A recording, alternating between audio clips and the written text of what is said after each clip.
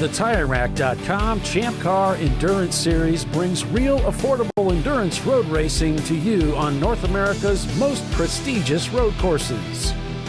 With live flag-to-flag coverage of America's best grassroots motorsports racing, AutoZone presents ChampCar.Live.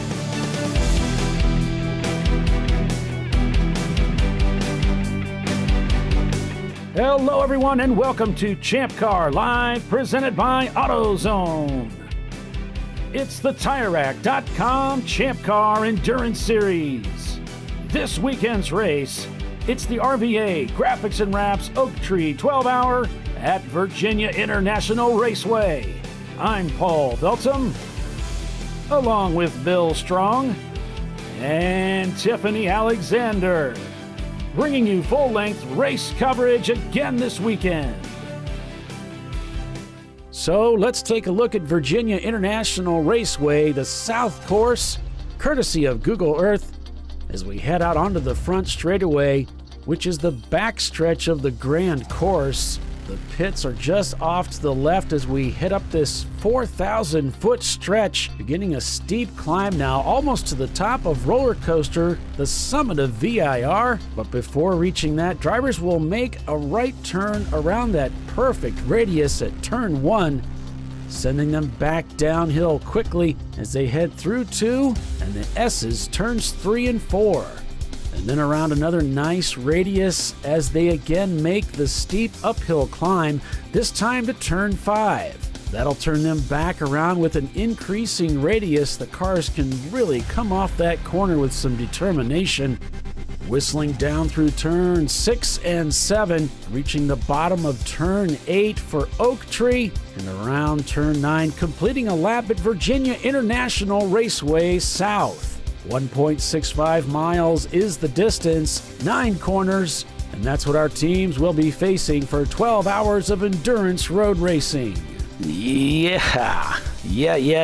Exciting Saturday racing. Here we go, folks.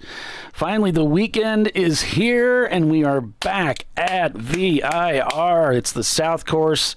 It's rock and roll. It's lots of fun. Welcome, everybody, to Champ Car Live, presented by AutoZone. As I said, RVA Graphics and Wraps. It is the Oak Tree 12-hour here at Virginia International Raceway. The weather, Bill, Tiffany, it couldn't be more perfect. Good morning to both of you.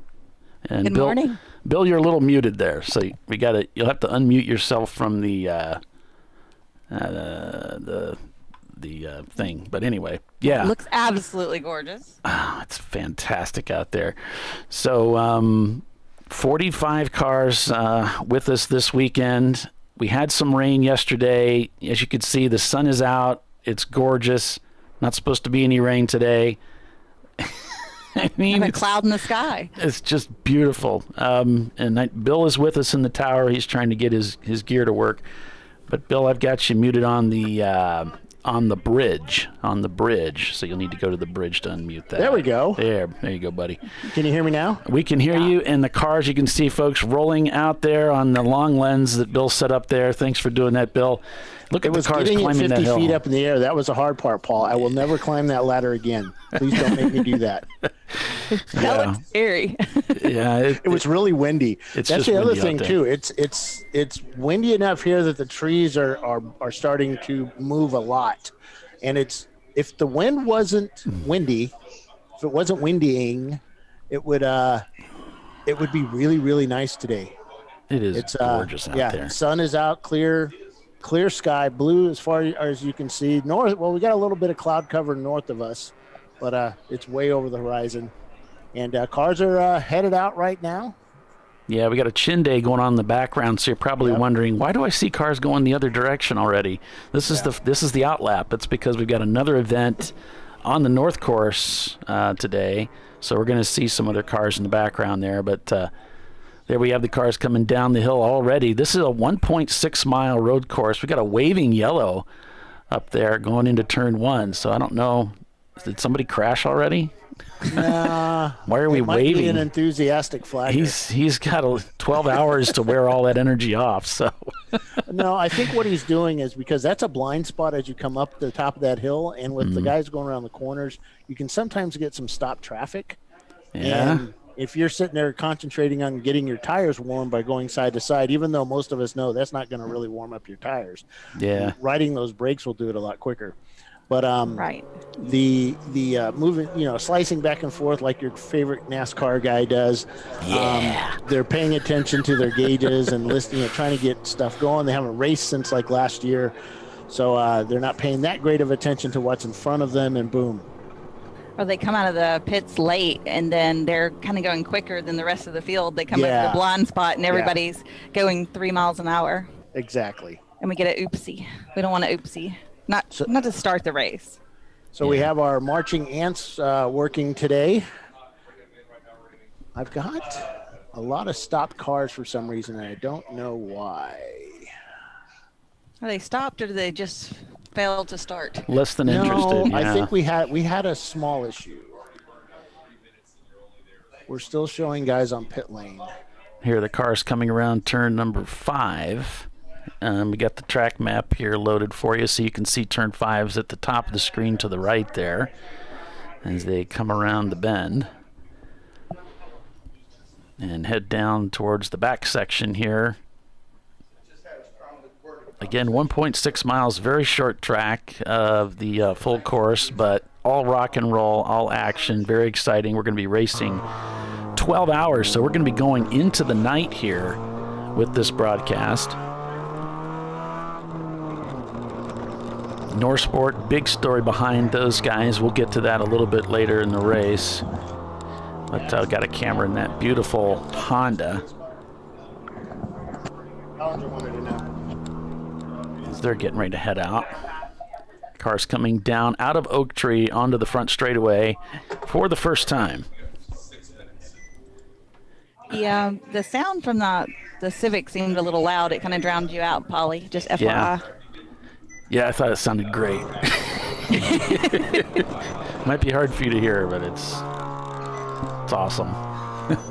Them's race car sounds there. Yeah. That's what we want. Those buses. Yeah. That's what ours is going to sound like, right? It will be loud. Yeah, we're going to have to probably tame it down a little bit because I noticed it was really, really loud when we were playing with it at NCM. Whew. I think that muffler's all blown out. On board with RVA Graphics and Wraps, their sister car, the 411, won this race last year. Can they do a repeat back-to-back win? Well, stay with us. We'll find out in about 12 hours. Green flag here at the top of the hour. It is the TireRack.com Champ Car. Let me do the little announcement thing. It is the TireRack.com Champ Car Endurance Series race. It's the RVA Graphics and Wraps Oak Tree 12-hour at Virginia International Raceway. Okay, I'm about to get seasick. Yeah. We'll come off of him. We'll look at Average Joe's doing the same thing. What's with these people? Just drag your brakes. It's all right. You got to warm up the surface of the tire, though, Tiffany. This is really important to racing. Got to go fast. We got Chris Huggins up here with us. Got to go fast. He's putting headphones on now. Keep watching that. I'm going to have to go take one of those little motion sickness pills. I don't even get motion sickness. I am staring at like a 65-inch screen that's like, about a foot from my face. Virginia Tech here. They're getting ready as we come around here again. So that view that you see the cars coming down the hill is heading towards turns 3, 2, 3 complex, that 4 complex there. Then they come up the hill to 5, wrap around and head down the backside towards Oak Tree, where there is no oak tree, but kinda. There's a sapling growing off in the corner. It's really quiet. I can hear just the peaks. Reconnaissance lap. What they're doing right now is checking the the pinging of the transponders, which is how we handle timing and scoring these days. And this newfangled stuff. Yeah, so every car has a transponder on them, and that's what keeps up with each car's laps and times and all of the things. Right. It's just an electronic gadget that when they cross the start-finish line, they get this. I can hear it, but it's really quiet. There's a loop there, a wire that goes across the track that's buried in the ground, and then that when they cross it, then that tells the timing and scoring people that that they crossed the line. So and there's the flagger that start-finish is there. Coming around Oak Tree, heading down the hill. Accurate than the old school way of like just. Yeah, the tape stripes. Yeah, that was. I remember those days. Somebody up in the race control ticking laps. Uh-huh. Yep. Oh, we're early. Yeah, we're going to do another lap. They went across a little early. Plus, it's cold. Let these guys get their cars warmed up. Yep. Get the track warmed up a little bit. It's a little chilly at the track, but it's going to warm up today. High today, 66 degrees, sunny. So these guys will get the track rubbered in a little bit. Had some rain last night, so the track's going to be a little on the green side. It's a great day for a motor race. Yeah, it is a great day for a motor race. Yay. So Chris Huggins is with us in the booth. Chris, can you hear me? He doesn't have his headphones on. Oh, okay. Just talk. He's asking if you can hear him. Hey, Paulie. Hey, ask him if, he's not racing this weekend. Are you missing it? You're not racing this weekend. Are you missing it? Am I missing it? Heck yeah, I'm missing it. I wish I could be out there, but you can't race all of them. Yeah. So much prep time goes into it between the events. Right. Right. We just got done with the Road to Atlanta race, the big race up there in Brazelton, Georgia, and which is a race I was at. I'm sure most of you tuned in and saw that race. I was with my colleague, Bob Iverson. Great race. And your colleague, me. And my other colleague, Tiffany, was there, yeah. More swaying. I'll try not to show the swaying. Lights are out on the pace car. Scheduled for 12 hours of racing today. Why do I want to push it? Hear me, Polly. Checkered flag at 9 o'clock. This time around, they'll take the green and we'll get this party started. Purple 35 is in force this weekend, so we'll see. I'm sure we'll get plenty of those. That's normal. Yeah, and Purple 35 is like, if you follow F1, it's like a virtual safety car. Just everybody brings their car down to about 35 miles an hour, which is also monitored by Flagtronics. And they just circle the track, and it's kind of like freezing the race while the cars are still circulating, and then they can restart it really quick because they don't have to deploy a pace car and pick up the leader and all of that. There's the green flag waving as we're getting started here. Green flag's out for the RVA Graphics and Wraps Oak Tree, 12 hours at VIR. Got a car off, already spun out, coming up over the hill into Oak Tree. He's off driver's left. Got it restarted. I can't see the number on it. That didn't take long. Green flag probably surprised him. He's reacting to the green before he got to the start finish line. But yeah.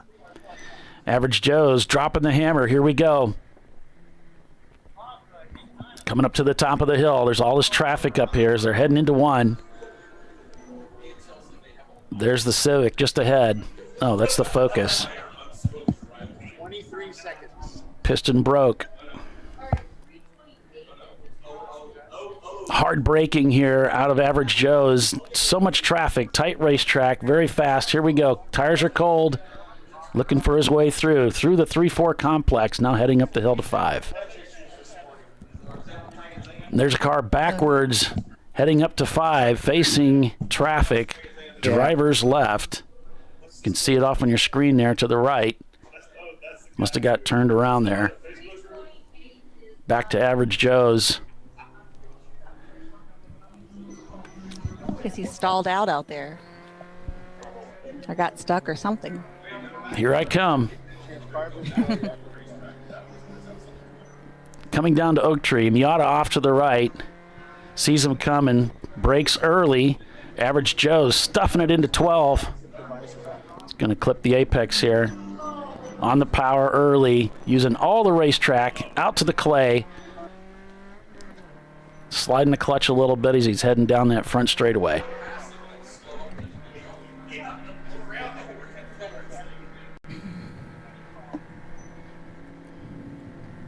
Quick little Miata. Average Joe's on the move.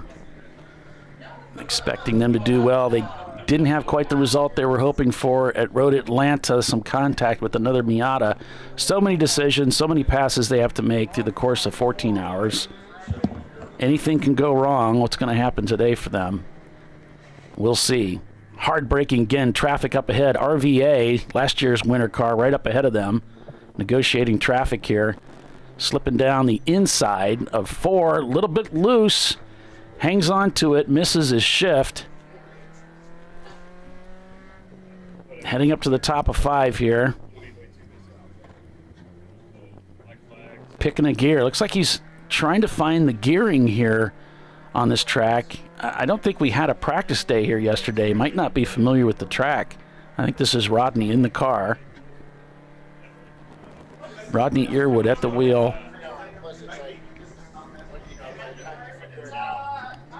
Trying to be aggressive, getting passes done, but also doesn't want to throw it away. Coming around the outside, the 897 to the inside. We still got 12 hours of racing to go. Bliss Racing very slow. They might be heading into the pits. In fact, they are. Bliss Racing and their Camaro has come in. Looking for the inside line here.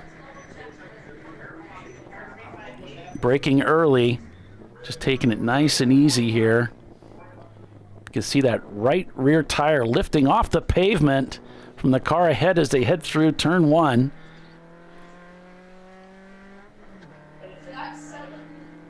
Moving through traffic nicely. Yeah, he really is. So much going on. Obviously not completely familiar with the track and the car yet, so he's trying to gather all of that together with his experience as a race car driver and put it all together here at the beginning of the race.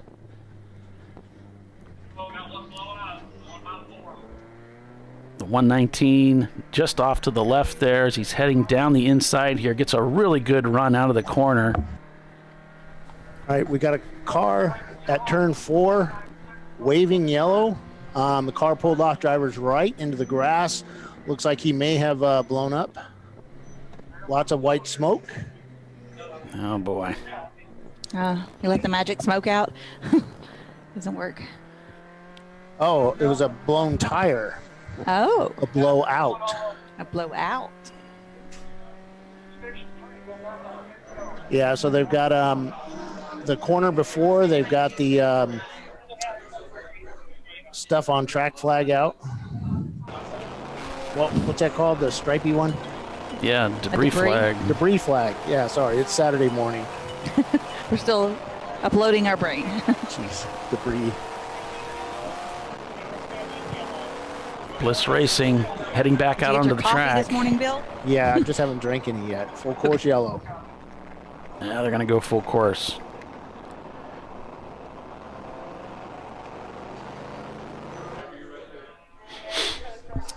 Oh, so Frank is saying that the average Joe Miata is a swap NC Miata, the 2.3 liters. That's what's so quick.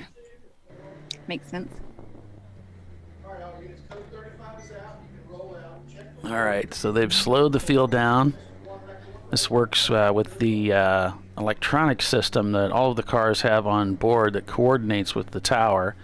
They send them a message to this little screen on their on the Flagtronics unit that's mounted in the car, and it tells them to reduce speed to 35 miles an hour.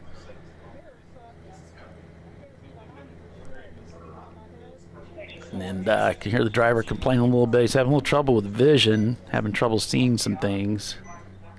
I think it's probably the sun. I don't know if Chris is still on with us or not, but what do you think, Bill?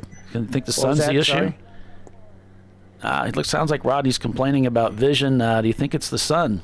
Oh, yeah. They've got one of those Perspex, what do you call it, windows. And any scratches and dirt and dust or even the dew from the morning will cause that sun just to light up that window.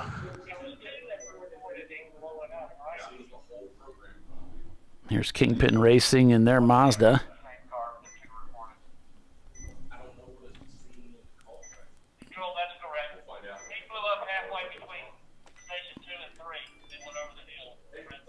So the word is we got a car with engine failure already. Yeah, it's an engine failure. It's not a blown tire. Looks like they're working the scene of the crime right now. And while that's going on, I'll see if I can rustle us up some timing and scoring information here. 296. The car's 296. Yeah. Okay, so that is Whole Yada Fun. It's a Mazda Miata. Not anymore. It's not a whole lot of fun. Now they've got oil down on the track up at turn 3. Oh, so we got some cleanup to go. Yep, at 3A, they've got the truck up there. Guy's got some. Yeah, it looks like Maximum Effort's leading the race. Trying to read this. RVA Graphics and Wraps, the 411 is in second. Walsh Brace is in third. Or no, fourth. So it looks like car number 127 without a name is leading the race. So timing and scoring is a little bit messed up here. 127 is flat on one side. It's a Nissan 240 SX. Scored right now, according to RaceWander, as the leader of the race. I don't see it coming up on Race Hero yet. Yeah, they're still working. Hold on. Okay. Yeah. Okay. We've got an incident going on, so I don't want to ask because I. Oh no. But that's Don't what bother we like it when you get yelled at, Bill. That's like our goal. We find it quite amusing, but. All right. Well, while this is going on, as I said, I'll work on our timing and scoring, love. And I just ask because I don't want to keep looking for it if we're not broadcasting to Race Hero. Yep. But I do find this on Race Monitor.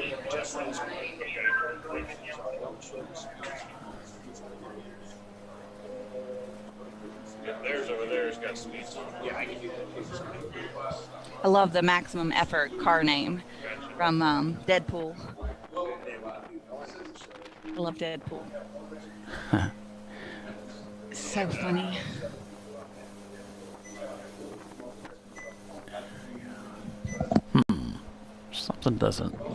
Something's not working right here with the race monitor. That guy's still showing. Yeah. Hey, guys, turn 4 is showing yellow, and people are accelerating.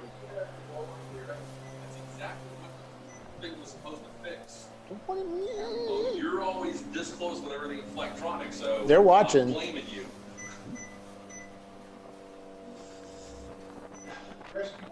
Yeah, 127 is an EC car, Frank. Come out on the front straightaway. It's flat on one side. Yeah, and you floor it. It's like come Nissan across 240. Bill, quit cussing on the radio here. I'm sorry. I realized the microphone was right there. Always listening. No, we had an issue. Got it sorted. It's always something, isn't it? I know. It's not one thing, it's something else. Sorry, folks. I'll wash my mouth out with soap. Okay, they got the Miata up on the rollback, and they're taking him on the back straight. All right. And they are out there cleaning up. They're waiting for the cars to go around to clean up the oil. So pylon is up. So that's the information we have so far. Of course, you know this is unofficial, folks. So It's saying it's calling this flat on one side as leading the race, but we don't know that for sure. We'll give it a little bit of time to for us to get the race going here, and we should have a little bit better information. All right. So there we can see the wrecker off to the right. Race monitor is up. Race hero is not. I can confirm that. Good morning, Frank. Frank, it says a nickel in the swear jar. I think we're dealing with inflation these days. I think it's a quarter now. No. Nickels are good. Nickels are good. My wife's always talking about a swear jar. It's funny. God, ours would be filled up within 10 minutes with my kids home. Well, welcome, everyone. If you're just joining us, it's the RVA Graphics and Wraps Oak Tree 12-hour at Virginia International Raceway. We're just getting started. Green flag just came out at 9 o'clock. And welcome to our Facebook friends also watching today. It's unusual. I don't usually broadcast to Facebook too, but we're gonna go to both for this race, see how it goes. Please like and share as we're getting things underway. About 45 cars with us this weekend, teams with us starting the race. RVA Graphics and Wraps was last year's winner. One of the teams that's out here this weekend, the Norsport team. I'll turn the volume down a little bit so that Tiffany can hear a little better. There we go. Oh, that's better. This is an old challenge car, I guess. Oh, is it? Okay. Let's see. It was a Pirelli World Challenge TCA car, and so what this is a whole effort to help a family with financial burdens after the father passed away suddenly. There's a whole story behind that. We don't normally put a camera in our EC cars, but this had a pretty good story, and they'll be up later to talk about it. And thought it would be good. Yeah. Even though we're not allowed to, as a nonprofit and some other stuff, we just don't normally do this kind of stuff, but we thought they'd let them tell the story, and you guys decide what you'd like to do. Yeah, looks like they're still working on that track right there, Bill, just as they're coming down off of one. Yeah, they're waiting for the cars to go by before they send the truck out again with the oil dry. But the wind is the tow truck's also getting off as well. So he's doing a drive around.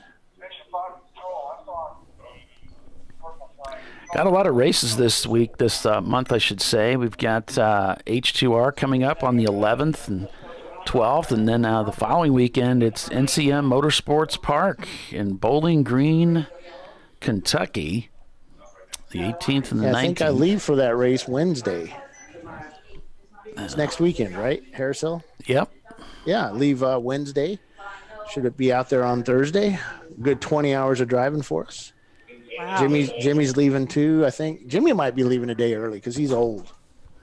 Then you get exactly one weekend off, and then we're right back to racing, but it's at the big one, Daytona, the 14-hour. Yep, so, we come back. That'll be exciting. No, I drive from Harris Hill over to NCM. We do the NCM race, and then home for a week and get ready for the Daytona race, which is going to be pretty exciting. We have 2,415 cars signed up for that race. Sorry, 15 is now 2,415 cars.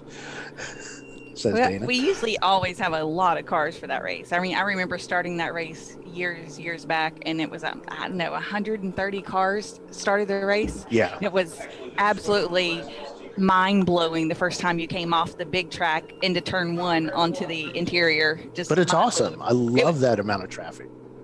Yeah, it was about mid-pack, middle of the track, middle of the pack, hold your hole. Yeah, exactly. That's all you got. So I used to love those races in Lemons where you would have like 2,000. You'd have a ton of cars on track, and it was just pretty insane. And you just spent your whole race fighting, passing people. your whole race you didn't see the track because there's so many cars so close to you. Yeah, we did one at CMP on the short course, and I swear we had 300 cars on that track. It was 3 cars wide all the way around the track. You were there, weren't you, Chris?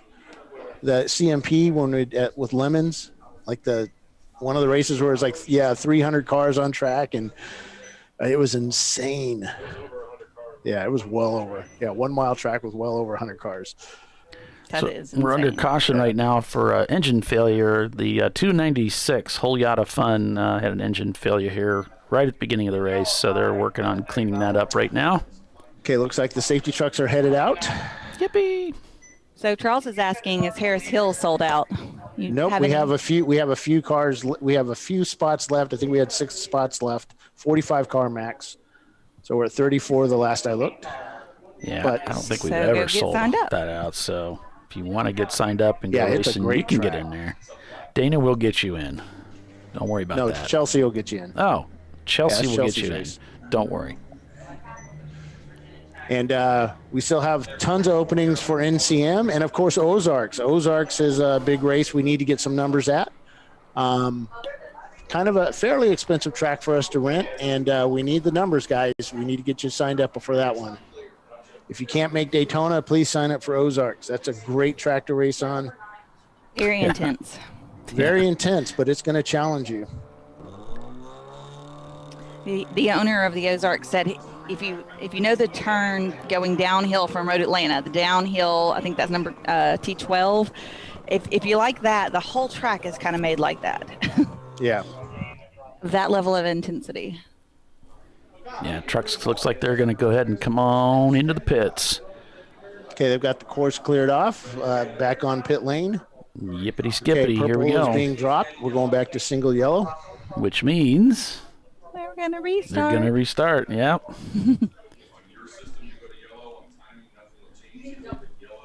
See, because at purple 35, they're going 35 miles an hour. And then they go back to yellow so they can get the pace of the cars back up to close to race pace. And then when they drop the green, hopefully nobody's still doing 35 miles an hour and gets caught off guard. Yeah, and RVA is ready to pounce. Look at this. Just keeping those revs up. Holding on to third gear, and there he drops the hammer. NLS right up ahead as they head through this corner. He's on the rumble strips, grabbing fourth, down the front straightaway. Checks his belts real quick. Up to fifth. Looking for the top of the hill. Here comes turn one. There's a little bit of traffic ahead. Slower car off to the right. It's going to go down into third gear. Look at all that traffic up ahead. Coming on power here. NLS juking to the left, looking for some room. RVA is right there. Playing follow the leader here. Doesn't really want to. Wants to get by all of them. Down the hill they go here through this 3-4 complex. Wow, that sun is intense. Yeah, Rodney Earwood complaining about vision with that sun coming in the cockpit. Some of these guys, Bill mentioned, running that plastic windshield. Comes back to bite you. Okay, down the hill towards Oak Tree. Here we go. The car's really gathering up some speed here. Looking for some way through. NLS left, right, looking for a way through. Trying to go down the inside. Squeezes by a Miata. Boy, he is in a big hurry for this early in the race. Hard on the brakes here, Chris.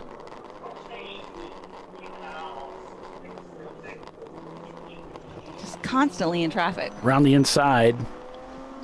Trying to get a good run out of Oak Tree. Also important, isn't it, Chris? Got 3 or 4 fast cars there right in the beginning of the race trying to establish themselves out front. They're fighting pretty hard. What's it like running this? Getting that pull out of Oak Tree is the most critical corner on this track. What's it like racing this track, Chris? I mean, you got a lot of experience at this track and certainly racing this particular portion of the circuit. Yeah, I mean, this track is really tight. It's kind of like AMP in the fact that you really don't get much time for a break. Just the few seconds down the front straight, but you're shifting during that time and trying to set yourself up to stay in the gas coming across that blind hill into the first turn. You gotta psych yourself up every lap to stay in it, because you can't see where you're going. And then as you take that first turn, the track kind of falls away from you, and if you happen to look to your left out the window, you see a big tire wall and then like a cliff where it just falls down into this big pile of kudzu. You definitely don't want to visit over there. Pretty physical track, is it? Or do you think it's about average, or? It's not terrible on the G-forces. There's a lot of off-camber turns here, so you're not, throwing on the G-forces because you're trying to fight the car. You're fighting the grip. It's kind of like a thinking track. You got to constantly be on your game to remember you're fighting between two different pavement sources. They did the repave at VIR a few years back, and they paved the full course, but they did not pave the Patriot portion of the course. So you're going into turn one. You got great grip on this new track, and then all of a sudden the grip just falls away right about time the hill falls away. Is it hard on the car? Really challenging. Do you think is this track hard on the car? Or do you think it's pretty easy on the car? It's pretty easy on the car, but it's this race is always kind of busy, so you got to be careful not to have contact with other cars, especially at this point in the race, right? This is the time where you're supposed to be defensive. There's 11 and a half hours remaining, so don't get yourself into a small crash right now. It's going to take you out for the rest of the race, so just be careful, be defensive. That's the difficulty of the car at this track, is just because you got a lot of cars on a really tight course, and a lot of the course is only like 2 lanes wide, so there's not a lot of passing room. Right. What's it like dealing with like the sun that's out here? Do you even notice it, or is it really a problem for the drivers? It can be if you don't prepare. When I first started, I just had a regular plain old helmet with a plain old clear visor, just clear glass on the windshield, no sunglasses, because you didn't want to have the sunglasses if it was going to be dark in the beginning or dark at the end, and then you have to kind of fight it. It's not really bad in the morning here. We started late enough in the day that the sun is high up in the sky. It is going to get tough for these guys at night as the sun goes down in that evening stint. So these guys are going to be out here for 12 hours. Do you think, is the track hard on tires, or do you think they're going to have no issue getting through the race? VIR is pretty good on tires. We don't usually have tire problems here. It's not like an NCM where you just prepare to eat through tires or CMP kind of thing. This track is pretty good on tires. It's a little bit tough on brakes because you got a lot of braking zones consecutively with no places to cool them down. That's probably the biggest concern here. That and the drivers. It's a thinking race, so you got to be constantly on your game. 2 hours here is pretty tiring. So what's the key? You've won so many races, Chris, with your team. Maybe just an overarching view. Obviously, you don't want to give away too many secrets, but what are the secrets? What are some of those key takeaways that you can offer to people to complete races? That's the biggest thing, right? Just getting through it and finishing it, to doing well with the team as the years grow on. What have you learned, and what can you tell?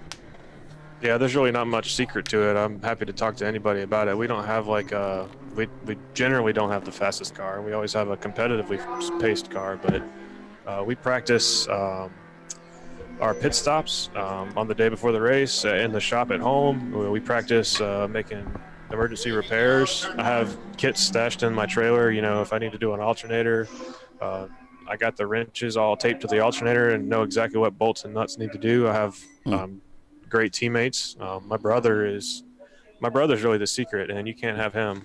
He's our crew chief for every race, and he's got like a computer on top of his head. He can think about pit strategies and manage 3 different cars all at one go, and manage all the drivers and all the teammates. So it's really all about consistency and being prepared for something that happens, and then trying to keep that thing from happening, right? I have a religious affinity to Loctite and to Vibratite.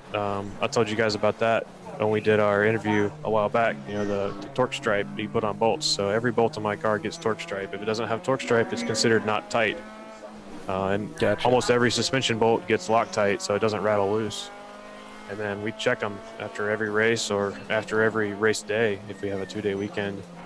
Then I log hours. I had an hour meter in the car before I got the nice dash. Now that I got the dash keeps up with it for me. So I can say, hey, after 50 hours, okay, it's time to change this component. After 80 hours, it's time to change this component. And as I learned in Road Atlanta, after about 100 hours, it's time to change the transmission. Chris Huggins joining us on the show here today. Welcome everybody to the RVA Graphics and Wraps Oak Tree 12-hour race at Virginia International Raceway. It's ChampCar.Live presented by AutoZone. RVA Graphics and Wraps has overtaken the lead of the race in the 411 car. NLS scored in second place. The 127 of flat on one side shown in third. Average Joe's is in fourth. And the 111 of RVA Graphics and Wraps shown in fifth place unofficially. We're on board with Piston Broke racing in their Ford Focus SVT.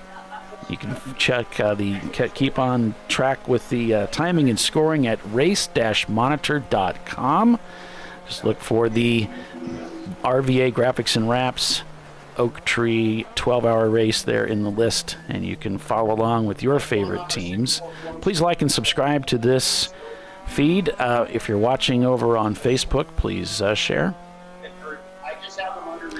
And we appreciate you hanging out with us today, Chris. Multi-winner here at VIR. Virginia Tech in the pits in their Focus as they're talking to somebody about that car. Back on board with Average Joe's, already in fourth place. Just turned a 125 on that last lap. Rodney Earwood at the wheel. That car's got a fancy new paint job, too. It looks really nice out there today. That's a great onboard camera view. Yeah, we stuck it up on the dash bar this time, see if we could get out a little bit better this time, and it looks like it's working out pretty well. Yeah, that really looks nice. Now, Chris, have you brought new drivers to this track before? And how long does it typically take someone to get up to speed, or is it just depending on the driver? I mean, it takes even an old driver a little while to get up to speed. We've noticed that if you have like 5 drivers and you know there's one of them that gets to go twice during the race, that driver will jump back in the car and be almost immediately back at what they were running at the end of their stint before. Gotcha. Whereas the other 4 guys, they haven't driven this track in a year, in theory. So it takes them 10, 15 minutes. It really depends on the driver, how fast they can get up to speed. And I think that's the biggest difference between us amateurs and, the pro guys that do this for a living is, their head's already in the right spot when they jump in the car, and they can almost instantly get to their full pace. So for a team considering coming out, I know this is a tough question, for a team that's considering coming out to race with us at this track, say next year, for instance, on this course, do you have any recommendations?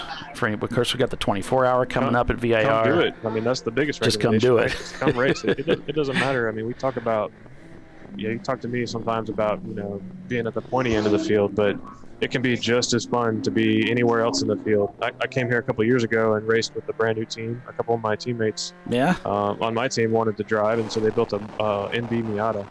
And, we had no concept in our mind that we were going to be on the podium or even competitive, but they just wanted to get some seat time.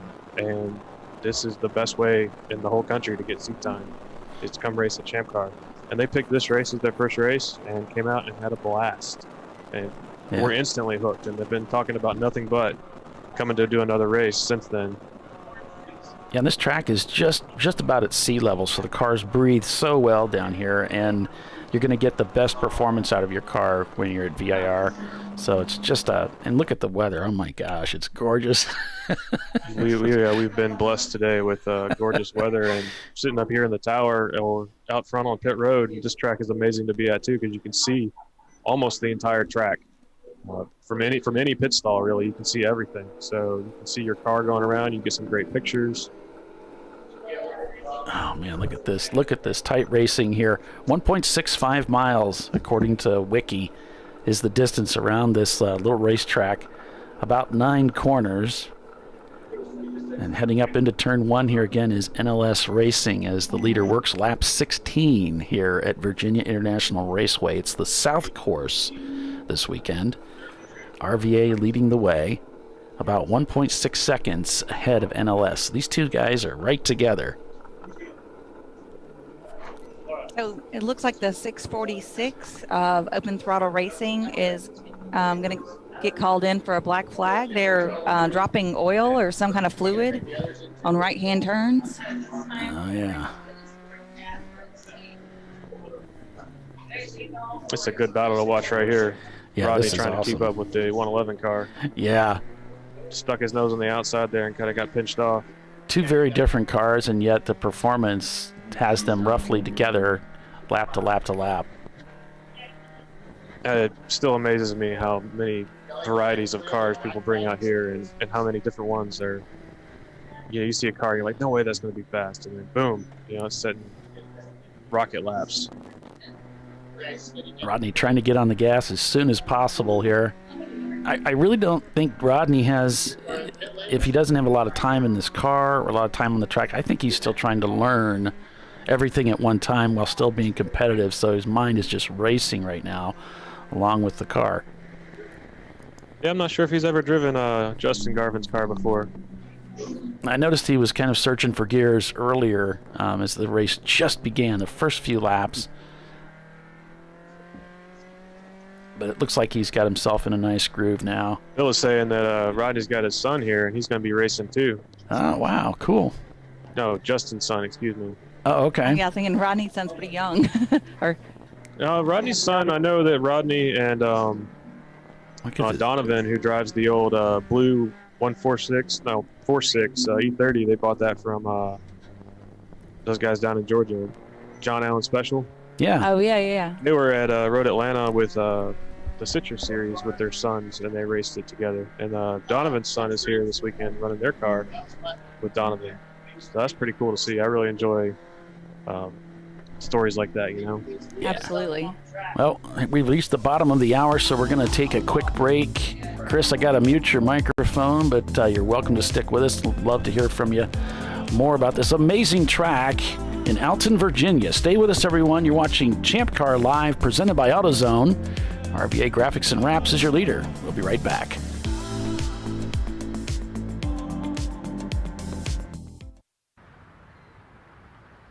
I probably need new tires. You do. What if they sold tires online? We do. We're TireRack.com. They could offer lots of tires We have so many tires. and help you find the right tire. It's called the Tire Decision Guide. Oh, and they could ship them to a nearby mechanic. We shipped over 7,000 independent recommended installers. This is an amazing idea. Sorry.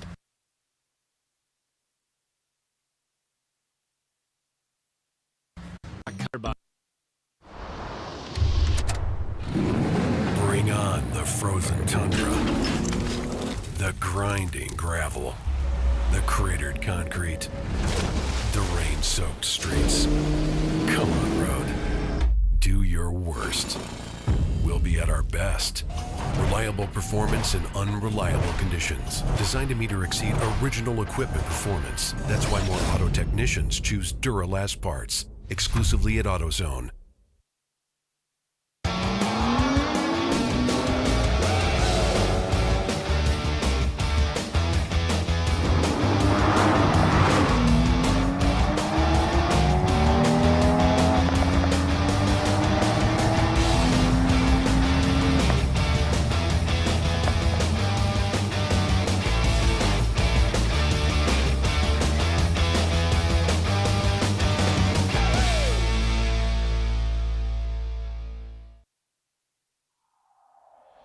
Discovery Parts is a veteran-owned racing and safety equipment company.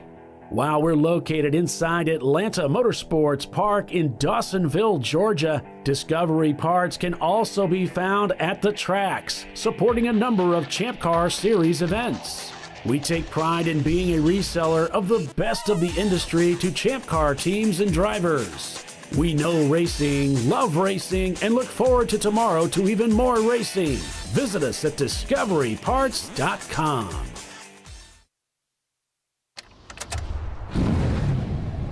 Come on, road. Do your worst. We'll be at our best. Stress tested to meet or exceed original equipment performance. Exclusively at AutoZone.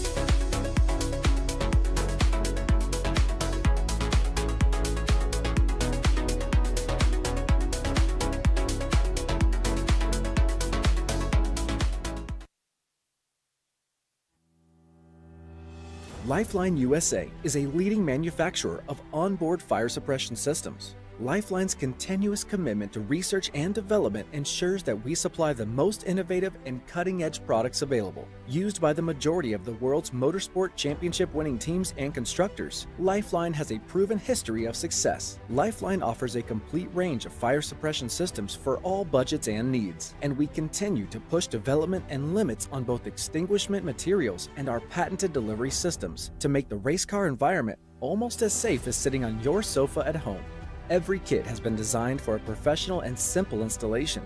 For more information and to purchase your ChampCar fire suppression system, go to www.lifeline-fire.com. Located in Northeast Ohio, with 40 years of combined experience, Money Shift Racing knows how to deliver performance and safety, offering everything you need to get your vehicle and drivers ready for race day.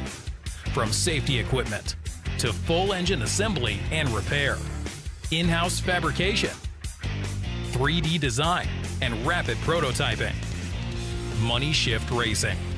Performance done right. Frozen rotors from Diversified Cryogenics deliver increased performance and a higher level of safety, while significantly reducing braking system costs. So to tell you a little bit about the durability of this product.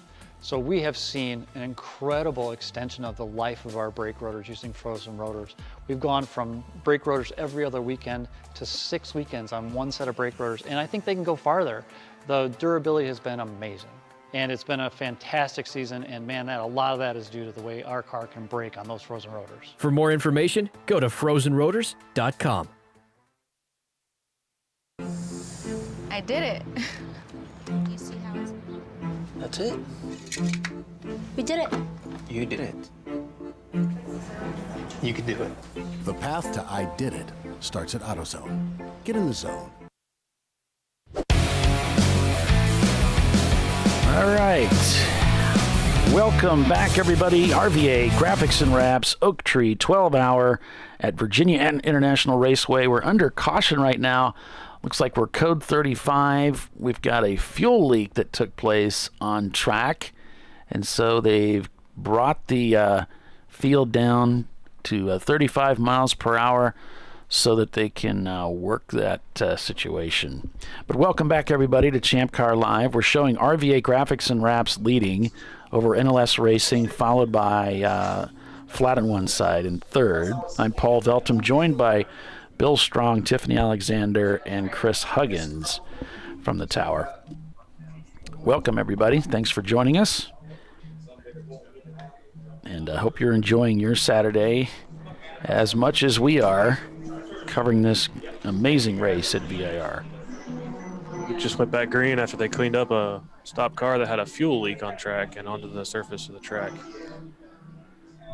Yeah, they're showing the debris just to let everybody know, but of course that doesn't mean you can't pass and that you can't be up to race speed. That's just letting everybody know that there is debris on the track.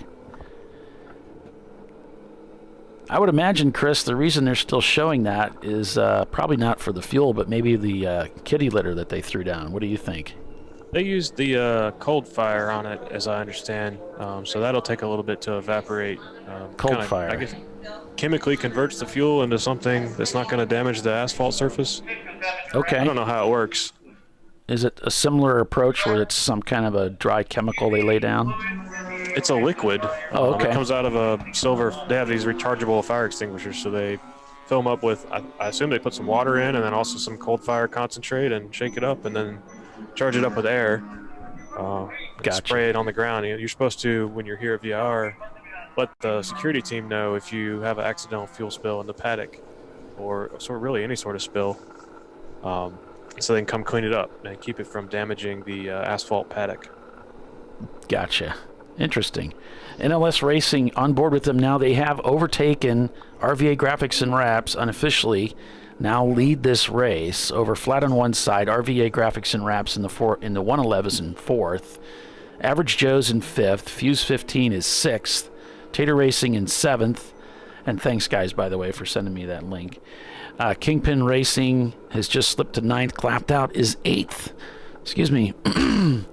Bandit Racing's up there inside the top 10 as the RCX team is actually an EC car. So there's your top 10. We just got a report up here at Race Control that the Bliss Camaro has a slipping clutch already, and they're trying to nurse it. And there's that Bliss Camaro. They brought 2 cars out here this weekend. Looks like it's going at a pretty good clip, so hopefully it holds up. You can drive a car a long time with a slipping clutch if you take care of it. Bill says the car owner's driving it right now. So what's some techniques that you can use for that, Chris? If you have a clutch that's slipping, it could be oil on the clutch. You've had a lot of experience with that. Yeah, well, unfortunately, I made a mechanic error and left an oil plug out of my car one time and ended up driving the whole 24 with oil leaking onto the clutch. Oh, no. We had no idea what was going on. Yeah, I did a race like that too. Made it the whole race. So how do you baby a clutch? What's the technique for that? It gets worse as you climb into gears. So, there's less torque on the clutch in first gear than there is in like 4th or 5th gear. So your release technique has to be really gentle. And then your throttle has to be gentle too, because this is a perfect example, going down the front straight here, you kind of pit out, you hit the bottom of a big hill, and then that's right where you normally want to shift, right as you're about to hit the bottom of the hill. So then you're already in gear engaged going up the hill instead of doing your shift going up the hill. But as you come off the clutch, you're starting to hit that hill, and that is the biggest impulse to the clutch, and you're climbing to adds resistance, and if you were full throttle there, it would start to slip, so you had to back off the throttle until you felt the clutch catch, and then you rolled back into it. You couldn't just flat foot it like you normally do. Yeah. So it's a combination of understanding the load that you're putting on the engine. You're using your feet, you're using your ears, you're using your eyes, you're listening to the revs and the feel of the car. Does it feel like it's engaged, or does it feel like it's slipping? Definitely an ear and looking at the tachometer feedback, and having an analog tach in the car instead of a digital tach really helped. The light tachs are helpful, but they're not necessarily as accurate as having that point of the needle, and you can see the rotational speed of that needle, and then in combination with your ear, you can say, oh, the engine is revving faster than I would expect. It's probably slipping that clutch. You definitely can't smell it, with all the other stuff going on. And as fast as you're going, you're outrunning your smell. Uh-huh. Yeah, interesting. Thanks for that. Clipping the inside here, coming through turn 1. Average Joe's in 4th place. We're going to hit the bottom of that dip right there. That's one of the funnest corners on this track. You come down that straightaway, full throttle, and you can stay completely full throttle all the way. Ooh, contact. We just caught it. Oh. Rodney got into contact with somebody back there. That was Donovan's E30. He stuck it in there, going under that over that crest, and that E30 just wasn't looking inside. That's the responsibility of the passer to make a clean pass, and I think that was not a clean pass. Let's see if we can pick this up on the instant replay as Chris Huggins here joining us on the show. You can see he's going to stuff this down in the corner here. Coming around the outside here, but this becomes the inside, and there's that pancake side-to-side contact that Chris mentioned. And, of course, tight racing here at VIR, but that's, as Chris mentioned, I think in Champ Car terms, from limited things we can see here on the cameras, that E30 does dive into the pits to have his car looked at. I think that's going to fall on Rodney's hands there. Sure, certainly not intentional. Rodney's a clean racer. So that blue E30 coming into the pits. Average Joe's, looks like they're going to be able to continue. The 4.6 car had to come down pit road. It looks like they probably have a tire issue. That looked like a direct hit on their wheels. Yeah. That's, the Stug Racing. That's too bad.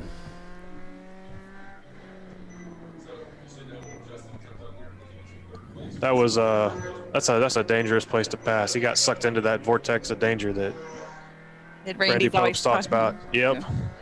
Looked like it was open, but The other car was already looking at that apex, and it just disappeared instantly. These curbs here are tough, too. You don't want to straddle them because as much as this track gets raced, there's a lot of gap on the outside of them, and you'll rub off the underside of your car. Or I've bent wheels here hitting curbs in the wrong way. Ugh. So you're talking about pretty rough on you're the car. dropping, if you drop a tire off the outside of the curb, it looks like Rodney's going to bring it in. It might have been black flagged already. I'm hearing they're taking a black flag, and with Flagtronics, you know instantly. Yep, they're pointing them over to the black flag station here. You can see the other car there in their pit box.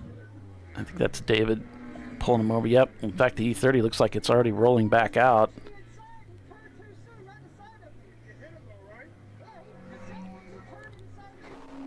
So you can see Jimmy there looking at the damage. Yeah. Making sure it's safe before they let them back out after they talk to him. That's one of those beginning of the race errors you want to try to avoid, right? I mean, he could have waited one turn and made that pass clean, and he'd be farther ahead on the track. That's just unfortunate. So I mean, that's going to cost him. He was in 3rd place. Yeah. So try that's to drill Chris's... that into my drivers over and over again, but it's so hard to avoid, and I do it myself. You know, I'm just sitting down there in black flag at this race last year for making a mental error. So that corner's really tricky here at this track. Is that kind of the one spot that comes out in your mind? Is there another area in the track you got to be really careful of with that? I know I got into trouble right where I was talking about, the corner before where he got into trouble. So at the top, we call that the spiral. So at the top of the spiral, that would be turn 3A. That's where I did it. Car was on the right side, and I thought they were leaving me room, and I came flying in there in a Miata. You know, I had no horsepower, but lots of turning, so I was higher average speed and thought I could make it through, and they turned down to the apex. It was their apex, and I came flying in, and we had contact, and I ended up buying a wheel and serving a black flag. And we'll take another look at that instant replay. Just for learning's sake, we get a feel for what's happening up ahead. Try to imagine yourself in the car that's up ahead and in the direction of the eyes of that driver where they're looking. And he's looking to the right for that apex. Now he's going to look to the left for that. That's a pretty good lick right there, Chris. Ouch. Ouch. Luckily, looked like a pretty square hit, so hopefully it didn't bend anybody's tie rods or trailing arms or control arms or anything. I don't know about these Miatas, how sensitive their suspension bits are to side-to-side contact. Hopefully you get fender to fender there. Looks like it did catch the back of that front wheel on the E30. Yeah, well, they had a contact just like that at Road Atlanta just a few weeks ago. Took them out of the race. There was enough damage done. So, but in that case, the car got up pretty high off the ground. You saw it did something similar where it lifted off the pavement and then slammed back down again. I think I saw that video coming out of Turn 5 Road Atlanta where there was a car in front that looked like maybe missed a shift coming out of the turn or something, and he had to take evasive action, ended up in the tire wall. That was unfortunate way to end the race there, you know. Yeah. So if you're just joining us, welcome everybody. We've got Chris Huggins in the booth with us, talking to us. I'm Paul Veltum. Tiffany Alexander's here, and we're calling this race for you here. The RVA Graphics and Wraps Oak Tree 12-hour at VIR. Race just getting underway. We're as we come up towards the top of 10 o'clock here, we're about 50 minutes into the race so far. Taking a look at Race Monitor, unofficial results, we've got NLS Racing leading this race. The number 411 of RVA Graphics and Wraps shown in second. The 111 of RVA Graphics and Wraps, their sister car, shown in fourth. So I don't know what happened to third place. Oh, there, it just appeared. Okay. So it's the 127 in third. RVA is fourth in the 111. Then it's Fuse 15, who did really well here last year. Tater Garage is sixth. Clapped Out Racing seventh. Bandit Racing eighth. And Maximum Effort scored in ninth place. We've got a car peeling off into the pits there. One of the green Miatas. Yeah, just a few minutes ago, it was the Average Joe's car in third place. So we see that has obviously changed since they're serving that penalty. Trying to see how far down. Oh, yeah, it dropped them to from 3rd to 24th. That's. It looks like they started about 4 minutes on pit road. And it's such a small track, that's multiple laps very quickly. That's a big hill to climb, but there's a lot of time to do it. So if they put their heads down and grind, I think they can come back and be competitive in this race. Absolutely. You can see all the cars out on this racetrack that started the race today. So much stuff going on right now. Virginia Tech at the wheel. On board with them in their 06 Focus SVT. They came into the pits a little bit earlier, right after the start of the race, did some consulting with their crew, and went right back out. So they're scored in 39th place right now. The Virginia Tech team.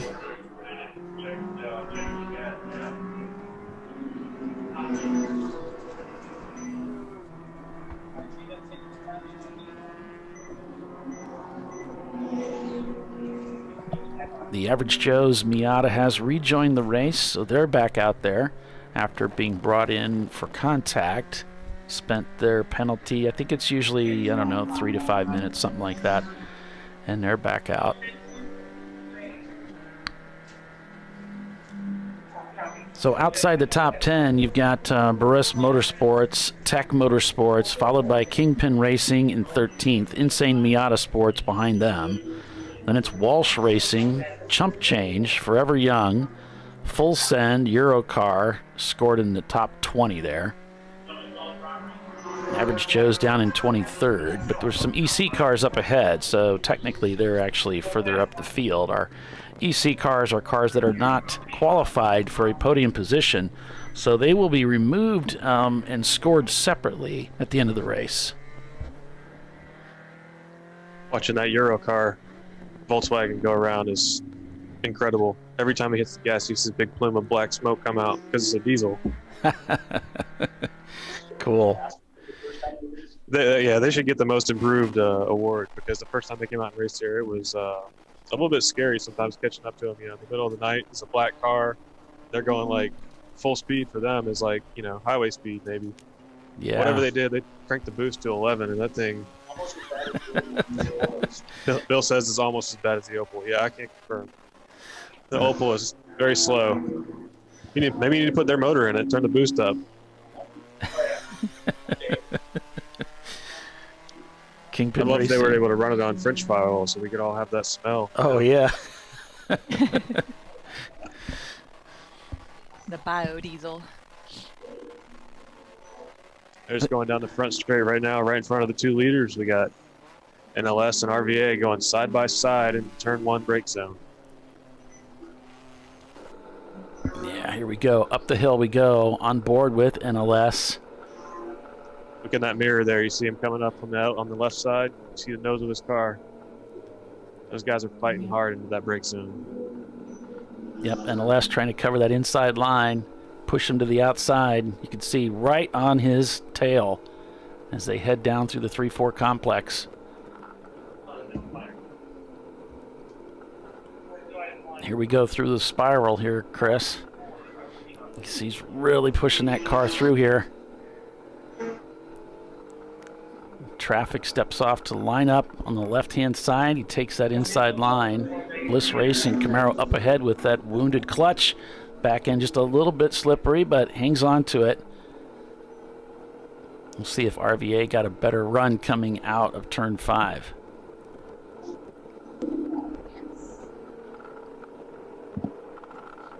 He's got the inside coming into Oak Tree. Ooh, slips down look past at the that. Pontiac. Beautiful. What a move there. I think the Pontiac must have saw him coming and got on the brakes a little early and let the 240 sweep through there. I'm not sure that RVA got such a nice run through there.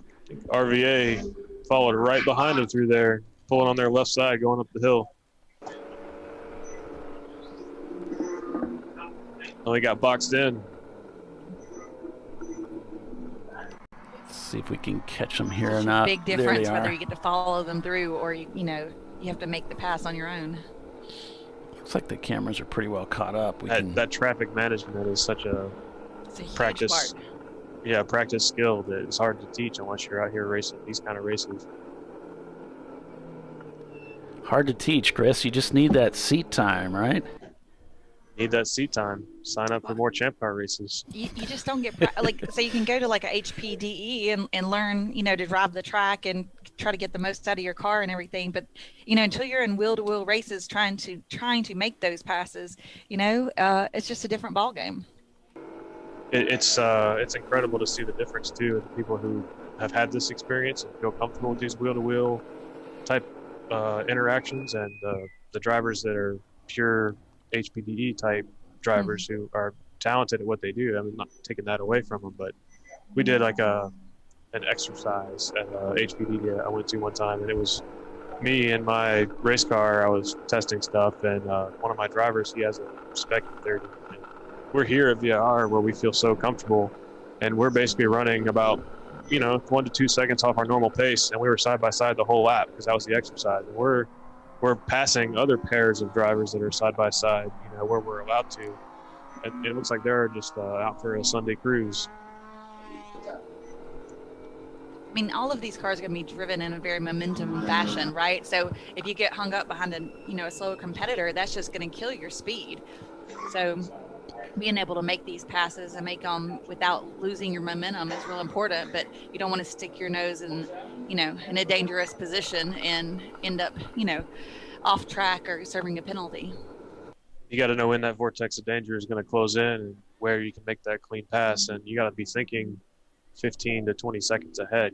If I'm going to make that, if I'm going to be able to make the pass before the corner, then I need to stay in it. But if I'm not, maybe I should back out of it, coast into the turn and save some fuel, and then set myself up for making the pass coming right out of the turn. There's no need in rushing myself into the turn if I can't make the pass there anyway.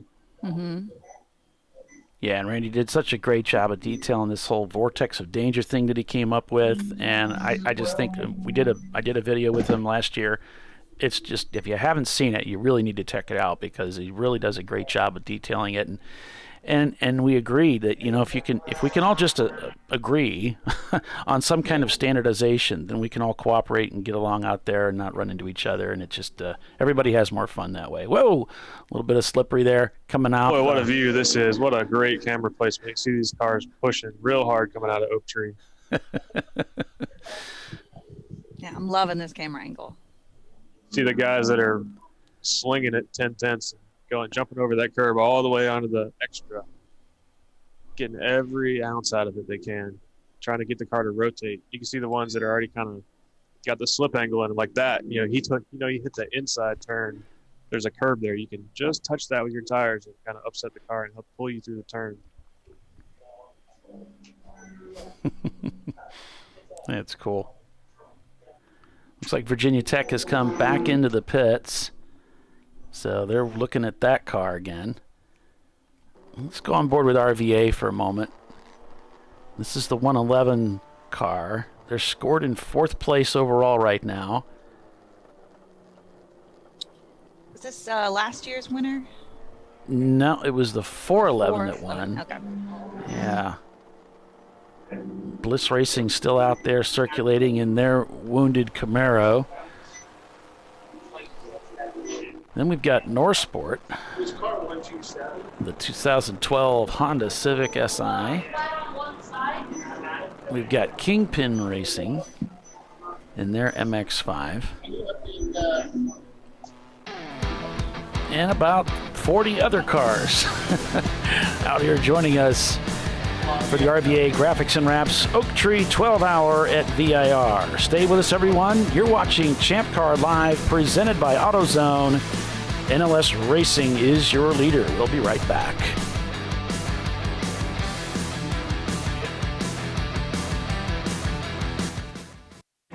An important decision is afoot. This man is about to buy tires on TireRack.com. Tire Rack is the leading online retailer of tires in North America and a repository of advice and expert reviews. And it's done! All that's left is to arrange for safe, easy installation at one of our independent recommended installers. Well, I guess he did that too. TireRack.com, the way tire buying should be. Come on, road. Do your worst. We'll be at our best. Engineered to meet or exceed original equipment performance exclusively at AutoZone.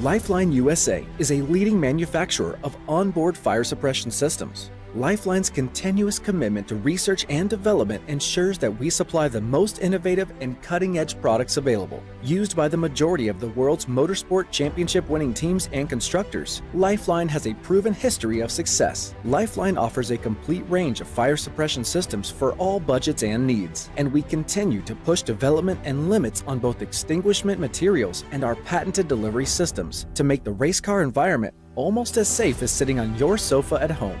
Every kit has been designed for a professional and simple installation.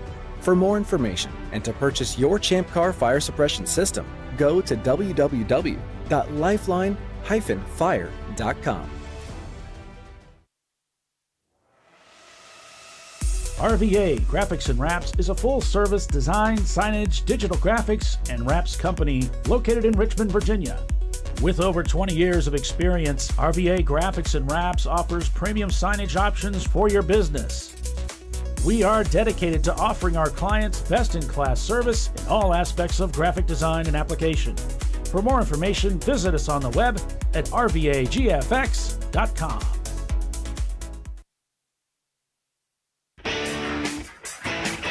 Located in Northeast Ohio with 40 years of combined experience, Money Shift Racing knows how to deliver performance and safety, offering everything you need to get your vehicle and drivers ready for race day. From safety equipment to full engine assembly and repair, in-house fabrication, 3D design, and rapid prototyping. Money Shift Racing. Performance done right.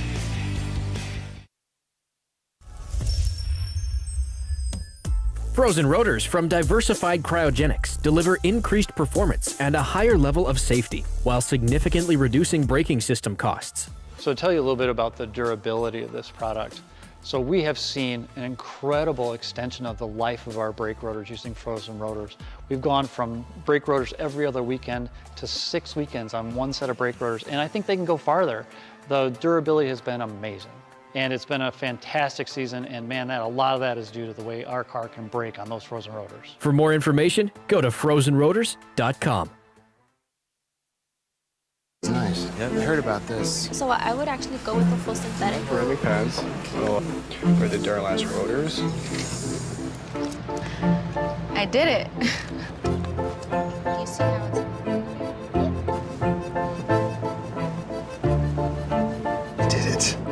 That's it. We did it. You did it. You can do it.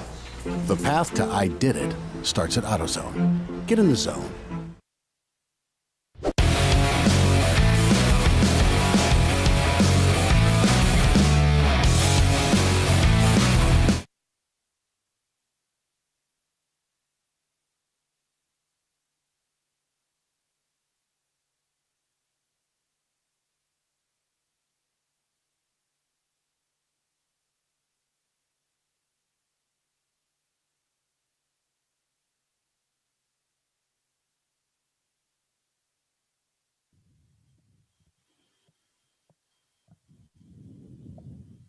Looks like we've dropped a camera. Hey, we are back live here at Virginia International Raceway. I'm Bill Strong, Tiffany Alexander, and Paul Veltham, who's gone missing. MIA. So unfortunately, we can't. Oh, here he comes.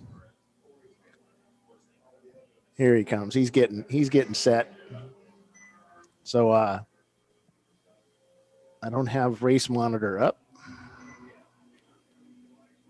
I do. NLS is still leading the race, followed by RVA Graphics and Wraps, the 411 car, and then followed by the other RVA Graphics and Wraps, the 111 car, is our top three. Tater Racing is right behind them in fourth, and then Fuse 15 is our fifth place car currently. Oh, we got a car off track here. It's Bliss Racing. He's got turned around here.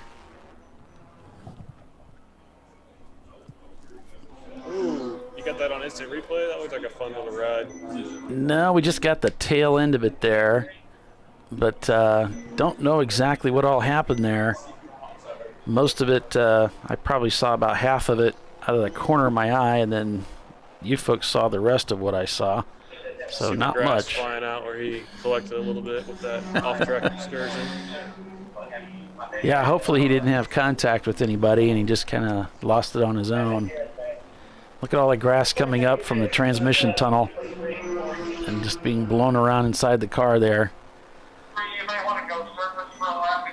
And that's the kind of stuff that can get in your eyes, and then it just causes irritation. Oh, and you have to remember, if you've got your visor open, you have to close your mouth when you're off track. Because if you're going, when you breathe in, good. if you don't want to taste it, you close your mouth. First race I had the helmet air system in my car. I didn't think ahead and put a filter between the inlet from the side of the car and my helmet, and I ended up with grass in my helmet inside the visor. Oh, nice. Huh. So pro tip, you need a filter. Put a filter in there, huh? Yeah. Didn't think about that. Or, just don't drive off the track like me. Real pro tip. Oh, that's cool. That's a good idea. Yeah, sorry I was late getting back to the show here, folks. My uncle's having some computer problems, so I was trying to help him a little bit. They said that was a rumor started on the internet. Average Joe's trying to make up some positions here. So the standings right now, as Tiffany was trying to run through them here before she was so rudely interrupted by yours truly. NLS Racing leading over RVA in the 411, followed by the 111 of RVA Graphics and Wraps, their sister car. And then you have the 442 Tater Racing, Fuses 15's behind them, followed by Clapped Out Racing, Bandit Racing, and Maximum Effort. So that's a quick rundown of what I got on Race Monitor. And you know what, Polly? Yeah. Today is National Play Outside Day. Oh, is it really? It is. Isn't this a great way to play outside? It sure is. Think of a better way to play outside than in a race car. I like it. Yeah, that's great. It's also National Pound Cake Day, which sounds delicious. Oh, Who comes up with these? that is nice. I don't know.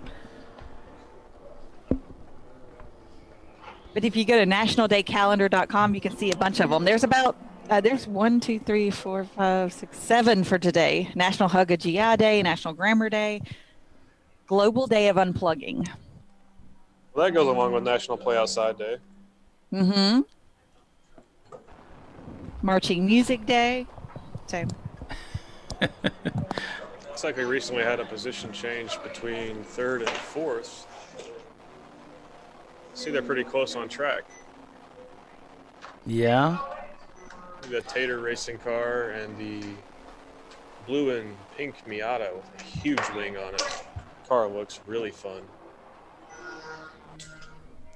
We got a little bit of our first pit stops too. I think the early people are coming in for their first stop. And it looks like we had a little dust up there at Oak Tree, and a yellow is out, a standing yellow. Looks like there's some debris also in mid-corner there. Maybe it's towards the exit of the corner there, Chris. It looks like maybe a chunk of a bumper or something. I'm not sure. I'm seeing that on your screen there, but I don't see it out the window here. I'm trying to figure out what it is. It might have gotten knocked off.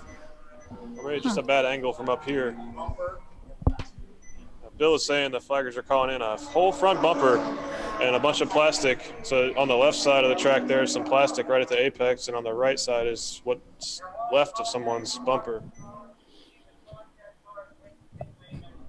Both cars appeared to go to pit lane, the flaggers are saying. Yeah. And Piston Brook is in the pits, and they're looking at the front end of that car. They got the hood up. So don't know if this is the car that maybe looks like he's been given the signal to go ahead and hop out. So they might be working on that machine for a little while. It's a white bumper on track, so a white car lost it. If we make that leap, yeah, it's not necessarily a fair assumption. Yeah, it's it white. Could be any color that car. that part was white. We got another car off at the bottom of Spiral, inside the grass. You got a standing yellow at the bottom of the hill. Yeah, looks like he's driver's left, and almost looked like he was still moving there for a moment, like he was going to spin it around, but now it looks as though on this camera view he's come to a stop. It's the Virginia Tech Grand Touring Ford Focus, if I'm not mistaken. Looks like they're getting right back on track.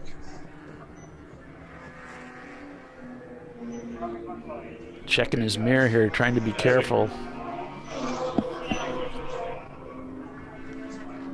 We're working on getting Wyatt Foster mic'd up here so he can have a chat with us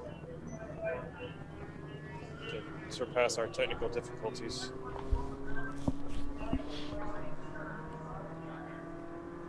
Yeah, that'll be fun. So Bill is hunting and pecking. Yeah, I can hear that. Whatever you just pushed, Bill. Hello, Chelsea. Thanks for joining us on the show. Chelsea at apparently at Barber this weekend. Oh, because the WRL is racing at Barber this weekend. And we're going code 35 across the whole track. Yeah, still looking at that bumper cover over there at 12. This, or not 12. I guess it's 12 on the full course. It's what, 9 or something on the short course here on the south course. And there's some other debris there. It looks like mid-track too that they might be concerned about. That's the only thing I see on surface right now, so I believe that's why they're calling this. You guys got me now? Yep. Check. We got you. How you guys doing? Real good, Wyatt. Welcome to the show. Welcome to ChampCar.Live. How's it going this weekend for you? Oh, good. I just showed up this morning. Good to see you guys. Paulie and Tiffany and Chris is here, and I guess we're having a Huggins racing party for a minute. But yeah, so just came in this morning, helping some guys on the chin on the north course and the full course, running some cup cars this weekend too. So just thought I'd swing by, see how everybody was doing. Yeah, great. It's a great day for a race, isn't it? The weather's incredible. This is probably the most fun race to watch as a spectator, simply because you can stand up here in timing and scoring and see basically everything. Right. So it's just fun to keep your eyes on it and see how it's going. Yeah. Hey, hello to all the Chin Track Day staff for me. I will. You want me to go back green, we got to get Wyatt to do us a quick walk around of the track. Now, you want to hear from the pro at VIR how to get around this track. We got the right person on the call now. Yeah. We run our racing schools here, our Kaizen Autosport racing schools up on here. So we do 5 million laps of this thing in a year. So Wyatt, as a new driver coming out to this track or considering a new team coming out to this track, whether it's the full course, the south course, the north course, we run all 3 configurations here in Champ Car. I know there's some other configs. I'm not alluding that there isn't. But those are the 3 we run. What are some of those go-to key suggestions and things that you see drivers make this mistake? So I always tell my drivers this. Well, for instance, on the south course here, we have Oak Tree, which is turns 8 and 9. And that's a really good. Yeah, I think he lost audio. Can you guys still hear me? We had him. Yeah. We had him. We got you. All right. I'm just going to give him my headset. All right. Okay. Oh, we have the one headset that has like a loose wire. Oh, okay. Mm-hmm. And I swapped around. Can you guys hear me back again? Yeah, we got you back. So let's restart. The South Course is really great for the fact that you get to run so many reps of Oak Tree, which I think for the full course, obviously it's the corner that leads onto the longest straightaway on the full course as well. So it's the most important corner on the full course. So getting a good entry and exit out of there and getting so many reps here is really beneficial to nailing that sequence. And a lot of people make the mistake of just simply overslowing 8 and then they're not having enough energy left in the car to track out and get that full track width when they start to turn into 9 and then getting a good exit. So you see people, overslowing and then they're reaccelerating again between 8 and 9, and then they're entering 9 from, near the middle of the road, and then you're pinching the corner off, so you can't quite get the car opened up straight and on the throttle to come out. Yeah, I think we've actually seen quite a bit of that. We see them coming out, and it seems like, Wyatt, many drivers are not using the whole racetrack at the exit of 12. Yeah, we have all that extra pavement, since those 2 repaves we did, but put all that extra pavement out there, and it's real nice to give you the opportunity to open up the wheel a couple feet sooner than you would have, back in when the tree was still here. But you can really try and utilize that. You can straddle it. You can even fit a car past the curb out there if you're really bold. However, there is quite the ledge off to the left side there. So if you go beyond it, you're going for a little bumpy ride. And then if you bring the car back on too soon, you can hook your inside of your left side wheels on there and cut your tire down. I've seen that happen plenty. What are some of the most... There's always like a margin for that there where you're trying to be careful, but you also want to get that really good exit out of there. Right. They use all of the curb, and over the curb, but just not over the curb. Yeah, you straddle it. You can put the center line of the car over the curb and run down and then cut out. What are some of the most enjoyable aspects of this course, Wyatt? So this is, I'm really fortunate to work here and spend a lot of time, in the year here. But this is, for North America and practically the world, this is my favorite track. You have so much. I think really what stands out the most is the elevation change and just the kind of natural feel of this racetrack. If you drive at something like COTA, where I was just there fairly recently, and the color palette, just driving around there, it's just gray pavement, red runoff, and steel, grandstands. Where here it feels so natural and free and open. It feels like, you're really just rolling through the countryside. It has a real special feel, but you have all that elevation change. You have slow speed through the first 6 corners. Then you have the climbing S's, which are, they're not replicated anywhere else in the world. And that's just a blast. And then, of course, you got a big long straightaway for your high horsepower cars, and then high speed, turn 10 is always fun to try and get a good run through. And then, of course, hog pen with that massive compression coming out onto the front straightaway. You're trying to get a really good exit out of there, and that's a nice turn. It's also a place many drivers don't quite understand the concept of, in terms of just overdriving the entry to it and then compromising the exit, but feeling like I got a really good initial run out into the corner, but then they're getting past going down the front straightaway. So it's a fun track, but there's quite a few areas where drivers, they're not quite aware of, okay, this is where I can optimize this corner, but I never thought about compromising this one to set up for, turn 4, getting a really good exit through 4 or 5 and trying to track myself out. So when I come to the lower S's or the snake around 5B, trying to get that exit out to get out down towards the up climbing S's. So there's quite a few spots that are really tricky because there's very little singular turns here. Like if I drive Road America, it's a fun track and certainly with a high horsepower car. But if you're driving like a, Champ car, something slower, you're like, okay, here's one turn. All right, we go. All right, there's a 90-degree turn. All right, I've come out of a 90-degree turn. Now it's another straightaway. And then there's another 90-degree turn where here it's just, I go left, I go right, left and right, up, down. And you just can't get that, in many places in North America. Right. Just a really well-rounded, full-featured track. Nice flow, great facility. that we have here at VIR. Just wow, it's just a great place to go racing in North America for sure. Yeah, we got all the course layouts. You get your North course, the Grand course. If I think Champ Car ran that 1 year for a 24, maybe once or two years for a 24. That was an awesome layout. But man, that you drive that thing for 2 hours and takes so long to come back around again. You're like, is that corner go left or right? Right. As you're trying to remember it, but that's basically feels like driving the Nürburgring, but we're over here in North America.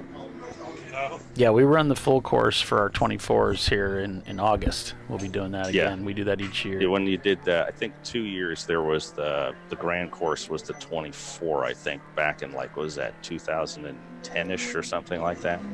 Well, we do. Is that the one that's also called the Nürburgring? Yeah, basically. Yeah. So it's different. 4.25 miles with, I think it's about 27 turns. Gotcha. That's busy. Yeah, so it's very busy because you get every course configuration in one lap. So you run the south course, and then cutting off where turn 1 is for us, and then driving all the way through, and then back into the north course, and then around again. Gotcha. You're doing a lot. Yeah, it sounds like a lot of fun. Yep. Oop, I got some contact over by 8 and 9 or / Oak Tree. Looks like everyone's okay. Yeah, we might have been. Oh, okay. I don't know if we were right, if that was right in front of us that just happened or what, but looks like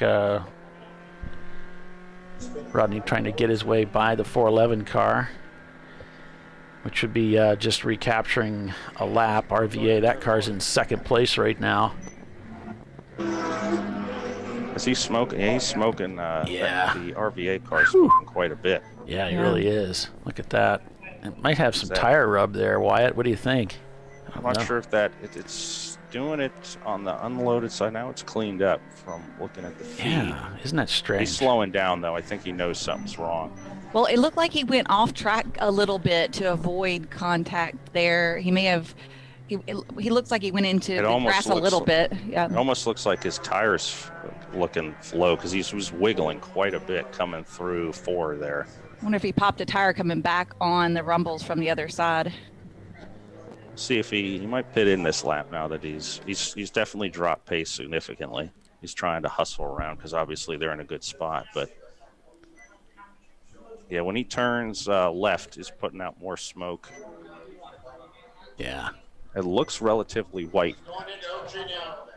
So I don't think it's oil. They say, okay, they said it smells like oil, so.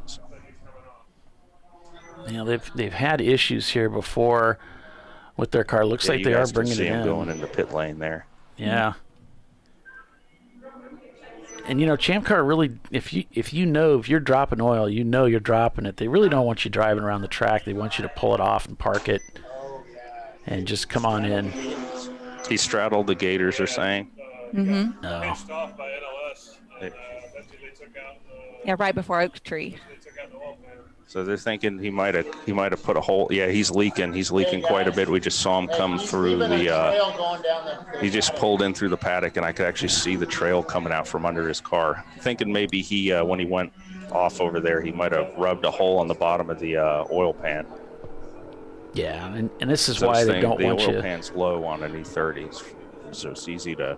Certainly, if you have your car lower too, it's pretty easy to get it and nip it. And what you were talking about earlier is the other side of the rumbles. You know, it's a harsh re-enter on the track. Yeah. You know, so and there's a big step down, so you can, there's a big ride height. There's a big height change there. So kind of bang the oil pan trying to get back on course or off course. and we maintain, and here at VIR we maintain that stuff on like a weekly basis. But it's amazing how much in like one day this stuff will get changed. You'll be like, oh, well, that pothole's back. Because everyone will go run through it. Like right. Tomorrow when Chin's here, I'm sure, like, for instance, turn 9 on the full course, which is the right-hander at the top of the S's.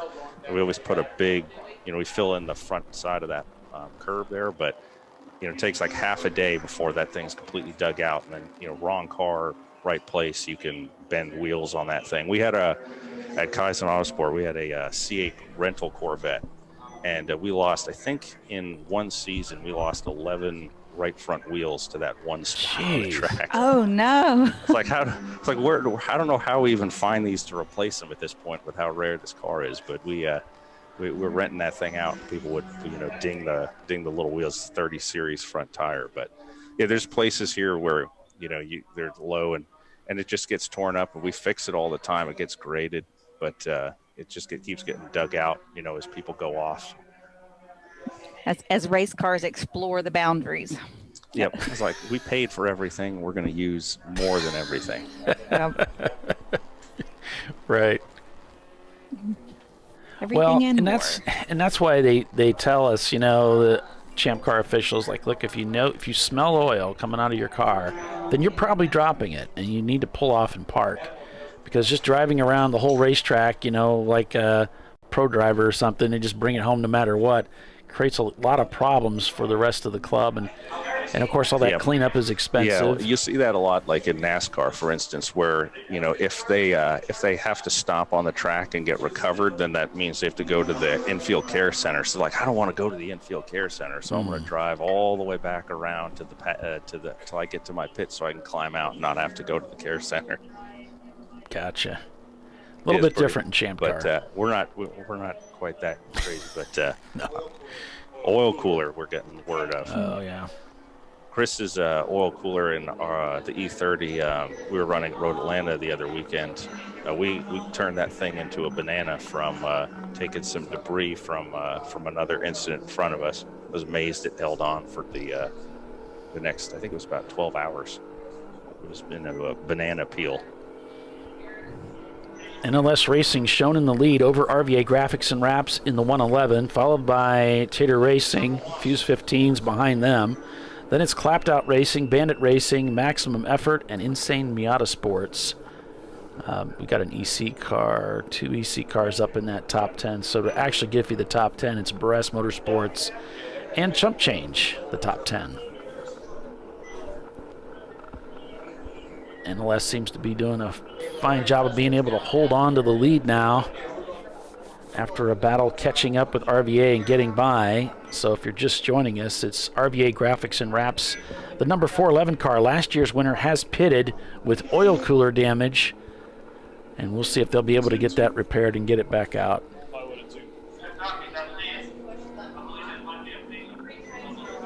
Yeah, hopefully it just, loosened up the lines or something like that, and they could just, tighten them up and fill her back up. But the stock location, I believe, for the oil cooler is right at the bottom of the front of the bumper, so it's pretty easy to wang it on something. Yeah, to bump it onto something.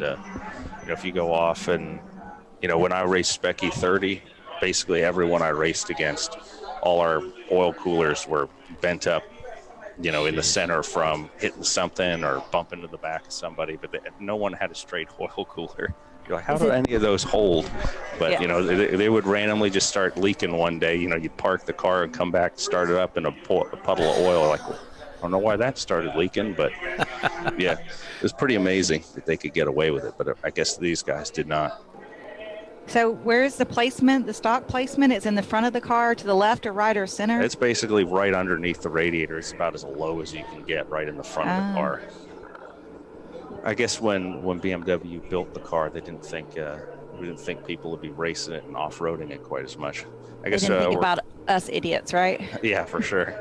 Yeah, we're going, I guess, 35 now.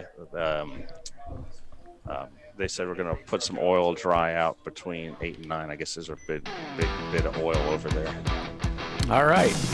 Well, thanks for joining us. That was Wyatt Foster, one of the staff members here at VIR. Wyatt, you're welcome to stay with us, but we got to take a quick commercial break, my friend. We're going to be back in just a few. You're watching Champ Car Live, presented by AutoZone. We're at VIR this weekend. NLS is your leader. Stay with us. We'll be right back. An important decision is afoot. This man is about to buy tires on TireRack.com. Tire Rack is the leading online retailer of tires in North America and a repository of advice and expert reviews. And it's done! All that's left is to arrange for safe, easy installation at one of our independent recommended installers. Well, I guess he did that too. TireRack.com, the way tire buying should be. Come on, Road.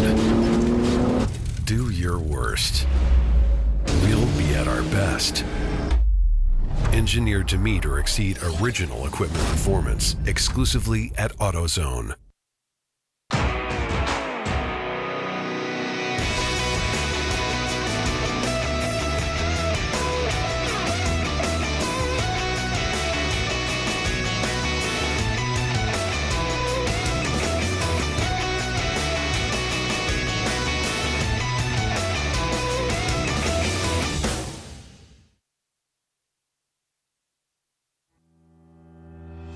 Lifeline USA is a leading manufacturer of onboard fire suppression systems. Lifeline's continuous commitment to research and development ensures that we supply the most innovative and cutting-edge products available. Used by the majority of the world's motorsport championship-winning teams and constructors, Lifeline has a proven history of success. Lifeline offers a complete range of fire suppression systems for all budgets and needs, and we continue to push development and limits on both extinguishment materials and our patented delivery systems to make the race car environment almost as safe as sitting on your sofa at home.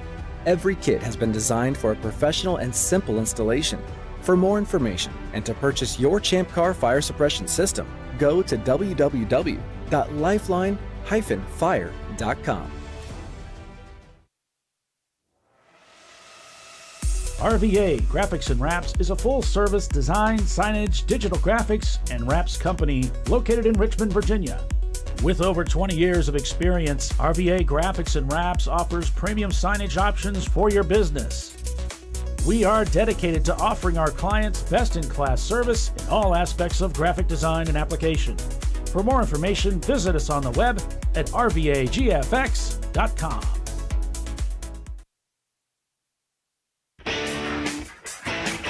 Located in Northeast Ohio with 40 years of combined experience, Money Shift Racing knows how to deliver performance and safety, offering everything you need to get your vehicle and drivers ready for race day. From safety equipment to full engine assembly and repair, in-house fabrication, 3D design, and rapid prototyping. Money Shift Racing. Performance done right.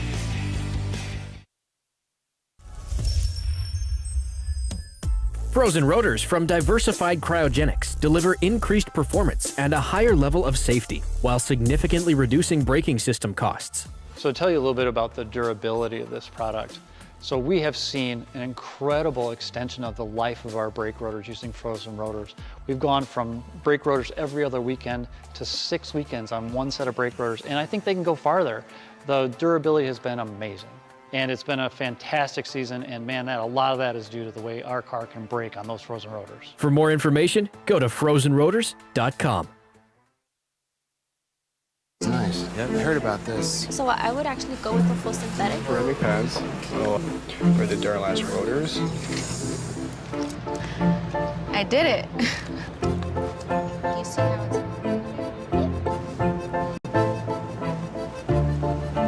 I did it.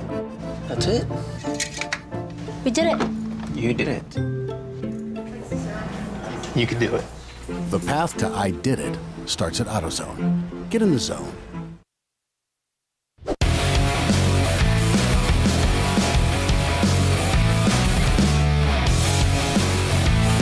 All right, welcome back, everybody. Looks like the safety crew moving off track here, getting ready to send us back to green racing as we had some oil laid down on the track from the RVA Graphics and Wraps 411 BMW after they suffered some oil cooler damage, an off-track excursion, and suggested may have been caused by another competitor giving them the squeeze.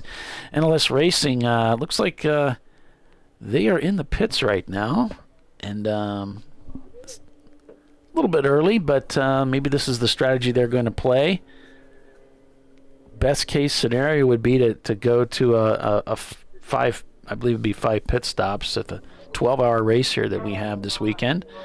Anyway, welcome back, everybody, to Champ Car Live, presented by AutoZone. It's the RVA Graphics and Wraps Oak Tree 12-hour at VIR. I'm Paul Veltum, joined by Tiffany Alexander, and we've had some guests joining us in the tower here. We've got Wyatt Foster, who's been talking to us and giving us the 401, the penny tour here. Some of the ins and outs about how to drive this amazing racetrack in Alton, Virginia. We come here three times a year. And this year, this month rather, we are on the South Course running this 12-hour race. And you can see quite a bit of dust being blown back up onto the track here as the wind picks up some of that. I know it's kind of windy. We have a car coming into the pits there. I'm not sure if they're making smoke or is that oil dry down? Yeah, we put a strip of oil dry right there off the end of the turn 9 exit curb there. So right where you want to start throttling up, you're running over some oil dry. So I guess drivers will be changing the line, their line for just a little bit until they figure out how to navigate around there. Or we'll just blow it off. We'll blow it off pretty quickly. We've got a stiff. If we look out at the grass, there's a stiff headwind coming up the front straightaway. So should be blowing it away pretty quickly. Nice. See the corner worker at 9 with his or her debris flag out, and that debris flag is taut from the wind.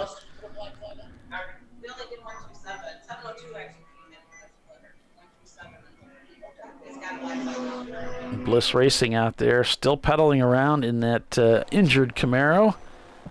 Seem to be able to keep things going.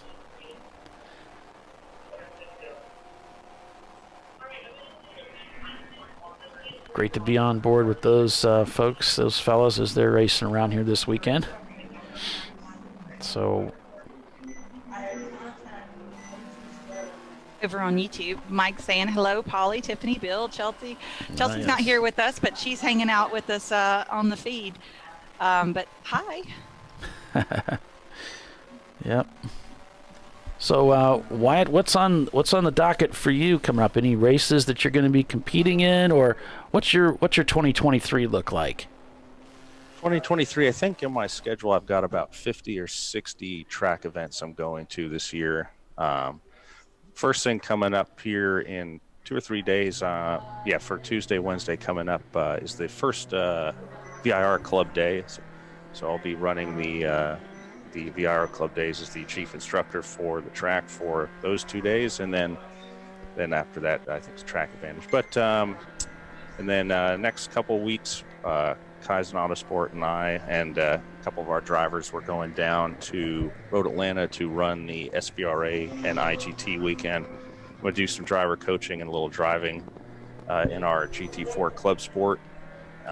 With IGT, and then right after that, I'm coming back up here. We're going to run the Zapata Racing Group. We're going to run the one of our Porsche 912s, and then most of that group's MGs. But my friend Roger has a Porsche 912. I'm going to race with the Wild Hair, which I think is the BDCA, and then a couple more things after that. But that's in the immediate future, right there in the next couple weeks. Great. Sounds like a busy schedule. Yep. Yeah. Basically, for this week, I'm not leaving the track until starting today till next weekend. So it's good. I'm very fortunate to be as busy as I am, and I'm very happy that I'm lucky enough to work at a place like this and just enjoy hanging out with everybody and making great friends and just enjoying this place. And then, of course, getting to bounce around and do other things with all my customers and our customer base. You're living the dream. Yeah, I'm well aware of it and feel very lucky. Oh, we got some nice 4-3 wide going right past us down the. Wow, that was exciting. NLS was cutting through there, and that was 4 wide as people were trying to get around 2 Miatas. Yep, NLS heading up the hill towards turn number 1 here. And he's got a yellow down at 3. I'm not sure. I don't see a car over there, but they just put the yellow away. Okay. NLS leading the pack here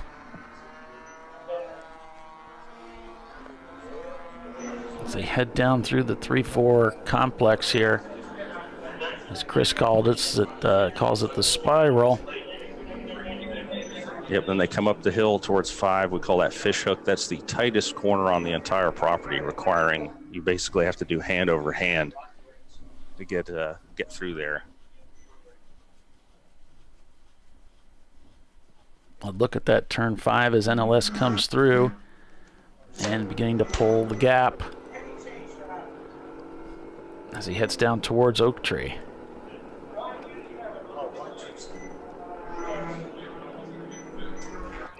A little bit of dust kicked up there from a prior competitor as NLS comes through and heads down to start another lap here at VIR, leading this race.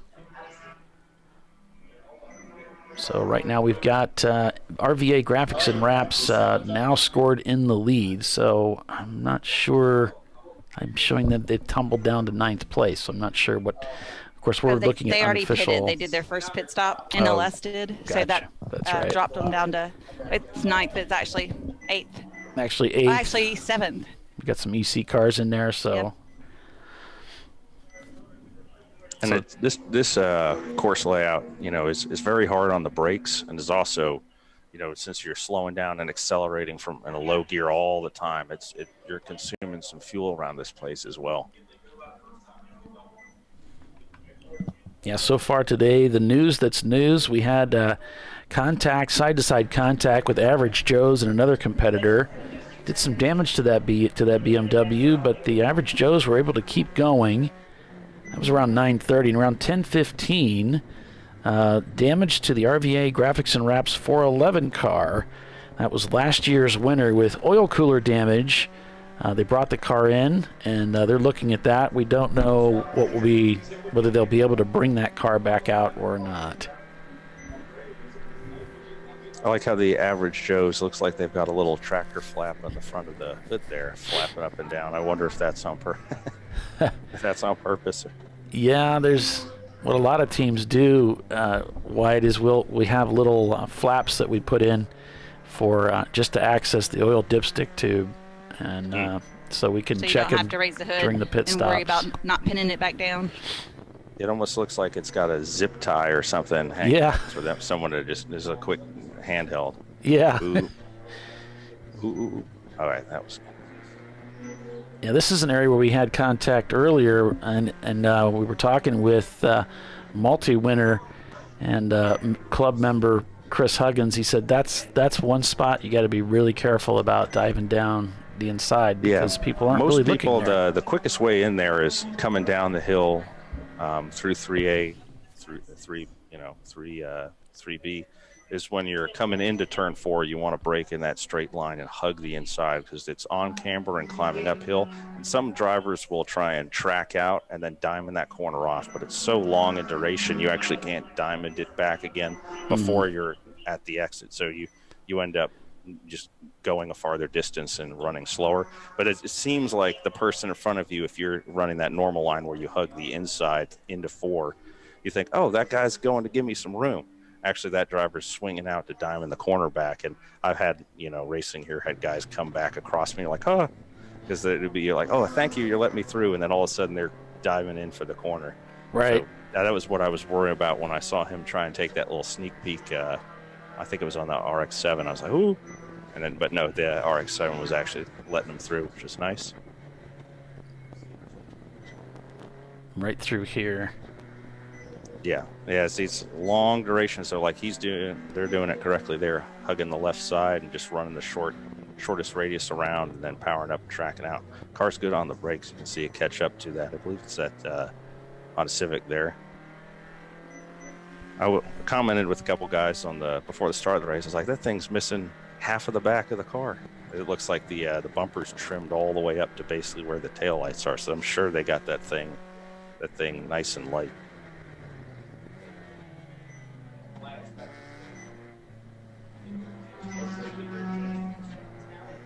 Got a good use the track width there, so we got a nice exit. Let's see what he does on horsepower against that Honda Civic. Now how he's going to make the decision is like, can I fit through there? No, I don't know. Looks like the Civic's got the legs on it, but let's see how he does on the brakes here. Trying to go around the outside, Wyatt. Oh, yeah, that's a brave move. I've tried to do that before and gotten squeezed off the track right about here, as that corner tightens all the way through to the exit there. I did a nice over/under. Utilized his extra track width to get the power down the straight line sooner. Cleared himself off in front, and now he's running down through the spiral. That was the North Sport team and their Honda Civic. I think it's Bob Iverson. I think he's typically I think he's SCCA P2 guy for the runoffs last year. Yeah, he sent us a nice email. I guess this was a challenge car at one time, and he's a good driver for sure too. So they've got a really interesting effort they're putting together here. So we'll get a chance to talk to Bob and get some more information about that. Or is it Bob or Bill?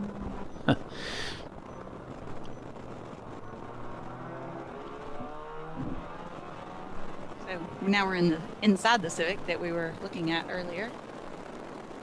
Yeah, a little difficult to see outside, so not spending a lot of time in this car. Virginia Tech has brought their car, actually looks like it's behind the wall, and they've got the hood off of that machine and doing some work on it. So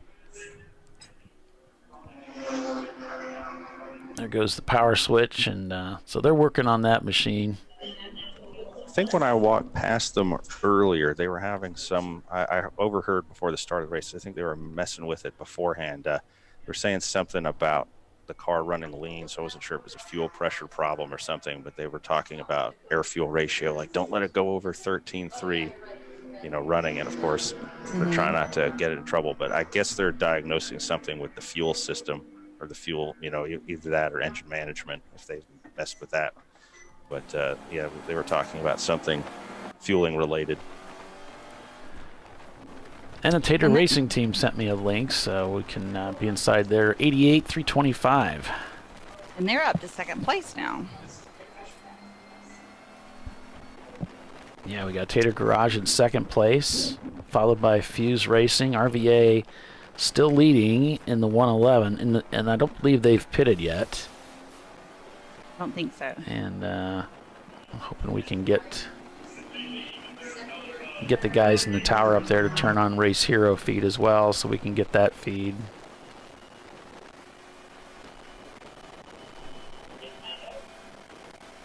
So earlier we were looking at that Virginia Tech car, and that's not just the name of the team. That's also from the school. So we work with different universities, and they have a class, and they put all their engineers in that class, and they have, race car class, and they come out here and actually get to race what they've engineered and see how it really works. A lot of the students find it very intriguing, and ChampCar supports that. Yes, we do. It's so much better than book learning, I think. I mean, yeah, you got to learn some stuff in the books, but let's see how it actually works in the real world. That was always my biggest complaint when I was in math class as a kid. It's like, what does this X mean on this algebraic equation? I want to implement it in the real world. It's like, wasn't it interesting to me to solve, questions on a piece of paper? So coming out to give you the drive to actually do a good job, so it's going to get used in a capacity out there on the track. Yeah, I think that's where a lot of school fails a lot of people. And I'm a big fan of higher education. I got a couple of degrees, but showing how it happens in the real world, and how these things that they're teaching in the books can actually be useful in life. I feel like the ones of us who are interested in certain things, when we know how it translates to real life, or in our job or in our hobbies, it's more impactful, and it kind of sticks in our brain better.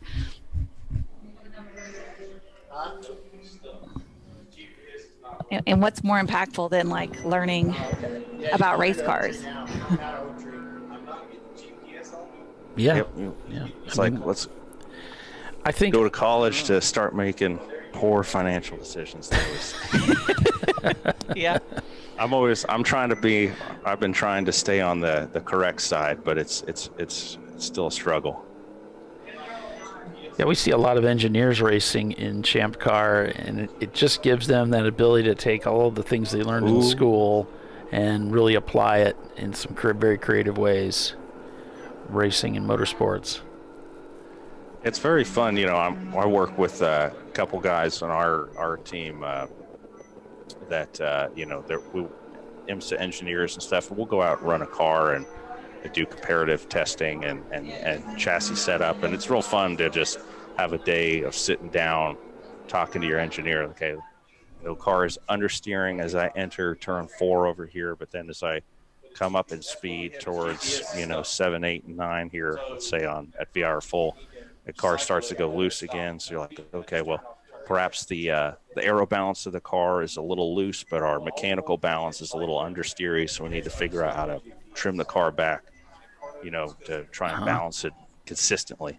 So it's always interesting, if you start driving cars, and even Champ cars now, like when we first did the aero kit on Chris's car, I think the first round we ran that thing was at Road Atlanta, and Chris and I went over to Chris's house and we kind of hand sketched out a splitter, and we're like, I think that's big enough. And then Chris's brother Andy, was working on the rear wing design, and we ended up having a lot more rear wing than front splitter. So first round out, we're like, yeah, this car drives great until we get up to about 80 miles an hour. Now we got a lot of understeer. So if you first race that car it had a little front splitter, and every subsequent race you go and look at it, that front splitter is like 8 inches out in front of the front bumper. We got a yellow in turn 1 now. But yeah, so we dialed that in, trying. Sounds like we got a car in the tire wall at 1. We got a car off left at Madison Avenue, which is the little chicane right before 1, sitting there too.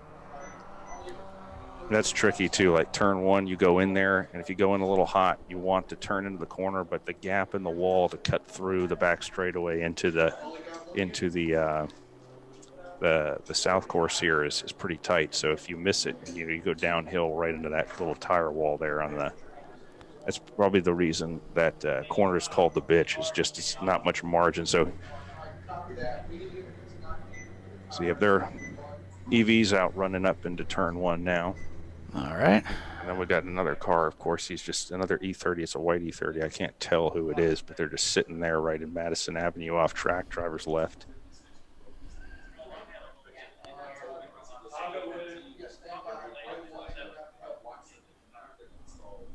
I'm looking at Flagtronics, and it shows the car stopped, but it doesn't show the number of the car. It's got a 4-digit number instead. Not sure. Hey guys, this car that stopped up at turn 1, do you know a number on that? That's the one I have on YouTube. So it looks like RVA is going to go ahead and take this opportunity to go ahead and make that pit stop. They must be just inside their window. I mean, that's perfect, right? We're right at 5 minutes short of the 2-hour mark. Yeah. We got a lot of takers coming into the pit lane now. We should get real busy. So it's very advantageous for a lot of folks. RVA just drove in front of us here. Yeah, so as we're looking at things, RVA scored in the lead of the race over Tater Racing. Then it's Fuse 15, Clapped Out Racing, Maximum Effort. That'd be an interesting name for a team, Medium Effort.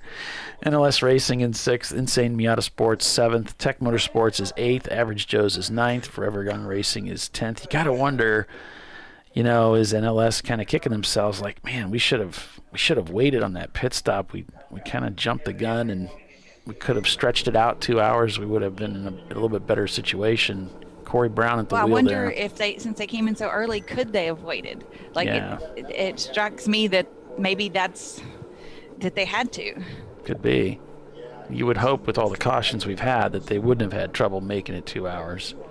Yeah. But, we just went green at 9 o'clock. And coming up to the top of the 11 o'clock hour here at VIR. So, EV drove through 1 and is heading up into 7 now, coming back around, and they don't have a car with them, so I guess that guy that went into the wall and won managed to back himself out.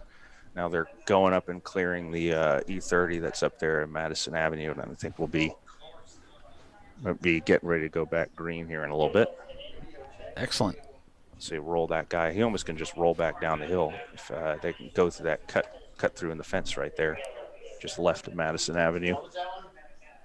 Wyatt Foster on the broadcast with us today, giving us some of the tips and pointers and things that he's observing as we're just getting started on a 12-hour race here. It is the RVA Graphics and Wraps Oak Tree 12-hour at VIR, the TireRack.com Champ Car Endurance Series. And we're just under caution with a car that had gone into the wall up there at turn 1, apparently. And looks like they're pulling one of the emergency vehicles is going ahead pull off. So hopefully we'll be going back to green here shortly. Have you done the 977 black flag yet? And Tater Racing has taken the opportunity to go ahead and pit 2. I don't see it. Oh, driver getting that. Yeah, we got one car in the pit lane 2 deep. They're 2 wide in the pit box, and one team is trying to use the jack to change a tire while the other car is right in the way of the jack handle. Oh, no.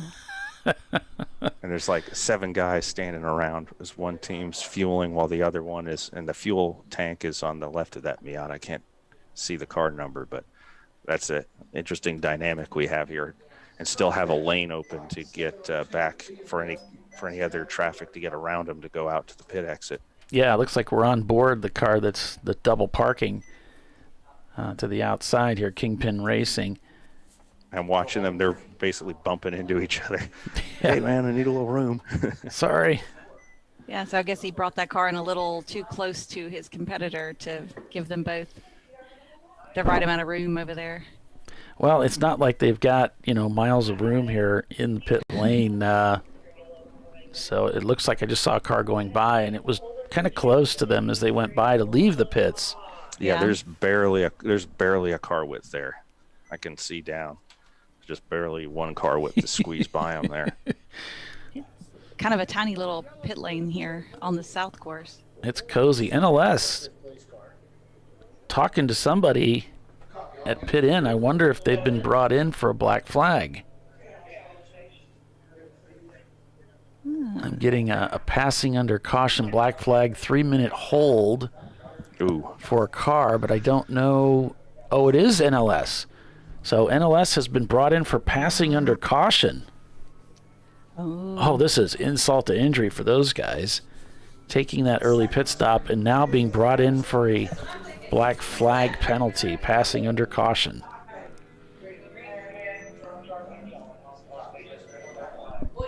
RVA, wow, everything's just coming together for the 111 car as they are leaving the pits here.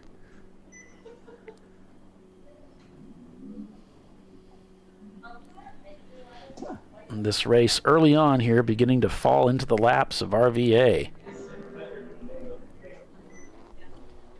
Looks like we're back green.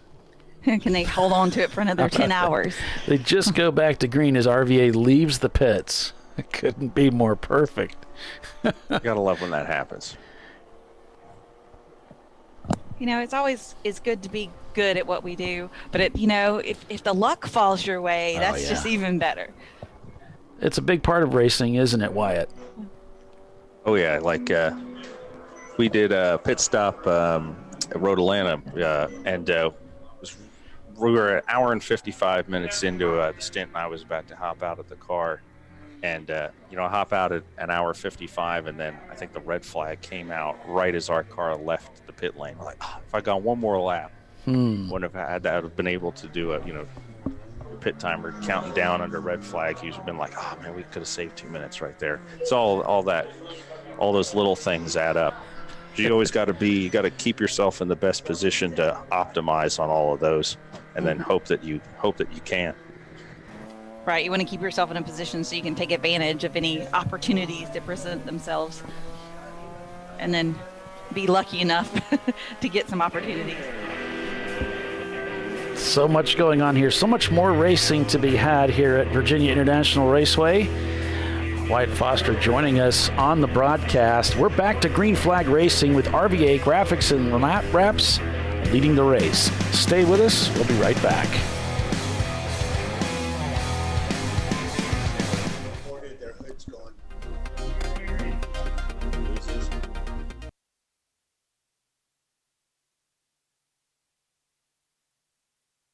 Recognizing an unmatched selection of branded products, finding what fits your vehicle and is right for you and how and where you drive has never been easier. Through helpful online shopping tools that include our professional hands-on reviews done at the introduction of a tire and consumer reviews that give real-world feedback over the life of the tire, you can make the right tire choice and find exactly what you need. And if you prefer to talk to someone, our tire testers, our sales team, are available on the phone. And that's how we get you the right tire for you and your vehicle for where and how you drive.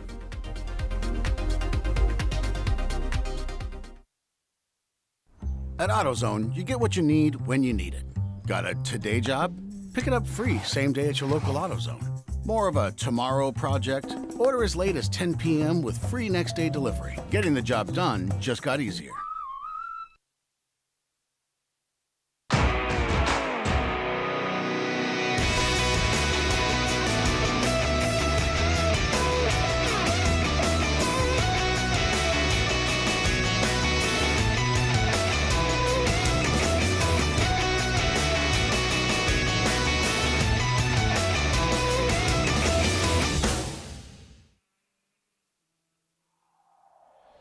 Discovery Parts is a veteran-owned racing and safety equipment company.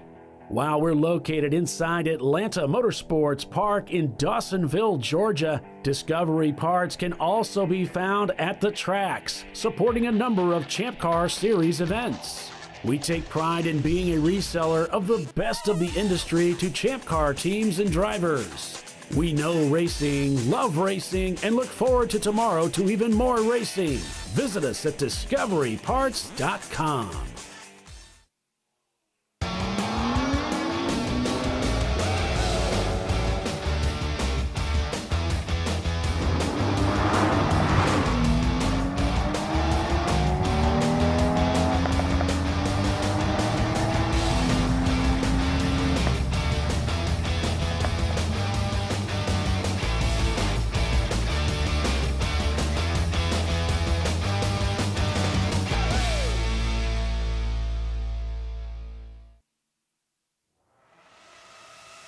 RVA Graphics and Wraps is a full-service design, signage, digital graphics, and wraps company located in Richmond, Virginia. With over 20 years of experience, RVA Graphics and Wraps offers premium signage options for your business. We are dedicated to offering our clients best-in-class service in all aspects of graphic design and application. For more information, visit us on the web at rvagfx.com.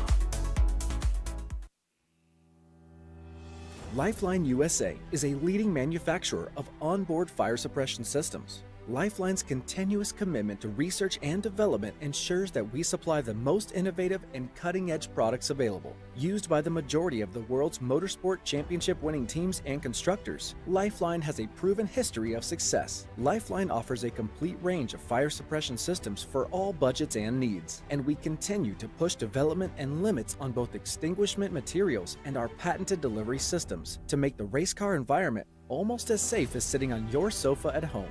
Every kit has been designed for a professional and simple installation. For more information and to purchase your Champ Car fire suppression system, go to www.lifeline-fire.com. Located in Northeast Ohio, with 40 years of combined experience, Money Shift Racing knows how to deliver performance and safety, offering everything you need to get your vehicle and drivers ready for race day. From safety equipment to full engine assembly and repair, in-house fabrication, 3D design, and rapid prototyping. Money Shift Racing. Performance done right. Frozen rotors from Diversified Cryogenics deliver increased performance and a higher level of safety, while significantly reducing braking system costs. So to tell you a little bit about the durability of this product. So we have seen an incredible extension of the life of our brake rotors using frozen rotors. We've gone from brake rotors every other weekend to 6 weekends on one set of brake rotors, and I think they can go farther.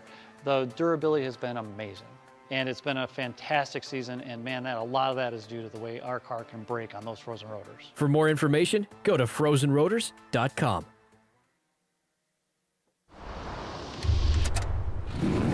Bring on the frozen tundra, the grinding gravel, the cratered concrete, the rain-soaked streets. Come on, road. Do your worst. We'll be at our best. Reliable performance in unreliable conditions. Designed to meet or exceed original equipment performance. That's why more auto technicians choose Duralast parts. Exclusively at AutoZone.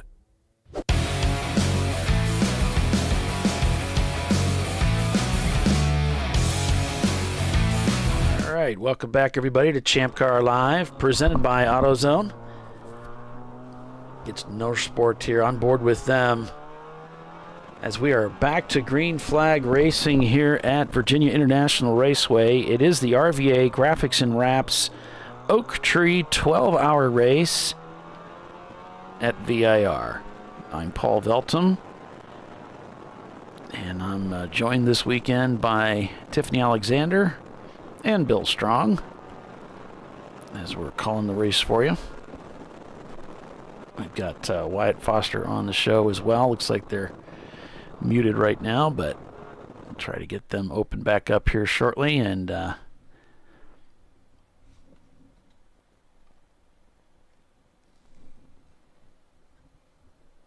quick look at turn 5 here. Average Joe's, if you saw during the commercial break, went ahead and pitted again and now has returned back to the racetrack. So we're not sure exactly what the details were on that. I also got some messages from Bill of a hood beginning to fall off the side of the car as they just had pitted. That's the number 46 car. 46 is the Stug Racing team. And some leaking from the number 59. That's Forever Young Racing and their 99 Miata.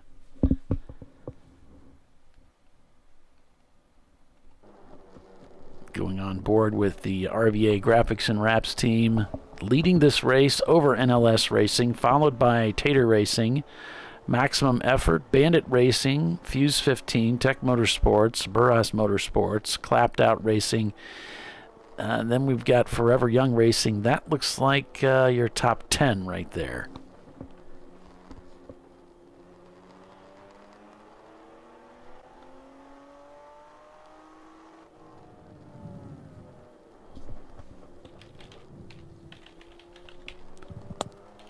So I guess the average Joe's car, like one of the taillights is hard to see.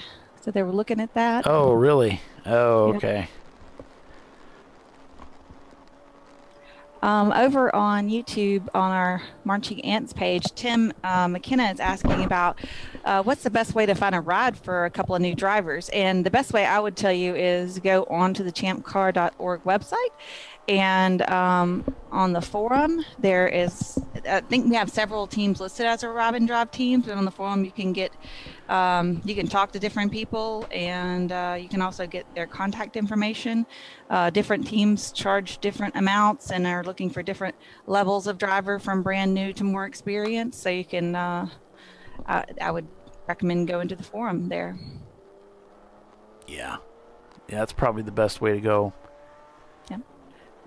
There's also, we have a Champ Car Facebook page if you just wanted to ask around kind of thing. But yeah, if you want to look for an Arrive and Drive team, that'd be the way to go.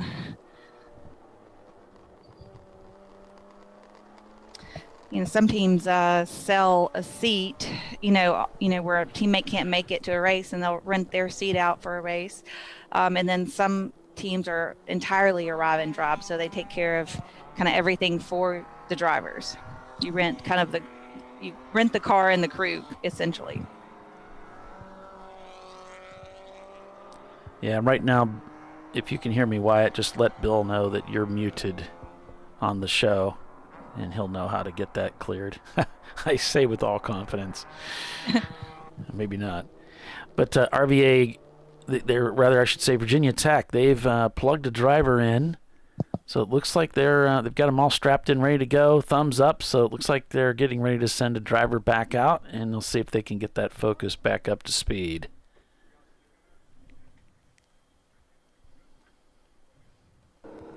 Just coming back from break, we had the NLS team was brought in for passing under caution, and subsequently, Corey Brown at the wheel, they released them.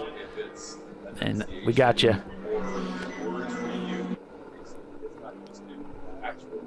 So he's back out on track now. Boy, and NLS has moved back up to second place because they had taken their pit stop early, and now everybody else has done their second pit stop. So it's kind of shuffled the standings to more accurate. Yeah. But they'll have to stop a lot sooner than everyone else because their 2-hour stint limit would have started prior to everyone else's starting. And Tater Garage doing really well up in third place there too. On board with them right now in their BMW, excuse me. That's the lead BMW that's out there today. Doing us proud, us BMW racers. You consider yourself a BMW racer, Polly? Is that your preferred? I've done an awful lot of it. It's my preferred now, yeah. There's those Miatas. I've done a lot of Miata racing, though. And it's just, there's a lot of, for me to get in and out, there's a lot of folding involved. I bet you're a tall guy. It's just not a good fit for me. As much as I enjoy racing them. I'm a lot of legs, so usually I climb in there and I'm like, my knees touching the underside of the wheel. Yeah. That's fun. That's problematic, isn't it? These are problems I don't usually have. Mine is usually like, I can't reach the dash, and I barely can get the clutch all the way in with them on my tippy toes, trying to get the clutch fully in. That would be frustrating. As long as you can hold that throttle down, that's all that matters. Yeah. Sometimes it is a tippy toe by the time I get like full throttle, right, in some cars. But wow. I've learned to kind of drive like that occasionally. Now, 2 hours in, though, like your legs are starting to. Oh, yeah, you're going to cramp. Yeah. I've gotten a hip cramp before trying, especially places where you have a lot of long, full throttle areas, You get a Charlie horse going into a brake zone. Everyone's like, why are your brake lights flashing on and off? Because my leg is flashing on and off. That muscle that runs down the left side of your hip, it starts at the hip bone and heads down. Oh, man, yeah, that would be awful. But that one's fun when it gets angry. Oh, yeah, I saw that on the wide angle, but NLS came off a 9 there, nice and sideways. Yeah. Right when we cut to him, we saw him. Yeah, gathering up. Took a nice little kick for that little maneuver, but managed to keep his foot in it.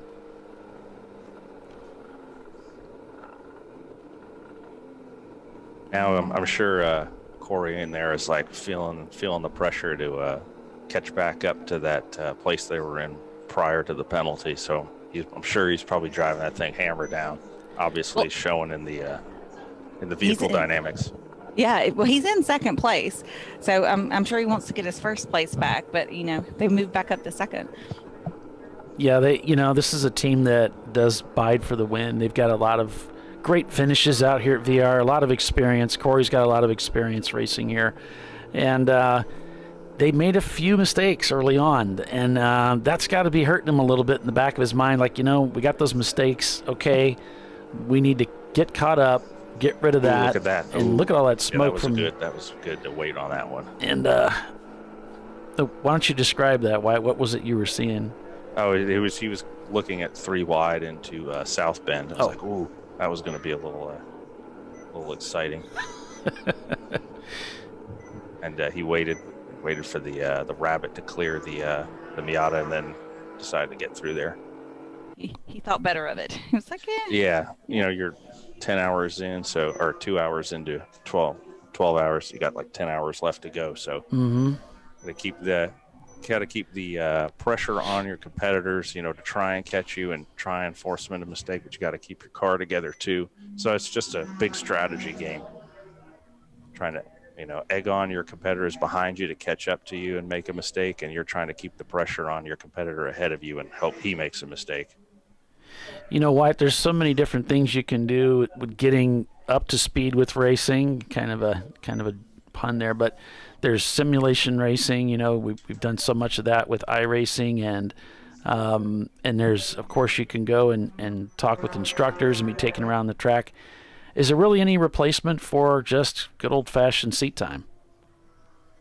I mean, well, I started sim racing myself. I think it was probably in like 2010, and it was a pretty high state of development now. But there's kids that I've coached basically that never ever touched the track until I right seated with them or sat down with them, and they hop in a car, and these kids are 15 years old, 16 years old, and their parents like, oh, let's get him into something, because he's just really he's really passionate about it. Mm-hmm. And you hop in the car with them and you're like, oh, this kid's got the driving line already figured out. Now they're learning the vehicle dynamics and the sensations that they've never experienced before, but they understand, okay, car placement here, because in a sim where you can run 1,000 laps, for the same, for nothing, you're going to be able to figure out the driving line for sure. But you start off, if you start off sim racing early on and that's your only option, I mean, you can start off with quite a high level of competency, and then you're just really going to be learning, actual weight and feel that you're not going to get while sitting at home. But yeah, it's really amazing how much that technology has improved since I started using it to today, and I still use it all the time at my house. So I haven't gone to this track in a couple months, so I'm just going to fire up and run 50 laps tonight and then go to bed and then hop on the plane or jump in the car, whatever it is, and you get there and you're like, yep, yeah, I remember that, yep, and you're flying around. So I mean, there's obviously no replacement for the seat time, but I mean, that's as close as it gets for sure. Just got to get out there and do it, Yep, got to get out there whatever way you can do it. Don't feel like you need to go out and buy the fastest, hottest car you can possibly afford. Get something you can run, and you're not too worried about it if something does happen to it. You want to just get out there, regardless of how fast you're going. If you're out there, you're ahead. Yeah, I like that. Yep. I like that. Yep. So the 178, that diesel Volkswagen, it's smoking heavily. Yeah, they have been smoking all day, but that's been diesel smoke. And I saw them come off a 9, and I think they pulled into the pit lane. Yeah, they were smoking off the left front corner of the car. And there's a blue Miata dripping fluids. We hadn't clarified a number on that yet, I don't guess. Yeah, I got heard quite a few calls about cars leaking right after the pit stops, which might be some guys with ill-fitted fuel caps running out a little extra fuel onto the track.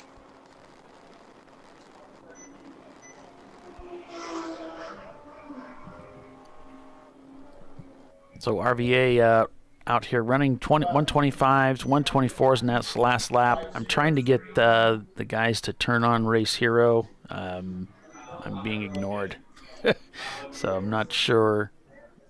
Taking a quick look and see. I don't think they're listening to you, Paulie. Doesn't look like they spooled it up, so. Yeah? I'm not going to have. We got a car off at the top of 3. He's in the grass. Looks like he's coming back on the track. I think he locked the brakes up late, breaking into 3. He's trying to get back on the track here now. It's a green Miata. I can't read the car number from here. Green and orange bumper. He's back on. He's back up and running. Great. Most Miatas, I guess, you're not really running the ABS. So, going up that hill into 3, you have a lot of brake brakes you can use from the hill, as you compress the car going up the hill there. And then if you're still on it, as you unload over the crest and you're using that same brake pressure, because maybe you outbrake yourself a little bit, very easy to lock the brakes up there.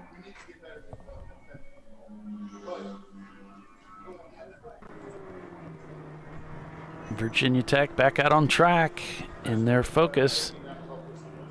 Keeping an eye on those mirrors. Yep, just come back out on track and everyone's got hot tires and your tires are back to room temperature. And you always have that feel of, okay, I'm not in the groove yet. I got to get my mind synced up. Seems like their steering wheel is off 90 left. I wonder if that's that quick disconnect. Maybe they didn't center it up because it was sitting on a... I sure hope so. Interesting to drive.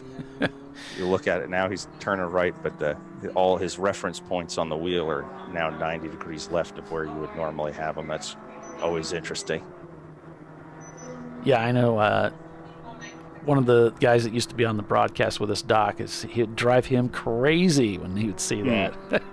Yeah, someone knocks your toe out a little bit. That always bothers me. It's like, why isn't the wheel straight? My thumbs don't hook in at 9 and 3 anymore. They got. Oh, that's so annoying. Yeah, look, and then whoop. Yeah, I wonder if something happened or if that is just a multi-positioned quick release on the steering wheel, and they had the car jacked up and in the hurry to get going. It's like, all right, let's just chuck the wheel back on. I got to get out there. But that's going to be it's going to be an interesting mental challenge, try and navigate around that. So you build that muscle memory of, okay, my hands hold here, I feel the wheel here, and now, of course, that's all going to be changed for him. Right.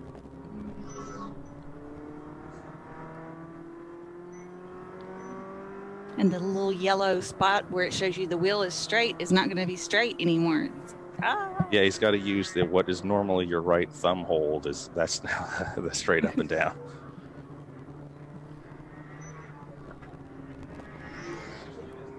Ooh, wow. That car came whistling right through there. On the left. Good. He's driving good heads up though. I see him looking around, looking forward, looking back, so yeah, he's doing a lot of mirror driving.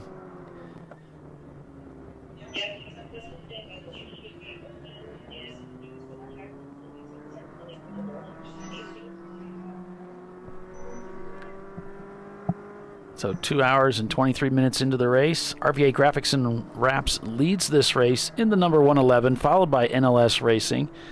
Then it's Tater Racing, Maximum Effort, Fuse 15, Burress Motorsports, Clapped Out Racing, Bandit Racing. In ninth, it's Tech Motorsports, and then Chump Change rounding out the top 10. We were green at 9 a.m. this morning, and we're going to throw that checker at 9 o'clock tonight. So these guys are going to be running through all the way into the evening hour. Virginia Tech going to go ahead and pit. They get their timer, and he's looking for first gear there. Having a little trouble with it, but wonder if he's commenting something about the alignment being off, or if he's gonna. Let's see if he reaches up and. Oh, maybe they're gonna do a driver check. Sure. Asking him how's it feel, and he's like, "No, I want to check on it." But they see the guy. Someone's looking around at the right front corner. So. Yeah. Surprised he hasn't pulled that steering wheel off and recentered it. They jacked him. Oh, it's a car looking through the trunk, I think.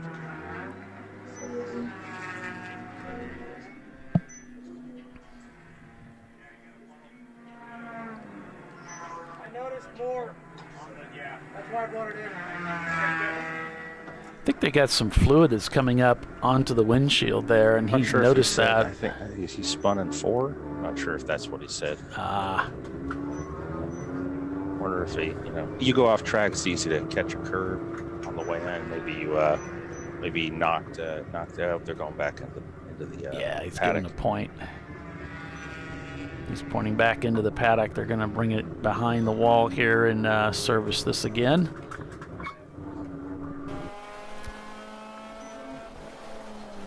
Piston broke Guy's nice enough to send me a link to their car. They're inside that top 30 in their Ford Focus SVT. So he's coming up on a gaggle here to navigate.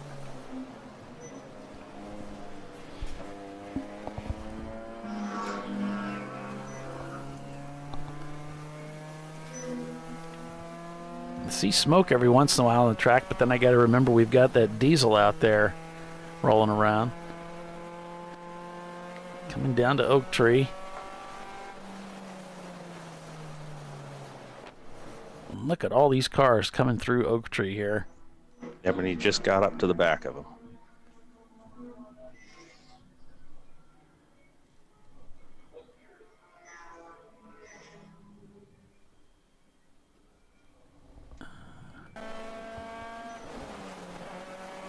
Gonna head up the hill here. 4,000 feet is this backstretch here as they head up to nearly the highest point on the racetrack.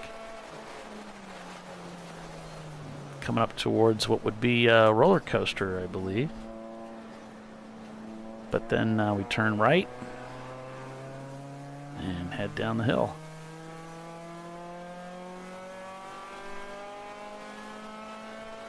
We're at Virginia International Raceway this weekend for a 14-hour endurance race. We've had a few cautions, but for the most part, a lot of really good racing. RVA Graphics and Wraps leads over NLS Racing, followed by Tater Racing. I'll look from inside NLS right now.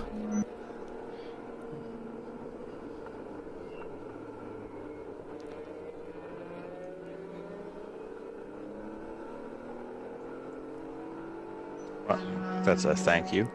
Mm-hmm. As you should always do, right? Yep. I always like to build goodwill. Everyone remembers your car. They're not sure who's driving it, but next time that driver's in there and sees your car come up behind him, like, that guy's a nice guy. I'll let him through. Ooh, whoa. That was, I think he fifth, third, and then the quick release of the clutch got him a little sideways there. I can't stand it when I let somebody out in traffic or let them over when they're trying to get over, and it's like thick traffic and they don't even give me a thank you. I'm like, yeah, left you over there. We're coming to that construction zone. It's going 2 to 1, and I let you in, and you didn't even say thank you. No, your mama taught you better.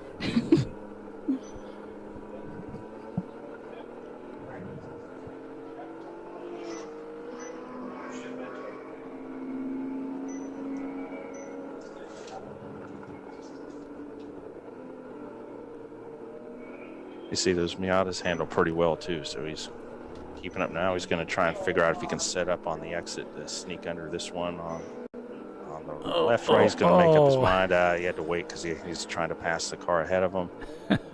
Now he's like, I'm definitely not going to thread it through there. Oh, he actually gave him a point by, and Bliss is right there. And there's your surprise. That's you always got in Champ Car. You always got to be looking not at the car directly in front of you, the car 4 cars ahead of the car directly in front of you. Right. Yeah, Bliss Racing finds themselves parked not really in a great spot either. As they come up over that brow, suddenly there's a giant Camaro right off to the side. That'll make your heart skip. You wonder, he must have stalled it out in the spin there. I guess it's not wanting to fire back up. Yeah, he doesn't look like he's even trying. It's not high centered. I can tell from here. I think he's just simply not able to refire it. He might. I'm not sure if that thing, I guess, will be carbureted. Maybe it's hot and easy to flood out, or sometimes they're just hard to start, those big carbureted V8s after they're warmed up. Right. Try and start it and end up flooding it out, and you're like, now I just got to wait for her to clear back out. Maybe he's hoping someone will come tow me, and then while they're flat towing me, I'll just pop the clutch, get her going again, and take off past the EV. Yeah, they love it when you do that, right? Yeah, like run over the strap too while you do it. Well, it's RVA's. Yellow. Yeah, RVA's leading this race still. We're at Virginia International Raceway this weekend. We're going to take a quick break, and we'll be right back. Stay with us. You're watching Champ Car Live. Back in a moment.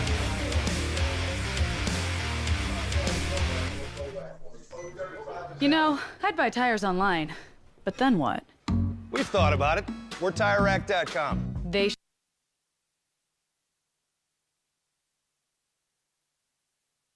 should 1,000 mechanics. Try over 7,000 installers. Then you just make an appointment. At a time that's convenient for you. This could change tire buying forever. TireRack.com, the way tire buying should be. Come on, Road. Do your worst. We'll be at our best. Engineered to meet or exceed original equipment performance exclusively at AutoZone. Lifeline USA is a leading manufacturer of onboard fire suppression systems. Lifeline's continuous commitment to research and development ensures that we supply the most innovative and cutting-edge products available. Used by the majority of the world's motorsport championship-winning teams and constructors, Lifeline has a proven history of success. Lifeline offers a complete range of fire suppression systems for all budgets and needs, and we continue to push development and limits on both extinguishant materials and our patented delivery systems to make the race car environment almost as safe as sitting on your sofa at home. Every kit has been designed for a professional and simple installation. For more information and to purchase your Champ Car fire suppression system, go to www.lifeline-fire.com.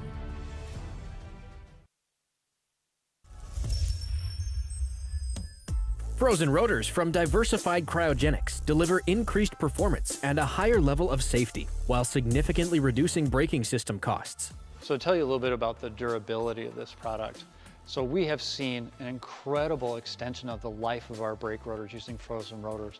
We've gone from brake rotors every other weekend to 6 weekends on one set of brake rotors, and I think they can go farther. The durability has been amazing. And it's been a fantastic season, and man, a lot of that is due to the way our car can brake on those frozen rotors. For more information, go to frozenrotors.com. Located in Northeast Ohio with 40 years of combined experience, Money Shift Racing knows how to deliver performance and safety, offering everything you need to get your vehicle and drivers ready for race day. From safety equipment to full engine assembly and repair, in-house fabrication, 3D design, and rapid prototyping. Money Shift Racing. Performance done right. Discovery Parts is a veteran-owned racing and safety equipment company. While we're located inside Atlanta Motorsports Park in Dawsonville, Georgia, Discovery Parts can also be found at the tracks, supporting a number of Champ Car Series events. We take pride in being a reseller of the best of the industry to Champ Car teams and drivers. We know racing, love racing, and look forward to tomorrow to even more racing. Visit us at discoveryparts.com.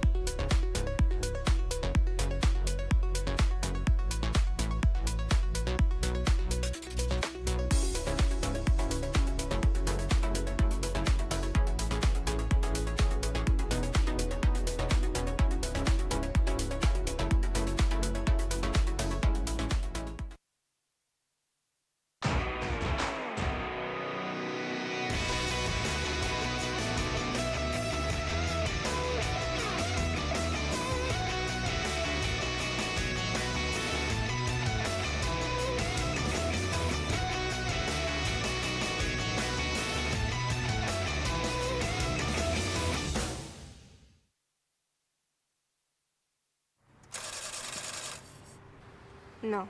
Seriously?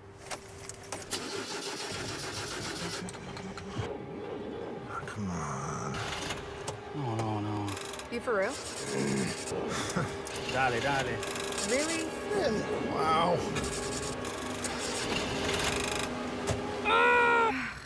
So maybe just a cable? We can help you. Welcome to America's #1 battery destination, AutoZone, your battery solution.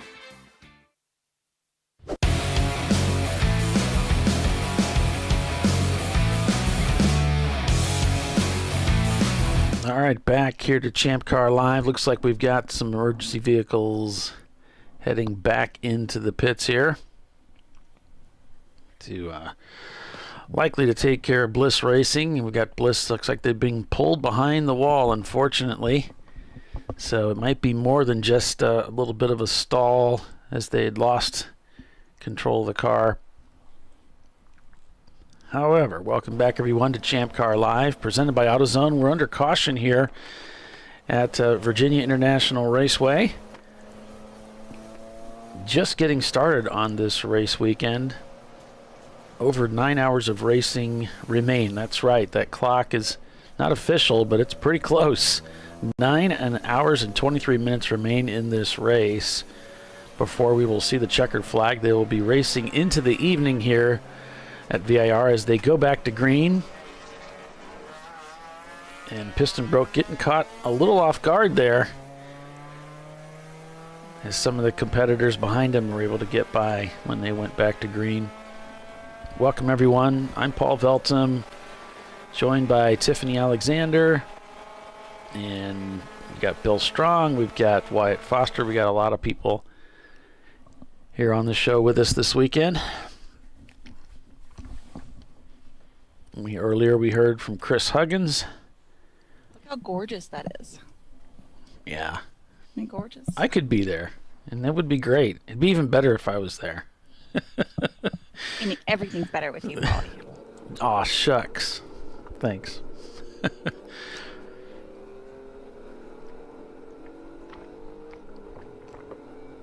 It's like, Wyatt, you're still muted there. You can tell Bill to unmute you. He's like, what? Is there a show on? There we go. There we go. I was going to say, it's a beautiful day. I cannot see a single cloud when I look out. Where's my dock? It's a great day for a motor race here. Here we go. Aye, it's a great day for a motor race. There it is. Oh, perfect.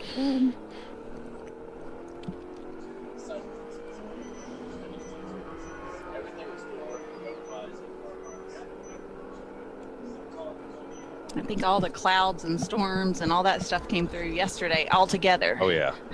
Like a week's worth of it all at one time. I got I'm in Greensboro, which is about 50 minutes for me to the track. And last night I had 9 o'clock at night or something like that. I had my phone burst out and start screaming at me and say, severe thunderstorm warning, / tornado. And you're like, oh, great.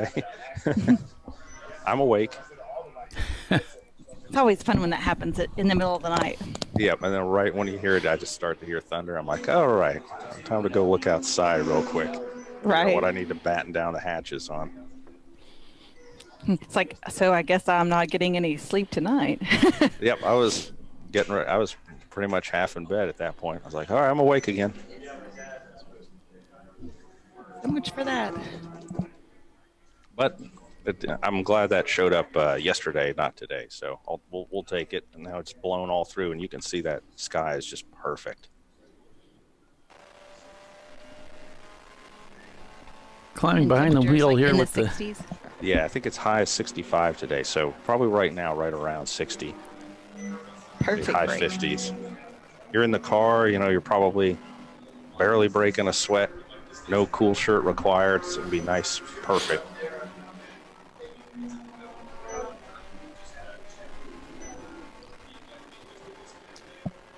Perfect racing conditions.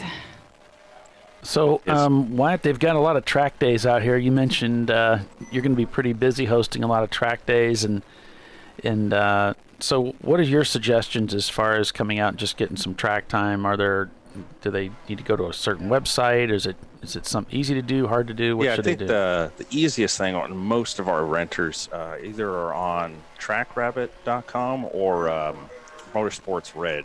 And if go on either one of those websites, and you can search up VIR, and you'll see the calendar. Or you can go on the VIRnow.com website and then click on calendar under the track tab, and it'll drop down. It'll show you, all the dates and all the people that have things booked, and then you can say, oh, I like that date, and then look up, who's hosting it that day, and then you can go in and sign up with them. However, I think Chin is on the North course right now, and then they'll be on the full course tomorrow after ChampCar is done. And then right after that, it's VIR Club, and then there's another great organization called Track Advantage that runs track days, almost exclusively here at VIR, probably 20 times. Basically, if you wanted, let's say, Paula, you said, I want to host a track day, you're not, the track is so booked out, you wouldn't be able to get anything until, maybe sometime next year. So Gotcha. there is always something going on here. Either the track is running hot, or we're cleaning up something, or, putting in guardrails, or we're always doing something. Gotcha.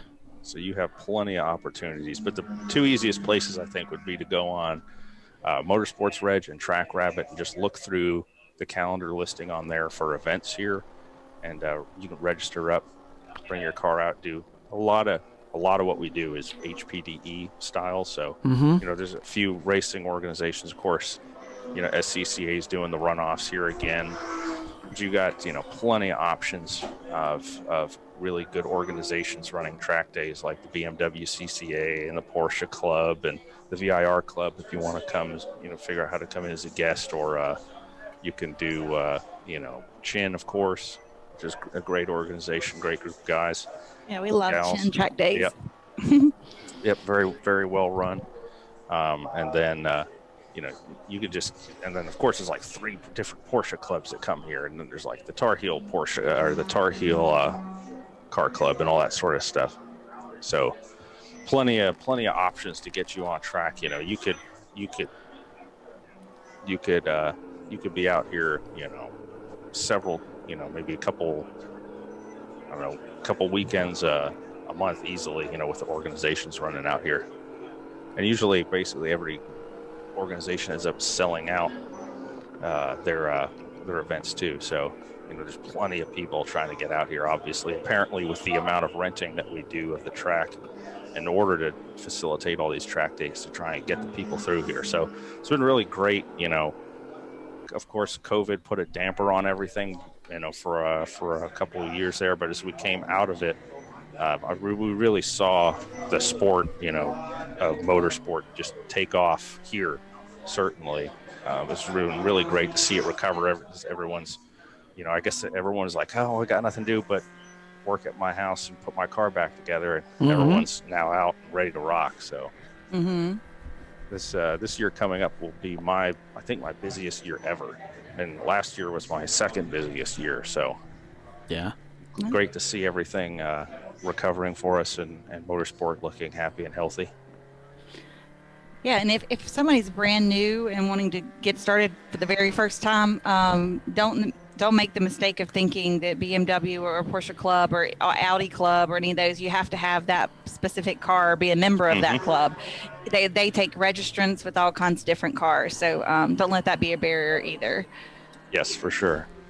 Yeah, you go to the Porsche Club, and there's maybe a third to a half of them are Porsches, and there's a lot of Corvettes and BMWs. VIR is a big BMW track in terms of the tuners and support around in the local areas. Bimmer World's not that far up the road, so you have a lot of BMW appreciation out here. And then of course Porsche is probably the second most popular brand to be running out here. Good cars though.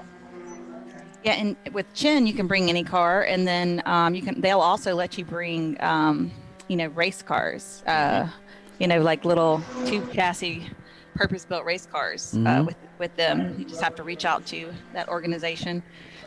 Yeah, if you have an open wheel car, let's say you're starting to get into open wheel racing, the VIR Club would be a good way to go about joining, because the VIR Club, we have a dedicated open wheel run group for everybody. I know a lot of track day organizations don't actually want to allow open wheel cars out there, so with the full bodied cars. So if anyone's starting that, some of my friends like getting into those Formula Vs, those little Volkswagen power things. It's like little go-karts. They're awesome. But, if you want to come out and run an open wheel car, you probably look at doing the VIR Club. But if you're running anywhere else, I mean, you've got so many options with any, make car that you have. You've got so many options to come out here.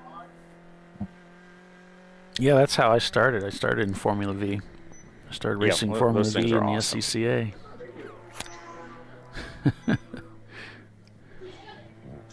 Long time ago. It's like the amount of horsepower is never directly proportionate to the amount of fun that you have, and it's so hard to, when you see new guys that are like, I can afford myself a really fast, nice car. It's like, it's probably not the most fun you can have. If you can't get to the absolute limit of the car that you have because the first car you decided to buy was so far beyond your beginning driving talent, then you end up getting it. You see, running drivers that are often very frustrated. Like, I just can't get as fast as my friend Joe Schmo over here, who's been tracking his version of this for 5 years. Why can't I do that? It's like, well, you got to learn how to get up to speed in the car, and you started off taking a pretty big bite out of it.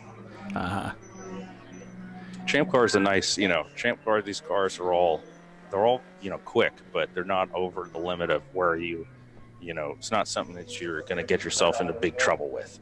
Right. As opposed to, I could go out and get a Porsche Cup car, start out with that.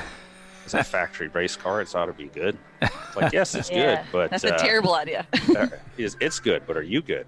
Right. It's going to tattle on you when you're not. Yeah. Champ Car. You drive out here, and this is like one of the best. Ooh, that's a nice little. I'm glad that driver was heads up there.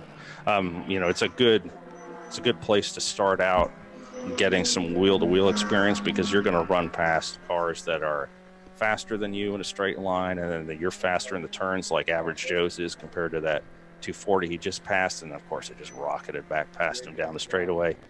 But you're going to end up learning, and you're going to have to be so aware in a sport like this to really get the most out of it. And it's just fun, it's really fun to run in Champ Car compared to certainly like the sprint race series that I do, because everyone's has like a real, when you're out there, has a real family mentality in terms of like, okay, I caught you, I'll let you through here, or then you find the guys close to you and you guys will race a little bit, but everyone's like, the race, like, there we go, look at that move.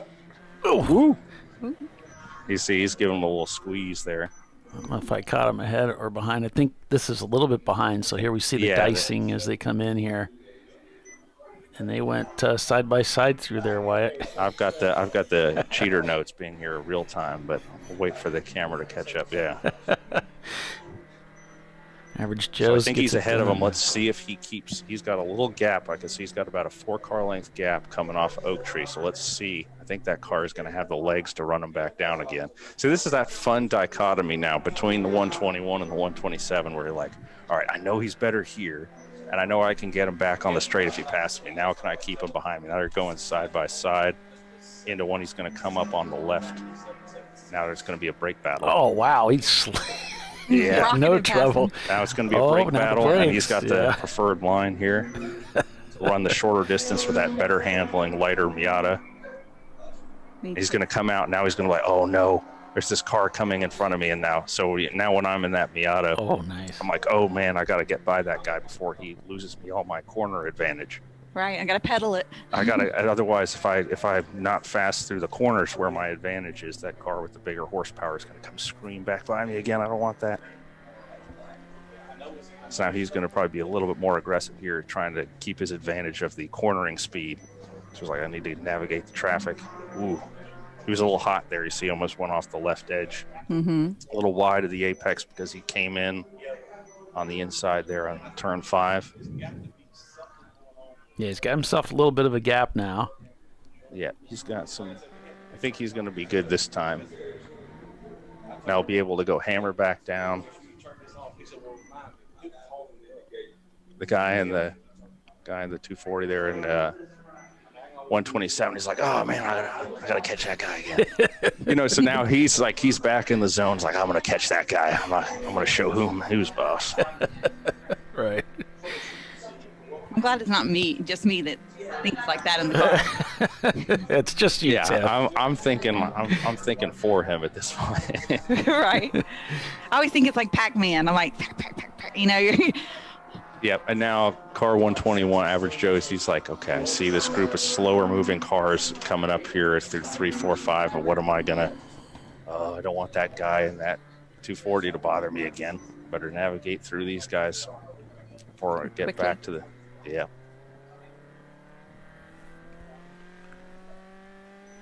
I mean, for me, this is a lot of fun. When I have somebody to actually race with, instead of, you just got nobody to race with, you're just passing people or getting passed. To find somebody that you are relatively close with that you can compete with is fun. It'll keep you, you're in the car for 2 hours.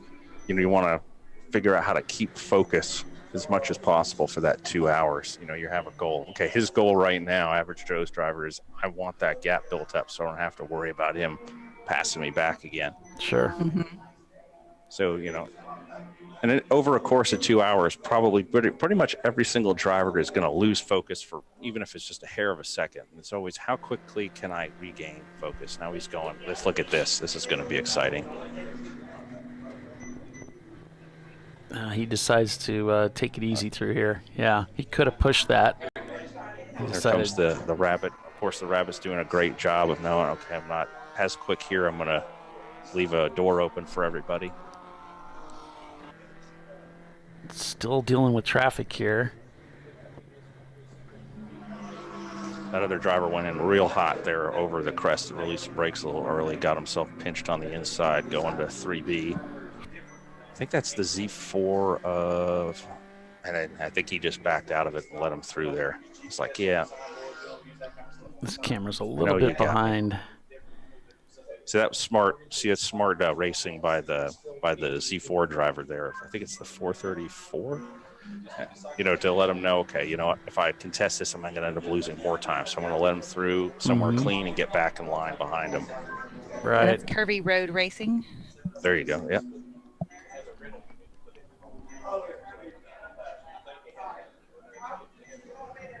There you go.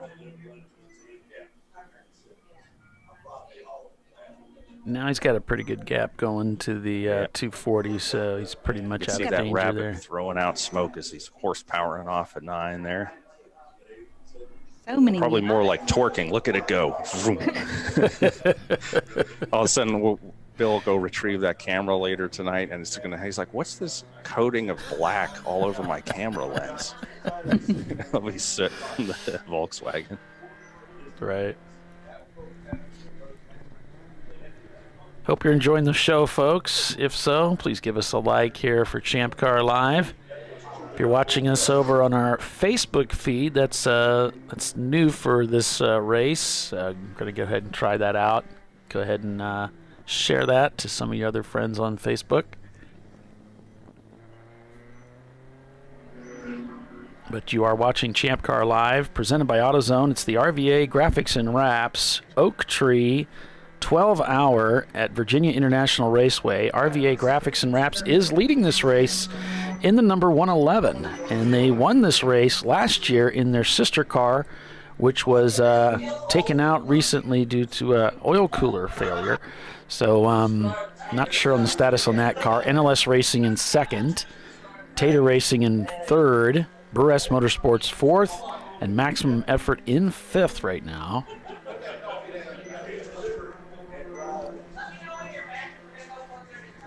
You got Bill back there laughing in the background. I'm trying to get him to petition timing and scoring to get Race Hero up and running, but we'll see what we can do about that.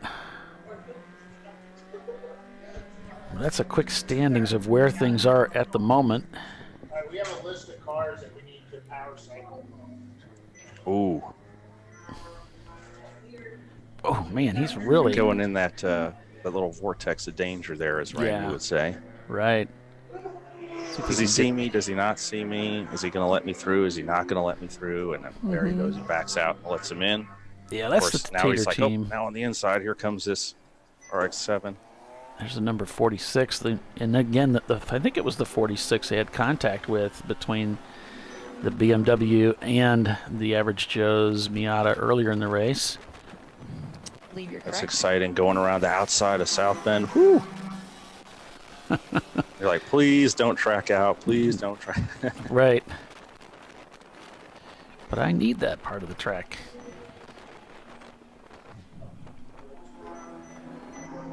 And there's Tater coming off. Yeah, that of 12. driver's using all the track exit there. It's got a nice run through there.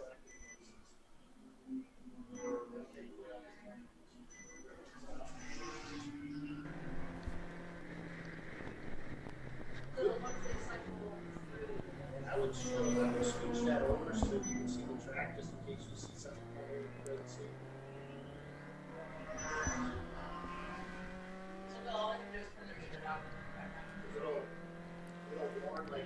That little trap door on the hood is almost distracting. I know. I'm sure the driver can see it, but I'd be like, my tractor flap keeps flapping. That's like a secret little area for some more radiator heat to get out. Yeah, it's a vent. Once it builds up a little heat, it just flaps for a second. Dumps the heat. Yeah. Well, they use those flaps in NASCAR to keep the cars from flipping over. You know, you see them spin and all these flaps come up on the hoods and the roof line in the back. Yeah, keep the air from going under the car. Keep it blocked off going over. I'm sure when the Average Joe's car gets right up behind another car where there's the air is all disturbed, I'm sure that thing's just fluttering around like crazy. Yeah. I think we had one of those on Nathan's car when I raced with him before he got wise and stopped that. And but he had a flap on there. I think he had it pinned, though. It had a pin in it. So we'd pull the pin and then pull the lid open and then deploy the flaps. Yes. You got that remove before flight tag attached to it. That's what I was thinking. That would really be fluttering around. And it's like, oops, I forgot that one. There's a big red tag. I bought one of those for one of the cars that I worked on for the fire extinguisher, remove before flight. Big red ribbon. Yeah, don't forget this. Right. Because, you know, you watch enough racing, you'll see guys in there pulling on it. It won't release. It's like, well, the pin's I think still we in. forgot to pull the pin on that. It happens all the time. Well, the forgetting of the pulling of the pin. Then you remember to put it back in. Saw Ray walking up and down the pit lane at the start, checking out every team. We got the fire pin pulled, Very good to do. I was watching Average Joe's coming down into Oak Tree there, Wyatt, and really getting that sense of what you were talking about earlier of just carrying a little extra speed into that first segment of Oak Tree. Yep. Yeah, it's nice you want to have enough momentum stored in the car. The car is tracking itself out as opposed to having to steer yourself out there. It actually makes it easier so you're not unloading, reloading the car from right to straight to back to right again. You just let the momentum track yourself out there. Yeah, we're going to take another quick commercial break and be back in a few, folks. Ooh. Thanks for watching here, Champ Car Live, presented by AutoZone. RVA Graphics and Wraps leads this race. We'll be back in just a few.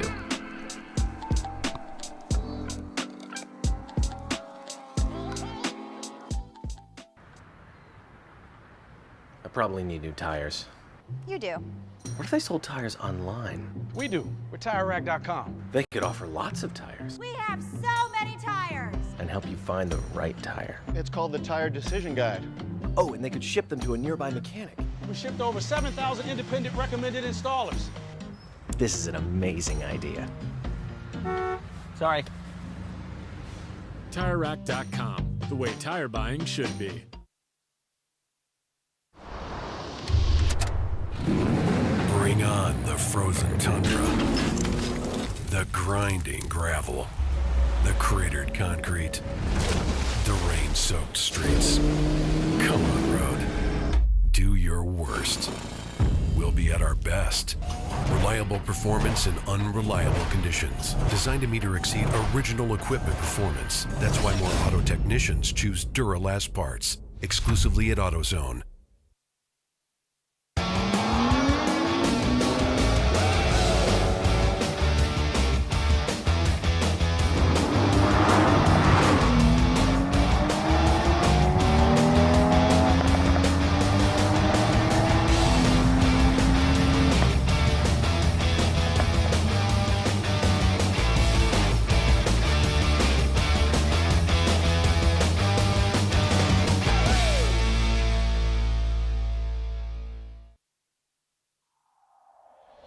Discovery Parts is a veteran-owned racing and safety equipment company.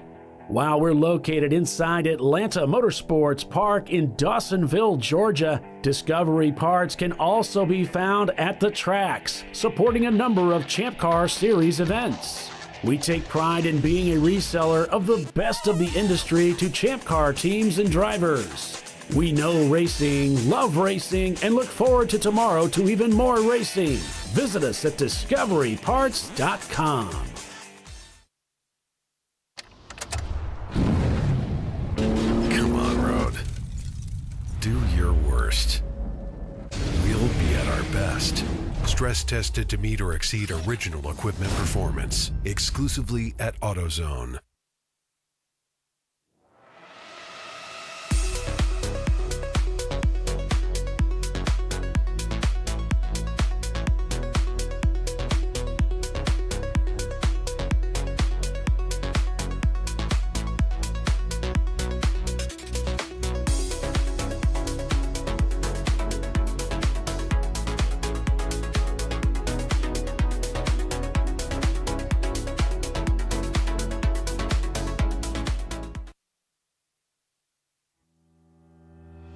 Lifeline USA is a leading manufacturer of onboard fire suppression systems. Lifeline's continuous commitment to research and development ensures that we supply the most innovative and cutting-edge products available. Used by the majority of the world's motorsport championship-winning teams and constructors, Lifeline has a proven history of success. Lifeline offers a complete range of fire suppression systems for all budgets and needs, and we continue to push development and limits on both extinguishment materials and our patented delivery systems to make the race car environment almost as safe as sitting on your sofa at home.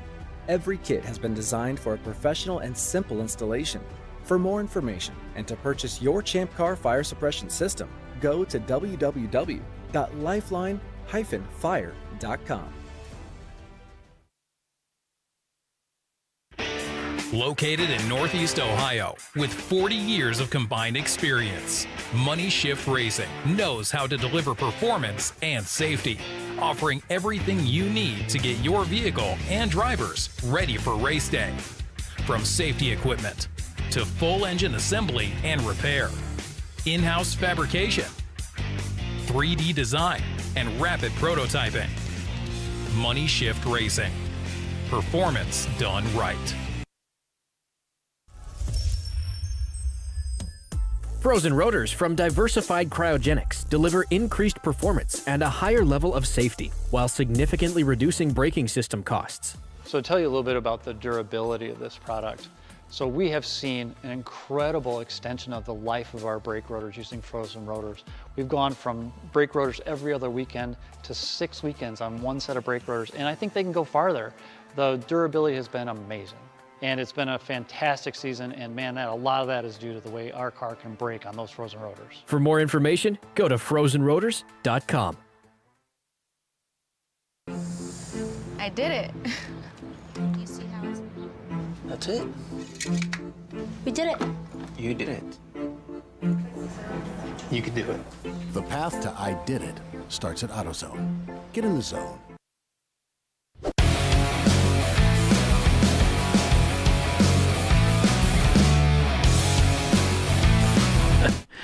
Welcome back to ChampCar.Live. 113 laps turned so far out here at VIR. Welcome back, everyone, to ChampCar.Live, presented by AutoZone. It is the RVA Graphics and Wraps Oak Tree 12-hour at VIR. And we still got you muted there. Wyatt Foster joining us in the booth at Virginia International Raceway. We're on the South Course this weekend. And I don't know if you've seen this, Wyatt, or not, but over on our Facebook feed, someone said the guest speaker sounds identical to Jamie Heineman from Mythbusters. That's funny. And then, do you see what Benny wrote? Usually people say, what's the guy from Family Guy? Cleveland. Yeah. People say I sound like Cleveland all the time. Well, this That's other funny. guy, Benny, says, well, I've never seen them both in the same room, so. No, he's not Jamie Heineman, but Wyatt Foster joining us. It would be cooler if I was.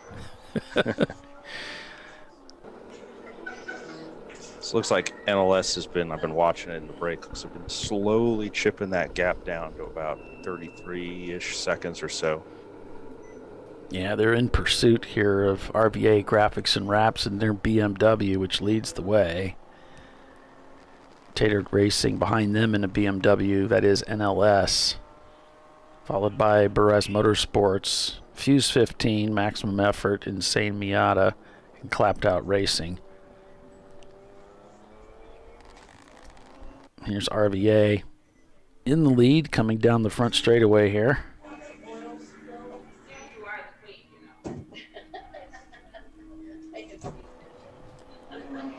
Turned to 124 on that last lap. NLS also turned in a 124. Tater turned in a 126. There are 15 Miatas registered for this race. That's something. I don't think you can swing a dead cat and not hit a Miata out here. Yeah, that's right. Average shows it had contact with a BMW earlier this morning. Served a penalty, got back out there. Seemed to be doing just fine here. And just as I say that. See over the crest there, was a little late on the brakes. You know, once that car starts to unload as you go down the other side, you see it starts a little oversteer there. I always like, where do I go? Where do I go? Wherever the car wants wedge to go. right there for a minute, and then that number 11. It's got that's I think it's a Porsche Boxster. Bliss just left the racetrack. Again? Yeah, the back end started to come around Wyatt, and he went to catch it, and by the time he caught it, he was too far to the left, and he dug up some of your agriculture over there. Got it back going again, though. We won't charge him for it. Job security for you, right? My goal is try and keep the greenery and the lawn tenders around here happy by keeping my clients on the track, I guess. Right. Probably beneficial. Here's Average Joe's. Looks like they are catching up with Bliss here up ahead.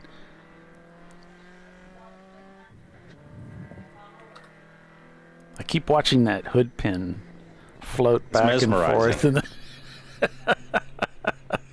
our camera angle, it's like right in your eye line. Can you get a confirmation that turn 6 light doesn't change when There we go. we go? So we've got 2 F-class cars here, and that's our 300 points or under class. Both Miatas. 89 of BOT Racing, and then the 436 of Bliss Racing 2. Yeah. I'm just waiting for Bill to get his Opal back out here. We've also got the Racing for Heroes. RX-7 is an F-class car, so we have 3. I'd like to see Bill get the Race Hero up and running. Actually ask somebody to turn it on. Instead of fooling around with stuff that nobody's looking at.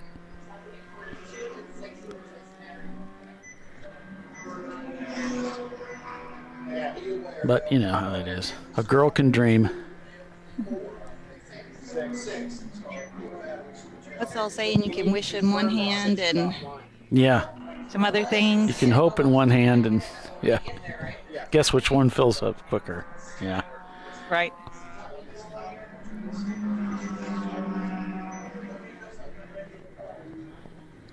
RVA still looking pretty solid. Turned in a 123 on that last lap to NLS's 123. So NLS still trying to reel them in. 33 seconds has shown the difference here on Race Monitor between RVA and NLS. That's first and second place. They are running on the same lap. Then down. Imagine NLS is going to have to stop. I think they're split by about 30 minutes on strategy, if I remember correctly. Right. Yeah, they stopped considerably earlier than the 2-hour mark. It's going to shake things up depending on maybe if NLS can catch a caution in their 30-minute, window, or if RVA will. Yeah, I mean, RVA just seemed like we noticed earlier. Luck was just falling in their lap, and we're just going yellow now. Oh, here we go.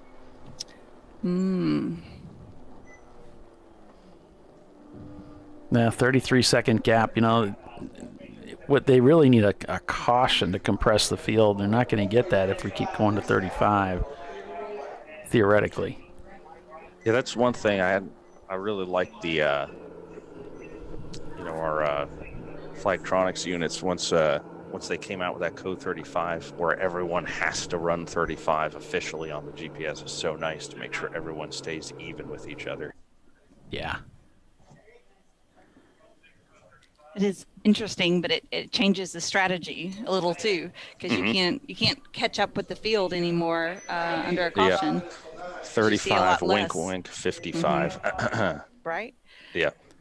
But the Flagtronics will tell on you if you do that. So then you sit for a penalty, and it wasn't worth it. So there's no catching up. We do have some cars taking advantage of the caution to come into the pits here just after 12 o'clock. There's the waving yellow as well. I believe. So we got something up at turn one.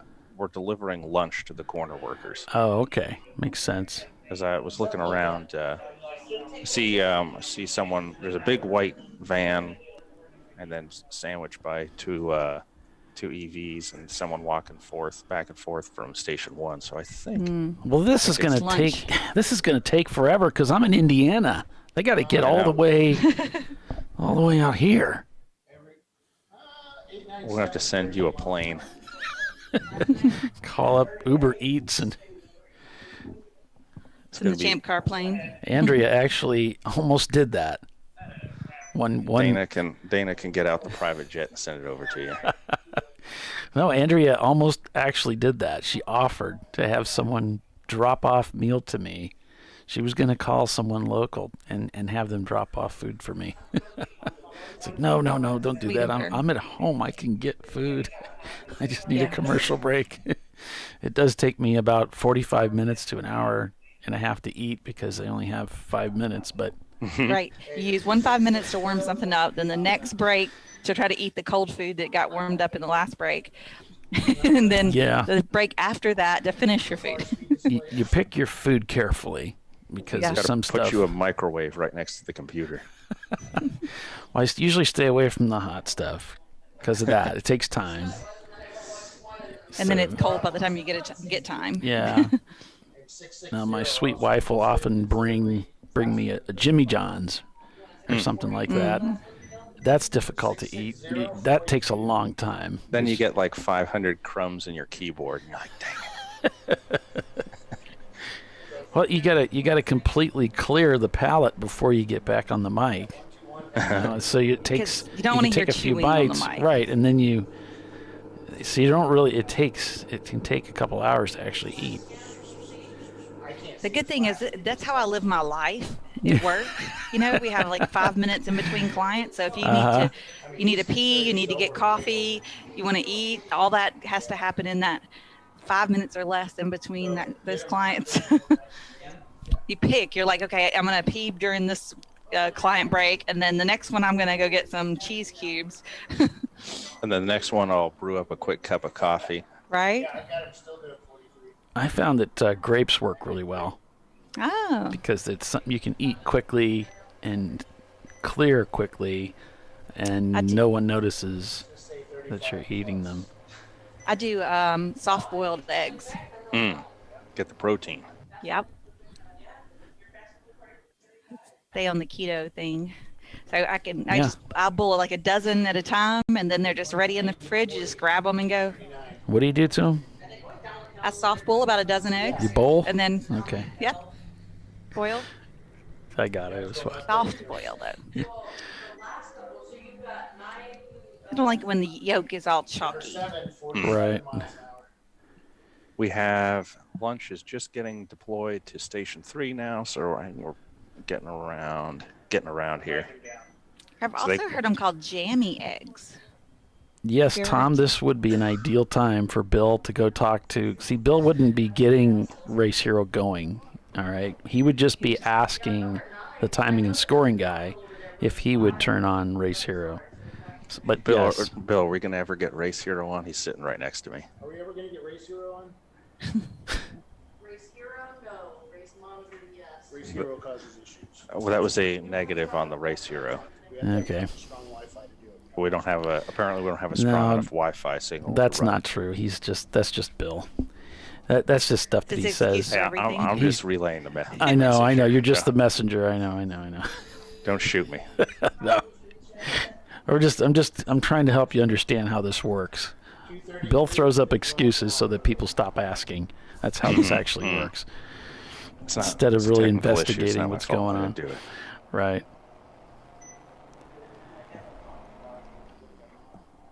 But yeah, they are running off of. I think they're actually using a hotspot for some of the things they're doing. Because I know one of my hotspots for the camera got taken, so. So I didn't get quite as many cameras as I wanted, but we got a lot. We got a lot going on here. Yeah, I like the views from around the track. I think we've got some pretty good views.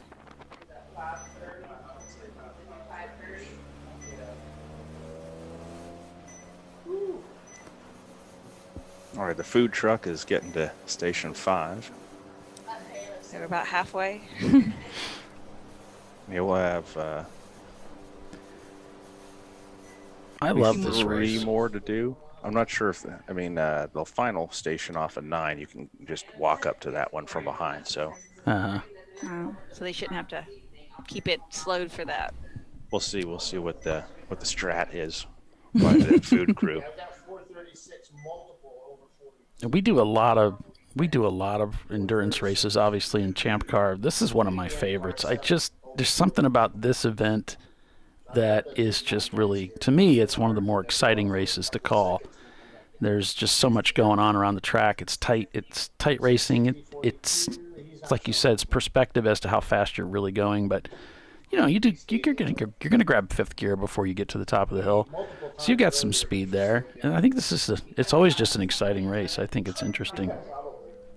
Carried into the evening. And it's like a signal of spring. You know? Yeah.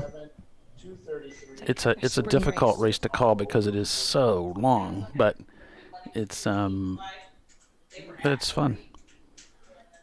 It's a little bit easier on the driver than the December North Course race, where you're starting the race at 30 degrees at 8 a.m. in the morning, and you're. Yeah, I think it was a couple years ago. I was running Chris's car on the North Course, and it was like a 29 or 25 degree race start. And of course, the cars were parked in the trailer, and the steering wheel was also on the car in the trailer. So when I went to jump in the car at the start of the race, I literally couldn't feel my hands because the steering wheel was like grabbing onto an ice cube. And I drove 45 minutes with no feeling in either hand, and before you started to get some cabin temperature and the sun started to come up. That was one of the more painful things that's ever happened to me in motorsport. I was like, and then when a caution would come out and you were just sitting there freezing. Yeah. Like, ow, ow. I mean, you probably could have heard it in the live stream, but I was like, yelling because just trying to distract myself from how much my hands hurt. So it's easier. This is a very nice race with 60-degree weather. It's like you're not going to sweat too much. Yeah. It's easy on the car. These perfect air temps for the car. Easy on the driver too. They're easier. Yeah, they need to invent the, I have a heated steering wheel in one of my cars. Like, I want the heated racing steering wheel. So exactly. now with Chris, every time it's a coal race, it's like you're taking the steering wheels off of the car and you're going to stick them in the RV. If it's like Roger's RV or Robert's RV, just stick them in there. So when you start, they're not frozen. They're not 25 degrees. I have a nice OMP thin, light, racing gloves. And right. And now I can't feel anything. My hands are like grabbing the shifter. You're like, is that third? Is that fifth? I certainly hope it's not first. And you're like, because my hand there's no sensation of where anything was. It's like, this is a interesting challenge. What are some of the best eating places around VIR? Eating places right next to VIR. We do have the tavern, which is at VIR, so a lot of the track day guys will go there because they don't have to leave the property. Their food is good. Yeah, food's good. Then if you want to go right outside of VIR, one of the staples here is the Millie's Pizza place, where we have, you get pizza, and it's mostly like one thing they're famous for is just giving you a lot of cheese. So in a certain aspect, you're getting a good dose of protein on your pizza, but it could be pretty. You got to be careful how much you eat, of course. Look at this, Wyatt. They're fixing your steering wheel, bro. Oh, nice. I think they heard us talking about it. That wasn't right. He's relocating. Oh yeah, it's on the spline. He can put it anywhere he wants it. So I like those energy ones where you'd sit the wheel in there, spin it, and then it would snap into that check ball. And that because every time there's always those TikTok or something. Everyone was like, let's take the steering wheel and go tink. Because you always have the new guy. Well, how do you put the steering wheel on? It's very simple. You set it on there and you spin it, and it'll stop, and that's on. It's very simple. Because anything else, it seems like there's always one guy that's struggling with it. And we're back to just yellow. Oh boy, here we go. I think we're getting the cars back up to speed. Now the tire, it was a pretty long caution there. So let's see if we've got to get their tire temps back up. Mine back in the game, yellow's away, and back to green flag. Here we go. Our leader drops the hammer. The cars that were always a little short on fuel, they're like, thank you. Take that 10 minutes of yellow, help my fuel number. Right. I wonder if NLS is starting to get a little thirsty. Since they put it so much earlier than everyone else. Yeah, everyone kind of bunched back up on that. So there's a big train just coming down the front stretch now. So it's given everyone a little bit of concentrating to do.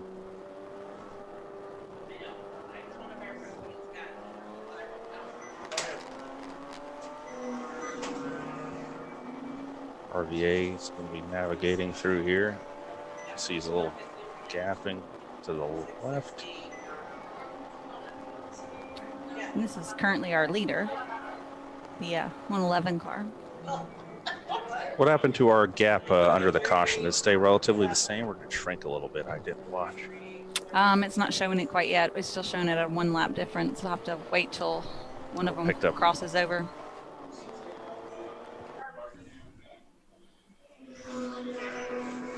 I'll keep an eye on it.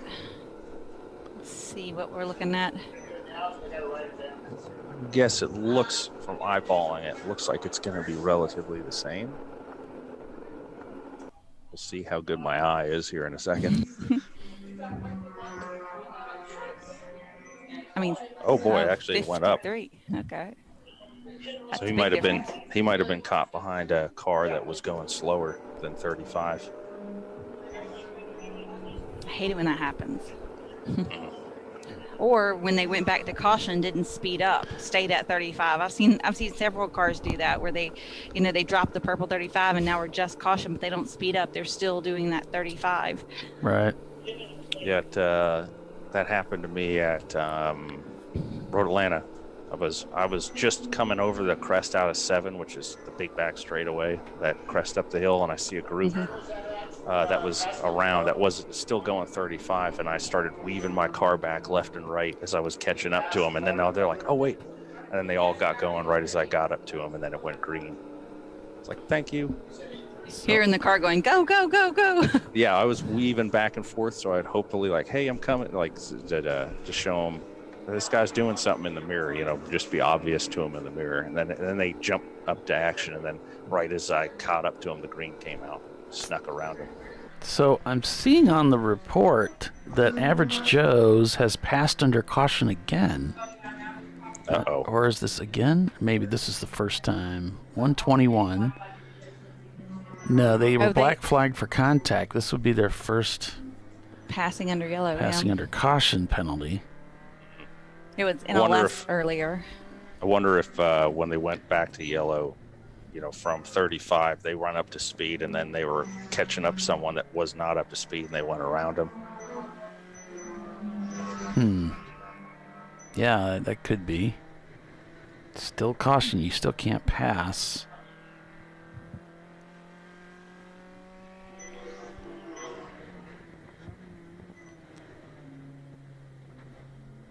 Yeah, we're in 121 right now on camera. Okay. Looks like they're coming in. No? No, I don't think they've got the black flag yet, and I think they may have just shown it to him there.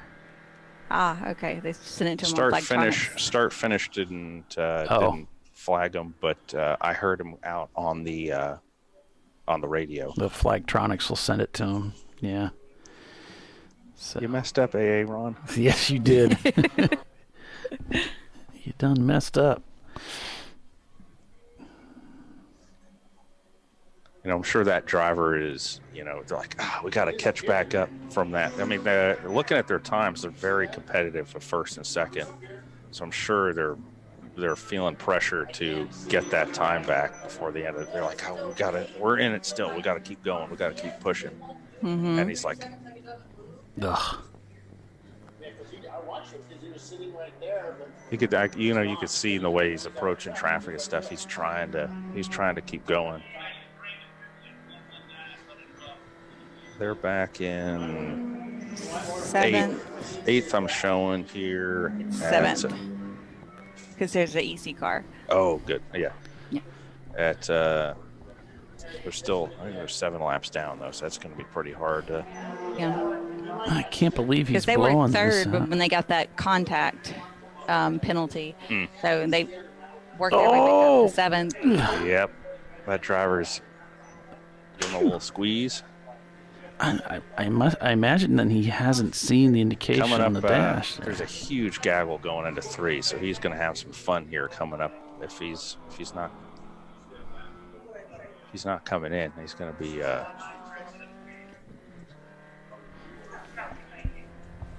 Yeah, and it looks like it's RVA that's up RVA's ahead. ahead of him. Yep.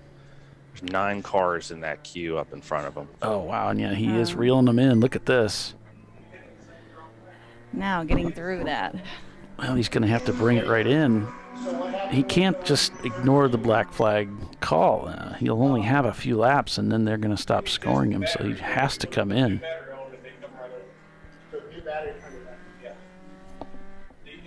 So we're watching for Average Joe's. They will be coming into the pits to serve a black flag penalty for passing under caution, according to the report that I have here.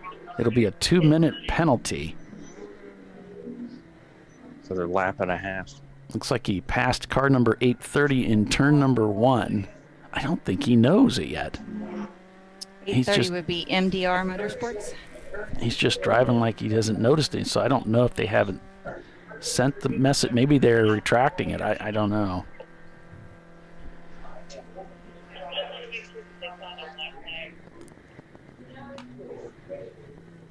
There's a lot of action in 3, 4. There's one. There's the Tater Racing car. Yeah. He's coming up to a big train of cars. I think this was the second group that, as over that 10-minute caution, we had about 2 big groups of cars that caught up to each other. He's gained up to the first group now.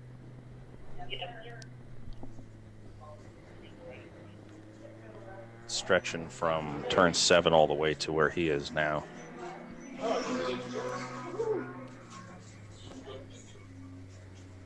So the Tater racing car that he just passed a few 2 cars ago was it's our 3rd place car. Yeah, they're so fast. They just gotta stay out of trouble. Sounds like he's backing off the throttle a little bit coming through here. So he might have figured it out. Yeah. I heard him say no over the radio, so maybe they were asking him, hey, did you know you've been black flagged? So, yeah, he's backing off it still. And we're going to back off the throttle here for a couple minutes, too, as we head to commercial. So stay with us. You're watching Champ Car Live, presented by AutoZone. RVA Graphics and Wraps is your leader. We'll be right back. An important decision is afoot. This man is about to buy tires on TireRack.com. Tire Rack is the leading online retailer of tires in North America and a repository of advice and expert reviews.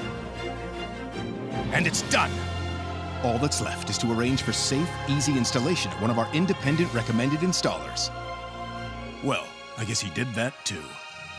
TireRack.com, the way tire buying should be. Come on, Road. Do your worst. We'll be at our best. Engineered to meet or exceed original equipment performance exclusively at AutoZone.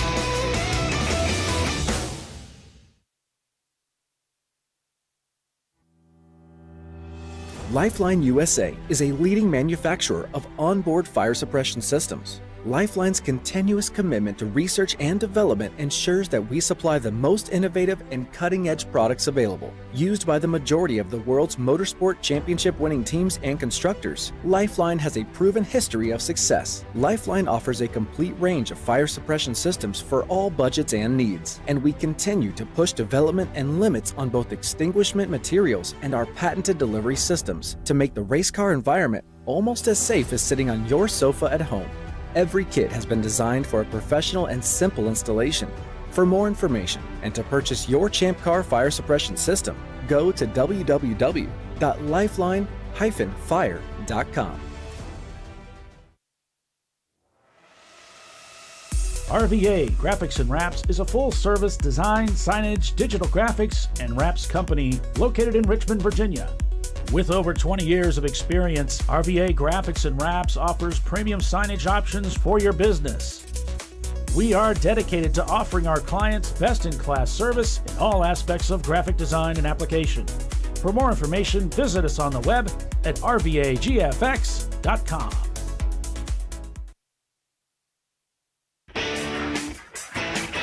Located in Northeast Ohio with 40 years of combined experience, Money Shift Racing knows how to deliver performance and safety, offering everything you need to get your vehicle and drivers ready for race day. From safety equipment to full engine assembly and repair, in-house fabrication, 3D design, and rapid prototyping. Money Shift Racing. Performance done right.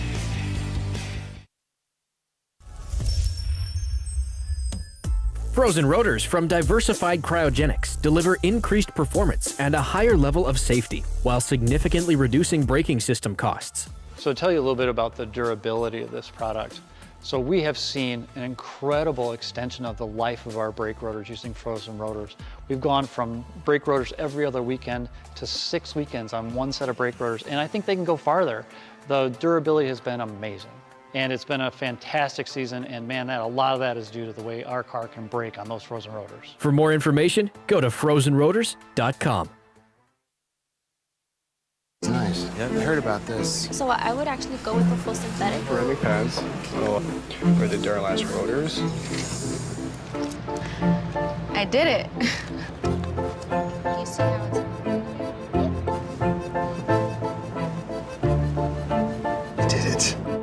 That's it. We did it. You did it. You can do it. The path to I Did It starts at AutoZone. Get in the zone. All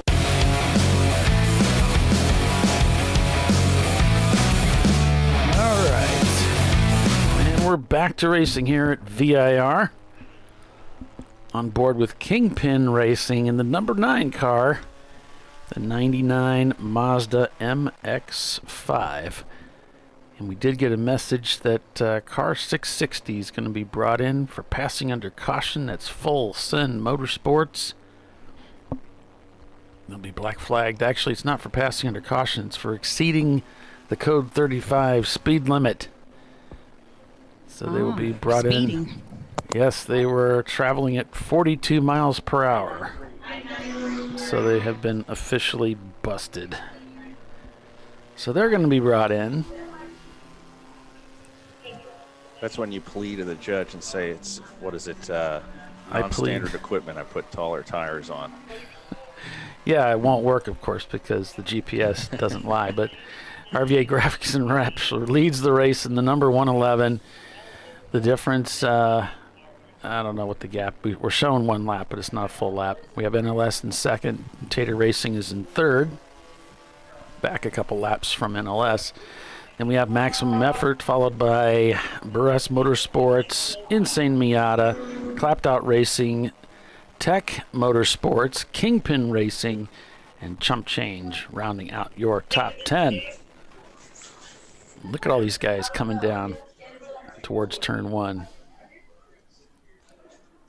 It's pretty cool. There's NLS Racing going up. And, are they coming in? They are. NLS Racing is going to come into the pits. I flipped to the wrong camera there. Coming soon? Yeah, NLS does pit. It's going to be under green, so this is going to hurt a little bit. Oh, yeah. Oh. I see their pits are right there. Yeah, he faked us out. Thought he was going to take it behind the wall. But alas. And NLS, I like, one of the things they do I like is they're the only team that does a live broadcast of their pit stops on Facebook. Oh, yeah, that's so right. Each time they do a pit stop, they usually go live, and you can check that out on their Facebook page, which is kind of fun.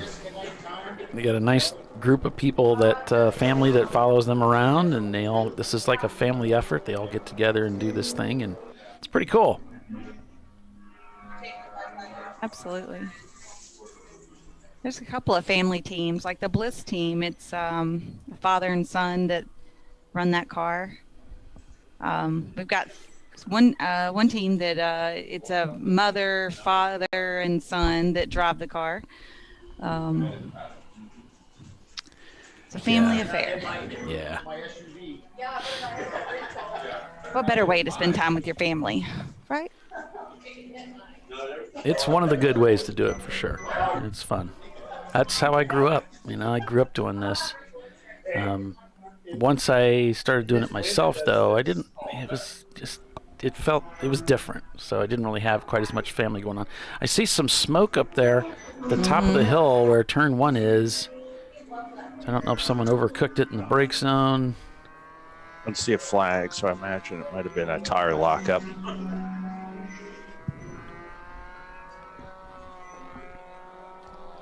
So also a black flag for speeding.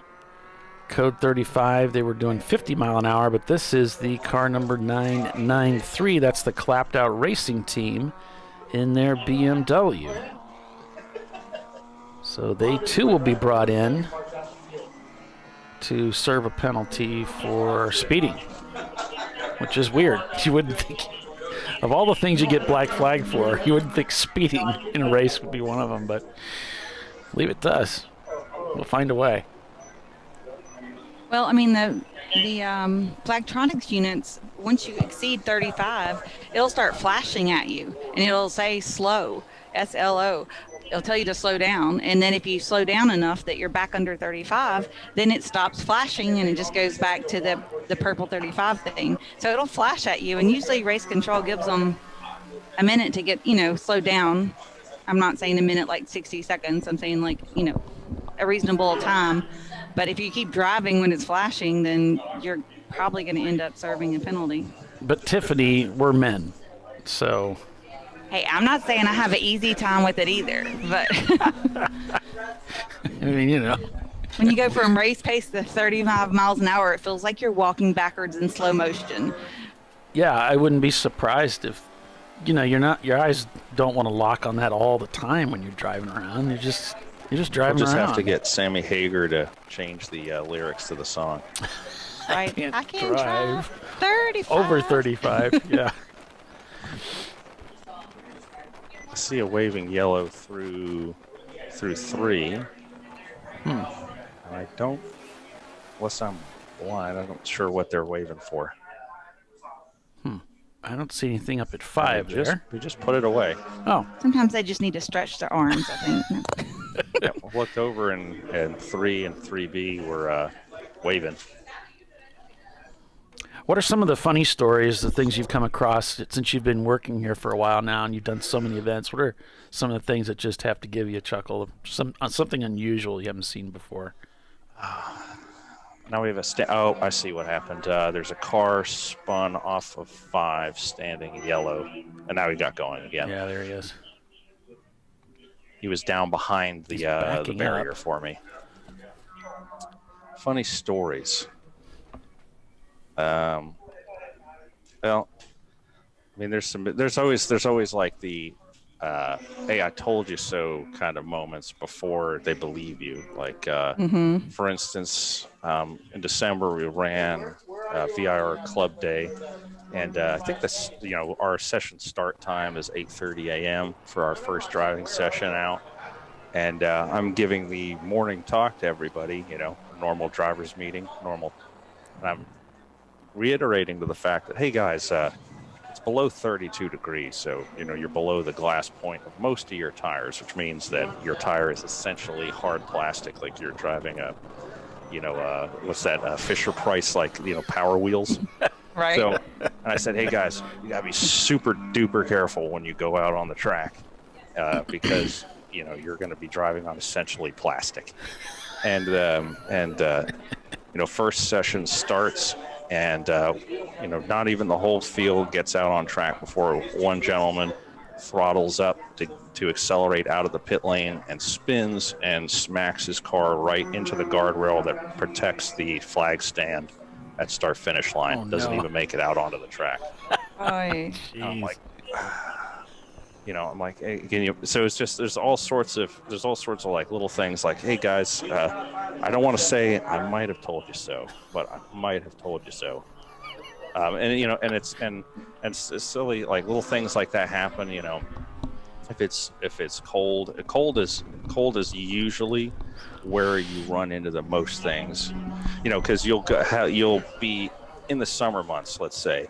Guys will be driving their cars in the summer, and they have the whole summertime to forget what cold tires is like. Gotcha. So they've been doing the whole season, like, oh yeah, go out there and just pound her down as soon as I pop out, because it's been 90-degree track temps. And Right. And then they're like, okay, and now we're into the winter months. I took a break, and I'm going to come back and do one event by the end of the year, and then oops, forgot that is so bad. And it just happens to people, but see car 7 here, looks like they're getting a black flag at the start finish line. Walsh Brace Racing. Yep. Yeah, they too are being brought in for speeding under the code 35. They were clocked at 47 miles an hour. Number 7 is 20,403. Behind the wheel here with Tater Racing. These guys were kind enough to send me their live stream links so we could be on board with them today too. Thank you guys for that. Appreciate that.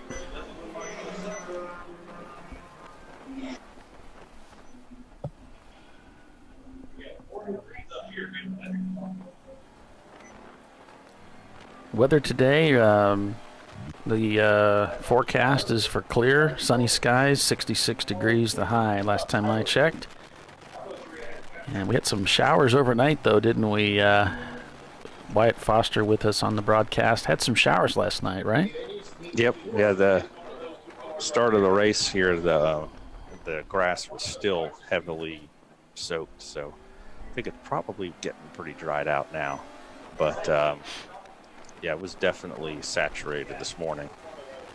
I show 59 degrees here currently on site. Back on board with our leader of the race, RVA Graphics and Wraps, car number 111.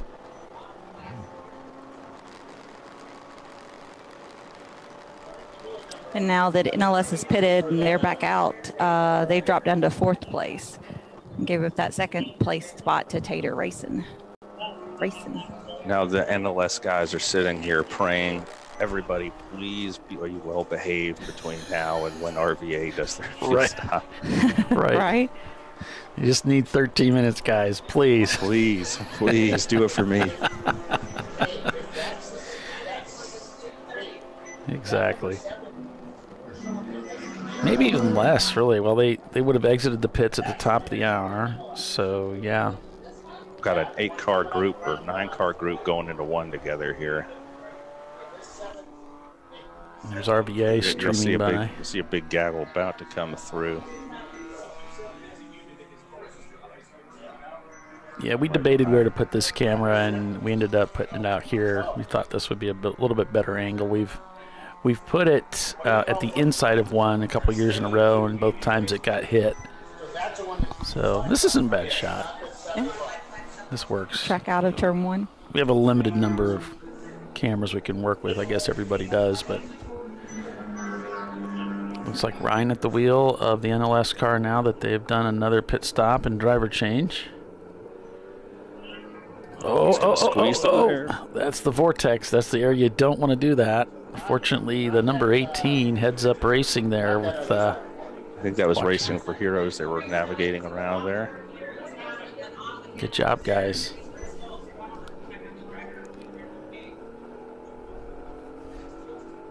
See Ryan's manhandling that thing, getting her a little loose off of 5 over there.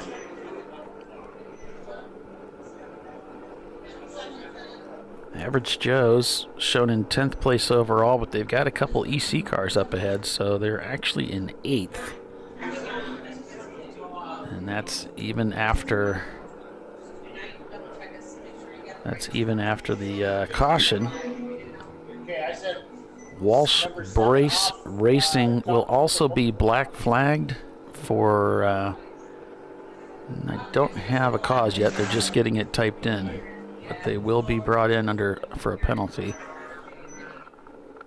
It looks like taking multiple offs is the reasoning behind. So they're just going to bring them in and have a talk with that driver, make sure he's okay. And it's one thing, Wyatt, to dip tires off here and there once in a while, but you know, when a race director sees you doing it frequently in a short period of time, they're going to get concerned. Yep. I remember this is a funny story from, I think it was AMP. It was probably in 2016 or something. I hadn't met Mike when Mike was running Champ Car, and he was standing down there at the pit entrance, which is right next to a high-speed left-right chicane. It was pouring rain. I was going through there every lap, right by that final chicane to get the car rotated in the wet. I was trying to slide the back of the car to go around the final corner, and he went over, and I was driving Chris Huggins' car at the time. Mike runs down and finds our pit and says, "Every lap your driver's going through here sideways. You got to tell him to slow down. He's going to crash." And then Chris and Chip over there just laughed. And they relayed that to me in the car, and I was driving around laughing. It's like, I got to do it twice as much now. They're like, nah, it's just Wyatt. Yeah, it was funny. They're like, your driver's gonna crash. So I'm sure here we're just trying to make sure that driver's doing okay, keeping her on the blacktop.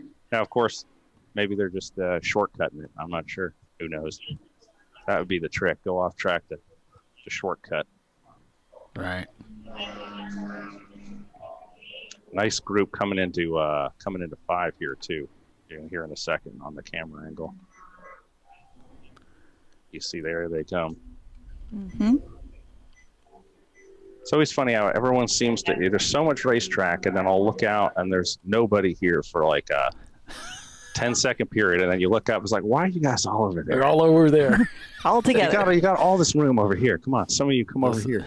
We get lonely and we want to pack up. You're like, there's 60 cars out here. You know, you're at a rate. You're at somewhere. There's supposed to be 60 cars out here, and you're looking up, and it's like 40 seconds, nothing. You don't see anything, and then all of a sudden, Or you're driving and you haven't seen a car in a while. You're like, really? Am I like? Did we black flag this and no one tell me? Is the race over already, or am I just in heaven for the next? It's like that on the highway too. But I noticed that in racing. I noticed it on the highway though too. When I was driving down to Sebring and back, I may have been exceeding the speed limit by more than what anybody else was willing to exceed it.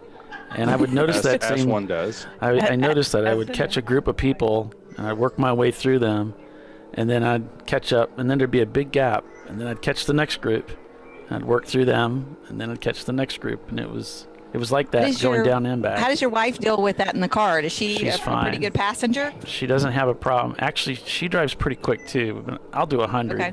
She'll do 80, 85, but I'll do 100. And then, but she's fine with my driving. She said the only thing that makes me nervous is the other people. Gotcha. So she doesn't drive. She won't drive through Atlanta. She won't drive through Indianapolis. She doesn't want to drive through the big cities, Chicago, or anything like that, which I love. I love driving those. Yeah. So it's like practice. My husband looks over at mine, and if it's above 90, you hear this sigh come from the passenger side. Why are you doing this? You're like, what's going to happen to my car insurance payments? Yeah. when a cop pulls me over. Yeah, probably. So he's like, I don't understand how you have a driver's license. Yeah.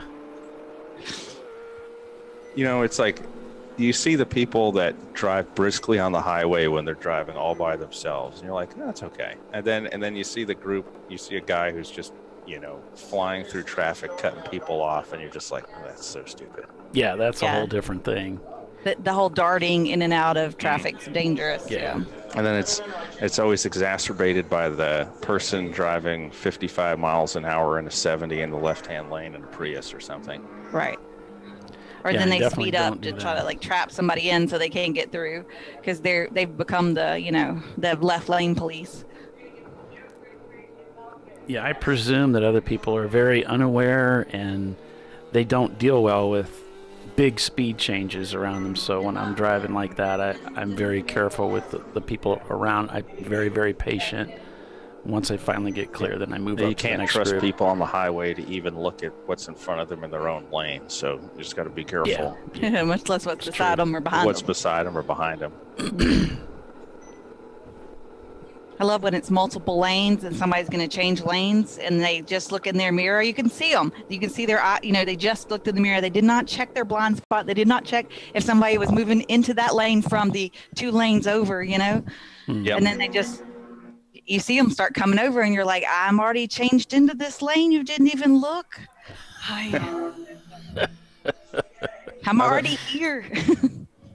I had one guy very recently on my way up to VIR come out from a T intersection and come out so slowly, and I saw him coming. He starts pulling out and he's looking right, and I'm coming from what would be his left. He's looking right, and he pulls out into the street and then looks left after he's pulled out into the street, and I'm already stopped in the middle of the road on a 55-mile-an-hour road. I came to a stop and looked at him, and then he looked back to the left and made eye contact with me and then jumped in the car. Because he thought he's like, where did that guy come from? Right. Like, surprise! I'm here. I'm watching out for you. Right. I think that's how a lot of those accidents happen. They get hit by somebody that never knew. ChampCar drivers on the street, though, once they've been out here doing this, they're probably some of the safest drivers you'll find on the street. Sure. The most aware, definitely. Yeah, I was like, we've navigated traffic. I've navigated traffic like this for 12 hours. Mm-hmm. Yeah, you really have to be, or you're just going to get into a lot of trouble. You have to anticipate, is this guy aware of where I'm at? Mm-hmm. And aware of what's going on around me, and kind of anticipate that they aren't aware. Right.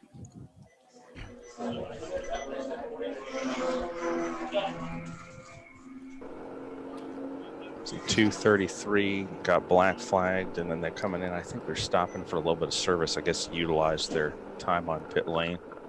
Insane Miata Motorsports.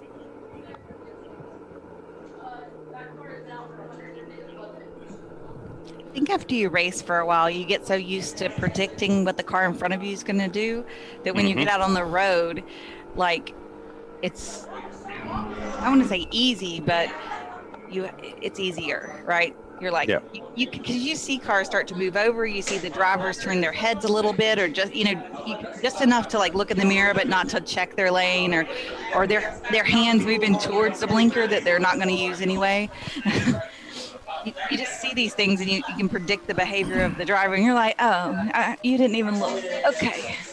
If it's a BMW driver, if they do signal at all, they signal left and turn right. I've seen that too.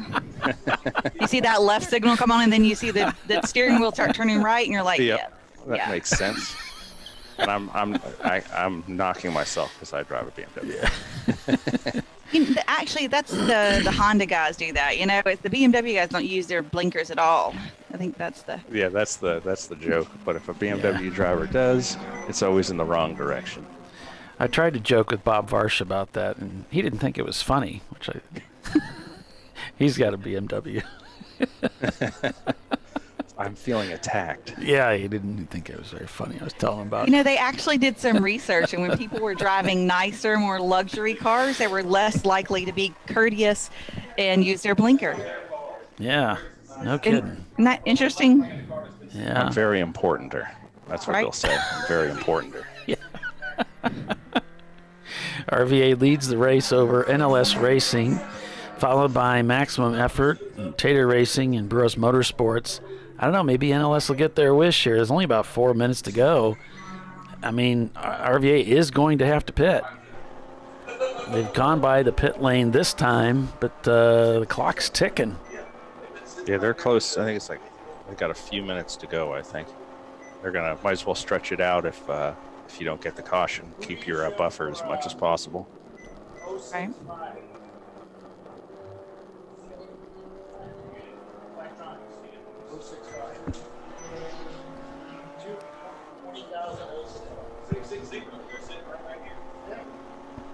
That's who we saw multiple times.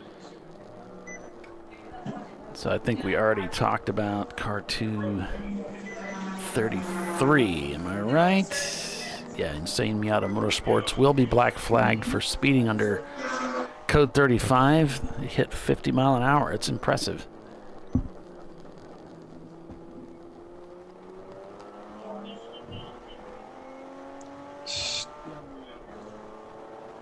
But I could see how you just kind of lose focus after a while. You just keep doing laps for lunch. They're doing lap after lap after lap, and you're just kind of waiting around, and everybody's driving slow, and eventually you just take your eyes off the little gadget. Maybe you like, well, I'm going to push into this corner to keep the tire temperature up, and then, well, yeah, but you're speeding. You can't do that, even though there's nobody around you. All right, so there's the wave. Yep, here we go. They've thrown in the towel. They're going to go ahead and pit. I'm starting to see action here on pit lane from everybody.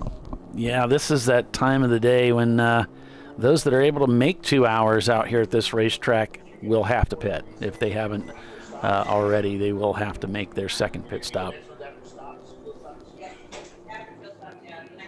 And they took it out as far as they could, but they've simply run out of time. And with that, we're going to take another station break and be back in just a few minutes. So stay with us, everyone. You are watching Champ Car Live, presented by AutoZone. We're out here at Virginia International Raceway. Stay with us. We'll be right back.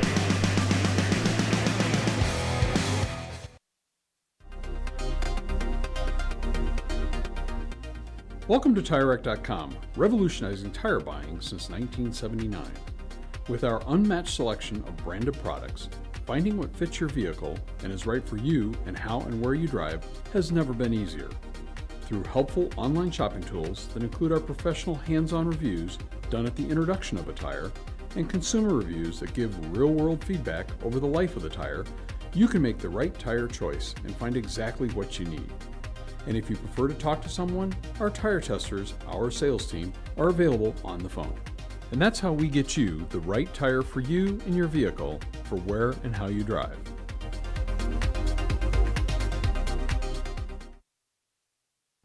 At AutoZone, you get what you need when you need it. Got a today job? Pick it up free same day at your local AutoZone. More of a tomorrow project? Order as late as 10 p.m. with free next day delivery. Getting the job done just got easier.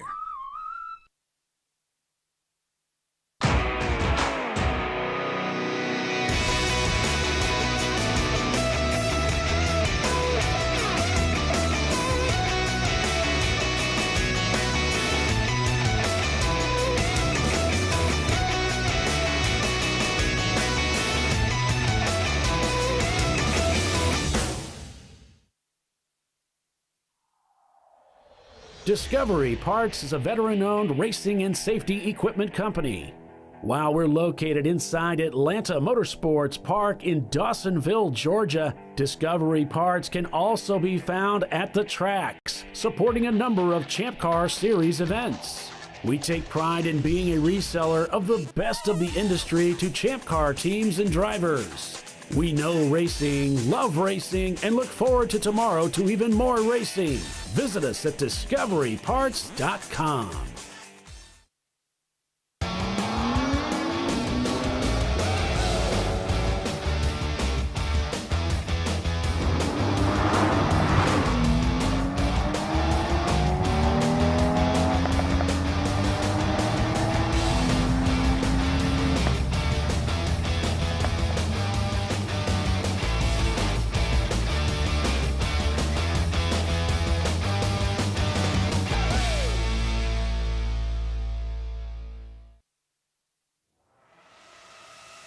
RVA Graphics and Wraps is a full-service design, signage, digital graphics, and wraps company located in Richmond, Virginia. With over 20 years of experience, RVA Graphics and Wraps offers premium signage options for your business. We are dedicated to offering our clients best-in-class service in all aspects of graphic design and application. For more information, visit us on the web at rvagfx.com.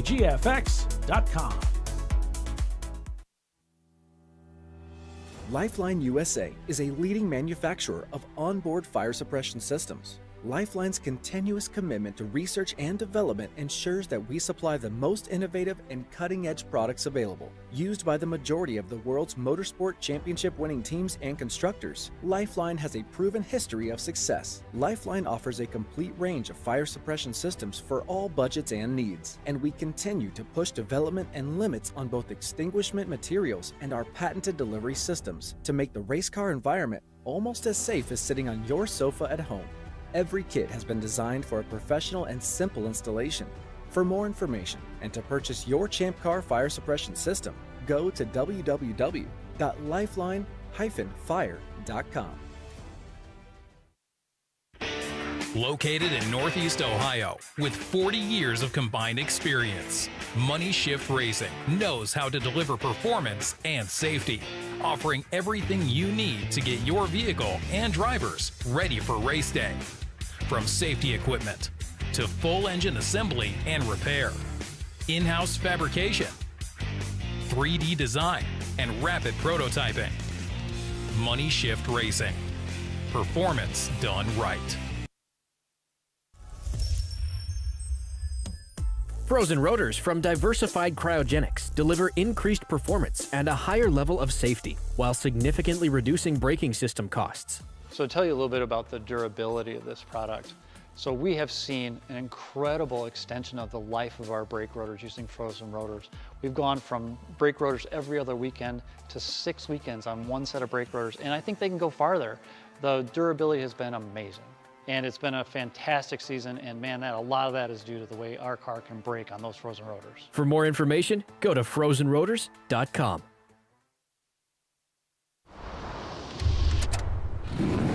Bring on the frozen tundra, the grinding gravel, the cratered concrete, the rain-soaked streets. Come on, road. Do your worst. We'll be at our best.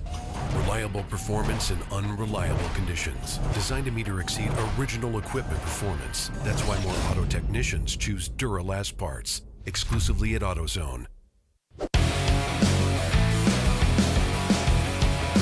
And we're back, folks. Champ Car Live, presented by AutoZone at VIR, the RVA Graphics and Wraps Oak Tree 12-hour at VIR.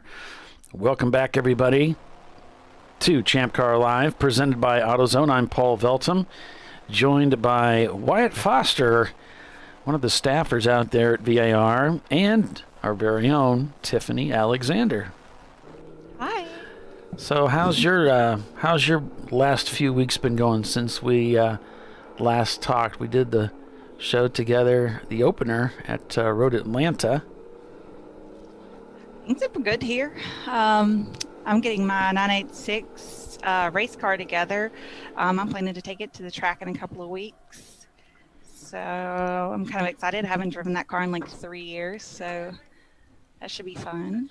I did a Chin event at Barber as a CDI just a couple of weeks. I think 2 weeks after we did the Road Atlanta race. So we ended up with good weather. So that was awesome. Just kind of getting the season started back off. It's finally, winter. In Alabama, winter's kind of mostly done here. So we're getting going again. It feels that way too here in Indiana, even though it's completely untrue.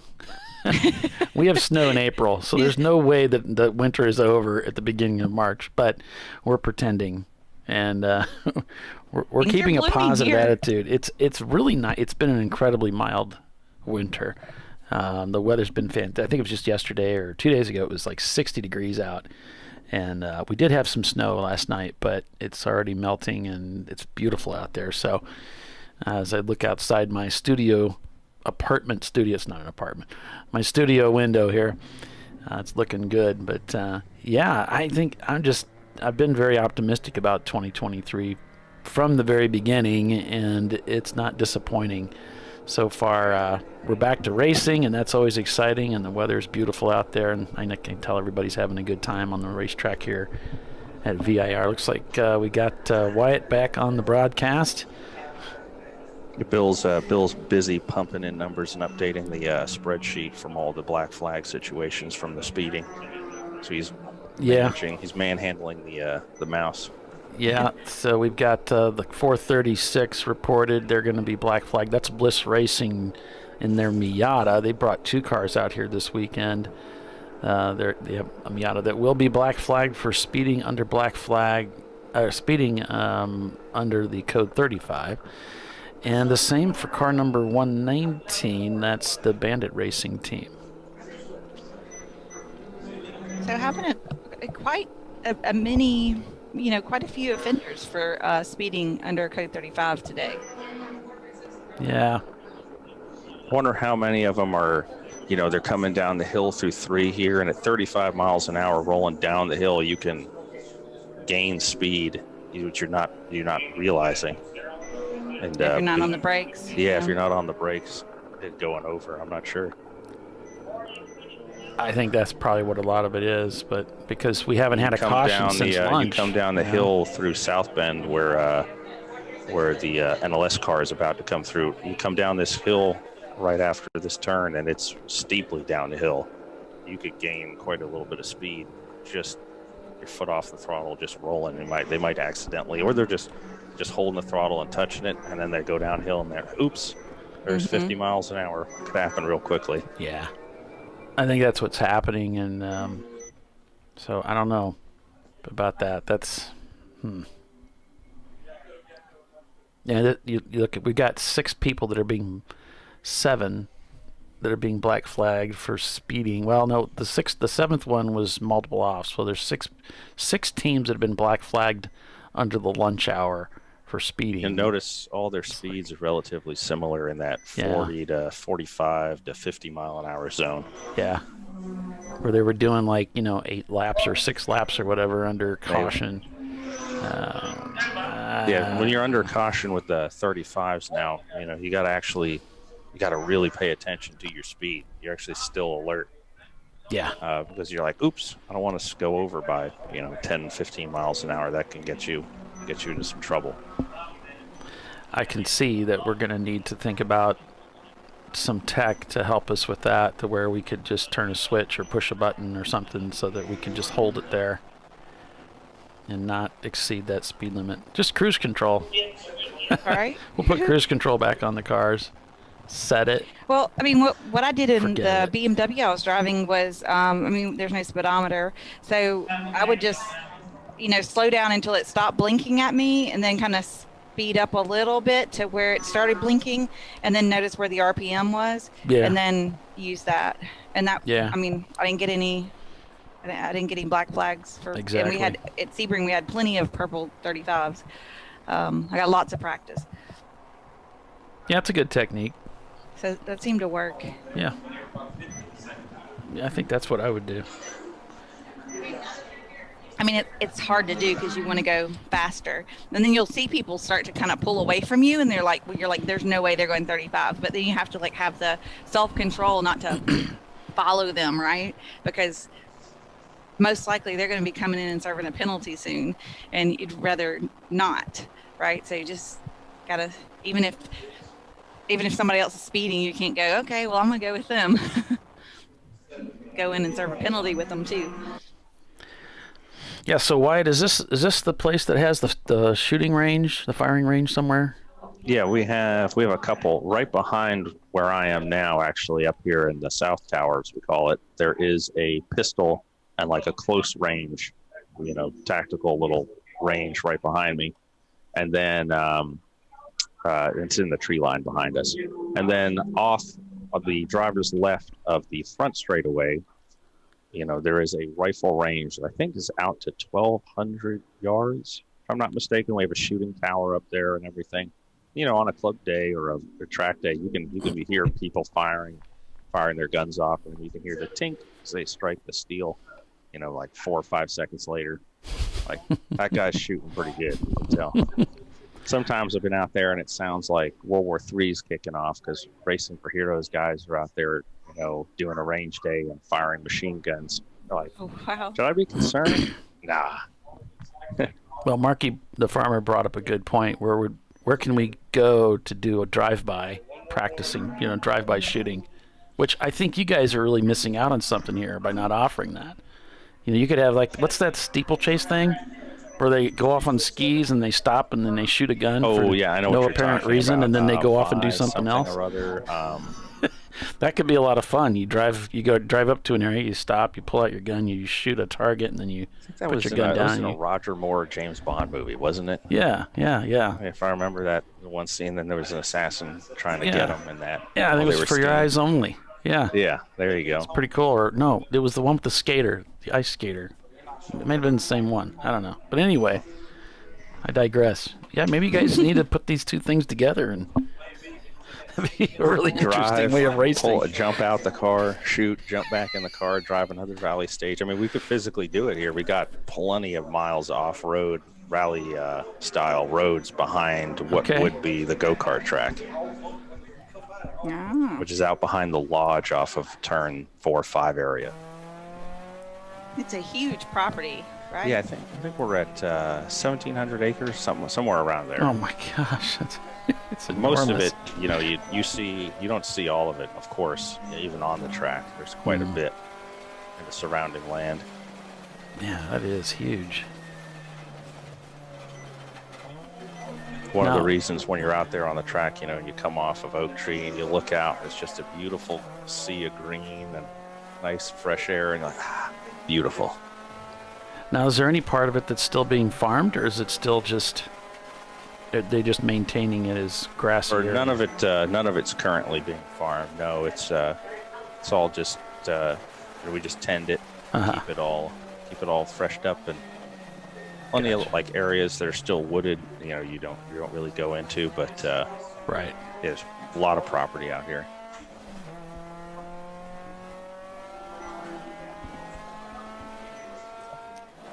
Is there any plans that you're aware of expansion, like adding hotels or something like that? I know you've already got a lodge there. Yeah, I'm not sure what's official on that. I know we're building another set of villas, which are right behind turn 7. They're going to be on the other side. So as you come out of this turn 5 here, you look up, you can see the villas here on your left. There's going to be another sequence of them around South Bend here, which is the left-hander coming up. This should be just down the hill, just left of where the driver is right now. We'll have another set coming up, and I think they're got the land, started to get graded, and then we're gonna. Not sure what the construction schedule is looking like, but I know they're in progress. Well, that would be cool, because if you are planning on to go to VIR and you don't book those villas or the hotel rooms really early on, they're always booked up. Yep. I'm just lucky I have friends who have them. Like, can I come crash there one night? Yeah. That's awesome. Because it's so convenient to stay on the property and you just, cruise over to the race or the track day or whatever. Yeah, there's food on the property. There's even a pool. Yep, there's a pool up next to the tavern restaurant. Mm-hmm. My friend Woody, he owns one of the villas, and he's in the race right now in the number 11 EC car. I think it's RCX. It's the black and white Boxster, I think it is. Mm-hmm. Oh, okay. I think he just got out fairly recently, though. His co-driver, his name's Josef. He's from Hungary, so these guys came over from Hungary to do the races and stuff. Oh, that's awesome. Yeah, I see the Virginia Tech guys still working on that car. Someone just climbed in and then back out of the car as they're working on that. RVA Graphics and Wraps leads the race. Second is NLS Racing. And then we have Burris Motorsports behind them. Followed by Average Joe's, Tater Racing, Maximum Effort, Insane Miata, and Tech Motorsports. Now if I can flip this over. Looks like Average Joe's is up to 5th now. Well, it would be 4th, I guess, because second is the 127 EC car, so they're up to 4th. Right. And their best time's 21.1, so they're actually faster than 1st and 2nd right now. I mean, best time-wise. So they got what looks like now it's a 3-lap deficit. I'm not sure what their pit strategy is looking like, though. I can't remember. Yeah, it looks like RVA is your lead C-Class car. Flat on one side is your lead EC car. Burris Motorsports leads A-Class. Average Joe's is leading B-Class. And then we'll scan down here and find the D-Class car somewhere. I imagine it's going to be Bliss, but, well, there's a prancing donkey Pontiac. Name is so long that I can't see the class, and this is why I need Race Hero. But I think they're probably using B class. We're off the screen. Branson Donkey is D class. All right. So in my scan, they're leading D class, and F class is being led apparently by Bliss Racing and their Miata, as best as I can tell. Thank you for that, Tiffany. I think car 358 piston and broke. I believe they just got a black flag for the exhaust system. It was a mechanical for the exhaust system. I think is dangling off the back of the car some way. Right. Looks like they went ahead and brought it in. I could hear a lot of clanging when they were going around the track, but well, now it sounds like it's actually just dragging on the ground.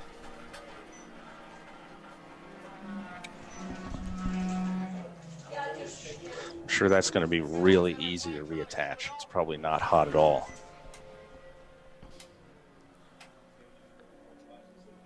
That, and they're refiring the, resetting their. Yeah, Flagtronics. Flagtronics, I think, too. Looks like Andrew. All right, we got to go to the trailer. Going to get it behind the wall. I mean, you know, we do have a restricted, not a lot of room to be working on a car, have it up in the air and everything, and they're just going to take it behind the wall and fix it. we do have a restriction of 30 minutes maximum. Get on some pit baling lane. wire, make yourself some new exhaust hangers, and let it rip. Yeah. Get that dude fixed and get it back out there.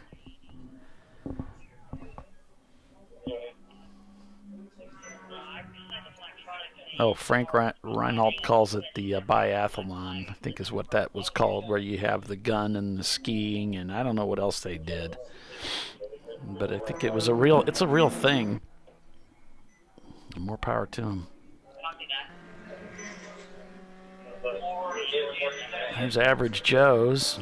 I'll look from inside the RVA car who's leading the race. And it looks like they're up about 1 minute and 7 seconds over NLS Racing. So still maintaining a lead here. And you just got to wonder how much closer this race would be if NLS could have had a cleaner race at the beginning here. Now, you know, there's so much racing to happen here. This could still come right to them.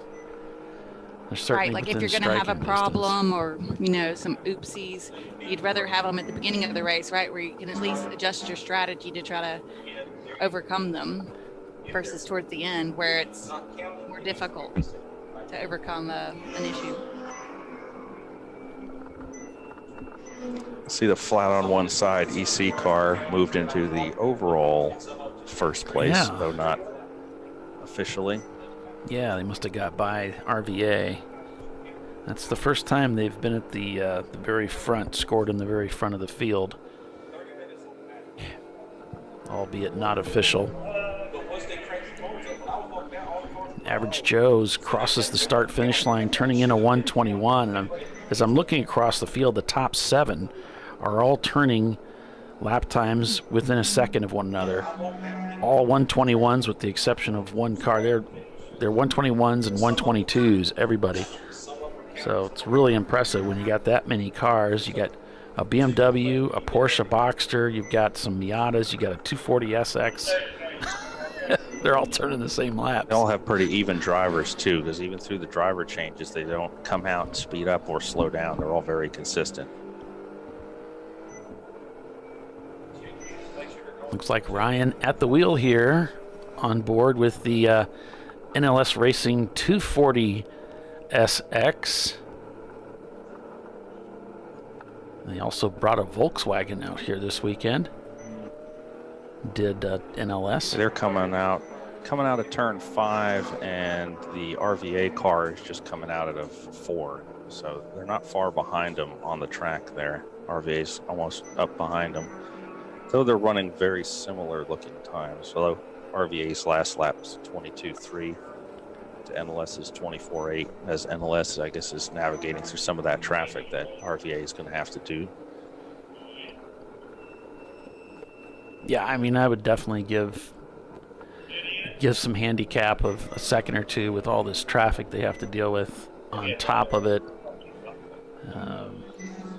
Looks like he's going to try and get by here on the front straightaway. Pretty dead even there. I think that's the Tech Sport car. Yeah. Looks like he's getting a little side draft. Get him under braking. And he's on the inside, so he should have this locked up. As long as he doesn't lock up and slide off the track. Right. Don't jinx him. I wish I had that power, but I don't. I found out long ago.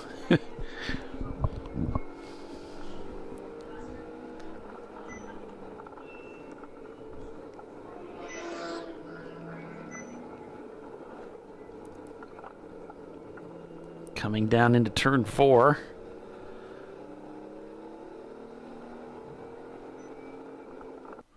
Now head up the hill here. Wrap around through 5 to head back down the hill towards Oak Tree. There's NLS going through, and then there's RVA, I believe, right there.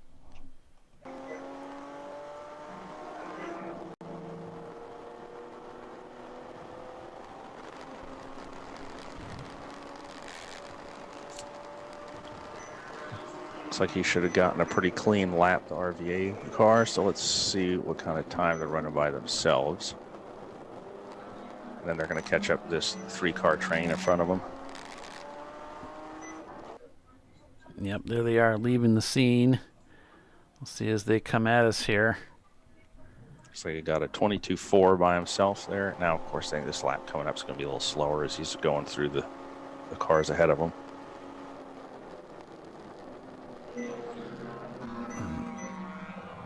Had NLS just left the frame. And that green and white BMW is your leader. Now it looks kind of a reddish orange on the inside, but it's green on the outside with that Schultz wrap. And they've been racing this car for a long time. Sure, both of their teams are on the radio too, and giving them an update on what the car ahead and the car behind is doing, egging them on. No, they'd never do that, right? You got it, buddy. You're pulling away from them. You got 4/10 out of them that lap. Keep going. Keep your driver pepped up. Keep him in his mind focused.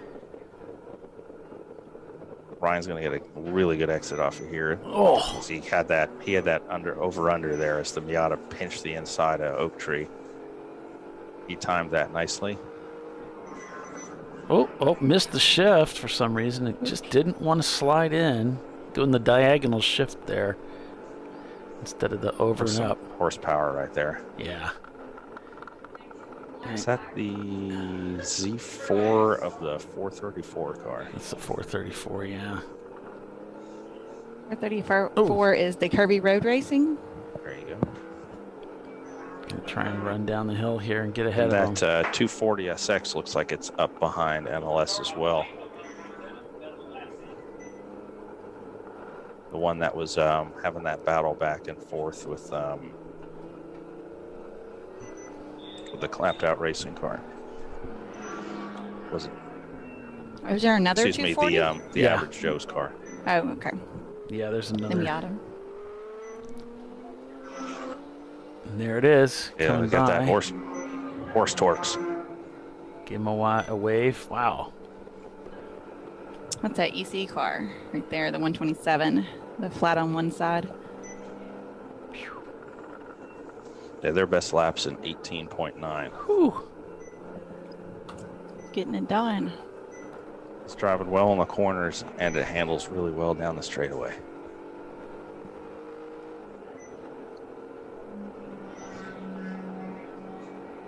And there's another big group of cars coming through 3, 4, 5 right now. Some dicing. Car drop 2 off on the right. Ooh.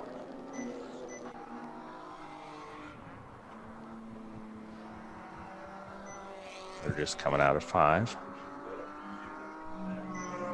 It's like right when you're in the middle of that, you're like, all right, what do I look? Do I look forward at the guy I'm trying to pass? Do I look behind me at the car that's trying to pass me? Where am I going? What am I doing? Don't forget about the guy behind you. Yeah. Yep. It's like, all right, I'm going to go try and pass this guy. I'm going to pull the inside. And meanwhile, there's a guy already to the inside of you. And you're like, I'm awake. Hold on. Whoa. We totally smoked and missed that corner. Oh, man, that big lockup. I think maybe that's the case, White, of looking in your rearview mirrors instead of what's up ahead of you. And then suddenly, I'm out of racetrack. It's a turn. But wait, there's more. So you're right. Not in a good way. We can go back and take a look at that. That was a bit of a heart stopper there. Unfortunately, my text is right in the way.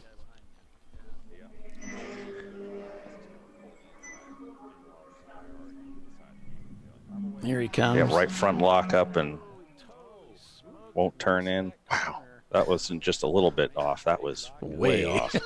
Luckily, here in the South Course, it's a very safe track in that regard where you have a lot of room over there. Yeah.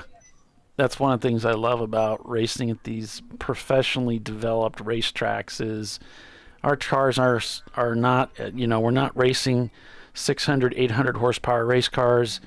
When we lose it, we make a mistake, we're probably not going to hopefully tear up anything. Make it all the way to the barrier or anything, typically. Yep. If it's designed to be professional friendly, it should hopefully be beginner friendly. Right.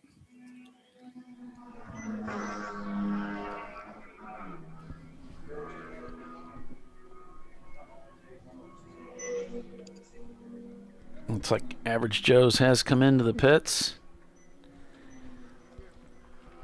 Under green, probably we're hoping for a caution, but I don't see anybody around the front, so maybe they're putting fuel in it and changing drivers. It's one of the disadvantages of sticking a camera. RVA and NLS race, I'm sure it's going to be like, since they're on that 30-minute split, one of them's hoping that 30-minute split, the caution lands for them. Right. So this thing could shake up at any point if that happens for either one of them, and not the other, of course. Right. So with that, we're at the bottom of the hour, folks. We're going to take a quick break for commercial and be back in a few. So stay with us. You're watching Champ Car Live, presented by AutoZone. RVA Graphics and Wraps is your leader. We'll be right back.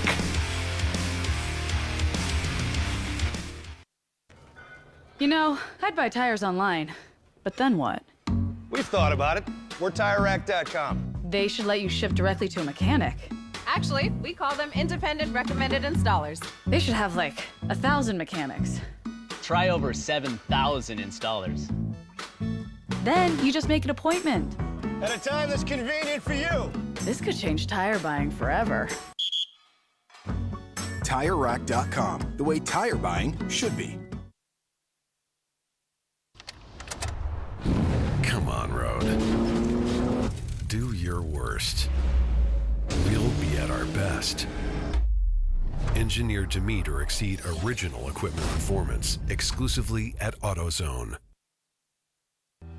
Lifeline USA is a leading manufacturer of onboard fire suppression systems. Lifeline's continuous commitment to research and development ensures that we supply the most innovative and cutting-edge products available. Used by the majority of the world's motorsport championship-winning teams and constructors, Lifeline has a proven history of success. Lifeline offers a complete range of fire suppression systems for all budgets and needs, and we continue to push development and limits on both extinguishant materials and our patented delivery systems to make the race car environment almost as safe as sitting on your sofa at home. Every kit has been designed for a professional and simple installation. For more information and to purchase your Champ Car fire suppression system, go to www.lifeline-fire.com.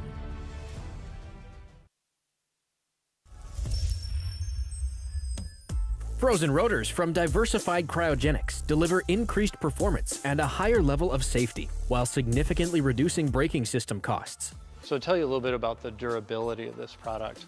So we have seen an incredible extension of the life of our brake rotors using frozen rotors.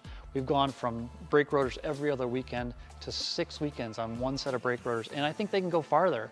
The durability has been amazing. And it's been a fantastic season, and man, a lot of that is due to the way our car can brake on those frozen rotors. For more information, go to frozenrotors.com.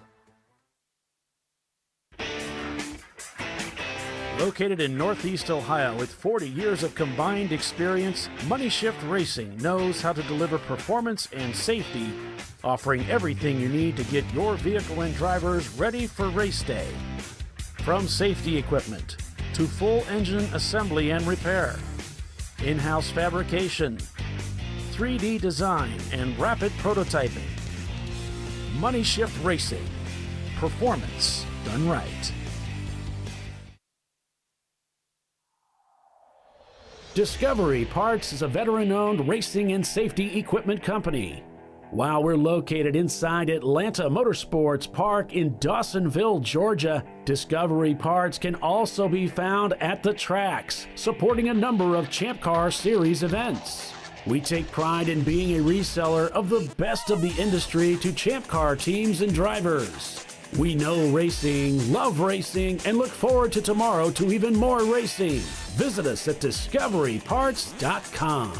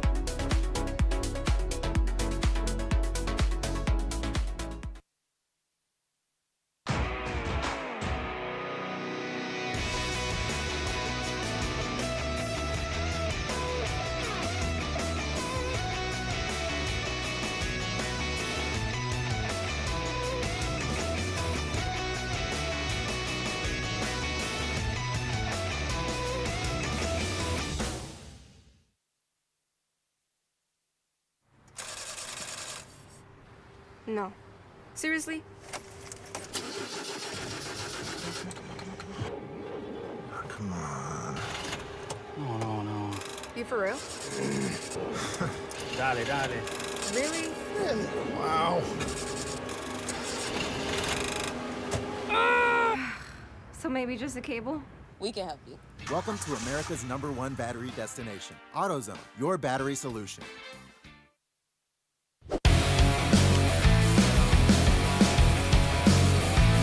And welcome back, everyone, to ChampCar.Live, presented by AutoZone. It is the TireRack.com Champ Car Endurance Series race. The RVA Graphics and Wraps Oak Tree 12 Hours at VIR. I'm Paul Veltum, joined by Tiffany Alexander and Wyatt Foster, as we're calling the race for you here. We're about, we went green at 9 a.m., It's 1:30, just past 1:30 in the afternoon. We're not going to see a checkered flag until 9 o'clock tonight. So thanks for joining us, everybody, here on ChampCar.Live. Appreciate the likes and the shares. And just appreciate having you along more than anything.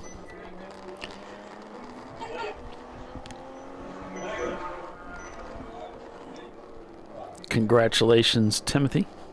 Good to hear. I'm willing to bet you're going to be at Road America this year. Whoa. What are you doing here? Where are we going, Tater? Seeing the sights. I think he cut the course. The 321, the white E30 from turn 5 that we replayed earlier, they also had under commercial break, they had another exciting little moment coming down turn 3 and went straight right where this car is going through. Oh. Oops. I'm sure that driver's fully awake now. Maybe having some braking issues. That's what I was wondering. If your ABS system goes out on an E30, it's very heavily forward biased, so it is very easy to lock the front tire Easy to up. lock them up, yeah. I had a lot of trouble with one of the BMWs I raced that was acting kind of weird with brakes, so I can relate to that. All right, so braking down into Oak Tree here. And the idea is to carry speed in here and then come off this thing strong. Use all the racetrack. And a little bit more. Using up past the rumble strips.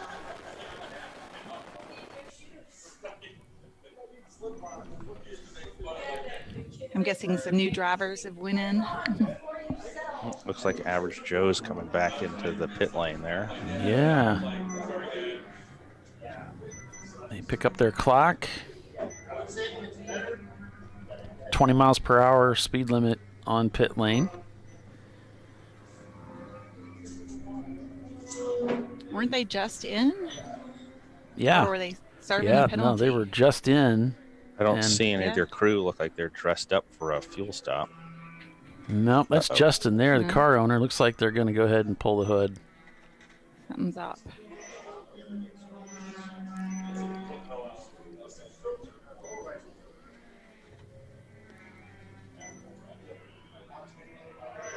He's looking for a dipstick. It's right on the top of the engine here. Is he checking? I'm not sure if they'd swapped engines. He looked like he unplugged and plugged something back in. Yeah. He's I think he's pulling ignition coils off to see which cylinder is missing. I'm gonna guess. Yeah, I think they got a dead hole, and he's trying to figure out which one it is. Yeah. In fact, you listen to that engine. He's taking them on, waiting, and then he's like, this one. Hear that? Yeah, it's got a dead cylinder. Damn. That's a shame. They cut the engine. So he's going to go to work, and, you're just hoping it's electrical, of course.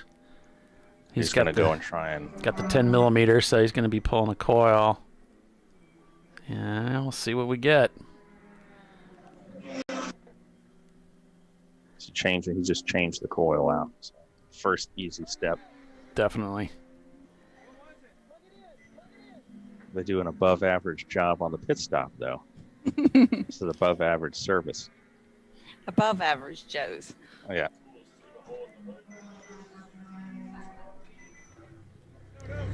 No, it's the same. Not sure if I think Rodney's in the car saying, just plug it in, just plug it in. Yet? But, Oh, you know, let's really. see. And now, let's see. No. I'm hearing 3.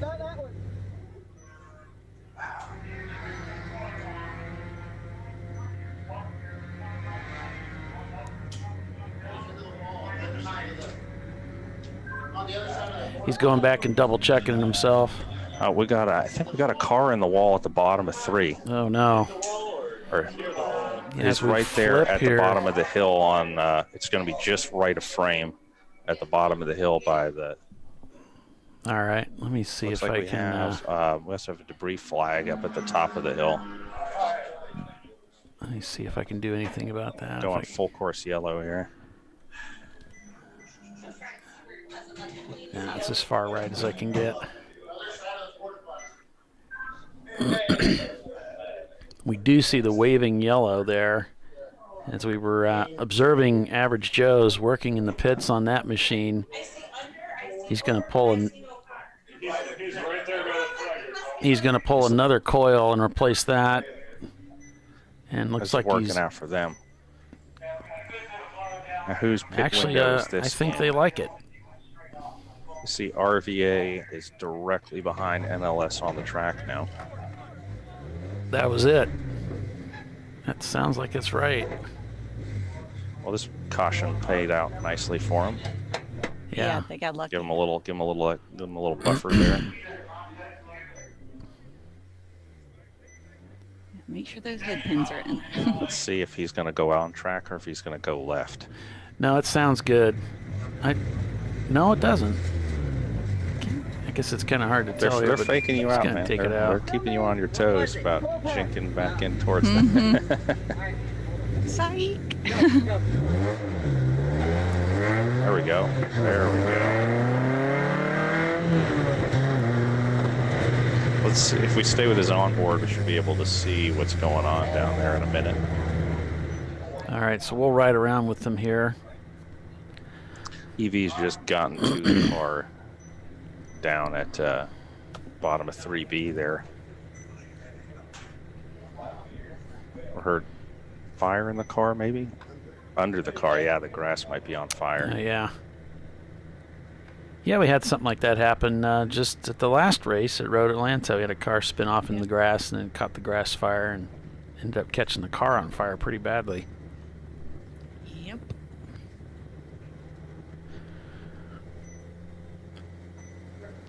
I can't see the condition of the car because it's perfectly hidden behind the porta potty and the tire wall. I can just see the top of the wing.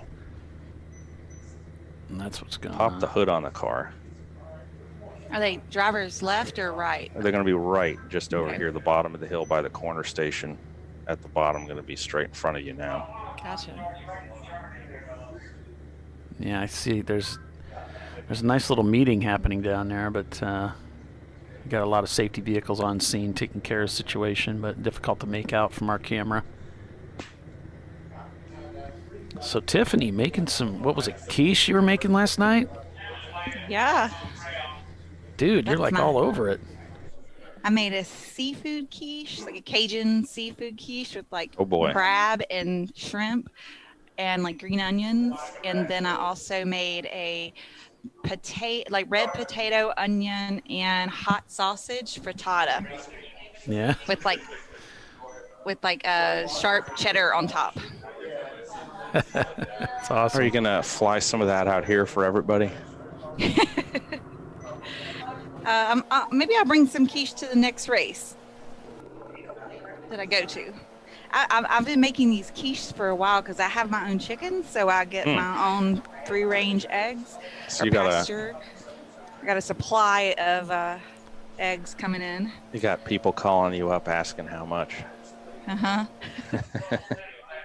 And so, like, I don't like dairy doesn't get along with me, so I don't like quiche that has milk or whipped cream, the whipping cream or the heavy whipping cream, you know, that always upsets my stomach. So I've been trying to make this recipe that's using almond milk And then I've used other ingredients to add the richness. So I've used anything from like an olive oil mayonnaise to a Greek yogurt to other things to try to get that texture the same and the flavor the same. So dialing my recipe in. Yeah, for sure. Then we get to experiment and eat all the mistakes. My mother likes to cook with almond, and so she'll get me some almond cookies, and you're like, "Are these flour?" No, they're almond. You're like, "I can't believe that." Isn't that crazy? Yeah, I've got some almond flour. My next thing I'm going to try is a keto cheesecake, and use almond flour for the crust, and then cream cheese and stuff to make the cheesecake part. It's the race car driver diet right there. Got to keep lean and mean. Right? You got to fit in that driver's suit. I don't want to buy another one. Yeah. They're expensive. I know. And they're not comfortable when they're tight. No, they're not. The cool shirts don't work as well. Everything's a problem. Right. Ergonomics is important when driving. Driver comfort is worth a lot in terms of speed. I see EVs out walking up the crest of turn 3 looking for oil. So that might have contributed to this car. Now they've got it on the flatbed, so I imagine they see it leaking and they're worried about just flat towing it back leaking. So they got it up on the flatbed now.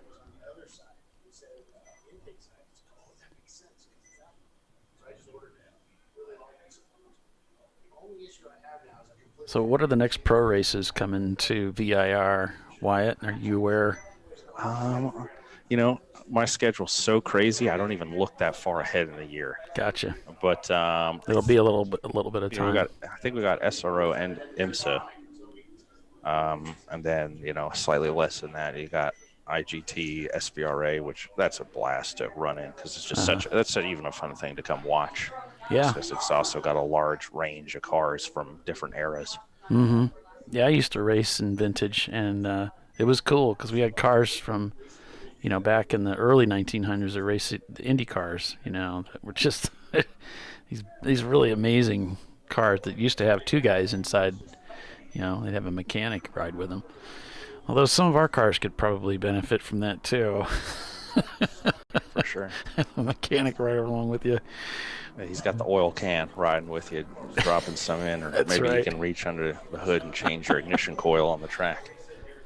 Somebody did show up with something like that. I can't remember. They had an accumulator inside the car, and they would add oil as they were racing because it was using so much oil. 1920s, 1910s Indy cars, the guy with the oil can, and the valve trains, top of the valve trains out in the air. So then that was a sandy, dusty track, so they were going out there, and the mechanic was leaning forward and oiling your rockers.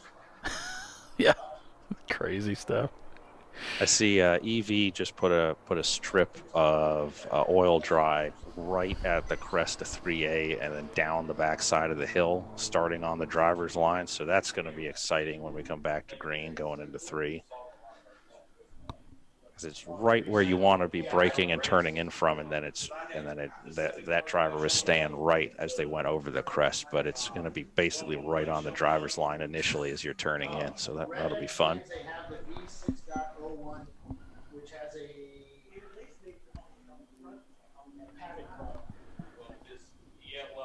he's been in the paddock and now he's back green. He doesn't have red X anymore. Yeah, so you need to update that. That EV vehicle is going to come into shot here as they come through Oak Tree. I still can't see the car number. Yeah, doesn't look like we're going to get a view of it. Looks like it's a dark E36. Yeah, if we had Race Hero, we would know. But that's okay. Laura's busy. I think this is one of her first races, so she's got a lot on her plate. So you just walk down and check them all while everybody's getting ready. Yeah, because we go by and check fireball and stuff, so we can just look. It's car 993. I think it's clapped out racing. Okay. Car looks okay on the right side, and I think that was the side that was next to the wall. So I guess it could have started as a mechanical issue. Wyatt, thanks for staying on the broadcast with us for so long. Appreciate you. Yeah, it's great having you. Might hop up here in a little bit, give it back to Chris. You show back up. I'm gonna Might pop over to the other side, see how my chin guys are doing a little bit. But this has just been so exciting watching back to yellow now. Speeding back up, green flag. There we go. I'll pull those. RVA is directly on the rear bumper of NLS. I'm like, what are these guys going to do? Yeah. NLS is not going to want to let him go by him. No. No, you don't. This is one of our higher level teams. You can be absolutely sure that he's fully aware. Yeah, these are two national champions, right? Back to. I think don't RVA think NLS is a national champion, but RVA sorry. does. They're the only two-time champion. So yeah, they absolutely know what's going on. And this is the car that won both championships. So it looks like NLS has got some good cornering speed through 3, 4, 5.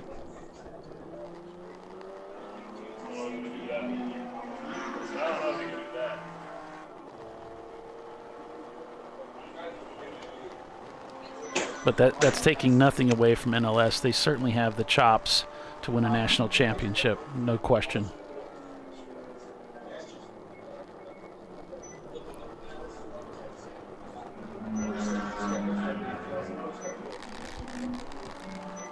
All right, let's see what kind of drag race we got. Wow, that was exciting in front of him as he cuts through the traffic.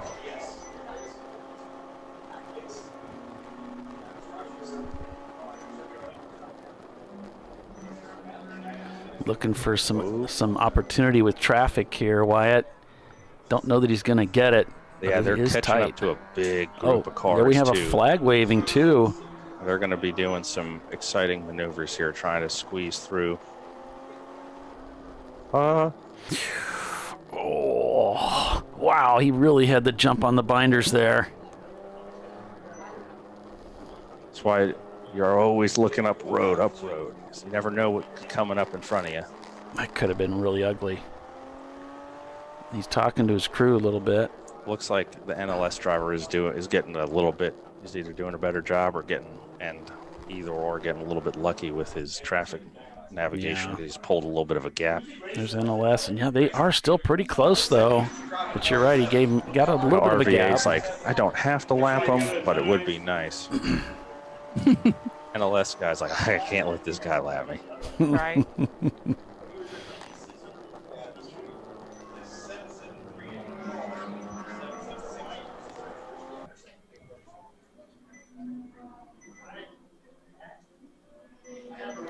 I think they already It's like he went pulled by about there. a 3 or 4 second gap on him over that lap with the.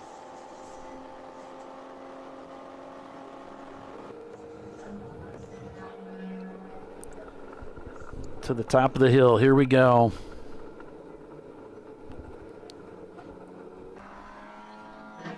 Still seeing a flag being waved. I'm not sure if that's a black flag. Are they black flagging over there? 3 more cars in front of him coming down the hill. They're blue flagging for him, but he's got nowhere to go. Ooh. Yeah. Traffic jam. Yeah, there's just no room through there. If you look up in front of him on the shot, he's like, where do I go? It's like, who's moving through who? Just a giant group, and NLS right at the point of it. And you can see poor RVA just caught up in all this traffic. Just boxed in. They let themselves kind of drift back a little bit. They still have that buffer, so they're not feeling quite as pressured, I'm sure. Reason they do so well, they always have a very measured, both those teams though, but they always have a very measured approach to the race.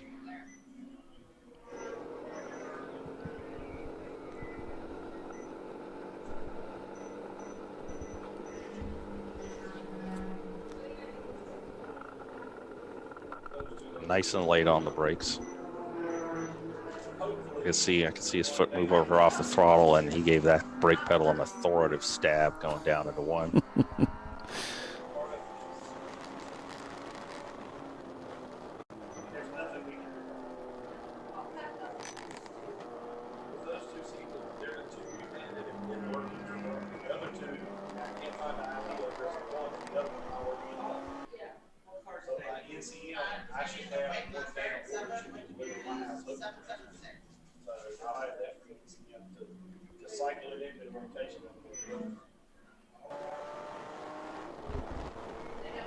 Yeah, I'll have both sets of time here. Looks as if as they went through the traffic, it looks like RVA caught back up a little bit. The gap has not come down. Yeah, there's NLS going through, and there's RVA. Not far behind. Look, RVA's trying to get some draft off of that car in front of him. You saw him cut over hard right to keep in line.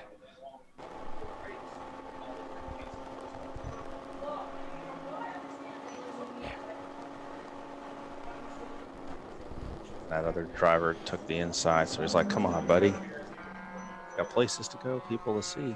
You can see the flagger right here in the shadow bottom of your screen. It's like, blue flag, come on. Just keeping everybody aware. In Champ Car, that blue flag is not a passing flag. Yep. So we're working down through this 3-4 complex. The auto driver in front of him is doing a good job.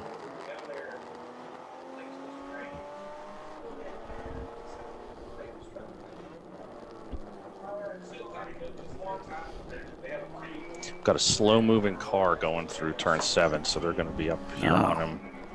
Oh, he's speeding back up a little bit now. Giving it all she's got. E36 that was coming down the hill, but I think they got it back up.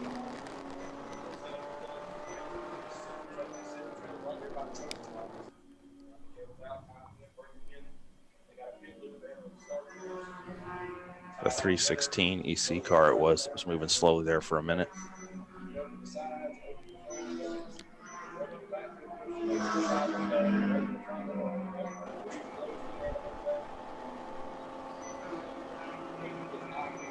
Looks like he might have the inside. Yeah, he's been working on this guy. I think he's got it done. That driver in front of the Miata is like, you know what? Why don't I follow you a few laps? Let's see what happens. You let him have that one. Now it looks like just one car separating them again. So he can get by this BMW. He might be able to get another bite at the apple to get by NLS. He's wondering, he's like, are you going to go left? Give me the left side. Are you going to go right? See that indecision there for a split second. Nice. Trying to figure out what the driver in front was going to do. Not sure if he was ready for that. Boy, they really jumped into that. NLS got choked up here coming through 7, so he's going to gain.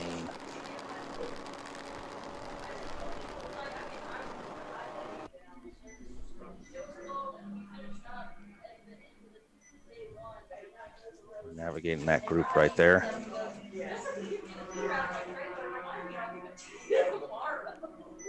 Yep, they're just up ahead there. There's NLS, and there's that gap's RVA. Come down another second or so that lap. The way traffic played out, and NLS looks like they're going up into another big group of cars.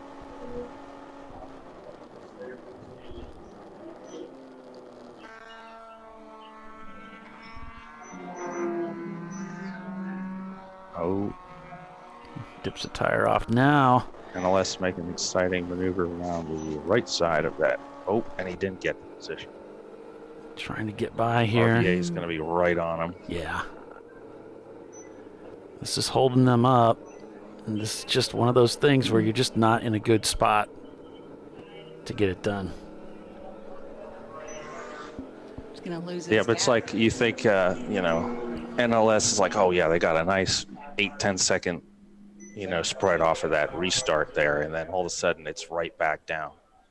Because it comes and ebbs and flows. Sometimes you get lucky with where you catch a car, and sometimes you don't. And now RVA is close enough to touch him.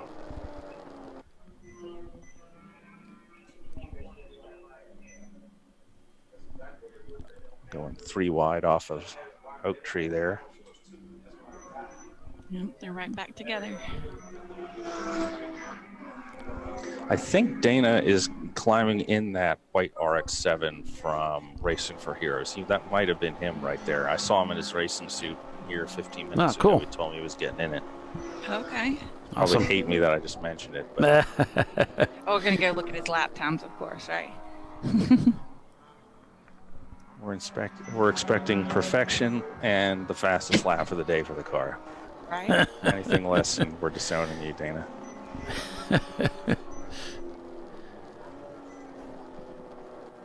Lots of exciting racing out here at Virginia International Raceway. We're going to take a quick commercial break and be back in just a moment, so stay with us. You're watching Champ Car Live, presented by AutoZone. RVA Graphics and Wraps leads this race, but will it continue? Stay with us. We'll be right back.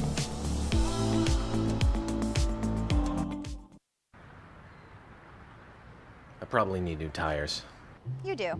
What if they sold tires online? We do. We're TireRack.com. They could offer lots of tires. We have so many tires. And help you find the right tire. It's called the Tire Decision Guide. Oh, and they could ship them to a nearby mechanic. We shipped over 7,000 independent recommended installers. This is an amazing idea.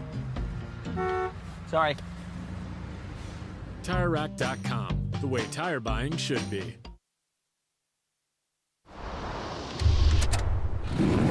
Bring on the frozen tundra, the grinding gravel, the cratered concrete, the rain-soaked streets. Come on, road. Do your worst. We'll be at our best. Reliable performance in unreliable conditions. Designed to meet or exceed original equipment performance. That's why more auto technicians choose Duralast parts. Exclusively at AutoZone.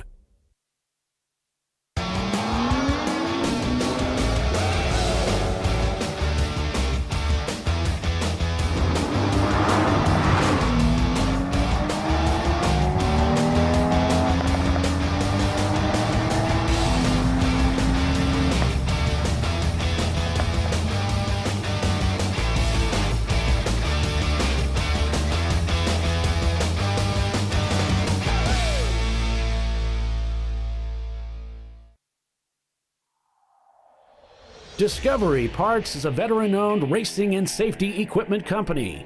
While we're located inside Atlanta Motorsports Park in Dawsonville, Georgia, Discovery Parts can also be found at the tracks, supporting a number of Champ Car Series events. We take pride in being a reseller of the best of the industry to Champ Car teams and drivers. We know racing, love racing, and look forward to tomorrow to even more racing. Visit us at discoveryparts.com.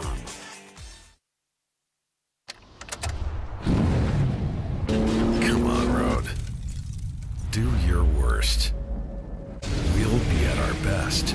Stress tested to meet or exceed original equipment performance. Exclusively at AutoZone.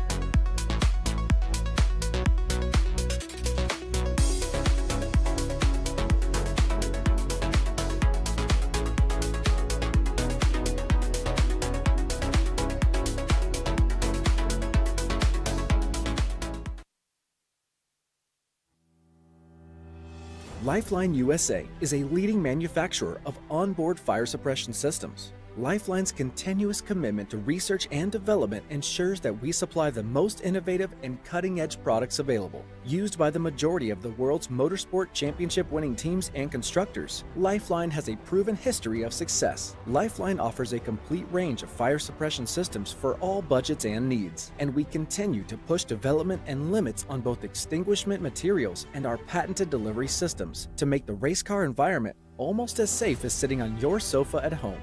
Every kit has been designed for a professional and simple installation. For more information and to purchase your Champ Car fire suppression system, go to www.lifeline-fire.com. Located in Northeast Ohio, with 40 years of combined experience, Money Shift Racing knows how to deliver performance and safety, offering everything you need to get your vehicle and drivers ready for race day. From safety equipment to full engine assembly and repair, in-house fabrication, 3D design, and rapid prototyping. Money Shift Racing. Performance done right. Frozen rotors from Diversified Cryogenics deliver increased performance and a higher level of safety, while significantly reducing braking system costs. So to tell you a little bit about the durability of this product. So we have seen an incredible extension of the life of our brake rotors using frozen rotors. We've gone from brake rotors every other weekend to 6 weekends on one set of brake rotors, and I think they can go farther. The durability has been amazing. And it's been a fantastic season, and man, a lot of that is due to the way our car can brake on those frozen rotors. For more information, go to frozenrotors.com. I did it. You see how it's... That's it. We did it. You did it. You can do it. The path to I did it starts at AutoZone. Get in the zone.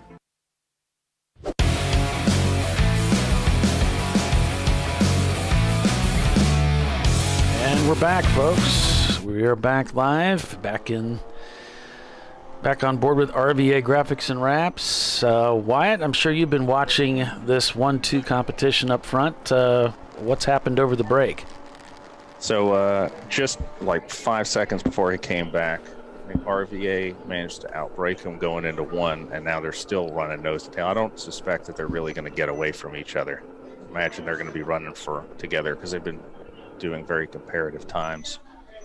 But he just outbroke him into one and then finished it off on the exit. So we'll see. It's going to be exciting for the next little while until one of them has to break off for a fuel stop.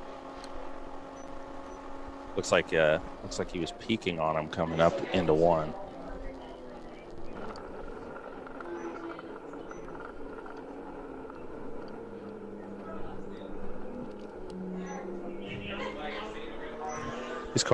Those two cars are very evenly matched, though.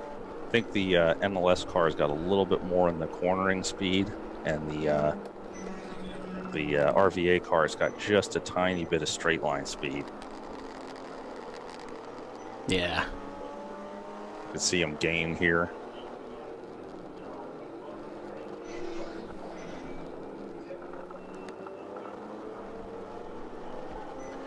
If you're just joining us, it's the RVA Graphics and Wraps Oak Tree 12-hour at Virginia International Raceway. And we're now watching first and second place, dueling it out for basically a lap. But it's basically a lap position change here.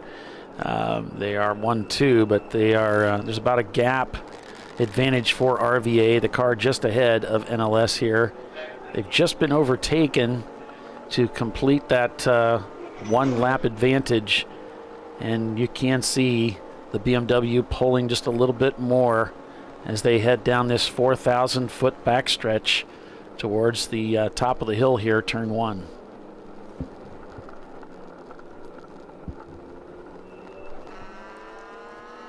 Well, Paulie, Tiffany, I'm going to hand the microphone/headset over to Chris for a little bit. I'm going to go check in with my guys on the North Course. I might come back here later, maybe when the sun's down, see how you guys are doing. Thanks, sir. Appreciate you, brother. Appreciate you doing that. Yep. If Tiffany's there, if Tiffany's not there, just tell her I said thank you, and I'll catch her in a bit. Okay. Thank you. That was Wyatt Foster, one of the staffers and a longtime member of Champ Car, handing off the headphone duties. Chris Huggins back with us. Chris, thanks for hanging out with us today and hanging out up in the tower there and bringing your perspective with us too to the show. Really appreciate it. Oh, there's trouble in race control now. They've left me unattended with all the technology. Uh-oh. Which buttons do I push first? Bill's. Just pick one, yeah. Oh, I pushed his buttons earlier. That's why he left. That's our favorite buttons to push. I asked him to go get me some footage. He's asked me to make some promotional videos for Champ Car again. I said, well, I can do that. What would you think about getting us some footage that's not 3 years old? He's out there with probably the world's biggest camera. Yeah, right. I'm not sure if he's photographing the moon or the race cars. Right. Exactly. Like, is this Takes really his job necessary? very seriously. You really don't need a $20,000 camera to do this, Bill. Yeah, I mean, I think we're going to be able to see the stubble on Dana's face as he comes terrified around the turn. That's funny. Oh, man. So giving a little bit of a rundown here to get you up to speed on where things are. RVA Graphics and Wraps leads this race in the number 111, followed by NLS Racing 1 lap down. Then it's Burris Motorsports in third place. And remember, Burris was black flagged at the beginning of this race, or very early on in the race. I think it was for dropping fluid. So they've got that car hoisted back up high in the standings. Tater Racing also there in fourth place. Maximum Effort follows them. Then it's Insane Miata, Tech Motorsports, Average Joe's, Warrior Racing, and Chump Change. Looks like that rounds out the top 10 right there. C-Class being led by RVA. Then we have A-Class being led by Buraz. CEC is being led by Flat on One Side. B-Class by Maximum Effort. And D-Class, I'm just going to go down through here. I believe it is the Prancing Donkey Racing Team in their Pontiac Trans Am of the 1985 vintage. Oh, and we got F-Class too. I forgot. Shoot.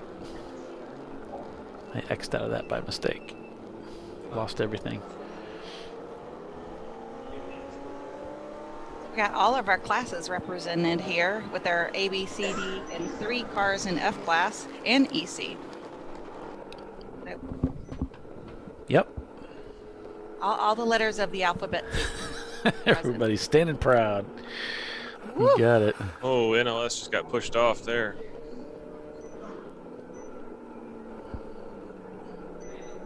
If he had a mirror over there, it wouldn't be there anymore. Looking for a way by. Do you see me? He's a little nervous to get up next to him now. Yeah, and he's being on the outside heading to 1 isn't really of hardly any value. He's got some slower traffic up ahead, and that allows RVA to swing by them again. Oh, and there may be contact out. Oh, wow, things are really tight and crazy up at turn number 1. And he's looking for a way by. He's like, look, man, why do you have even a dog in this hunt? Just let me through. This is 1-2. It's like he outbraked himself into turn 1 there and almost collected that gold bronze-looking car. Red. I thought it was red. Did you get a number on that one? I really think the BMW was ready to fake go to the left and let NLS through, and then suddenly sees, no, he stayed over there. I think he could have swung by very easily if he would have moved over to the right.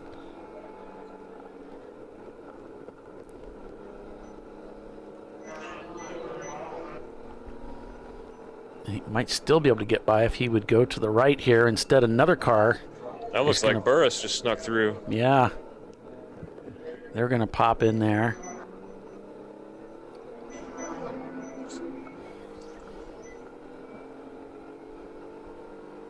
I mean, Burris is currently running in 7th place. I'm seeing on more than one occasion NLS having to take 2 stabs at 3rd gear. Or was it 5th gear? There's 4th, there's 3rd, so it was 5th gear. I see him having some trouble with that 5th gear grab.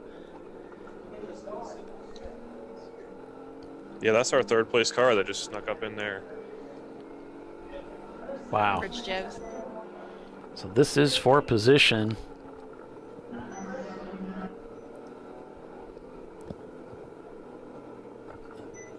Both cars having trouble getting by the red BMW, and this is exactly what NLS needs to do. Just stay right.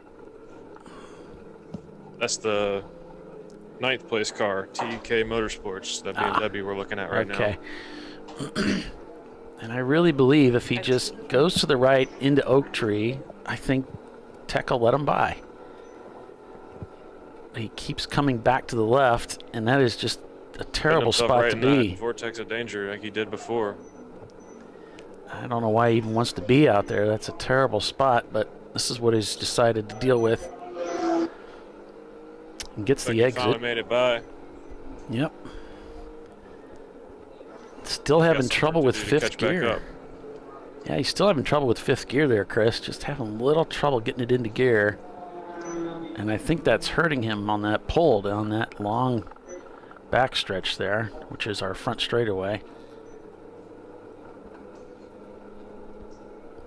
Yeah, that little battle that lasted, what, 2 laps, that really cost him a lot of time.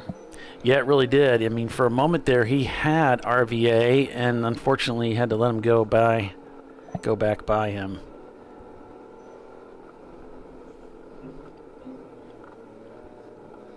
So there's RVA up ahead. He got back around Average Joe's though, right? I don't see them ahead anymore. While he was playing with the I didn't see them, yeah. Yeah, they're past Average Joe's on track. Average Joe's is coming through turn 5 right now. And they're going through turn 10. See them as they come down here for Oak Tree. They're on different laps, so unless it's trying to make up some laps.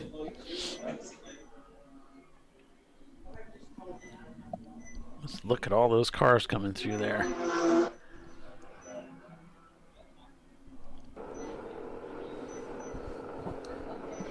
Has he already gone to 5th here?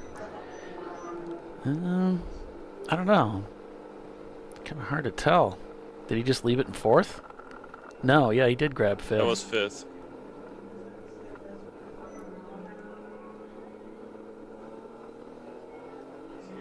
Just stands on the gas coming out of 1. You can even see the back end beginning to step out a little bit.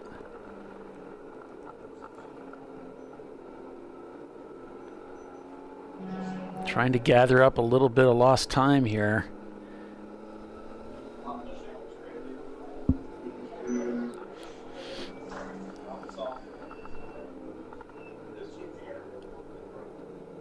A lot of shifting at this track for them, it looks like. Having to go to 4th and then right back to 3rd a couple times. Let's see if he can come down the inside. Yes, nicely. There's that struggle for 5th gear again. Double push it in. Comes swinging down around the outside here. Down to 4th. Probably grab 3rd somewhere in here. Or, no, I guess he's going to let it tug out of 4th gear. Uses all that track, really keeping that speed up.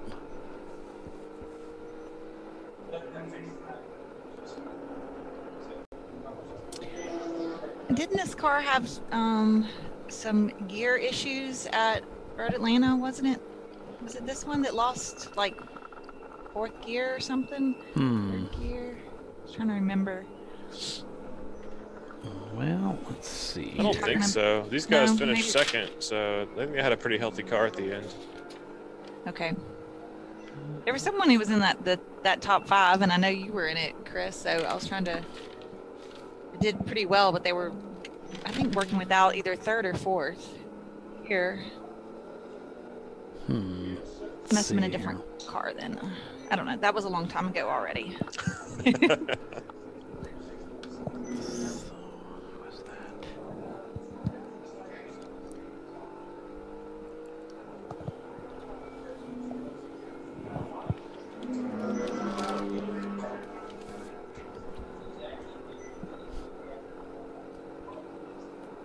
Looks like he's got a little open track now. Let her rip for a minute at least. We're getting into this middle section of the race where nobody remembers what happened, but it's all important. Everybody up here in race control looks like they want to take a little bit of a nap after having lunch. The downside of lunch. Almost halfway done.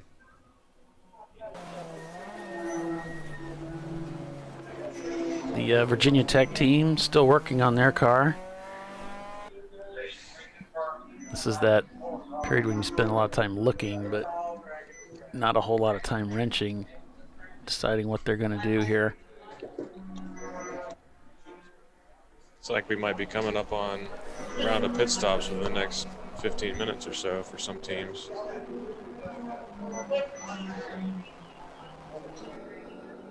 I sure miss Race Hero.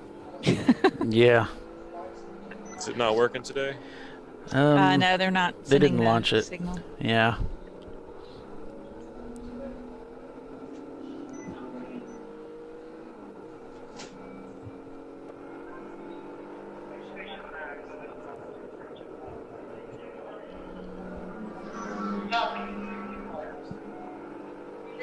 This gives us so much more information. Yeah, it does. It really helps us. But, And it's all about us, right, Polly? it is. More important. So there we got a car dragging exhaust. Car dragging their exhaust. They're coming in, Chris. There was somebody cut in front of them, too, to get in. Oh, a tight entrance there. Yowzers. To pick up. That's our EC car leader. Cut right in front of him. Yeah. Talk about a dive in the pits. Okay. Not much deceleration room at this track, too, so got to get it hoed down fast. Yeah, the track officials and Champ Car staff don't really like it when you come blasting into the pit in. I was standing down there a couple minutes ago, and it feels very vulnerable when you're standing right there with basically nothing between you and cars accelerating straight at you. Yeah.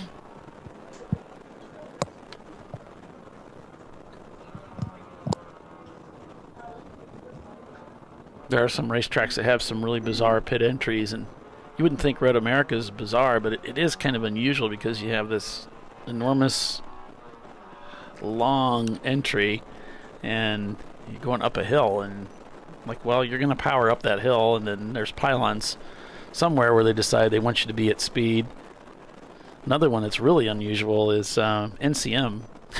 That's a really bizarre NCM entrance. and Road Atlanta have like a completely different course where you go through to get on track. Yeah. Mm-hmm.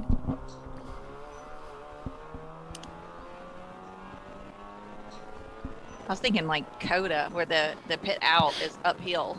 Like, you're struggling like with the gear. That makes it a little difficult.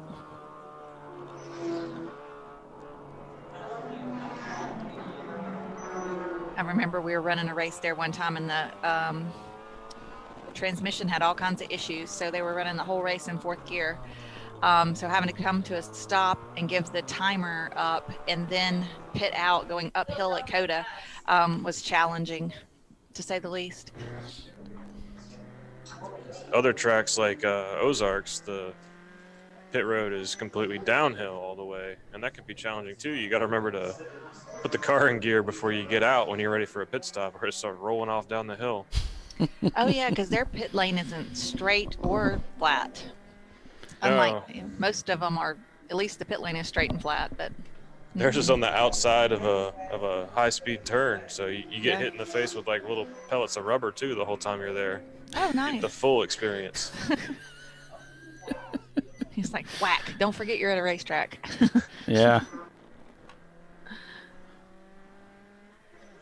That rubber is not very soft when it hits you in the face, though. Like, no, and then when you blow your nose and it comes out black, you wonder if you... Like for sweeping chimneys in your sleep or something. I think the dash panel on this car is shaking around quite a bit. Yeah, it's like in pieces. They got it cut and it's kind of left it like that. When I left out this morning, he was doing pretty good. Now he looks like he's falling back a little bit. They had a coil pack go bad, so they had to come in and figure out which coil wasn't firing, and Justin just picked the wrong one, which is really easy to do, and then went through the process again because that didn't fix it, and then figured out which one it was and changed that one out, and then sent him out. Ah, yeah. But even with that, they're in second place. Unless mine have... I was looking at the scrolling thing on the left. Looked like they Oh were no, in 10th. mine. You're right. Mine locked up. I just noticed that. I just refreshed it. Unofficial, of course. It'd be there's just two there, so it'd be 8. Yeah, there's 2 EC cars. I was like, let me refresh this. Oh, everything changed. Yeah, I think Rodney's back in the car. Rodney Earwood at the wheel.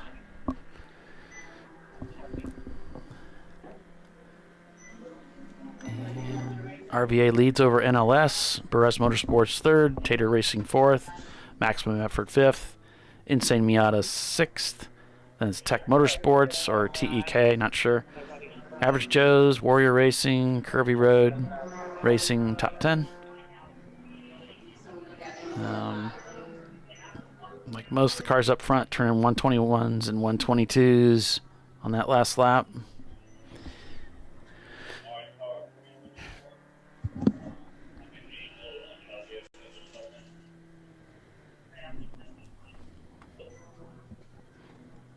And there's Bliss Racing here up ahead. Struggling with that clutch. Still keeping it out on the racetrack, though. And NLS, looks like they got back around RVA. So these two guys are just going back and forth.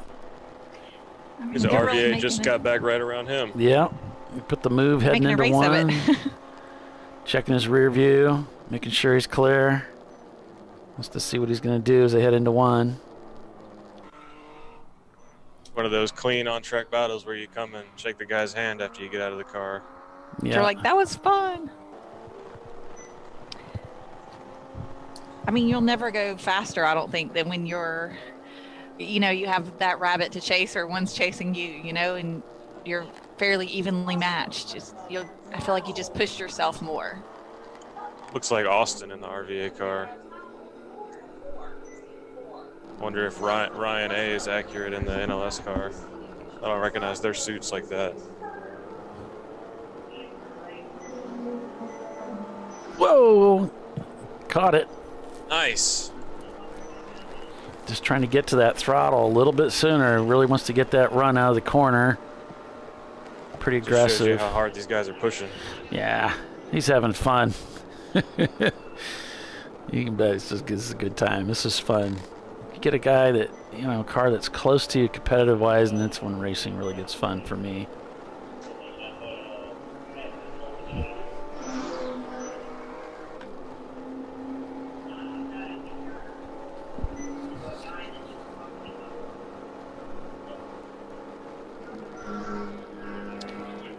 So, Chris, what's your next race? Not sure. Not sure. Still recovering from Road Atlanta. Haven't really looked too much. Got some body work repair to do. Some suspension repair to do. Figuring you'll try to get them ready for CMP for sure, huh? That's probably likely. That's a pretty easy, fun race. Bring the whole family down again and have a camp out, and I really enjoyed that. And then we're thinking about either pit race or Mid-Ohio after that. Yeah, I think my team is thinking about the same, like doing one or the other of those. I'm going to go, I haven't driven pit race before. I'm going to go drive it Memorial weekend with Chin. Nice. Yeah, That's I hear quite it's a a drive really for nice you. track. Are you flying or are you driving up for there? A while. Are you going to fly? Away from North Carolina. Are you going to fly up there or are you going to drive? I'm gonna trailer my car up there. Yeah. Oh, you're taking your car up there too. Okay. Yeah. So I'm gonna do 2 days at pit race and then to drive over to Mid-Ohio and do 2 days at Mid-Ohio. Wow, cool. Oh, nice. Like consecutive weekend events? No, it's Saturday, Sunday, Monday, Tuesday on Memorial Day weekend. Oh, with Chin? Yeah. That's pretty cool. Yeah. You'll be tired after that. Yeah. Absolutely. I did it a couple of years ago, but I didn't do pit race. I did 5 days straight at Mid-Ohio. Wow. And I found my limit. I didn't know I had a limit. I figured there was one there somewhere. But after day 4, I showed up to the track for the 5th day in a row, and I was like, I don't really feel like driving. Yeah, yeah. And then you got to turn around and drive home. Well, I went in knowing that I was spending 5 days at a track and I was going to do a lot of driving because I don't get to that track very often. So I'm going to drive as much as I can while I'm there. I knew I would be sore, so I'd already booked myself an hour and a half massage. So nice. I soaked in a hot tub and I got a massage before I was driving home. With the night. That's great. So now that's preparation. Right? I went to, my mom used to live in Cleveland, so went and picked her up and my nephew, and we went to Kalahari, the indoor water park, and yeah, soaked in the hot tub for a little while. It was nice. It was also Comic-Con weekend that I did not know that was going down, and that was interesting. Yeah. That was my first Comic-Con. So you saw some characters? Some characters. I was impressed. They go all out on their outfits. And it was an indoor water park, so their outfits were also bathing suit outfits. I don't know how you put all that together, but they found a way. All right, stay with us, folks. You're watching Champ Car Live, presented by AutoZone. We're going to take a quick commercial break, and we'll be right back.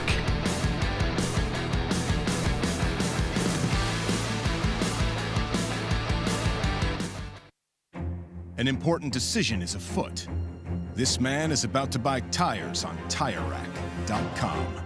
Tire Rack is the leading online retailer of tires in North America and a repository of advice and expert reviews. And it's done! All that's left is to arrange for safe, easy installation at one of our independent recommended installers. Well, I guess he did that too. TireRack.com, the way tire buying should be. Come on, Road.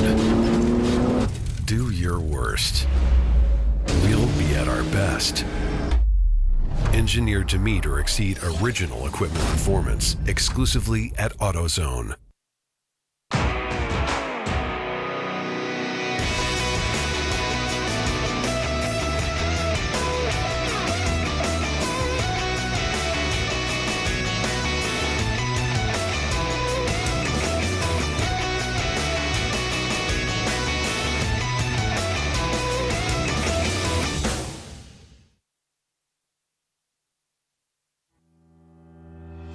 Lifeline USA is a leading manufacturer of onboard fire suppression systems. Lifeline's continuous commitment to research and development ensures that we supply the most innovative and cutting-edge products available, used by the majority of the world's motorsport championship-winning teams and constructors. Lifeline has a proven history of success. Lifeline offers a complete range of fire suppression systems for all budgets and needs, and we continue to push development and limits on both extinguishment materials and our patented delivery systems to make the race car environment almost as safe as sitting on your sofa at home. Every kit has been designed for a professional and simple installation. For more information and to purchase your Champ Car fire suppression system, go to www.lifeline-fire.com. RVA Graphics and Wraps is a full-service design, signage, digital graphics, and wraps company located in Richmond, Virginia.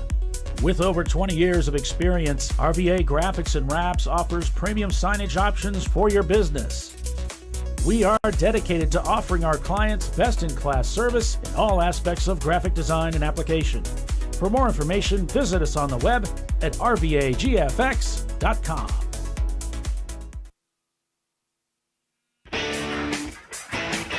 Located in Northeast Ohio with 40 years of combined experience, Money Shift Racing knows how to deliver performance and safety, offering everything you need to get your vehicle and drivers ready for race day. From safety equipment to full engine assembly and repair, in-house fabrication, 3D design, and rapid prototyping. Money Shift Racing. Performance done right.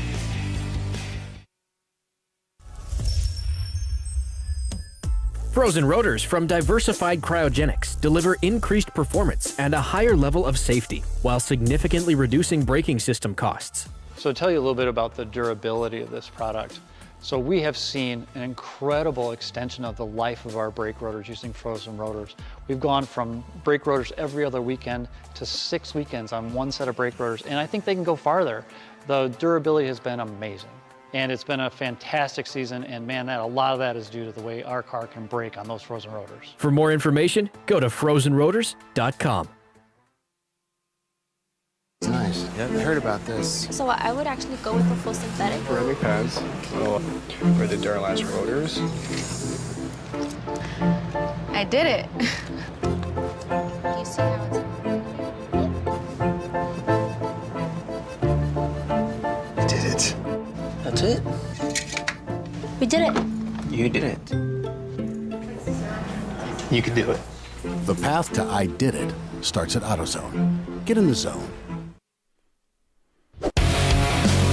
210 laps completed here at Virginia International Raceway for the RVA Graphics and Wraps Oak Tree 12-hour at VIR, and we're keeping an eye on NLS Racing because we know that for their pit stops, they're going to be pitting pretty soon. So we're keeping an eye on them. They were coming in. I was just down there on pit lane, and they were actually standing, more than standing around. They were getting ready to do something. There was not a sense of urgency, but they were getting ready. And what they'd like to see is a caution come out. I'm not sure they're going to get that. And Lady Luck just hasn't been on their side today, so we'll see. Things could change, that's for sure. Yep. So welcome back, everybody, to ChampCar.Live, presented by AutoZone. I'm Paul Veltum with Tiffany Alexander and Bill Strong. It's great having you. Nice to hear from you too, Polly. Y'all don't forget to like and subscribe. If you're trying to comment on our live feed and not able to do that, I think you have to be subscribed for a 24-hour period. So go ahead and do that now so you're ready for the next one. And it's not that we don't want to hear from you. It's just we don't want to hear from the webcam girls. Oh, my gosh. Oh, come on, man. We spent a lot of money to try to get them over here. We're not real. They're bots, Bill. Yeah, the spam No, I bots. hate that. Yeah, I really hate that. It's like, yeah. So we just had to do it. Are we getting more? Not this way. We don't get any at all because I changed it so that they can't get in without. You have to be subscribed for longer. We've got a car off track. NLS went for a little bit of a ride at the exit of 12. I guess that's 9, but they're back on. They just put 2 off. They got off into that.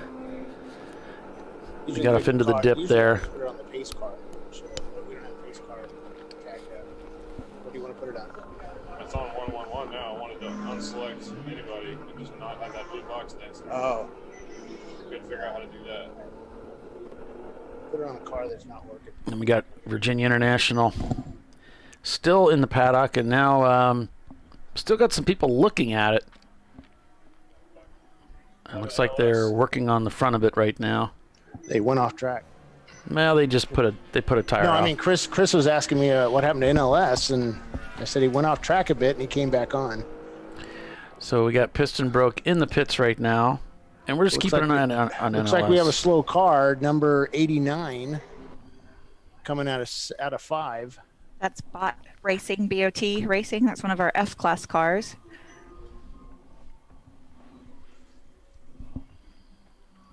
Yeah, they were. So if you're watching our Flagtronics feed, if they drop below a certain speed, it will actually let you know how fast they're going and that they're going slow. And once we get all the little, once the Flagtronics is ready, they're going to have some equipment that you can get, and you can run this in your own pit lane. You can highlight your own car. You can do all kinds of cool stuff, just like the IMSA drivers do, or the Le Mans or whatever they are. You know, the pros. The pros. Yep. I mean, it's kind of cool because you can see you should be able to do, you know, where your car is and where the car behind you is and where the lead car, you know, where the car in front of you is, and kind of highlight them, and you can tell your driver, hey, 15 seconds, man, you need to bump it up a bit, step on it. Are they going to have a software that you can I don't know how they're doing it. It's going to be Magic. Magic. I like Magic. Yep. You have to wear a special hat. Mm-hmm. Has a little Stand on one foot. Yep, little antenna on it. There's got to be some aluminum foil involved then. Yeah, I don't know. The mad scientists at Flagtronics have been working on this stuff for a couple of years now, and the plans are pretty cool. And it's being used in Trans Am and other series as well. So it's, the thing, a lot of the development that we're doing, that they're doing for us goes into them. And those guys are asking for things, and we'll get the perks of that. Yes. It's pretty windy out there. I went down on pit lane to take some pictures, and it was very windy. I don't think those cars are drifting out there. I think they're just being blown out there past that curbing. I'm sure that's it. Yep. Science. So I like that Miata right there. Dana, our fearless leader, is downstairs on pit lane. He's all dressed up in a white Superman suit. He's going to be getting into a car a little later. Oh, he hasn't been in the car yet? No, not yet. Okay. He's getting into the His Racing for Heroes car? Correct, the Mazda RX-7. Yep. Okay. So another one of our F-Class cars. Yeah. And, he said, don't take pictures. I said, okay, we'll just highlight your speed on the Flagtronics. Yeah, we'll put a live stream camera on him. No. Our fearless leader is infallible, so we can't, show things like that. Mm-hmm. So Timothy's saying hopefully no transponders next year. I'm guessing that's a question. So will the Flagtronics unit be able to take over for the transponder? Ultimately, Here it will. Comes. NOS pitting. Yeah, ultimately, it will, but we're not. We're not in a position to say next year, yes, 2025, yes, 2026. We don't know. We honestly don't know. But it's capable of doing that at some point in time. We can do it now, but it's not where we want it, and it has to be reliable. We cannot, we can't have a little thing happen and. Oh yeah, that's big. I mean, that's important. That's big. The race. Yeah, it's really big.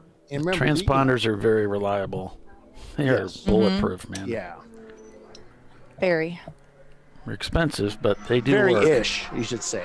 But it's much, it's much better than that, than where we're at now. I mean, it'll work. It's just the software's not there yet. Gotcha. I know Ballinger's over there saying, "Stop talking, Bill."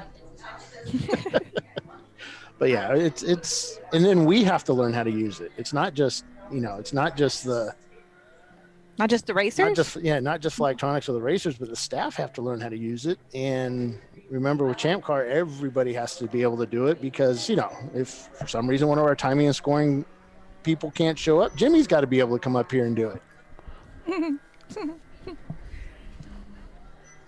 That stuff looked complicated when I see they got all the laptops laid out and they're running the timing and scoring and then the redundant one and all that. It's like, that's super technical. Yep.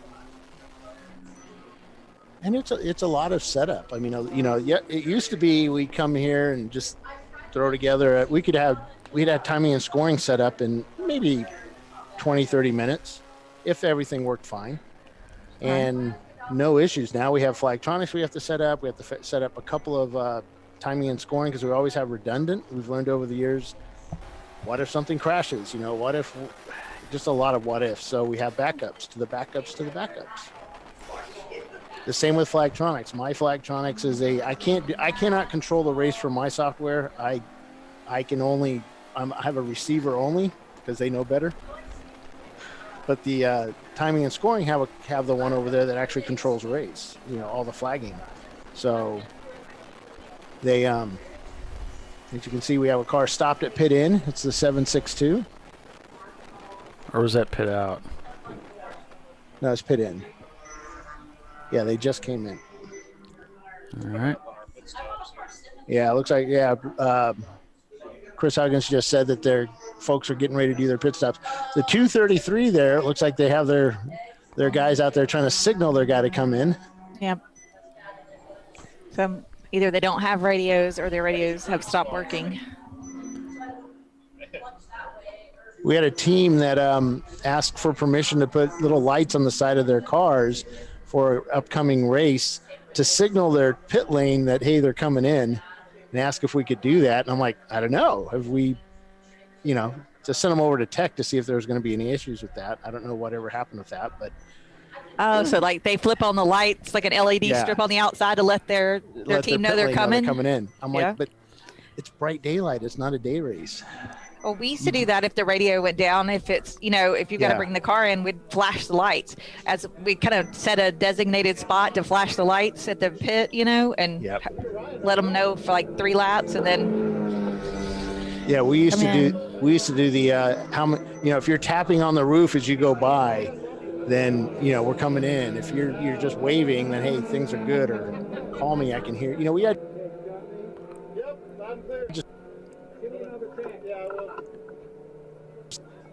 I think what they're doing is they're resetting their Flagtronics. They were just rebooting it. Yeah, I noticed. Not quite certain. Andrew had been going around doing that to several teams as they were coming into pit out. So yeah, some of the teams didn't get updated to the latest. Black flag on 702. All right, we got a black flag on 702. That's Weeby Racing. What for? Oh. Let me add it to the. They're currently shown in 24th place, with several EC cars ahead, but Weeby. Yeah, multiple offs. Yeah. They want to just do a driver check. Driver assessment. Shake his hand, congratulate him. It's, instead of Weeby Racing, it's Weeby driving in the grass. So Weeby checking on you. I didn't get a chuckle, anything? No, sorry, I'm typing. So that takes 2 fingers and a lot of brain power. I'm always charmed by what you say, Tiffany. So The dumb stuff that comes out of my mouth. No.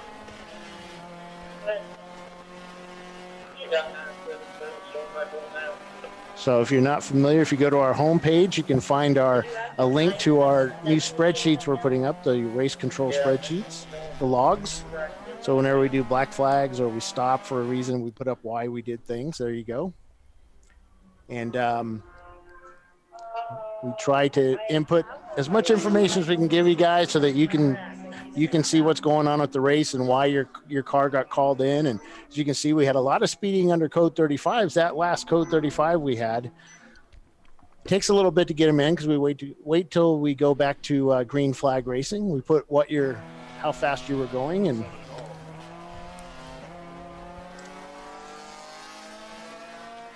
So RVA just set their fastest time of the day.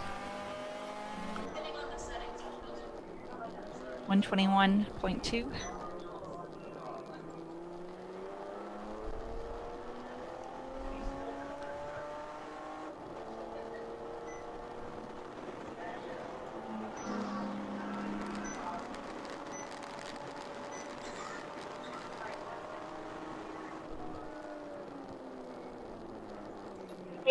Did you see the phone under the car?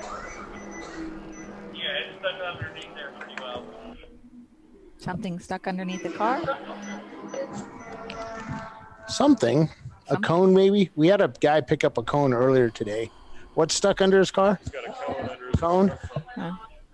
Oh, that's the guy that went off a couple times. They've got a cone stuck under his car. Yeah, those things are expensive. The cones? Yeah. Hmm. Special VIR cones. Yeah, special VIR cones.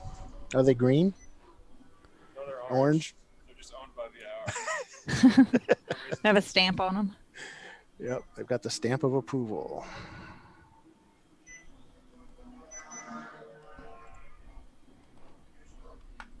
They have a rental fee that if you run over them and carry them off track, the longer they're gone, the more it costs you. Still learning.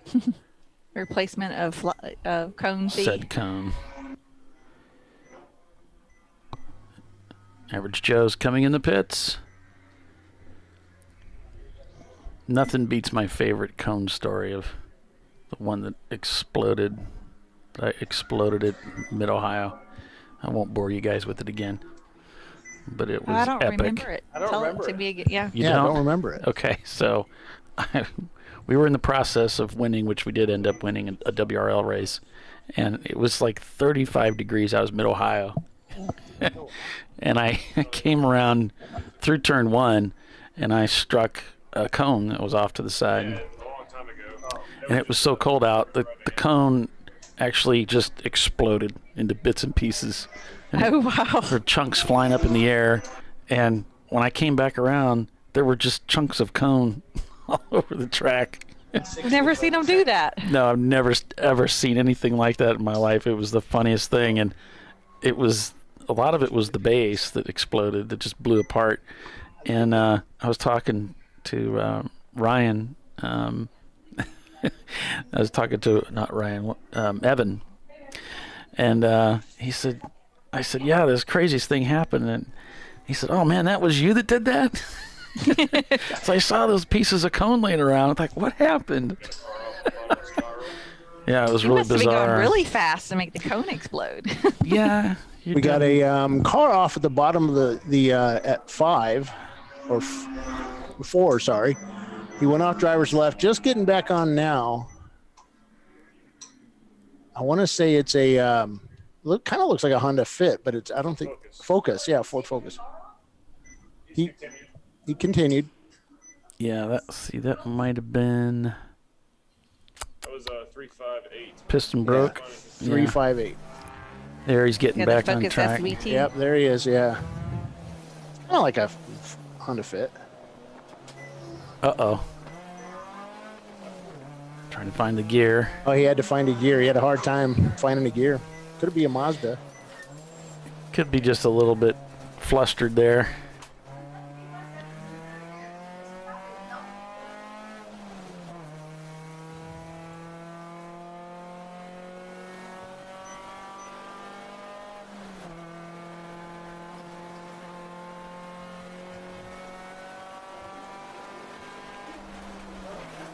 It's still really nice out there. Wind's picked up a little bit more than it was earlier today. The trees are waving in the background.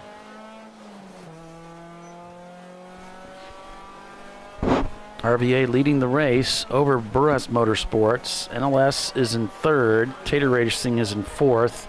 Maximum Effort 5th. Working lap 2:23. There's a car coming right up alongside as Piston Brook heads into the corner here.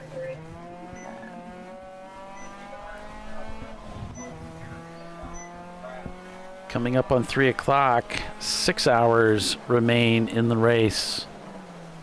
Oh, we're almost at the halfway mark. We're getting it done, guys. We're getting it done.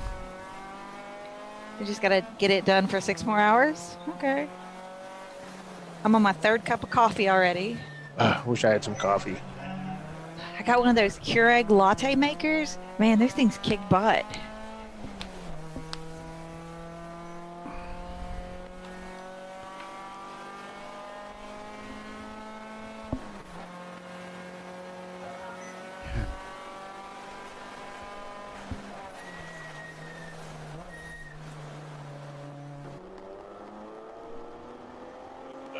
From over there. So it's not in focus. Just went out and took some pictures. Pretty much out of focus, but that's all right. Still learning.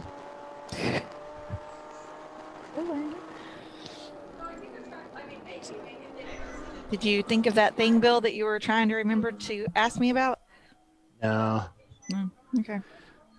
So even after NLS pits, guess where they come out? Right next to RVA again. These guys can't get away from each other. They're like those new stuffies that come out where they have magnets on them. They just stick together. My little nephew loves those things. Got a car went off track there at the exit of Oak Tree. Got back on. Kicked up a lot of clay, a lot of dust.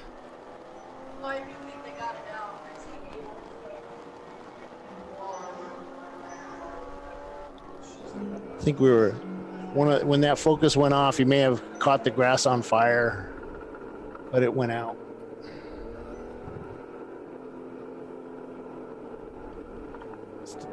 Oh, it rained all night. I don't see why. I'm not into that stuff. Still having trouble with the gears in the Focus. Yeah, it seems to be shifting a lot. He's just having trouble getting it into gear. Of course, you know, for some of these guys, it's very new driving a stick shift.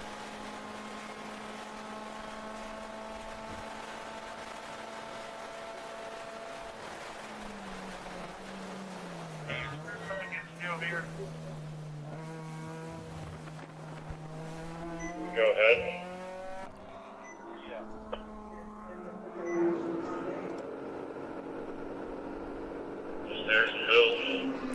NLS Racing. Currently in third place behind Burris Motorsports in an orange Miata.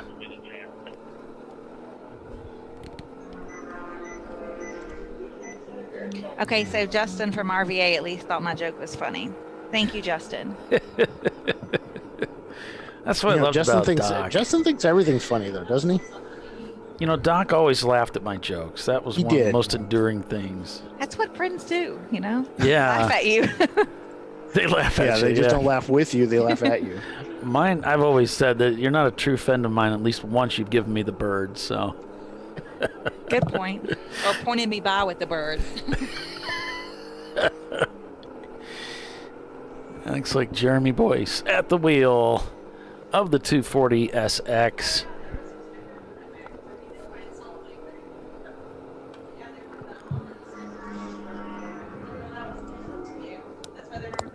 That's my favorite point by, when somebody shoots me the bird out of the car. Yep, that's love. Rolling up through the gears here. There's fifth gear.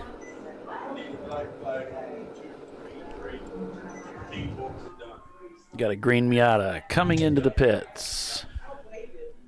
All right, I guess they're going to do a courtesy black flag on 233. Yeah, this will be the time when we're going to start seeing a lot of guys come into the pits here as we the top of 3 o'clock.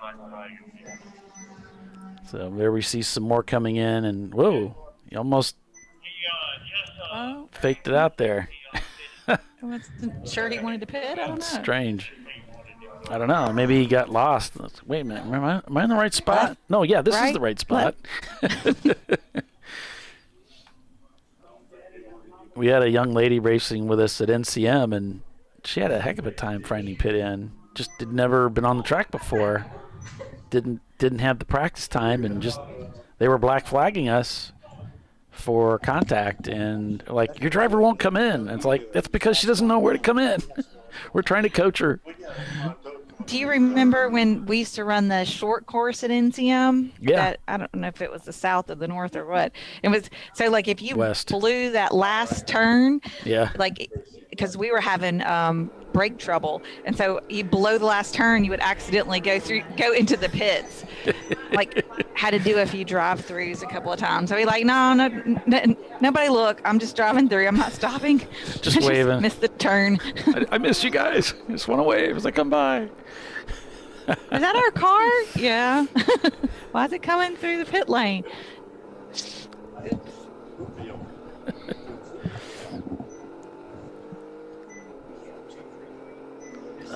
Thanks, David. I appreciate that.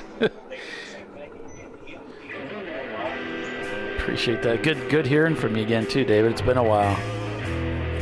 But we got to take a quick commercial break. Stay with us. You're watching Champ Car Live, presented by AutoZone. RVA Graphics and Wraps is your leader.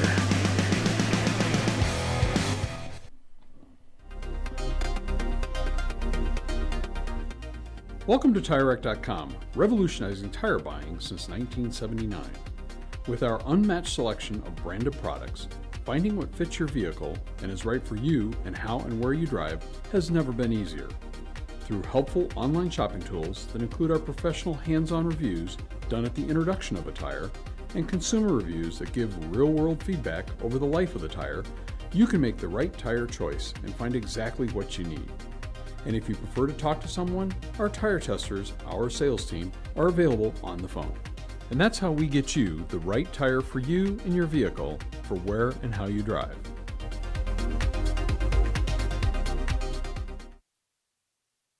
At AutoZone, you get what you need when you need it. Got a today job? Pick it up free same day at your local AutoZone. More of a tomorrow project? Order as late as 10 p.m. with free next day delivery. Getting the job done just got easier.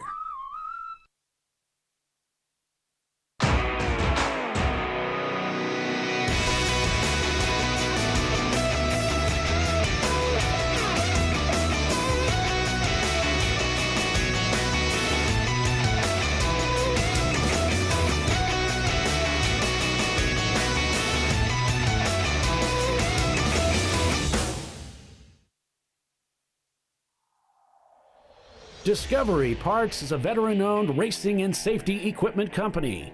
While we're located inside Atlanta Motorsports Park in Dawsonville, Georgia, Discovery Parts can also be found at the tracks, supporting a number of Champ Car Series events. We take pride in being a reseller of the best of the industry to Champ Car teams and drivers. We know racing, love racing, and look forward to tomorrow to even more racing. Visit us at discoveryparts.com.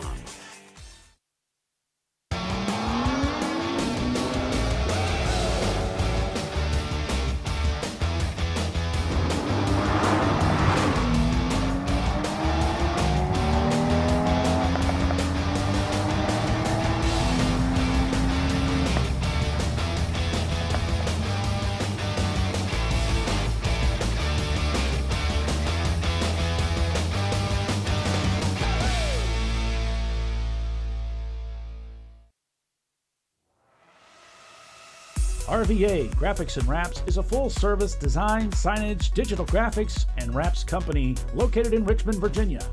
With over 20 years of experience, RVA Graphics and Wraps offers premium signage options for your business. We are dedicated to offering our clients best-in-class service in all aspects of graphic design and application. For more information, visit us on the web at rvagfx.com. Lifeline USA is a leading manufacturer of onboard fire suppression systems. Lifeline's continuous commitment to research and development ensures that we supply the most innovative and cutting-edge products available. Used by the majority of the world's motorsport championship-winning teams and constructors, Lifeline has a proven history of success. Lifeline offers a complete range of fire suppression systems for all budgets and needs, and we continue to push development and limits on both extinguishment materials and our patented delivery systems to make the race car environment almost as safe as sitting on your sofa at home. Every kit has been designed for a professional and simple installation. For more information and to purchase your Champ Car fire suppression system, go to www.lifeline-fire.com. Located in Northeast Ohio, with 40 years of combined experience, Money Shift Racing knows how to deliver performance and safety, offering everything you need to get your vehicle and drivers ready for race day.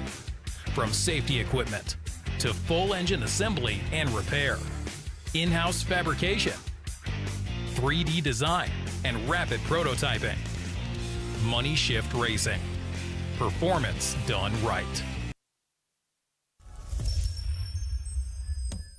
Frozen rotors from Diversified Cryogenics deliver increased performance and a higher level of safety, while significantly reducing braking system costs. So to tell you a little bit about the durability of this product. So we have seen an incredible extension of the life of our brake rotors using frozen rotors. We've gone from brake rotors every other weekend to 6 weekends on one set of brake rotors, and I think they can go farther. The durability has been amazing. And it's been a fantastic season, and man, a lot of that is due to the way our car can brake on those frozen rotors. For more information, go to frozenrotors.com.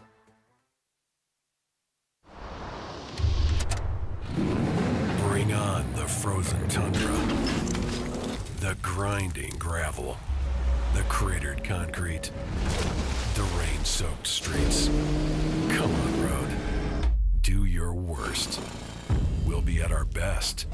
Reliable performance in unreliable conditions. Designed to meet or exceed original equipment performance. That's why more auto technicians choose Duralast parts. Exclusively at AutoZone.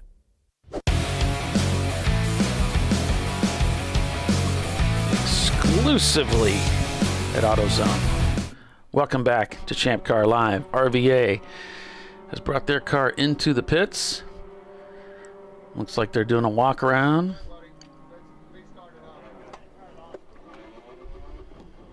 They're asking him to fire it up.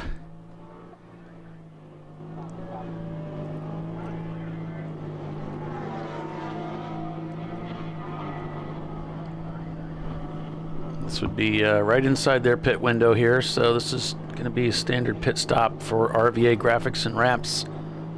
Still scored as the leader of this race. And he's been released by his pit box to make the long journey all the way down to pit out. Okay, so he's at pit out.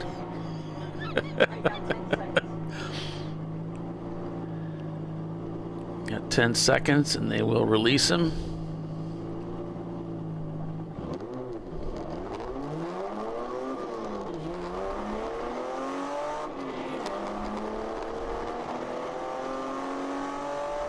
He breaks the gearbox, leaving the pits. No. Everything's fine. It's that decision point. Do I go to fifth gear, or I'm almost at the corner? Why don't I just leave it in fourth?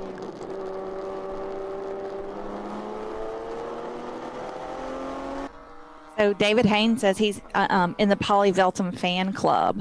Yeah, I don't. It's a lonely group. Let me tell you. It's just you and Timothy me. said he's a fan too. All your professionalism and stuff. I'm going to need a fan club for me for the unprofessionalism. That's clearly it. The professionalism. I think it's pity, but I'm grateful for it. It's great. I've never heard such a thing. No one's ever. So thank you for doing that, David. That was fun. I appreciate you doing that. Average Joe's. Man, I just love this race. I don't know what it is. I just think it's so cool.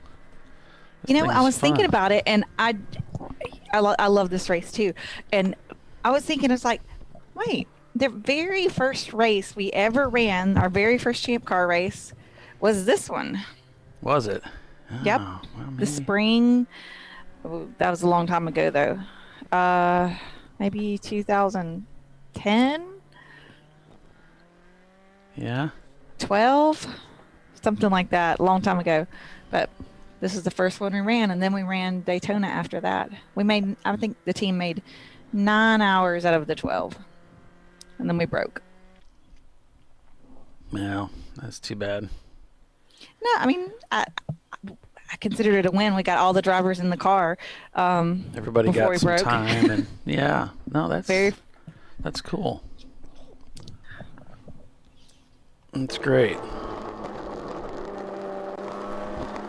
All right, so let me do this rundown here. So you are watching the RVA Graphics and Wraps Oak Tree 12-hour at VIR. We're working lap 233. Well, the EC car is anyway. The leader of the race, RVA Graphics and Wraps, working lap 231.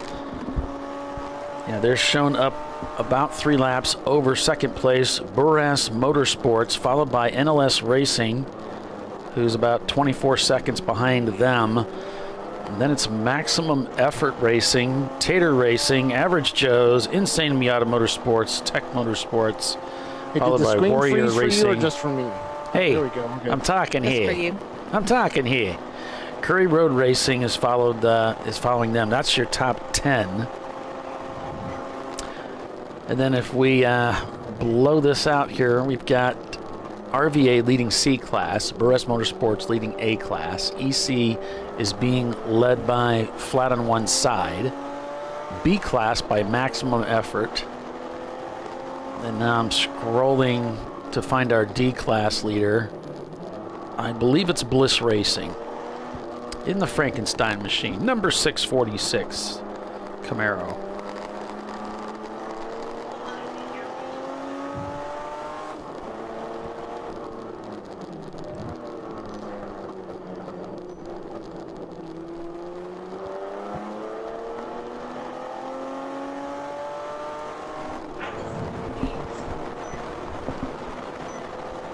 So here we go. 3:10 local time.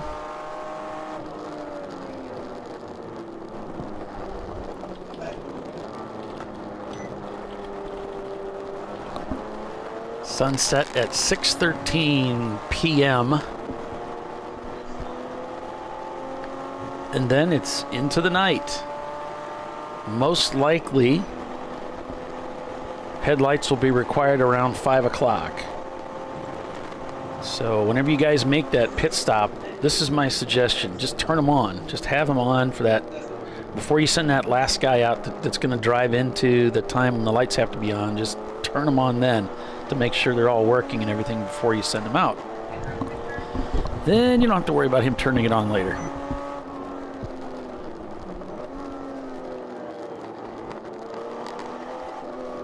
Now my screen did freeze, I guess.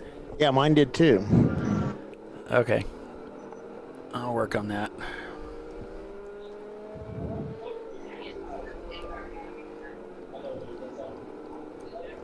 Yeah, I didn't know if you were live or what was going on. That's why I interrupted. Sorry, Paul. It's okay. It's a little hard to hear him for the normal when the car sound or the music is on. Yeah, that's just the nature of the Feed, bridge. so it's probably going fine. But it's not yet. They're afraid because they don't want to be yelled at by Paul. They are trembling in fear. Oh, Tyler's saying he can't find it on Race Hero. It's on Race Monitor. Oh yeah, he's looking for the timing and scoring. Yeah.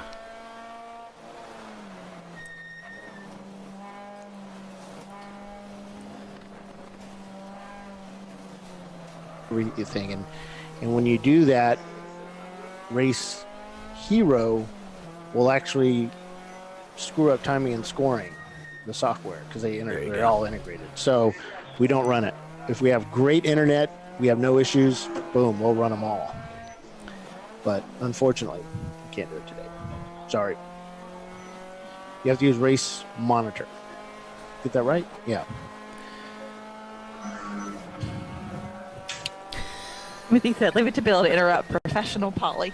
I've got a new title. He capitalized Professional Polly. Yep. We're gonna put that on your shirt. That probably does describe me a little too well. I like it. Your shirt, it'll say professional at the top and Polly in big letters underneath. How do you want to spell that? Polly? Hey, stop giving me crackers. Leave me alone. Hey, do you want a cracker? No, I don't want a cracker. Stop that. I hate it when people do that. Now the Polly thing is it's just a nickname. People started calling me that. I like it. And it's stuck. Yeah, people, it seems like Were you my in friends school call when me they did that, or is that something they did as an adult? No, I don't think it was when I was in school. I don't remember that until I got out of school, and it's just people started calling me that. My mom calls me that. I don't know. I don't know where it came from, really. I used to call only my family calls me Billy. But we got a car off at turn 6 or 5. Looks like we got a 6. He's waving. Let's see. 5 is up here. Yeah, we got the waving yellow. I mean, it must be way off then. There, I see it way off in the distance. It's almost dead center. If you look just over the top of the flag stand in the distance. Oh, he's right up in front of just the to the left. Like past track out. He's at the lodge. 6. He stopped at the lodge to go to the bathroom. Yeah, he's up at 6, like right in front of the corner itself. Somebody told him they had ice cream over there. That's what it was. Well, right in front is the RVA Graphics and Wraps Lodge. RVA Graphics and Wraps. No, really, that's where Jack Woodfin's Lodge is there. So it's headquarters over there. Yep. Yeah, and it might be. Let's see if Justin's over there walking some ice cream out to him. I think our camera's come down a little bit. Like, it looks like it's even closer to the racetrack now. This one? Whoa, look at all that tire smoke up at the top of the hill there. And waving yellows. He spun it. He's still spinning. There he goes. It's white. Was it a Mazda? Code 35. I think that guy had a code brown. Yeah. Good one, Tiff. I'm laughing at your joke. Here it comes. Thank you. I'm laughing because that was funny, too. That was good. Me with the one-liners. We have a car off. Whose is that? That's 316. 316. That's the green machine. Yeah. It's the EC BMW. T6. Did that car get moving? Yes, it did. That white car that spun. Oh, that might have been Dana. Oh, no. No. Not the 316. He was No. The white one that spun at turn 6. Turn 1. The Racing for Heroes car. Is that our fearless leader that spun at 1? It was him. Confirmation. So do we need to black flag him and talk to him?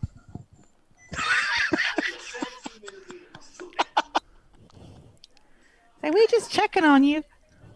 We just want to check on you. Yeah, I think so. He's going to listen to this. And that was a lot of smoke. That's like major flat spot smoke. That wasn't. It looked like it spun like 3 times, 2 or 3 times. They did that to me one time at Barber. Yeah. But I didn't even spin or anything. It was still on the outlap, and they black flagged me. And I was like, how do you have a chance to do anything yet? What's the fastest time of the day so far? I don't know, because we don't have Race Hero to look it up. So I can kind of scan. I think that 118.9 is pretty impressive. Maybe I shouldn't have told Dana I've done a 110 here. 118 is the fastest. By who? Yep. The EC car, the flat on one side. The 127, yeah. Yep. But that one doesn't really count. So probably the 121.2 of RVA. Do we have anything 122.5? So, that's how you get a guy to really push it, is tell him you've done this. Go, Bill can do a 110 here. I can do a 110. You're saying to lie to him. That's what you're saying. I never said that. I just said, just give him a number. Is it lying? I don't know. Average Joe's 120.7. That's still pretty quick. I still think that might be faster than what I did here. That's one of the fastest. It may be the fastest of the legal cars, the class cars. That's still pretty quick. I wonder what Huggins did here, because this is their home track, or even Wyatt, what he had done, because Wyatt's really fast. But I think Wyatt uses part of the green stuff too. Lots of video of him out there. Does Dana look like it's flat spotted? Oh, I need to be watching. Hold on. Watching Bill's so distractible. You haven't done that? Oh, okay. Good. They can do it.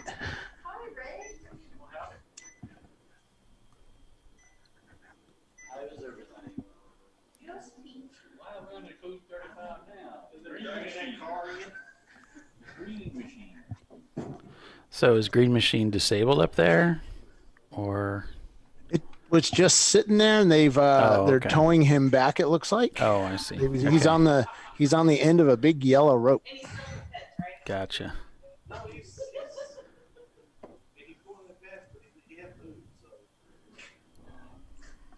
And Dana flat spotted his tires up here at 1.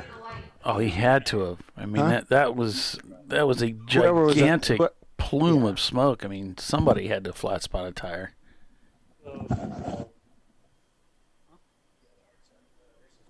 There's the Green Machine coming in.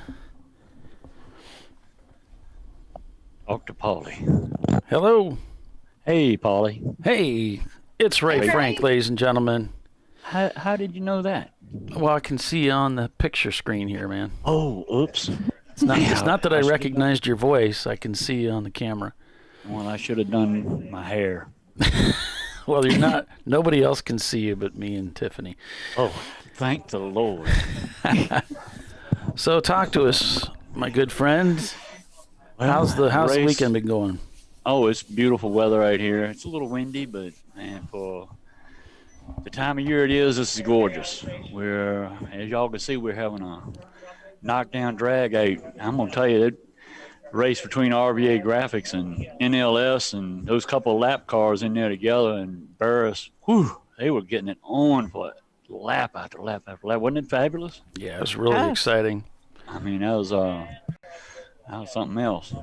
My boys in the Average Joe's car seem to be having a little ignition issues or something, but it's been running pretty good when it's running.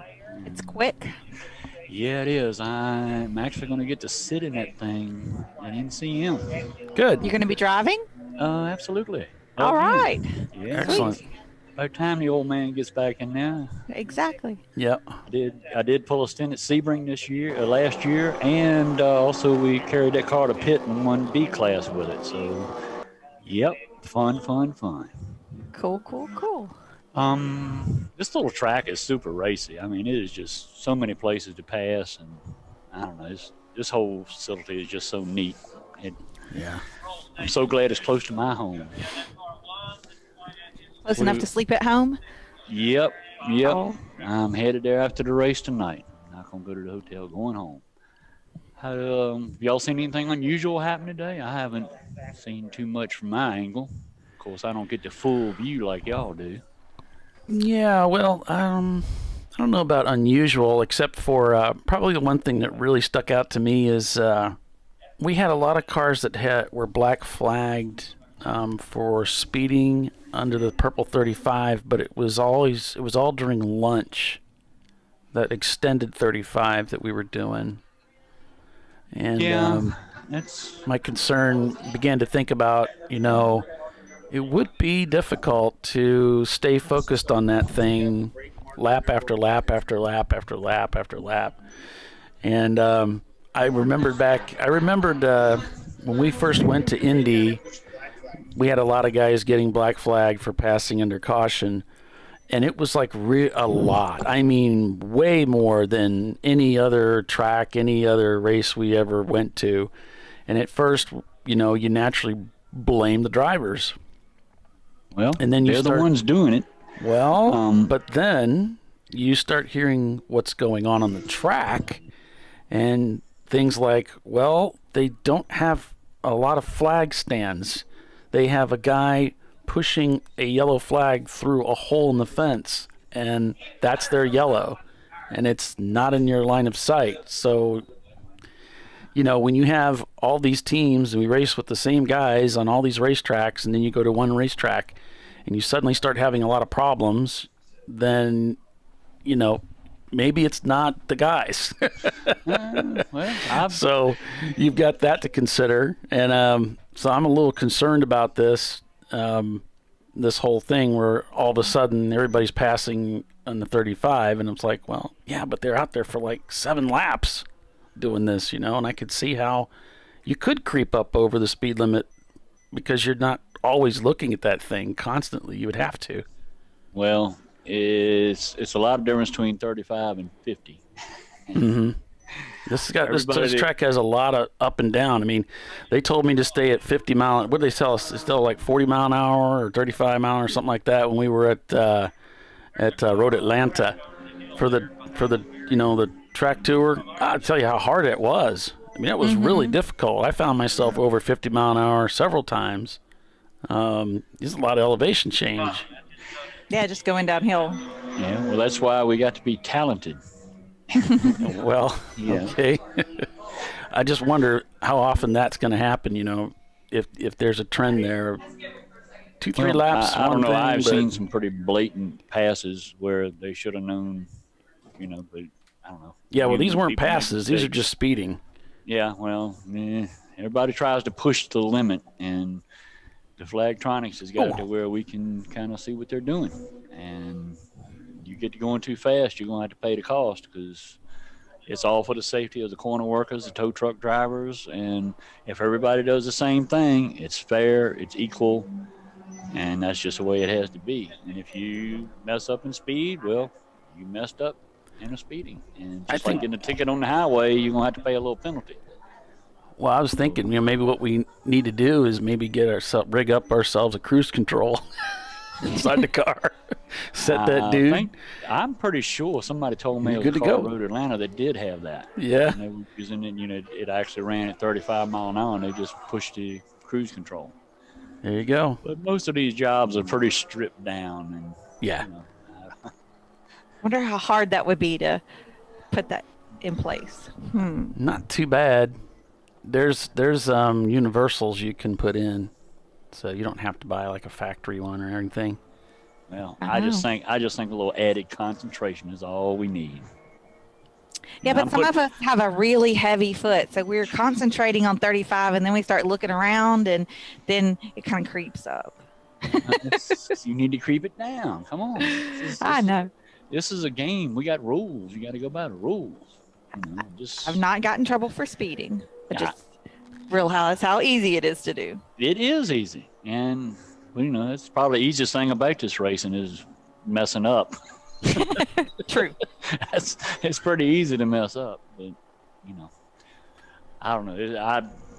I didn't see the problem, Paulie, but it's just people get their mind off what they're doing, and like I say, if it happens, and it's all for the safety of the corner workers and everything, and I like the system myself. It does make it very hard to make a lap up. Yeah, very. But, don't get laps down. So I don't know. I mean, I just think for the safety of the workers and actually the green flag laps you get by doing this, because the other way of doing it, you just go under caution for so long and then you had to wait, get your tow truck out, and do this when everybody gets real slow. Now it's just boom, it happens, and most of the time it's cleaned up and done before a car makes a lap. So then they're back to racing, and it just makes so much more racing. Except, I've noticed a trend where you see less and less tracks allowing hot pulls. And, with the hot pull, you just have a local yellow, and then you're still green flag racing all the rest of the track. But I'm seeing less and less of that. Is that where the Code 35 is really, is that going to, do you think that's going to replace the local? Yes, because, everything, the world's run by insurance companies. Right, and people have gotten hurt. Yeah, if you really want to, like Road America is king for doing hot pulls. Those people out there they are it. They have more guts and more sand than I do. They get it done no matter what. And they're just caution in the corner where it's happening. And hot pull. Them guys pull disabled cars around the track. Pretty doggone fast. They get it done.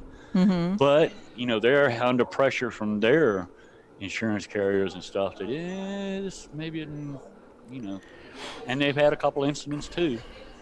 So the insurance carriers for the track is part of the pressure. I would think so. They're pretty much, like I say, I believe they run the world. They kind of own everything. And no matter what, it all comes down to the fine print of your insurance policy. Automobile, health, auto, racetrack. So, and Frank is saying that the aim dash can be rigged to cut fuel at a certain speed. That's really all you need. You just need something that you can mechanically trip that says, hey, you got to hold speed here, like 20 mile an hour in the pit lane. Boom, you hit a button. Well, like I say, that's 35, it. Boom, you hit a button. Not everybody has that technology, but light blinking at you should do it.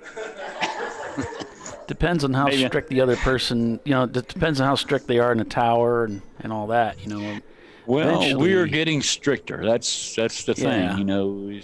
You wouldn't know a certain area, and then you work your way to your goal. See, like what Tiffany says, you don't know how fast you're going because the speedometers are all messed up. So you just go. Like I say, when the little box starts blinking, you're going too fast. If you say they're too strict, then you're done. As soon as it blinks, you're in. Well, they don't do that. They can see how long you've been, getting it. And, it isn't like, he bumped 36, bring him in. Yeah, no. But they give a little bit of grace, but at a certain point, that's it. That's all you're going to get, and boom, you're done. Which, I mean, the ones we've been bringing in today have been well over 35. So I know they're tightening the noose down, and it's going to get down to where, like I said, it's the same for everybody. I'm good with it, but I might be the minority. Yeah, I think all of them were over 40, actually. Yep. Well, probably not supposed to publicize all that, but I think it's kind of understood, that they're going to give you a little bit of grace if you bump into it, because you're looking for that rev. You're looking for that spot, where is it? Because you go too slow, then everybody's mad at you. To deal with too, because this is road racing, and we do hills and all that. So you just got to be on your toes the whole time. It's just sorry, it's not all that forgiving, but that's just the way it is. Yeah. All right. Well, I'm gonna head back down on pit road and make sure all the gas cans are where they're supposed to be. Everybody seems to be doing a fine job so far of pitting in this crowded. What's that, Bill? Are you still on that gas can trip? The gas can trip. Yeah. Gas is dangerous, Bill. Yes, gas is. We need to respect it, and there's times we get lackadaisical with the way we handle it, because it can be a beast, and vapor and other things. I've been in the fire service a long time, and I might have seen too many films. I might have, kind of seen too many burn-up folks, and I don't want to see it anymore. And gas is dangerous, and we need to handle it the best way we can. These things happen. I've been around 6 fireballs. And who knows what sets it off? Any spark, static, somebody's lug nut from 2 stalls away flies through your pit and puts a spark, near your puddle. And all of a sudden you got woof. Yeah. And it's incredible to watch too. It is, not in a cool way. Yeah. Well, I mean, so far, praise the Lord and knock on wood, our system has worked very well. We've had, multiple fire extinguisher fires, where we've had to have multiple extinguishers to get it out. But so far, fortunately, it's all worked good. And I just want to try to keep it that way. Yeah, absolutely. I was there with the Daytona race that several years back, and we had a fireball go off on the pit lane, and it lit up the entire pit lane. I mean, it was 25 stalls away, and I saw the brightness and turned. I mean, it was incredible. Yes, it was. That was one of the 6. I was there also. And like I say, it's a fireball. It doesn't just go straight up. It just goes out almost wherever as far those fumes as it goes are. up. That's right. So it goes out, and then it can capture anything that is out there. And it's only a flash, woof, but that can get a lot of stuff going if it's in the way. So we try to handle it all the best we can. Hair. Hair, paper, other gas cans. Right. Lunch. You name it. You find it all in our pit stalls. I wanted it rare, and it's like medium well now. Yeah, I was just talking to a gentleman that just showed up, and he's very interested in joining, and he's just like, well, what's the best car? What's the best way? What do I need to do? I've never raced before. Yeah. It's good to get into. It's not easy. It's not an easy sport to be part of, but man, it's just so much fun. And a lot of times, guys, you can build these cars a lot of different ways. And sometimes the fastest car is not the longest lasting car. And, the more horsepower you put in, the more it taxes your rear end, your drivetrain, your brakes, your transmission.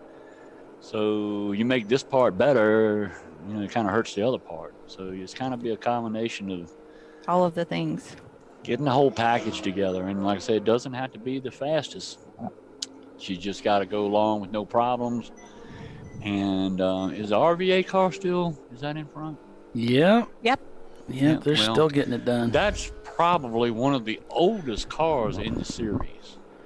I mean, I don't know how many races that thing has under its belt. It has won 2 championships. Yeah, it's the only team that's won 2 championships as well, and they've done it. And they did it both. 89. Yeah, they 89 did it. BMW. Yeah, huh? You can't see this. Who can't? those guys. Oh, okay. Well, I didn't expect them to see it. I was telling them about it. And, I was fortunate enough to drive that little thing for a stint here at the 24. And she's pretty cute. They just had a major cross member failure with it at Road Atlanta.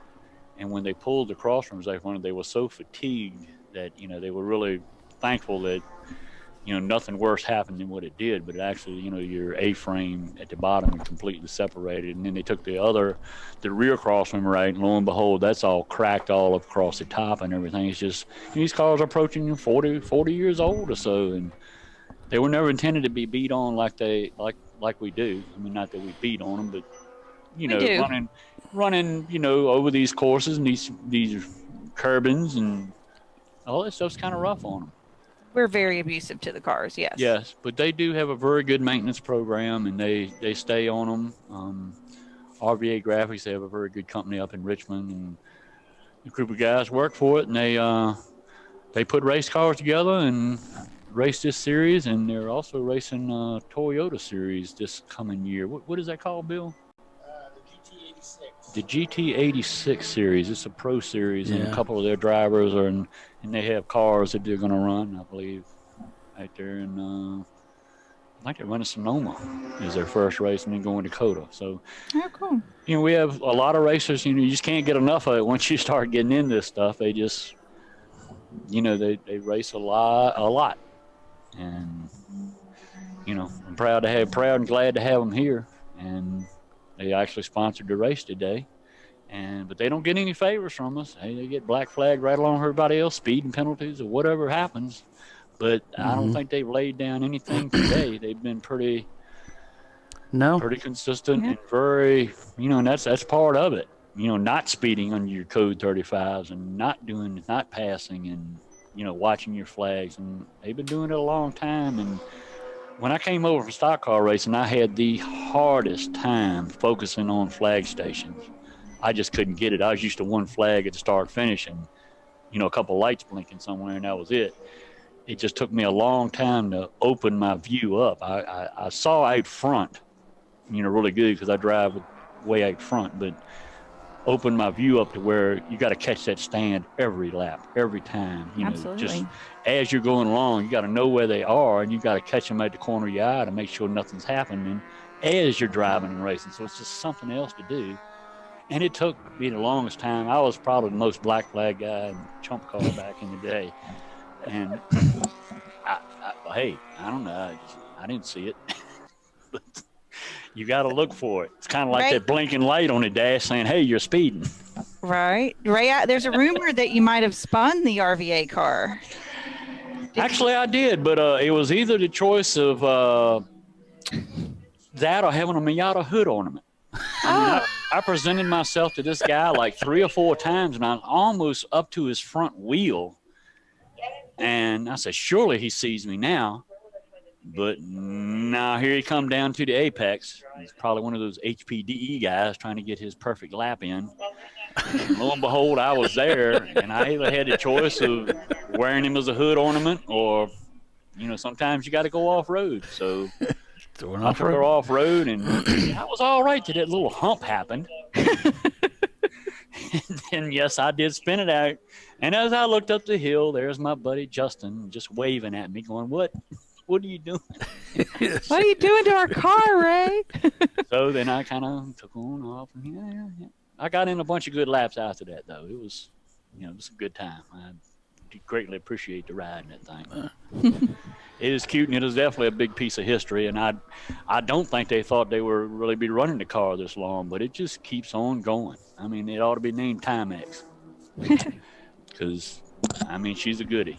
Not that I have favorites, but it won't hurt my feelings if they, win their own race today. But it surely isn't going to be because we've given them anything. They're just putting it down. They're just running a really good race. Well, thanks for that, Ray, and thanks for you. We appreciate you and all that you do. And so thanks. I got to go to commercial break. But I hear you, brother. Sorry I run my mouth so much, but That's just me. No, that's good. Everybody loves to hear from Ray Frank, so it's great. Y'all have a good one. Appreciate it. And the show's awesome. I had people downstairs just raving over it, so keep up the good work. All right. Well, thanks, Ray. Bye. Take care. All right, we'll take a quick break here and be back in just a few. You're watching Champ Car Live, presented by AutoZone. The RVA, Graphics and Wraps, Oak Tree, 12-hour continues. And it is RVA Graphics and Wraps leading the way. But for how long? Stay with us. We'll be right back.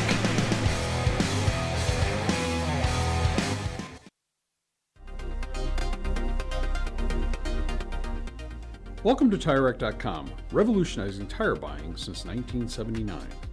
With our unmatched selection of branded products, finding what fits your vehicle and is right for you and how and where you drive has never been easier.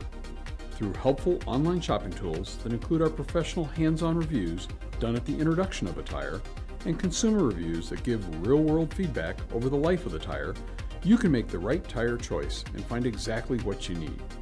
And if you prefer to talk to someone, our tire testers, our sales team, are available on the phone. And that's how we get you the right tire for you and your vehicle for where and how you drive.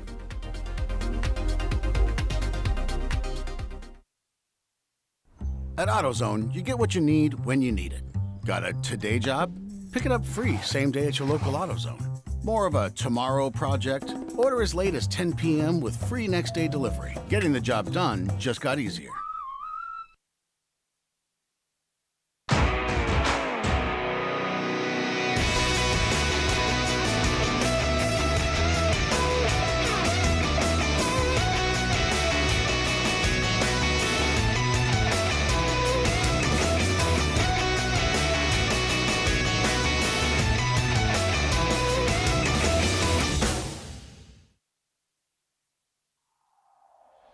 Discovery Parts is a veteran-owned racing and safety equipment company.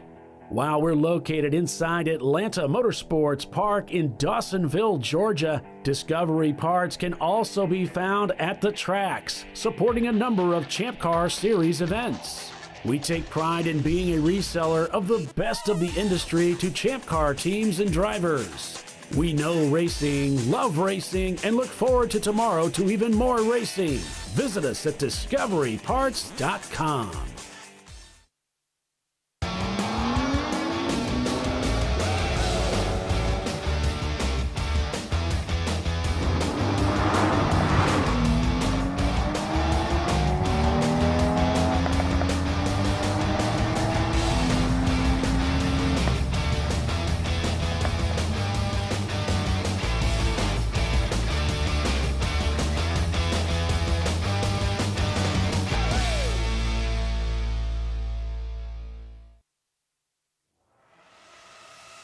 RVA Graphics and Wraps is a full-service design, signage, digital graphics, and wraps company located in Richmond, Virginia.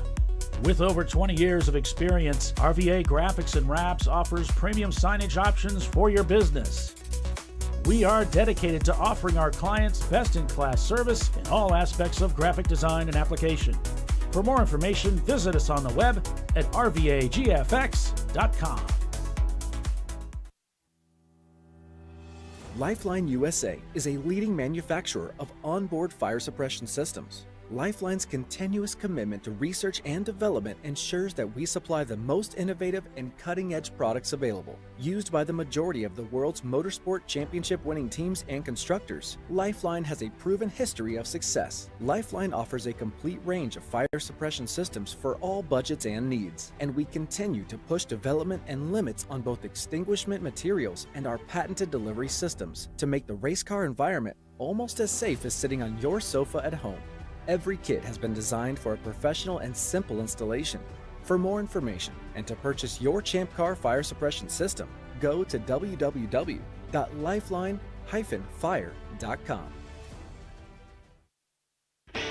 Located in Northeast Ohio, with 40 years of combined experience, Money Shift Racing knows how to deliver performance and safety, offering everything you need to get your vehicle and drivers ready for race day. From safety equipment to full engine assembly and repair, in-house fabrication, 3D design, and rapid prototyping. Money Shift Racing. Performance done right.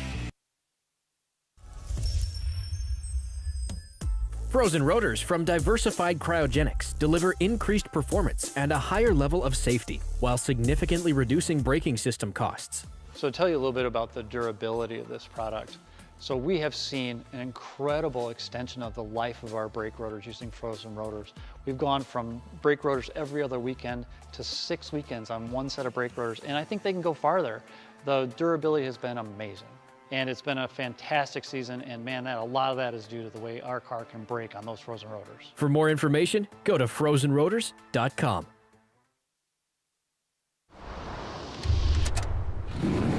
Bring on the frozen tundra, the grinding gravel, the cratered concrete, the rain-soaked streets. Come on, road. Do your worst. We'll be at our best. Reliable performance in unreliable conditions. Designed to meet or exceed original equipment performance. That's why more auto technicians choose Duralast parts. Exclusively at AutoZone.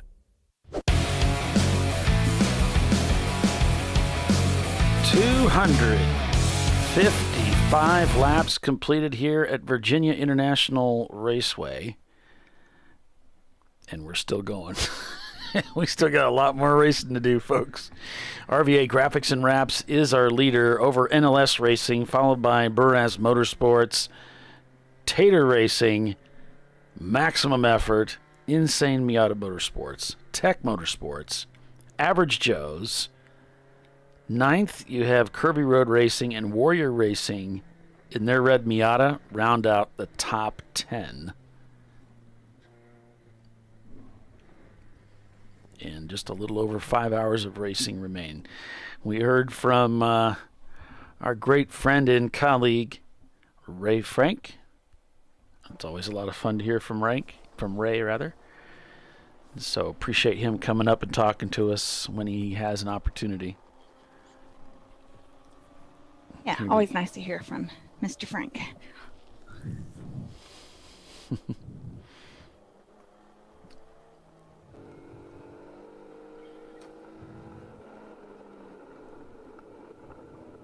Oh, we got a car spinning? No.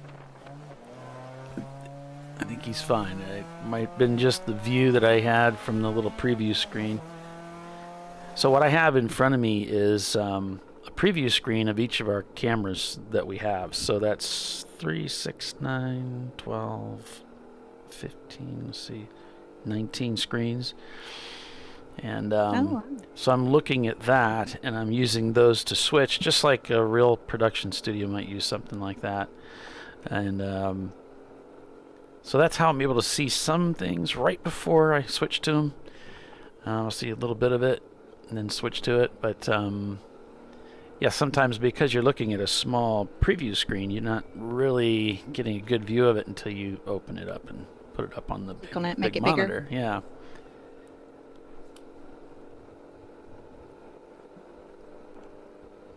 So thanks for joining us, everybody, on ChampCar.Live, presented by AutoZone. I'm Paul Veltum. Everybody just calls me Paulie, which is great. And then I've got Tiffany Alexander here, our good friend. Hi. Calling the race for you with, we got Bill Strong here today. We got, we've heard from Wyatt Foster. We've heard from Chris Huggins. We've heard from Ray Frank. It's always nice to have people come up and talk for a little bit. Absolutely. Then we don't have to think of all the words all the time. Yeah. This is true. Yeah. 12 hours is a long time to talk. It is. It is. We started the race with about 45 cars today, 9 o'clock. It's been sunny, clear. Highs are forecasted to be about 66 degrees. Sunset scheduled to be just after 6 o'clock. It's like 6:13 p.m. local time there in Virginia. They are on Eastern Standard Time. And I'm sitting here in my studio talking to one of my best friends here, and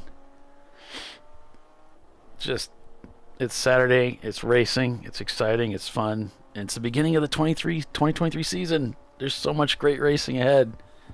We've got so much adventure laying ahead. It's all right there. There's so many races. Yeah. Like, oh my goodness. I got to crack a window back here. There we go. And we're broadcasting live also over on Facebook for the first time in many, many years. And it seems to be going all right.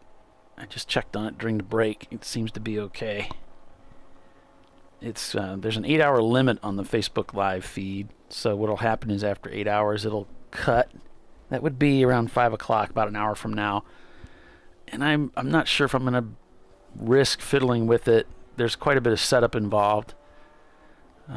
While we're trying to do a live show over here on the YouTube channel. So what I'm going to ask is if you wouldn't mind, just if you're watching on Facebook Live, to come over to our ChampCar.Live YouTube channel. You can watch it over there free of charge. You don't have to subscribe necessarily, but if you do subscribe, then you'll get notifications when we go live in the future.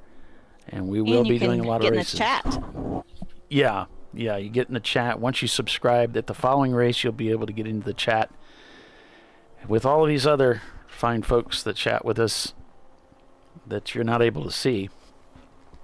There's a lot of sidebar conversation that goes on. It's really cool. Nice little community we got going on. So come on over. Come on over. By my count, we got 43 more races this year. Oh. Yeah. Lots of racing to come. Yeah, from here we go to Harris Hill Raceway. That's next weekend. And the very next weekend, then we're at NCM. That's the one where Ray's going to be with the Average Joes driving the Miata. And let me see if it looks like Ray left. He was wondering about the ignition system. We saw that they had replaced an ignition coil. They had a dead cylinder, and I think that was really all there was to it. So I think they're fine. They seem to be up to speed now. And then we have 1 week off, and then we're at Daytona. That'll be the next show that we do. Will be the Daytona race. That's 14 hours. So that's Saturday. You'll have us back. And we need to get more people signed up for Ozarks, which is an 8+8 in April. That's the 22nd and the 23rd of April. So the Ozarks has some really nice Airbnbs around it and some nice restaurants because it's all near the, very lake and very, recreational areas. So you're not out in the middle of the wilderness or anything. There's some nice towns around there that support, that were already supporting the lake that now support the track. So good places to sleep and eat. And the camera views for our show for Ozarks are incredible. So I'm really looking forward to broadcasting that race. But, it's not going to be worth much if nobody shows up. So we're going to have to get more people to sign up and go have fun out there. It's an intense, crazy cool racetrack, brand new. So hope you guys will pull the trigger and go to that race so that, we can all have some fun together with it. Virginia Tech plugging a driver in. So they might be getting ready finally to go back out. How many people does it take to plug in a Virginia Tech driver? Just trying to put glasses on. Because all dirt roads lead to Virginia Tech. Do they? That's what I hear. We used to hear that all the time when I worked at University of Virginia. I'm going to hook his helmet up to the Hans device, and I like those guys from Virginia Tech. I wish University of Virginia would do a car, but there's no place to put the ties. Can't wear a tie with your race suit. Oh. Though we do have somebody that wears a race suit with a tie. What? That races in Champ Car. He's got a tie printed into his race suit. Doug Bowles from Indianapolis. Oh, okay. He has his suit. His race suit's printed up like a real going out to town suit. Like a tux. I don't remember that for whatever reason. He came in and visited you. Yeah. Yeah, I don't remember this thing on his Paulie suit. was in like, oh my God. Because remember Doc invited him in and you freaked out because you weren't ready? I don't remember freaking out, but I do remember being really surprised. You freaked out because Doc joked about that all the time. Yeah, I can't do that again. I have to let Paulie know that somebody's coming in. He was really angry with me. Or so dramatic. I don't think I was angry with him about that. No, I think you just got caught. You didn't have a camera set up nor a mic, and he said, "Oh, here." Yeah, I think I Doc do gave him remember being- his headset, so I interviewed him. I got pictures of it somewhere. It was great. The interview was great. I replayed that several times. I do remember remember being really stressed out about that whole event. Well, the It whole was event such a was big stressful deal because our boss told us that if we failed, would be without a job within milliseconds. And I am not exaggerating that. Well, I can tell you that it did house one of the best events ever in the series of ChampCar.Live, and that was the little communications between you and Tiffany when you were down there in the pit lane with the radio, and the charades was one of the highlights of my career. She would press the button and let off the button and then talk. It's like, Tiffany, hold the button down, and she'd just click it. I don't care what was happening. Doc and I were just loving every minute of it. And we're trying to do back channel communications, and I'm trying to let her know, hey, this is happening on pit lane, so relay this in the show. She tried. It's okay, Tiff. We loved it. Well, I don't have to speak to be able to relay your information. Well, and I don't do charades.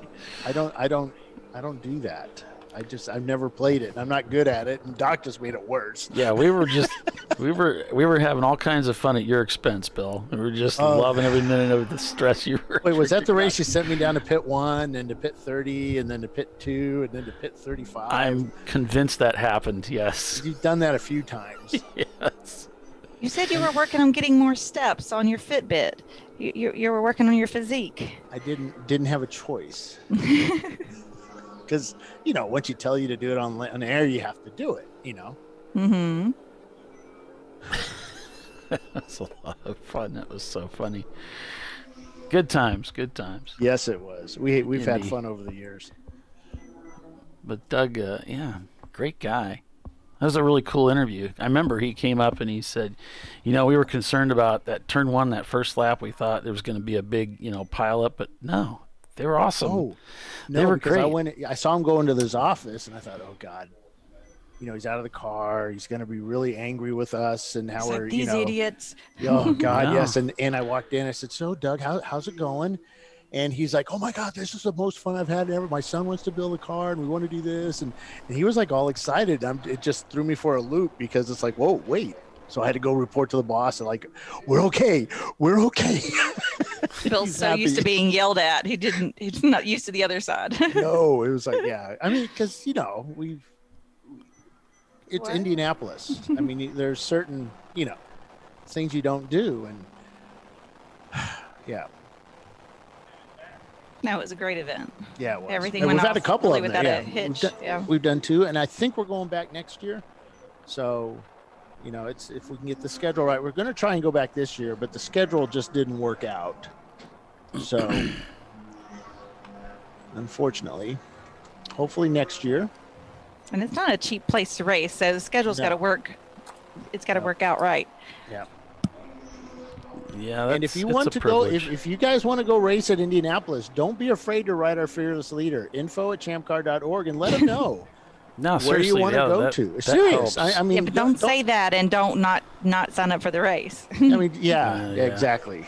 Got to be for reals. Just say, hey, I want to go here. Summit Point. There's a lot of folks that say, message me or tell us in person, hey, why don't you guys race at Summit Point? It's like, well, because we don't know if we have enough folks that want to do it. So let the boss know, info@ChampCar.org, or your favorite track. We know everybody wants to go back to Barber. Yes. Let them know. And I've been harassing Barber about letting us back. I was like, pretty, please. Pretty. We won't touch the grass. I'll kill them if they touch the grass. I don't know anything. I'm staying out of that. I'm staying out of this one, but it's, yeah, just let us know, and because it's a, you know, some of these tracks are very expensive to rent, and if we get the turnout, or we get the folks that will say they will turn out, then yeah, and we'll hold you to it. It's like we got to break. We'll be knocking on you. Yeah. Send your deposit with your email. Exactly. Perhaps no one has put it best or better than Timothy when he said, "There is no leash short enough for you three." Stay with us. You're watching Champ Car Live. We'll be right back. You know, I'd buy tires online, but then what? We've thought about it. We're TireRack.com. They should let you ship directly to a mechanic. Actually, we call them independent recommended installers. They should have like 1,000 mechanics. Try over 7,000 installers. Then you just make an appointment. At a time that's convenient for you. This could change tire buying forever. TireRack.com, the way tire buying should be. Come on, Road. Do your worst. We'll be at our best. Engineered to meet or exceed original equipment performance exclusively at AutoZone. Lifeline USA is a leading manufacturer of onboard fire suppression systems. Lifeline's continuous commitment to research and development ensures that we supply the most innovative and cutting-edge products available. Used by the majority of the world's motorsport championship winning teams and constructors, Lifeline has a proven history of success. Lifeline offers a complete range of fire suppression systems for all budgets and needs, and we continue to push development and limits on both extinguishant materials and our patented delivery systems to make the race car environment almost as safe as sitting on your sofa at home. Every kit has been designed for a professional and simple installation. For more information and to purchase your Champ Car fire suppression system, go to www.lifeline-fire.com.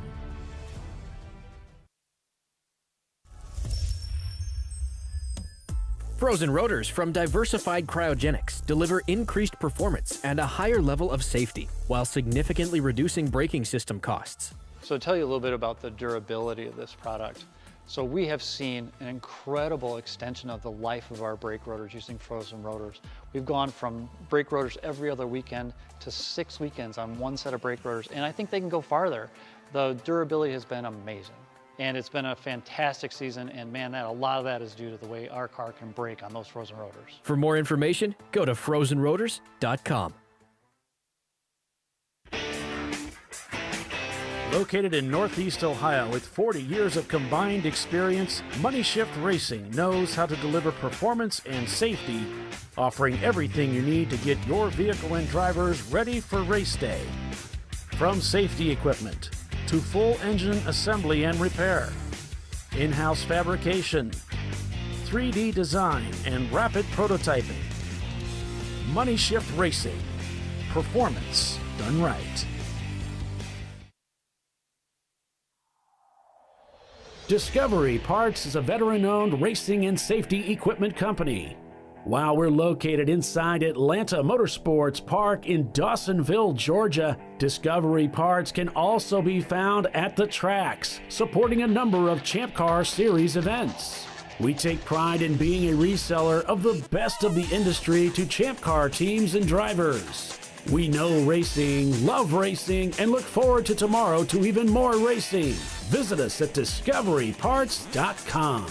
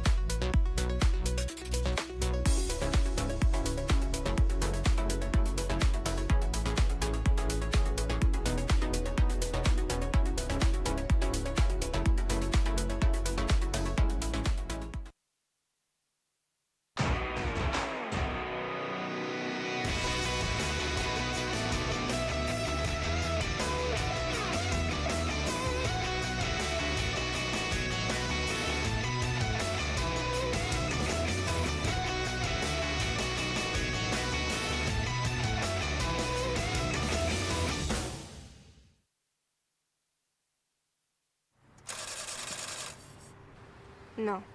Seriously?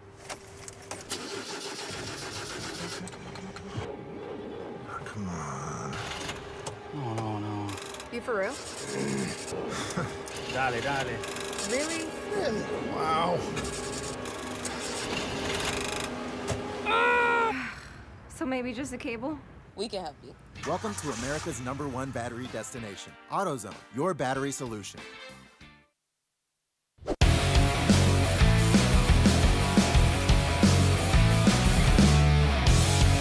All right. Welcome back, everybody, to ChampCar.Live, presented by AutoZone. The TireRack.com Champ Car Endurance Series race at Virginia International Raceway. It's the RVA Graphics and Wraps Oak Tree 12-hour.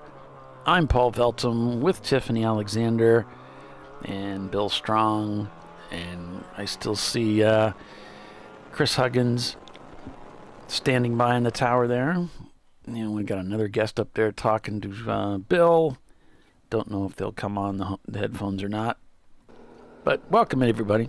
Welcome to the race. Live race coverage all the way up to the checkered flag at 9 o'clock. About like 5 hours from now. Yep. Yeah, we're way past the halfway mark. 269 laps turned. RVA Graphics and Wraps leads by about a lap and a half, it looks like, over NLS Racing. Burris Motorsports is behind them in third place in their Miata. And then it's Tater Racing, Maximum Effort, behind them. And if I maximize this, it looks like A class is being led by Burris Motorsports. B class is Maximum Effort. C class is RVA. Graphics and Wraps. So that's A, B, C. D class is being led by Bliss Racing, if I read this right. And then we've got F class being led by Racing for Heroes. And EC is being led by, I just realized that Dana is leading F class. I got distracted there for a moment because that's Racing for Heroes, and that's the F class car that's up at the front. EC is being led by Flat on One Side in their Nissan 240 SX. And because we have at least 5 EC cars here, then that team would receive a trophy today. Just looking through here because I think we've got enough cars. I don't have quite all the information I normally have, so it's a little bit difficult to do all the counts here, but it looks like if we don't have 5, we're darn close to it. So there you go. That is the news that's fit to print, as Doc would say. Looks like the Bliss Racing 2 is shown in 22nd. That's the F-Class car, just right ahead of Racing for Heroes. Oh, yeah. Yeah, darn it. Sorry about that, Dana. I thought you had it there, but He's close. You guys are very close, yeah. And just 2 places separating them.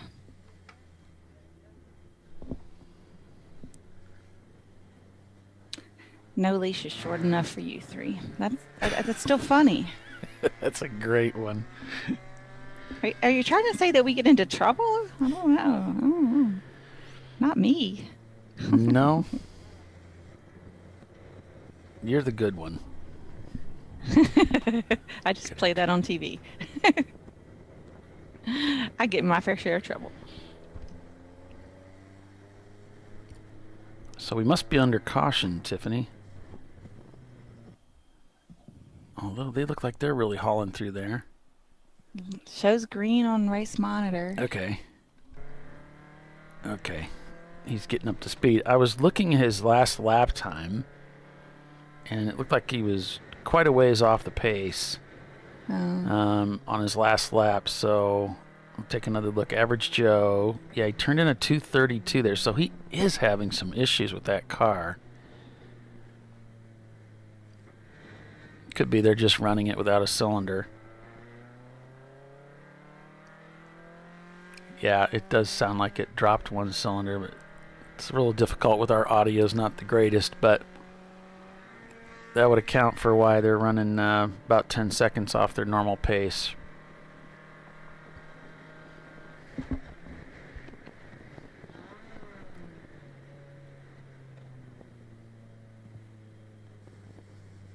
Well, they got it fixed earlier, but I guess it came back. Maybe it wasn't really fixed. They just sent it the way it was.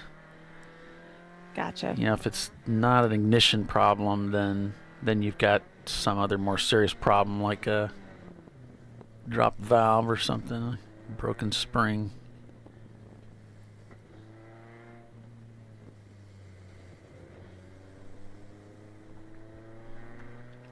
I had that happen to me on the way back from a drag race.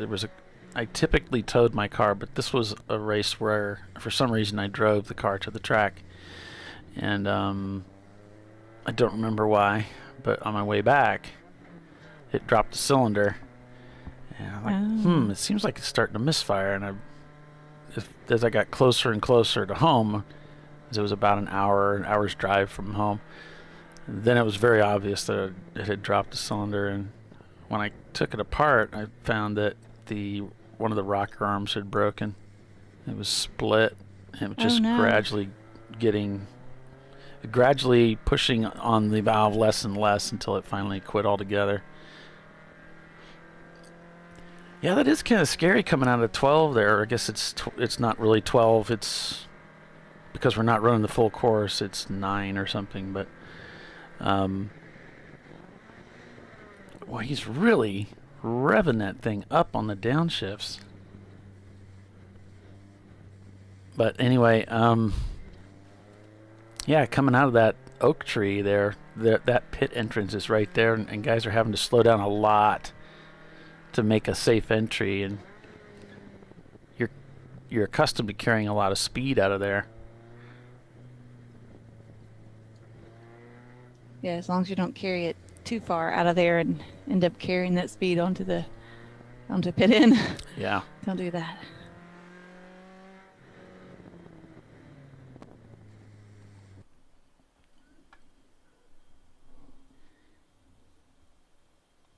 Oh man, we lost the RVA camera. All right, well, Bill's just sitting there doing nothing. I'll tell him. He won't care. It's like, I can't do anything about it.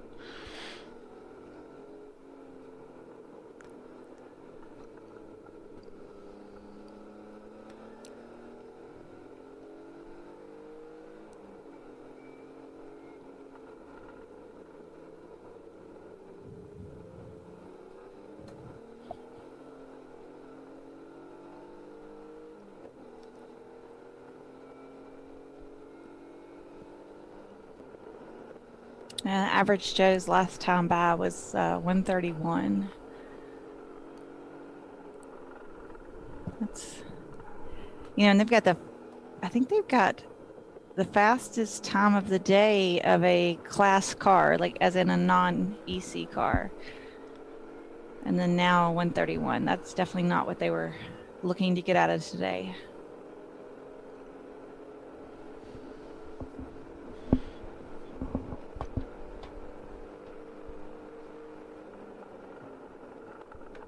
Not at all. Yeah, I guess that, what do you do? Do you just give up and stop racing? Do you take it behind the wall and do whatever you have to do to fix it, or do you just keep going? They've opted at this point just to keep going.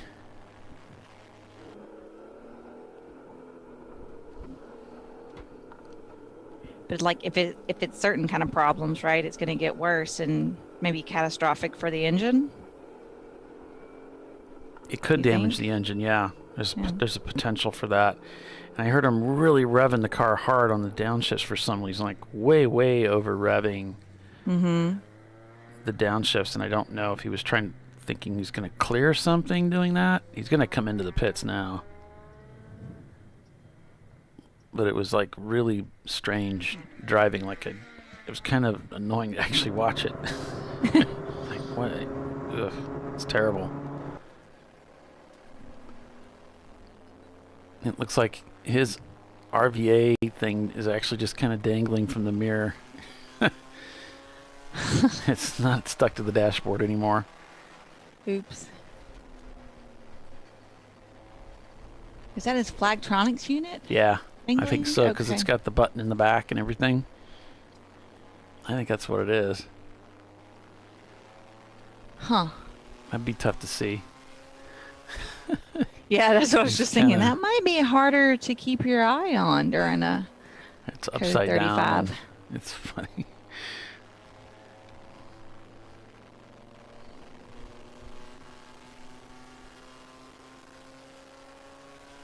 Maybe they'll come up with those like magnetic brackets that like the Solos have. Those are really nice because you can take it off and on and just kind of magnets to it. Yeah, that might be one of the rentals that he's got in there.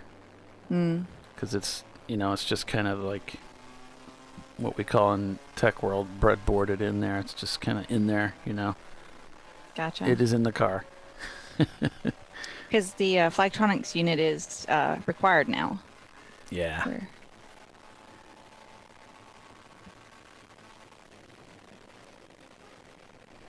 Which I wasn't, to begin with, when we first started talking about the Flagtronics, I was like, I don't know if I want to require it, that sort of thing. But after I've used it consistently multiple times, I really like the device. It's amazing what it does already and then what it's capable of doing. I was a bit of a naysayer to begin with. Didn't want to require anything extra. But it's really an incredible device, and it's not stupid expensive. So, I'm a fan. Mm-hmm. And it's been very reliable. The times when it hasn't been reliable have been actually very, very infrequent. So kudos to them. I mean, I don't think anything is perfect, right? But they've definitely worked some bugs out of it for sure. It's more right than it is wrong for sure.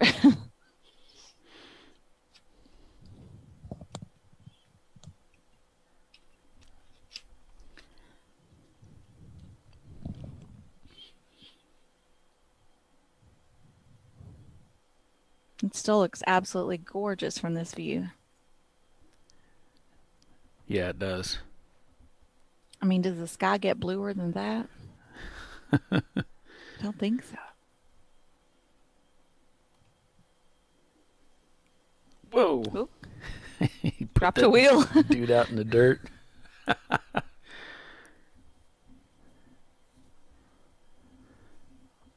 Yeah, that diesel. You gotta love those unusual cars, It's fun. Yeah. Something different. So is Dana still out there in the Racing for Heroes car? I don't know.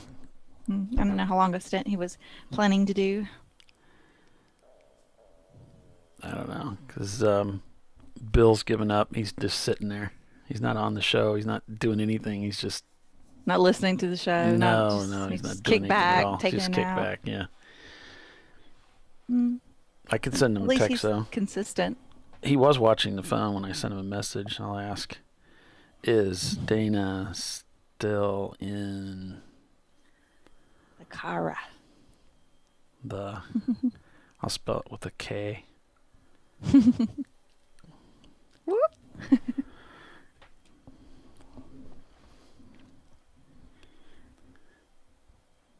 That little BMW came sliding through that turn. That was nice.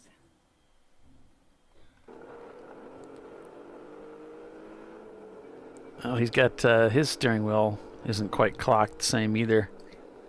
Not at all. For those of you that weren't here, during the earlier part of the show, we had Wyatt Foster on the show, who works there at VIR, but he also does, I want to say, semi-pro driving. Is that sound and about? Coaching and stuff. Does a lot of He's coaching and yeah. The CDI there. And he was talking about how we had another. I don't think it was NLS. It was the Virginia Tech guys. Yep. They had their steering wheel wasn't clocked properly. It wasn't indexed properly. It was off it's kind of like this one is right now. It's off. He thought, wow, that'd be really hard to drive that way, And I remember how much Doc hated that too.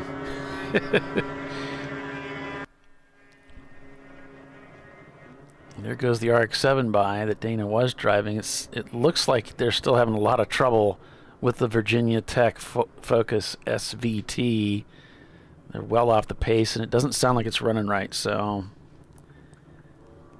and Bill responded, yes. He is indeed still in the car. Cool.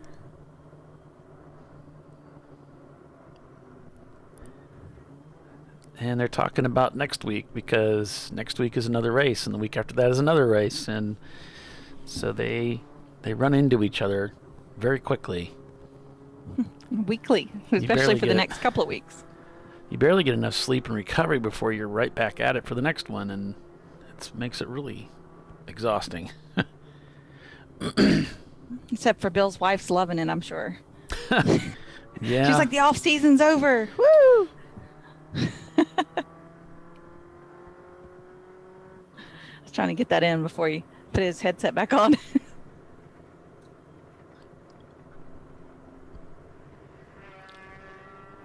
Whew. Wow.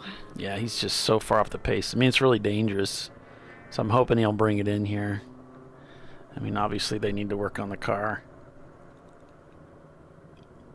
Yeah, the closing speed's got to be incredible. Hey, Paul, when we come back from break, we have a guest up here, Bob Iverson. Yeah. They're the ones in the Civic. Yep. And they'll give us a little talk. That sounds good, Bill. Look forward to that. Oh, he didn't take it in. Oh, boy. Not sure why they're staying out, but that's what they're doing. Timothy said she gives Bill a long leash. Like, go, please, to another state.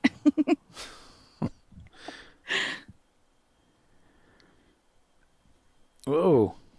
The orange Miata eating up a lot of dirt there. Yeah.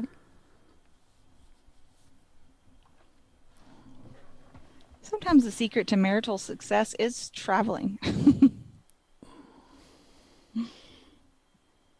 Getting some time away. Yeah.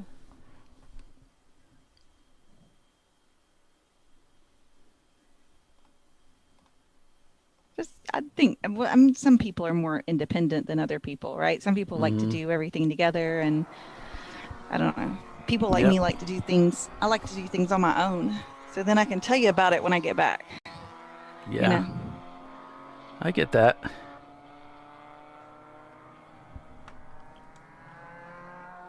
Jenny and I are kind of, we're sort of in between, I guess. We enjoy doing things together all the time. We never get tired of being around each other. So we can be around each other all the time, but we're also fine with going off and doing things on our own too. So nice balance. Yeah, I mean, I do miss being with her during some of the bigger things, like going to races and things like that. I miss having her with me for the bigger things like that, because it's like, well, I wish she's come with you the last couple of races, hadn't she? Yeah, and cool. It made an enormous difference for just for me. Mm-hmm. I really enjoyed it much more having her with me than not having her with me. So, but then we'll go off and kind of do our own things sometimes too. But yeah, we don't get tired of being around each other. That's awesome. But I get that's definitely not always the case. That's not usual, is it? Is it unusual? I think some people, I'm not saying one marriage is better than the other. I think some people, they're really a partner in life, you know, and they enjoy their partnership and they like to do a lot of things together. And then I think some people are just more independent, and while they enjoy their partnership, they also have to have some of their individual freedoms kind of thing to not feel claustrophobic. And sometimes we're just into different things, So my husband, he likes racing and cars and stuff like that, but he does not like going to the racetrack and following me around where I'm doing a bunch of stuff and he doesn't have a purpose, something to do, a car to drive in, that sort of thing. He would not have a good time. And then he would in turn make me not have a good time. So, and we have plenty of pets at home. So, Gotcha. And I'm fine with driving by myself too. I just get to blast the music and speed. Yeah. So I think it's the right kind of people being together, right? Like if you get mismatched where somebody needs a lot of alone time and somebody wants to be together a lot, then you have a real mismatch. I'm a firstborn, kind of like an only child, and my husband is an only child too. So, we both, I enjoy having a spouse that I can trust, and he can trust me, and we can do our own things, and then we can enjoy our time together as well, I guess. Right. So, folks, just so you know, you're hearing from a professional. Tiffany is a marriage counselor, and you specialize in trauma, though, too, right? Yeah, trauma my counseling. specialty is trauma. So I do all kinds of different trauma stuff. We're not just, you're actually hearing from somebody who's a educated, trained professional who's giving you this advice. So it's cool. That's why I was asking, because I've been married for 30 years. We're working on 31. Happily married, and just really enjoy being with each other. But that's such a blessing. I wanted to get your take on that, because I know it feels like we're kind of in a bit of a minority in the way that we relate to one another. Compared to other couples that they love being with each other, but there's a limit. They're just like, I can't. Like when COVID hit, they were like, okay, this is enough. This is too much. I'm closed up with this person all the time. A lot of couples really struggled through COVID, and then they had their kids home too. They didn't realize how much they loved the school teachers at the schools, right, that deal with their children all day. They're like, please take my children back. I gotcha. It's probably because I don't have too many friends in the first place, and so I'm going to take whatever I can get.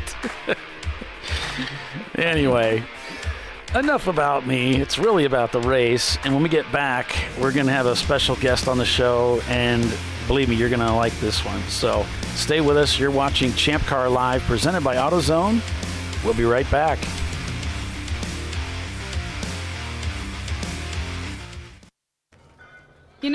I'd buy tires online, but then what? We've thought about it. We're TireRack.com. They should let you ship directly to a mechanic. Actually, we call them independent recommended installers. They should have 1,000 mechanics. Try over 7,000 installers. Then you just make an appointment. At a time that's convenient for you. This could change tire buying forever. TireRack.com, the way tire buying should be. Come on, road. Do your worst. We'll be at our best. Engineered to meet or exceed original equipment performance exclusively at AutoZone. Lifeline USA is a leading manufacturer of onboard fire suppression systems. Lifeline's continuous commitment to research and development ensures that we supply the most innovative and cutting-edge products available. Used by the majority of the world's motorsport championship-winning teams and constructors, Lifeline has a proven history of success. Lifeline offers a complete range of fire suppression systems for all budgets and needs, and we continue to push development and limits on both extinguishant materials and our patented delivery systems to make the race car environment almost as safe as sitting on your sofa at home. Every kit has been designed for a professional and simple installation. For more information and to purchase your Champ Car fire suppression system, go to www.lifeline-fire.com.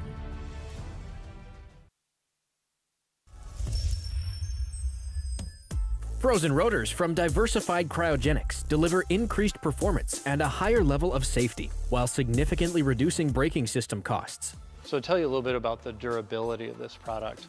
So we have seen an incredible extension of the life of our brake rotors using frozen rotors.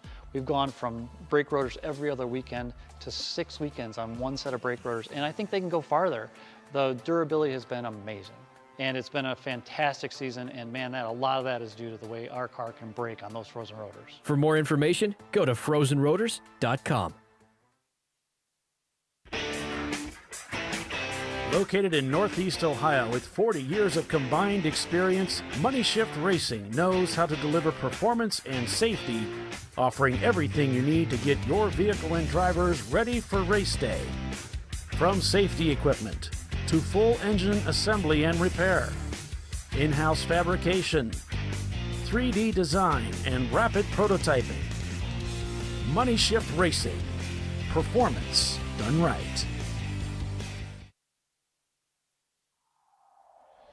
Discovery Parts is a veteran-owned racing and safety equipment company. While we're located inside Atlanta Motorsports Park in Dawsonville, Georgia, Discovery Parts can also be found at the tracks, supporting a number of Champ Car Series events. We take pride in being a reseller of the best of the industry to Champ Car teams and drivers. We know racing, love racing, and look forward to tomorrow to even more racing.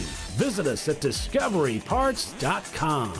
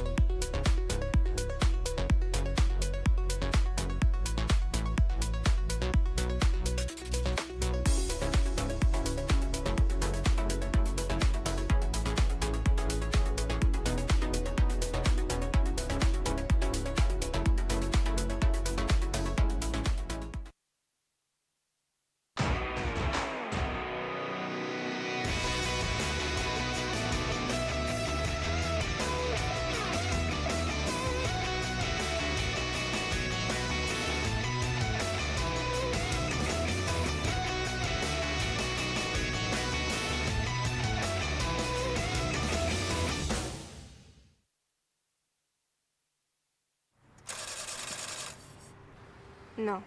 Seriously?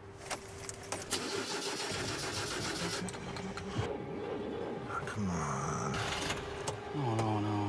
You for real? Dale. Really? Wow.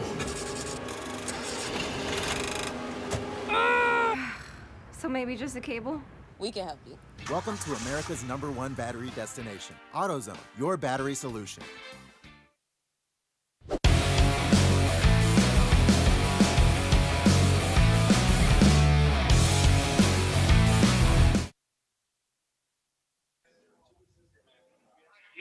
And we are back at VIR Virginia International Raceway for the RVA Graphics and Wraps 12-hour here on the South Course.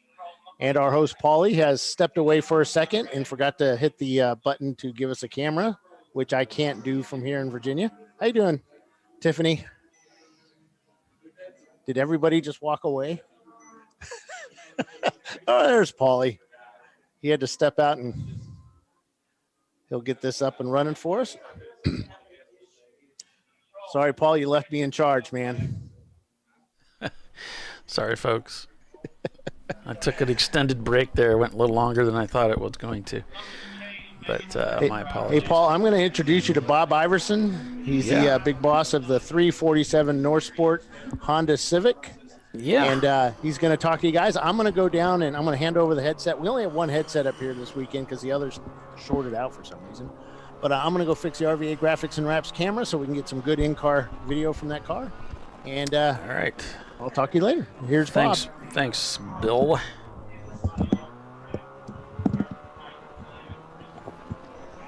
And thanks for joining us, everybody, here. We are at the RVA Graphics and Wraps Oak Tree 12-hour at Virginia International Raceway. You're listening and watching Champ Car Live, presented by AutoZone. Bob, welcome to the show. Hey, glad to be here. My name is Paulie. I've got Tiffany here on the broadcast with us as well. I guess you brought a team out here. Well, yeah, this is our first Champ Car race, and actually I got two novice drivers with me that have never been in a race car before we decided to go on this quest, and they've been working hard on the car, working hard on their racecraft as novices, doing test days, simulator work.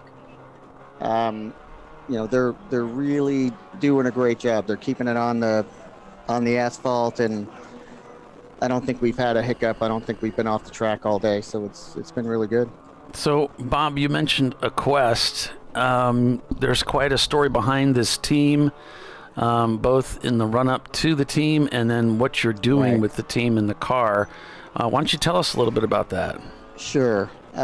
Sadly, a neighbor of ours, Dan Bucella, who was a Southern Professional Hockey League All-Star and has his jersey retired for the Pensacola Ice Flyers. He's a neighbor, and he died of ALS, and it was quite sudden within 2 or 3 months of when he was diagnosed. He was the best friend to everybody in the neighborhood, life of the party kind of guy. You can imagine a pro hockey player. So, he passed, and I thought about auctioning off this car. The story of the car is, we bought it a few years ago because SCCA was going to do their endurance series, and that really never launched. And so I had this car. I thought, well, I'll just auction it off.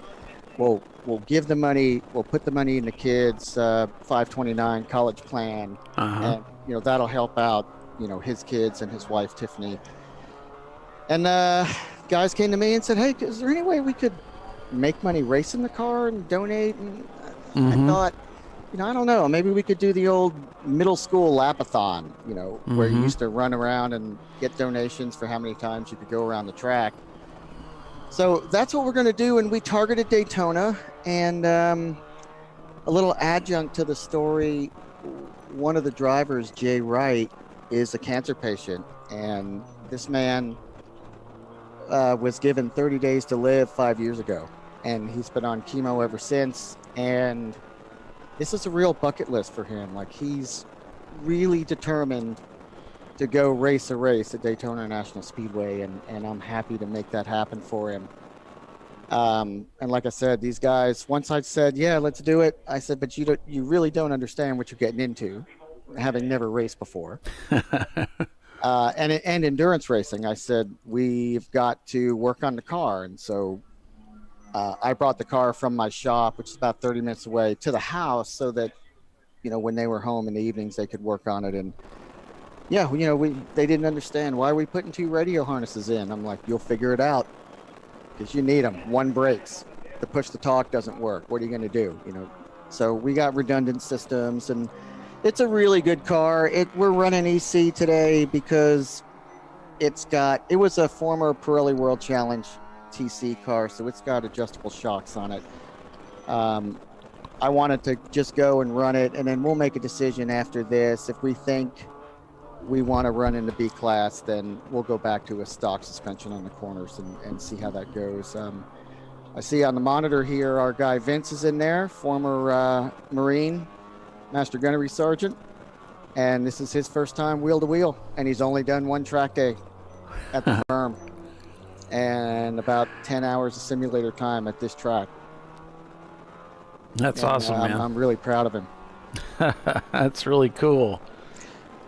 So, I volunteered with the neighbors that, look, I'll do the racing operations. You guys figure out the charity end of this.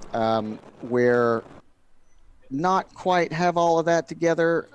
I have a call out to Lemons of Love. I'm hoping that, since there's already a racing cancer charity available, that we can work together on this Daytona race, and then we'll have an easy way to direct people to do these donations, and we'll have all those links and stuff probably all settled by the end of this week and pushed out to the public. That's cool. So you're racing up here at VIR. Do you have what's the next race you're planning on going to? Right now, just Daytona. So we're going to take our notes from here, figure out what things need to be fixed, what things need to be tightened, eliminated. Our pit stops have been okay, not Keystone cops, but, we've had our follies, and, we'll get that down and do better when we get to Daytona. And I did endurance racing a long time ago when I was younger, and I enjoyed it. I've been sprint racing in prototypes now for, I don't know, the last 8 or 9 years. And so it's actually quite foreign for me to be in the car for an hour and a half at a time. Uh-huh. So I found it a little stressful. I got pretty hot in the car. So I imagine these guys are kind of fighting through it. And especially Jay, you know, he had, I think he had chemo last Thursday. So he's on that every other week cycle. And he didn't want to come in. He did his first 90-minute stint. He did an hour the first time. He did 90 minutes the second time, and he didn't want to come in. So I'm going to skip my stint, and he's going to replace Vince when Vince is ready to come in and get some more seat time. I think that's the best thing. That's hardcore. Did chemo last week, and then now he's in a race car. Yeah. Hats off to that man. I got to tell you, I took him to his first test at the firm, and they were running it backwards. And some people know that track, but you basically have to run over the top of the big curbs in the S's, and it just pounded on his tumors. And so I was proud of him that he did 30 straight minutes in the car, but I was dubious that he was going to be able to do an hour or 90 minutes. And he looks about as fresh as I've seen him. I think it's adrenaline. Oh, that's awesome. I hope he's having a great time then. Oh, he is having a good time. I wanted to get him on here because, you know, he's really came up with this idea, and really, he's also very inspiring. You know, just knowing what he goes through every other week. You know, we monitor him. He's really good at self-monitoring. He lets us know, hey, dude, I'm crashing. I'm done for the day. So, but right now he looks fresh as a daisy. He's ready to get back in the car when Vince is done here. Well, that's great. That's great. And I would like to say, you know, this is my first Champ Car race. Obviously, there's first race. Everybody has been super helpful and friendly. Good. Not the experience I'm used to with race officials. Yeah. We try. I know what you're talking about. It's been fantastic. So, you know, if Glad to people hear want, that. if people want to learn how to race, I think this is a great place. I could see where it would be frustrating for a seasoned driver. There's a real quality spread of seat time and racecraft, if you will. Yeah. But it's the same for everybody. So it makes for a fun challenge. It makes you think. You got to think about, how am I going to get around that guy? Yeah, well, you're right. It does. When our pro drivers show up and they start driving with us, initially there's a bit of a shock and it's a bit difficult. But over the course of a couple seasons, they begin to learn how to race us. Right. And it's a little bit different. So once they understand what's going on, they've usually become a really good fit. So yeah, I'm a member here. I've never run this course. I've run it on the simulator. It's not fun on the simulator. It's quite monotonous, but it was a lot more fun in the car, in the actual car. Yeah. I believe I can imagine. I don't know how many cars you could put on this course, but what did we have? Right at 40, 42, something like that? Yeah. I think that's about right. Yeah. That's good. So, well, Bob, you know, I was just going to say thanks for coming up and talking to us. It's great to hear I from you. appreciate it, you guys, and didn't mean to dominate your airtime, but no, wanted to get our message out. Look for us. We might have the car wrapped differently. We might be partnered up with a legit cancer charity by the time we get to Daytona. But I appreciate you letting us get our story out there and putting a camera in the car. If anybody wanted more information, do you have a website or something they can look at, a Facebook page? I do, actually, and my wife sent me the links, but I am not super tech savvy here. Let's see. Well, you don't have to have it immediately on hand. We have a Champ Car Garage Facebook page. You can request membership to the Champ Car Garage Facebook page, and then share it there. Yeah, I will do it, and I'll share it there. And the main thing is our friends and family from the neighborhood are gonna, we're sharing it in the local communities, a couple restaurants that Dan liked to go to. Mm-hmm. Cool. And some other places, friends and family. So, I hope we can do something good for his wife and children, and we're looking forward to getting to Daytona, and hopefully it goes the whole 14 hours, and we can get 275, 300 laps in. Yeah, Bob, I think it goes without saying you are doing something good. You don't have to worry about that. You're definitely doing something good. I got to be honest with you. I am surprised at my own feelings. Like, I feel better about how good a time these guys are having than I do about, my own racing. And I'm a racer. I've been doing this since I was 17, and I'm a lot older than that now. Yeah. Aren't we all? Yeah. And you guys, I appreciate it. Your broadcasts are good. I like the fact that you get, teams and drivers in there and fill the time with interesting information and analysis, and Yeah. We try to keep it interesting. I mean, at least for us. Well, and I like the way you do you have 5 or 6 rolling in-car cameras, and that's, that really keeps the broadcast interesting, gives it a much better look and feel, production value. And Paula, you were the guy that inspired me to go buy a Wii 4K to try to put that in my prototype for the runoffs last year. My team never managed to get it to work. But I had them watch your videos on YouTube, and your instructions were impeccable, but somehow we were not able to follow them and get the live broadcast. But it was probably fine, because that camera would have burned up, and my car burned to the ground in qualifying in the runoffs this year here at VIR. I'm so sorry to hear that. And that's why I'm available to do this, because I don't have a Hoosier Super Tour season to attend.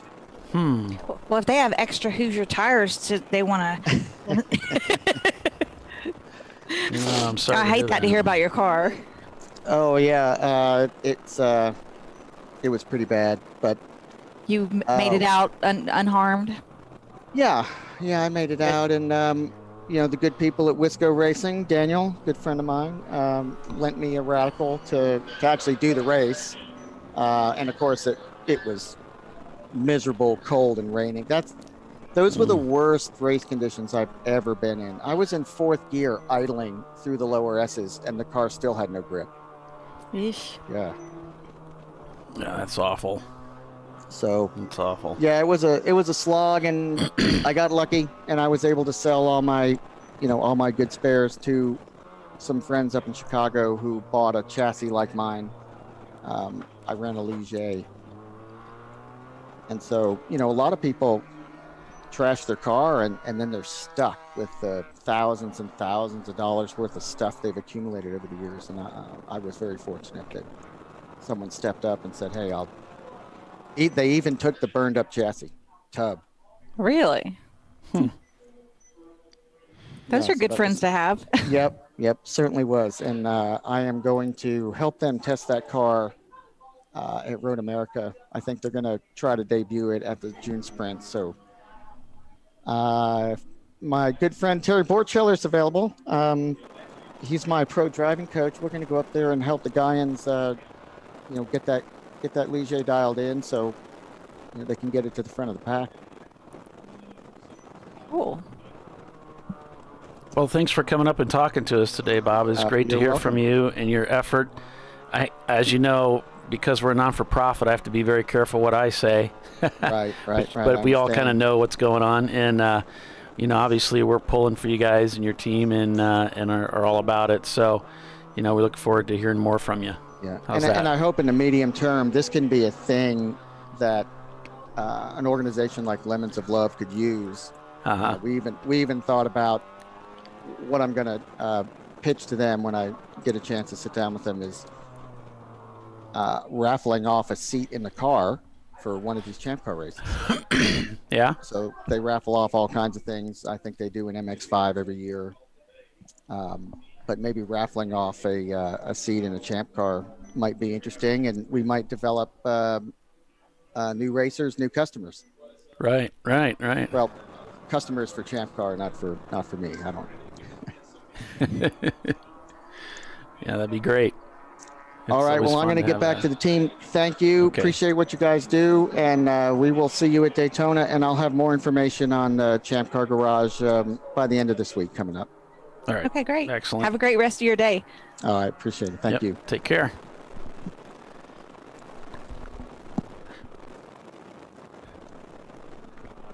All right. That was Bob Iverson with the Norsport team, their Honda Civic Si that we've been watching circulate, do some laps. Told you it was a pretty cool story. Yeah, that's awesome. So it was great to hear from them. Looking back at the race at this time, RVA Graphics and Wraps leads by about 4 laps over NLS Racing. We're seeing RVA just turned a 124 on that last lap, and NLS a 126. Burras Motorsports has slipped to third. That's a 123 was their last lap, and they're about 3 minutes back behind NLS. Then it's Tater Garage, Maximum Effort in their 2008 Miata. Insane Miata Motorsports is behind them, followed by Tech Motorsports, or TEK. I'm not sure, they're all capitalized letters, so it might be TEK Motorsports. Average Joe's follows them. Then it's Sparrow Speed and Warrior Racing, and that would be the top 10 right there, because we've got a couple EC cars up ahead that I skipped over. So Bernie's joined us on the YouTube feed. Good afternoon, Bernie. Oh, yeah. He said he's been gone all day and he's jonesing for some coverage, so we got you. Yeah, today's coverage, for the most part, the story of today, we had Average Joe's. They got into some contact with one of the BMWs. They did get flagged in for that, served some time, got back out there, and then they RVA Graphics number 411, last year's winner, developed an oil leak in an oil cooler, so they brought that car in. And I'm not sure that they brought the car back out. And then we've got Average Joe's was doing really well with performance, but then I think they might have passed under caution under one of our 35s, and then they've dropped a cylinder. So performance is down in the car, but they're still out there circulating, doing laps. NLS Racing has been a very strong performer, and they've really been duking it out with the remaining RVA car, which has been leading the majority of this race, the number 111, as NLS is in the pits. Their strategy off a little bit from the typical 2-hour strategy. They've been coming in a little bit sooner, so they're going to be taking an extra pit stop today compared to RVA, who's been right on the top of the hour each time. And they've had some problems they've passed under caution, and luck just hasn't been on their side. You've been seeing RVA taking advantage of yellows when it fits into their pit window. RVA NLS rather has had situations where they pit under green, come out, and then the whole field goes yellow. Yeah. And then RVA comes in and pits under yellow. It's just, luck hadn't been on their side. Sometimes you just can't get on the right side of things. And it just hasn't been flowing very well for the NLS team. But they still find themselves in third. Yeah, they're still very strong and very much in contention. And, we've talked about this so many times on the show, and I'm a firm believer. You don't have to be the fastest car. You have to be, have all the luck in the world. just keep pushing and keep putting yourself up as close to the front as you can. Make yourself a threat. Put yourself in a position where you can win if things change up front, and often they do. So, and that's exactly what they're doing. They are still pushing.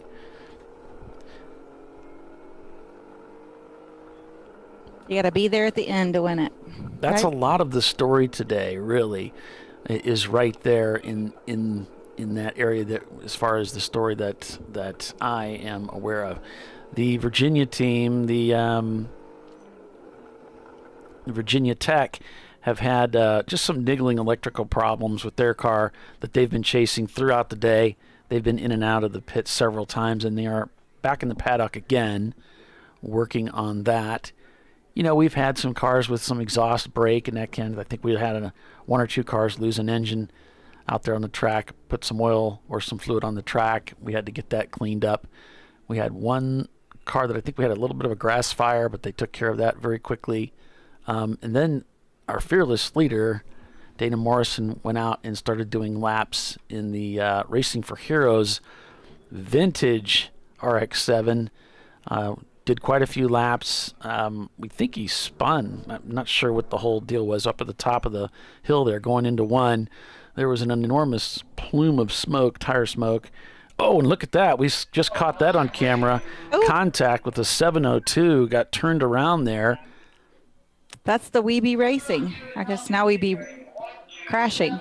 We be stopping. Uh-huh. Did you catch the number on the other car? That was our EC class leader. Ah. Go back and see that. 127. Correct. Flat on one side. Here.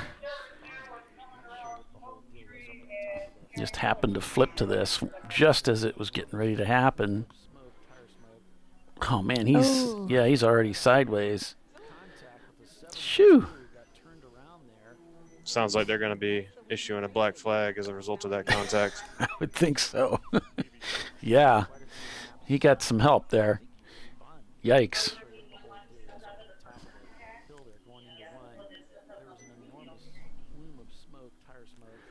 They like come across already collected. Yeah.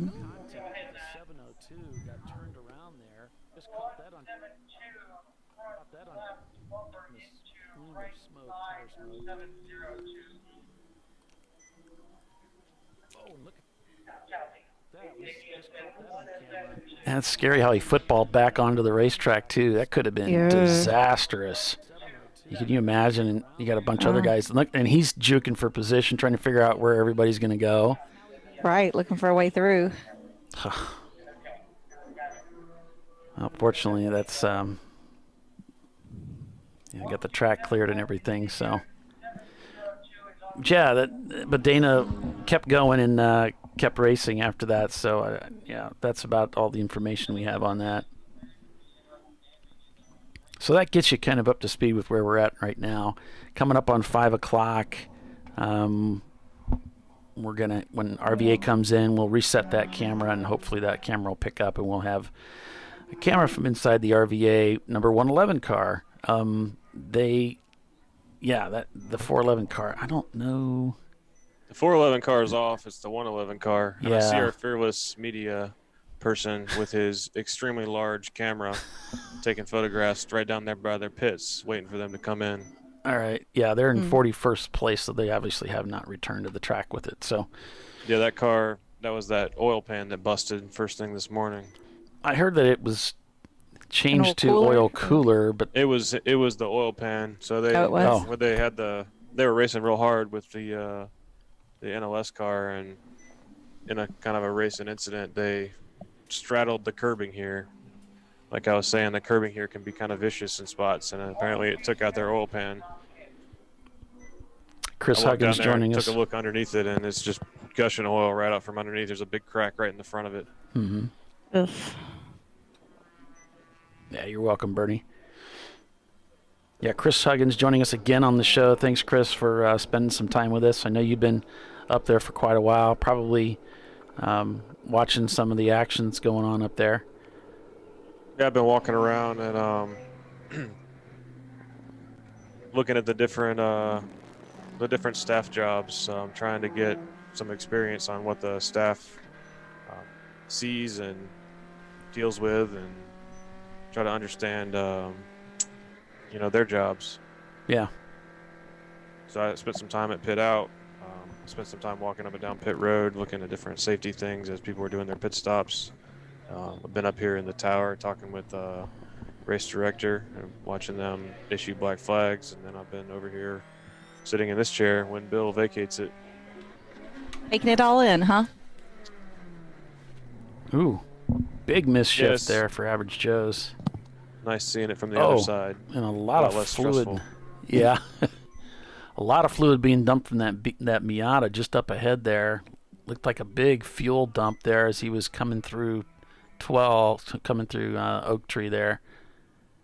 And that drives me nuts. I can't stand that. Because it's petroleum. Dumping fuel? Yeah, I can't stand that. I don't want that. Hate to be behind it. Yeah, that's the problem. It greases up the track, and then it's all over you and the windshield. And I always worry something on my car is going to be sparking, and it's just going to... Poof. Yeah. Right?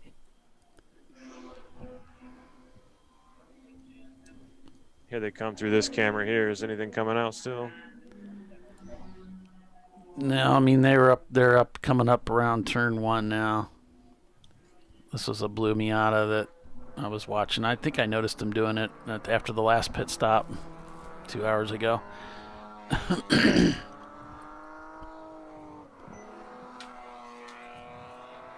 And I sent a message over to Bill about it, and I think they, as long as it stops pretty quickly, they're okay. But if it keeps happening, turn after turn, lap after lap, they're going to call you in. We got a car off pace coming through turn 8, going towards turn 9.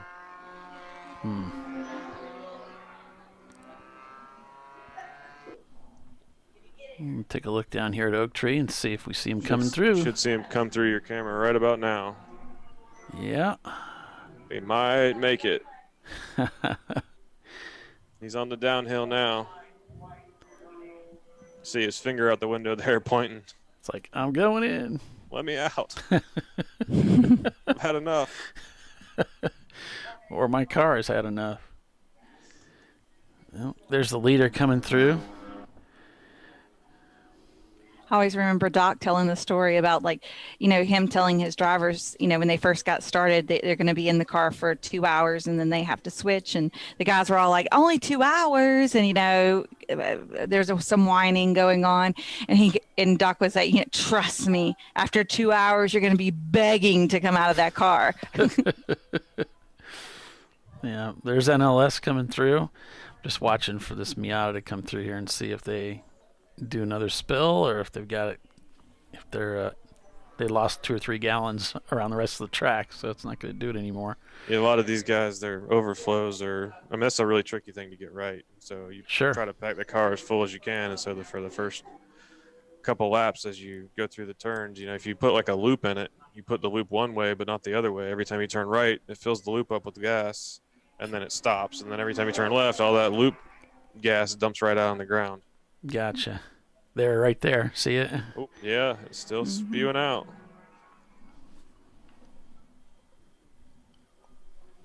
All that gas is going to keep them from going an extra lap at the end. Yeah. Man, our fuel economy sucks. Yeah, I know. It's all over the racetrack.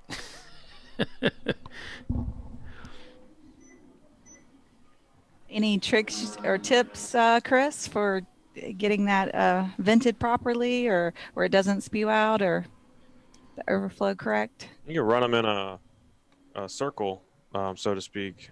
Like make it go all the way to one side of the car and then cross all the way back to the other side of the car and then all the way back to the first side of the car.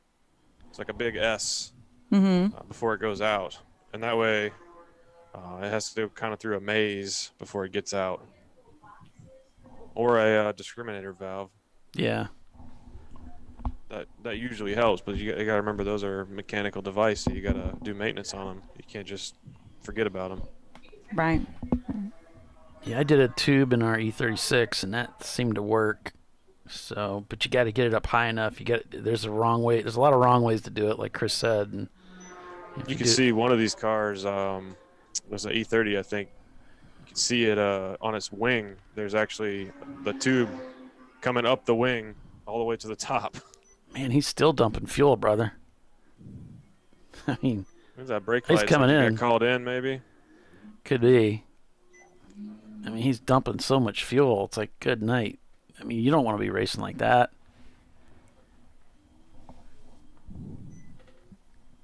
You just don't want that much fuel out there. RVA's coming in. Ah. This is their window.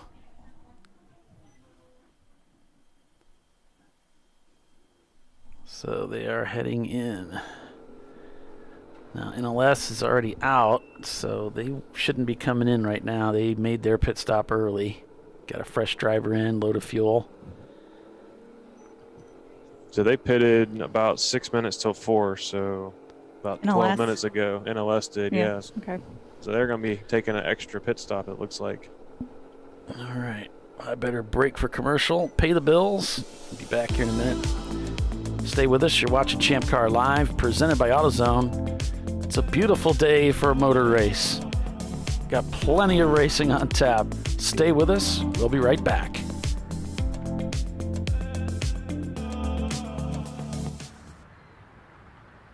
I probably need new tires. You do. What if they sold tires online? We do. We're TireRack.com. They could offer lots of tires We have so many tires. and help you find the right tire. It's called the Tire Decision Guide. Oh, and they could ship them to a nearby mechanic. We shipped to over 7,000 independent recommended installers. This is an amazing idea. Sorry. TireRack.com, the way tire buying should be. Bring on the frozen tundra, the grinding gravel, the cratered concrete, the rain-soaked streets. Come on, road. Do your worst. We'll be at our best. Reliable performance in unreliable conditions. Designed to meet or exceed original equipment performance. That's why more auto technicians choose Duralast parts. Exclusively at AutoZone.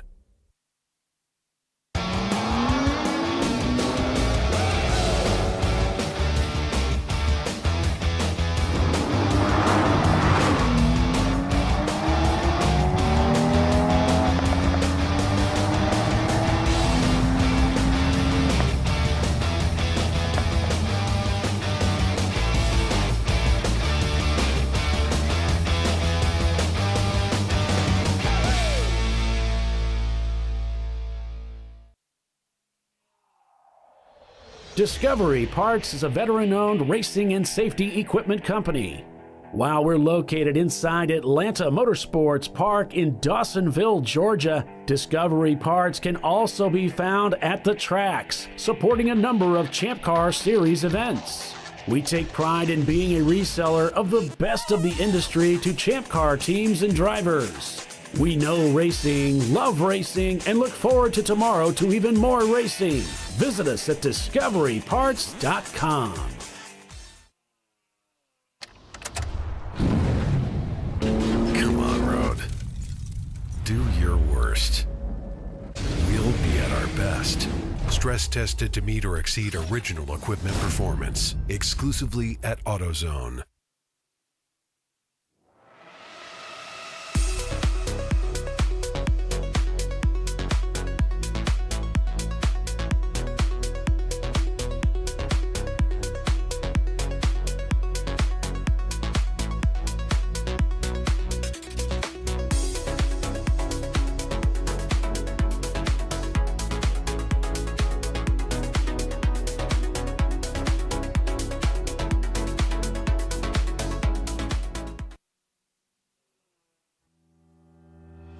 Lifeline USA is a leading manufacturer of onboard fire suppression systems. Lifeline's continuous commitment to research and development ensures that we supply the most innovative and cutting-edge products available, used by the majority of the world's motorsport championship-winning teams and constructors. Lifeline has a proven history of success. Lifeline offers a complete range of fire suppression systems for all budgets and needs, and we continue to push development and limits on both extinguishment materials and our patented delivery systems to make the race car environment almost as safe as sitting on your sofa at home.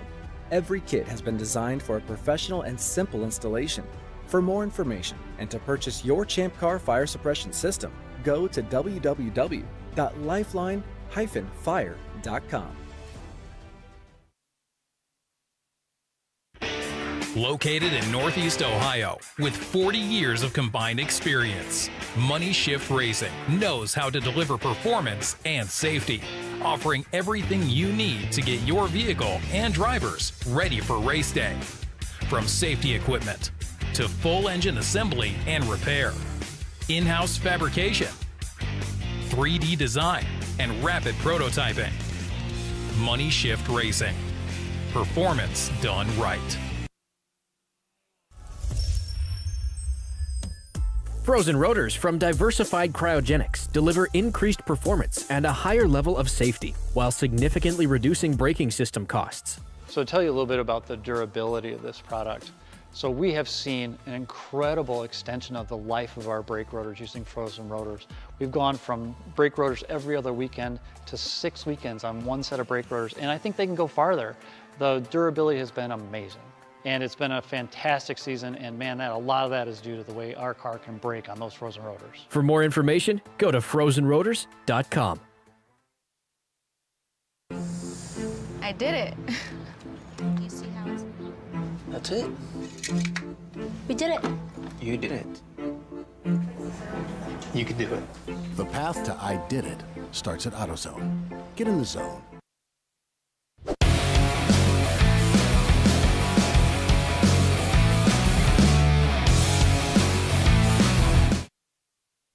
All right, welcome back to Champ Car Live, presented by AutoZone. Let's see, we've got 312 laps turned so far by the leader. That's RVA Graphics and Wraps, and Bill has reset the camera for us so we get to see how things are going there in the RVA machine. And, well, things are going pretty well. They really haven't put a foot wrong.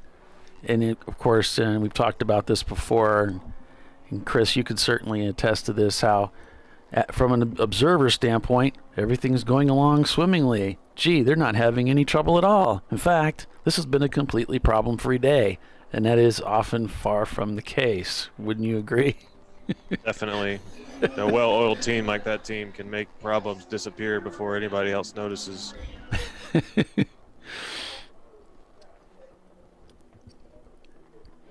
It's funny when you go along pit road and talk to people. I remember talking to Paul Cruz after he won a race at Road America, and with his Maxima, no, his Ultima, and I said, "Hey, that was great." Maxima some more, so it makes him really happy. Yeah, I say, "Hey, you did a great job. Congratulations." Like, yeah, the car is pretty much destroyed.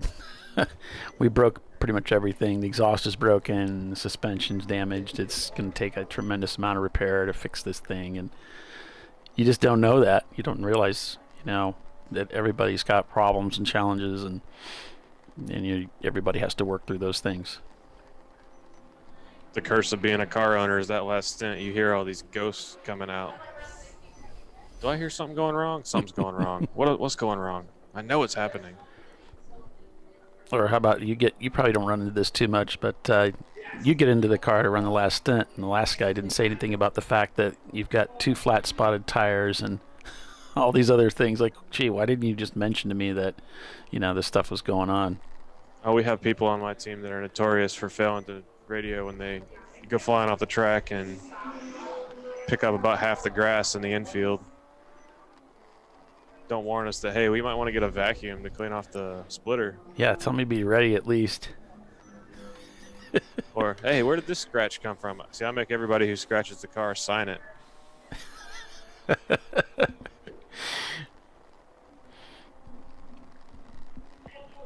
Doc wanted to have his signature on the piece of Armco they replaced at Barber. I guess he paid a lot of money for that. I'm sure he paid dearly for that. Yeah. At least let me keep the bent piece, right? If you're going to charge me for it.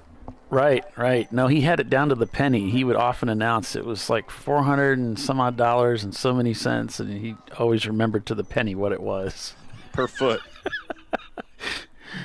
It was like, oh, man. I've been fortunate enough to not have to pay for any Armco so far. I'm sure it's quite expensive. Go find some wood and knock on it. I got some laminate here. Right? Yeah. Not superstitious, so. Yeah, me neither. The sun's coming down here. You can see the shadows are getting long. Everybody's headlights are supposed to be on at this point, and the sun is going to be getting everyone coming up the hill between, I call it turn 10, but I guess it's turn 8 today. Oh, yeah, with this configuration. So what's it like racing here at night then, Chris? Do you have like one part of the track's lit well and the other part really stinks, or how is it? None of the track is lit anywhere here in Virginia. It's completely dark. It's like country dark? Yeah, we're in the country. This is one of the tracks where the civilization hasn't grown out to us yet. So, you got to go 20 minutes from here to get to anything. There's nothing.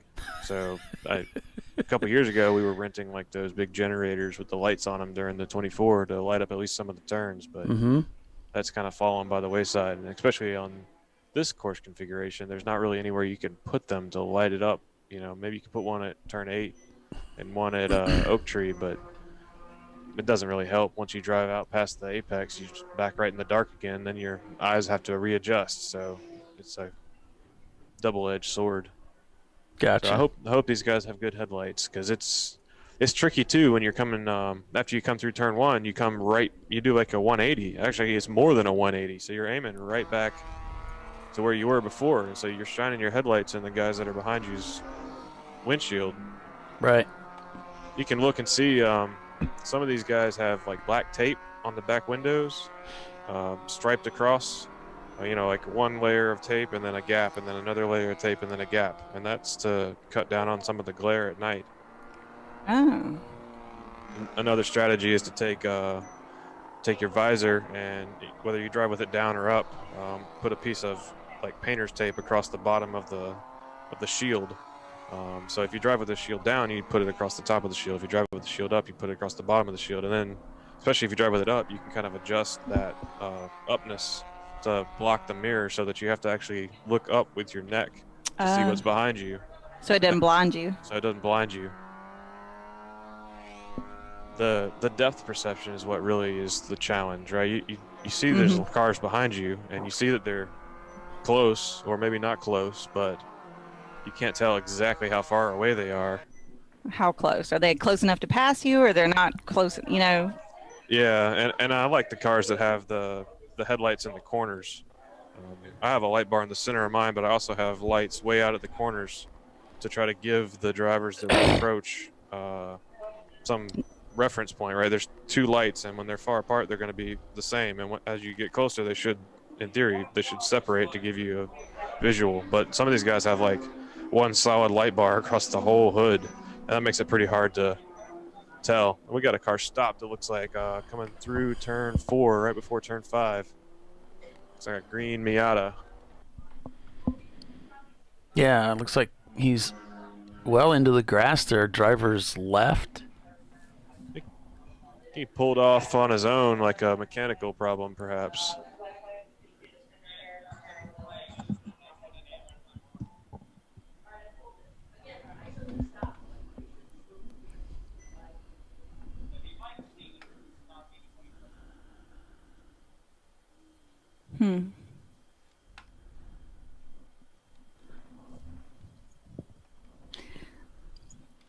I like the two separate lights there too, because then you know kind of the boundaries of the car, how wide the car is that's coming. Yeah. To get a better reference. Sorry, I interrupted myself in the middle of the sentence there. I was trying to figure out what's going on with this car, and they're doing a black flag at the same time. So I'm trying to document all that since Bill has vacated his post.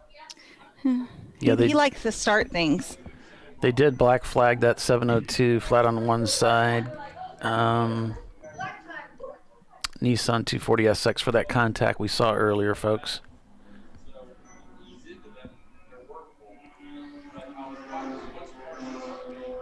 So right now we're just keeping an eye. Oh, this car looks like it's back underway. But I'm not sure if it's on an access road there, Chris, or if it's deep into the grass. But he's still in the grass on your camera there. Looks like now he's back on the surface. Trying to rejoin the circuit. He's coming up the hill now slowly. Okay, looks like he's back on the racing surface, leaving turn 5.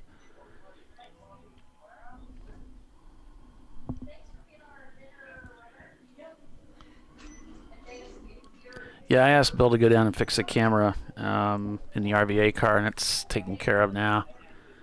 Yay. I also needed some B-roll footage, but yeah, I see RVA going by a car that was moving very slowly there. Driver's left. 644 Open Throttle Racing looks to be the car that had stopped and is now pulling onto pit road, it looks like. So they made it back under their own power.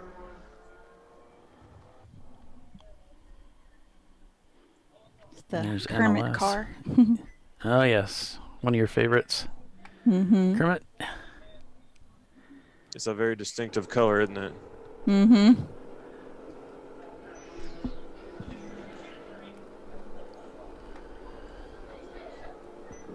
So we've got RVA leading over Buress Racing, showing up about 1 lap on Race Monitor, followed by NLS Racing and Tater Racing. So we know that RVA has been able to stick to that 2-hour pit stop strategy so far, and we know that NLS has been gradually taking advantage of that 5-minute buffer, if you will, and it looks like they're kind of working their way back up into the 2-hour area from that first pit stop where they stopped about an hour and a half in. This last pit stop was about 10 till, so they're moving their pit window forward, and they could conceivably get to a point where they don't really need to make an extra pit stop. That's a great point, Paulie. If they run straight 2 hours, they will be able to make it on the right number of stops from this point, because they pulled out of the pits at 4 hours and 5 minutes of race time left according to the clock on your screen. Mm-hmm. And so they got another pit stop they can do to add that 5 minutes back. They're Corey at the wheel. working their way towards not having an extra. Yeah. That's a advanced level strategy plan right there.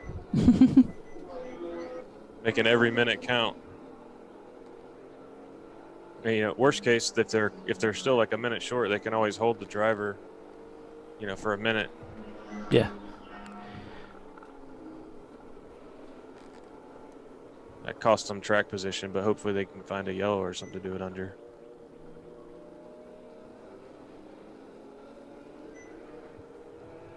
And I'm trying to split here. Gets it done. On such a tight racetrack, too. That's some heads-up racing on the part of the other guys. There's the focus off to the left. It's a lot of trust to go up the middle like that. Yeah. Those guys saw you. Yeah, it wasn't just 2 cars. It was like 3. 3, yeah. Asking a lot. Everybody see me? That is asking a lot.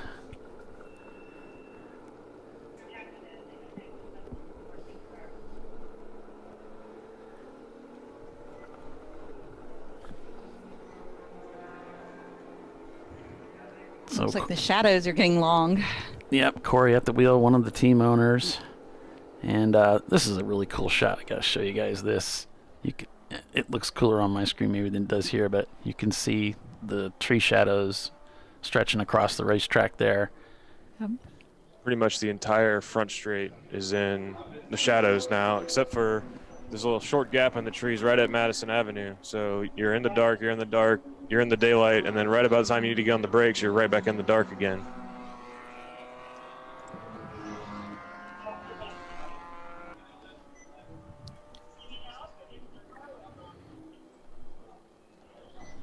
And Average Joe's coming back into the pits here. Again, we suspect they've got some engine trouble with at least electrical. Just had car number 89 come down pit road, pull into the garage. I'm getting a report that they're done for the day. Oh, that's too bad. BOT Racing. One of our F-Class cars. Looked like some parts dragging out the bottom, though it was moving under its own power. Oh. So you can hear Rodney in the car complaining, got no brakes. So there's Justin. Brakes? What you using brakes for? Go back out there.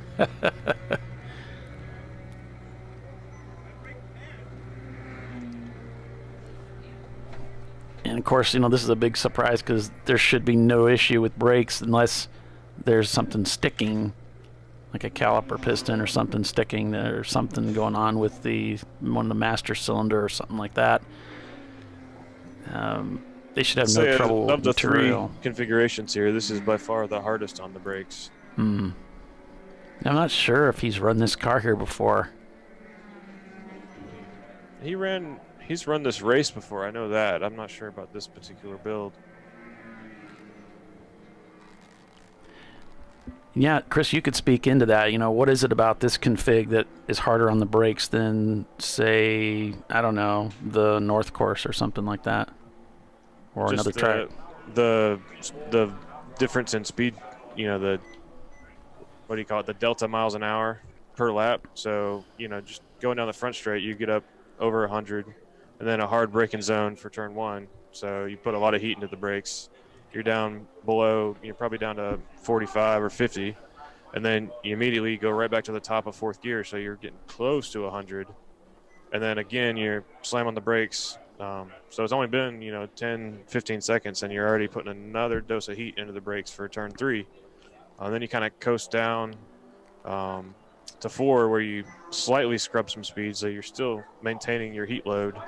Then you're back on the throttle to turn 5, where you get another hard brake zone. So a lot of cars are top of 3rd into 4th, and then you add some more heat to the brakes, and then you get a slight brake on the brakes, cool them down as you come up the hill to turn 6, turn 7, turn 8.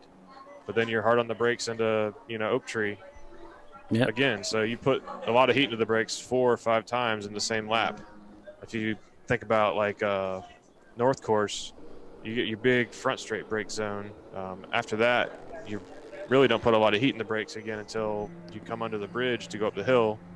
And then you really don't put a lot of heat in the brakes again after that until you're coming back down the front straight. So a lot less changing of speed, a lot more higher minimum speed, so to speak. Yeah, you're just you're constantly putting huge heat in, and that That's why CMP is notorious for being the toughest track in this part of the country on brakes, because there's 5 heavy braking zones every lap. Yep. And just your average brake pad's not going to do a very good job at that. I can tell you from, experience.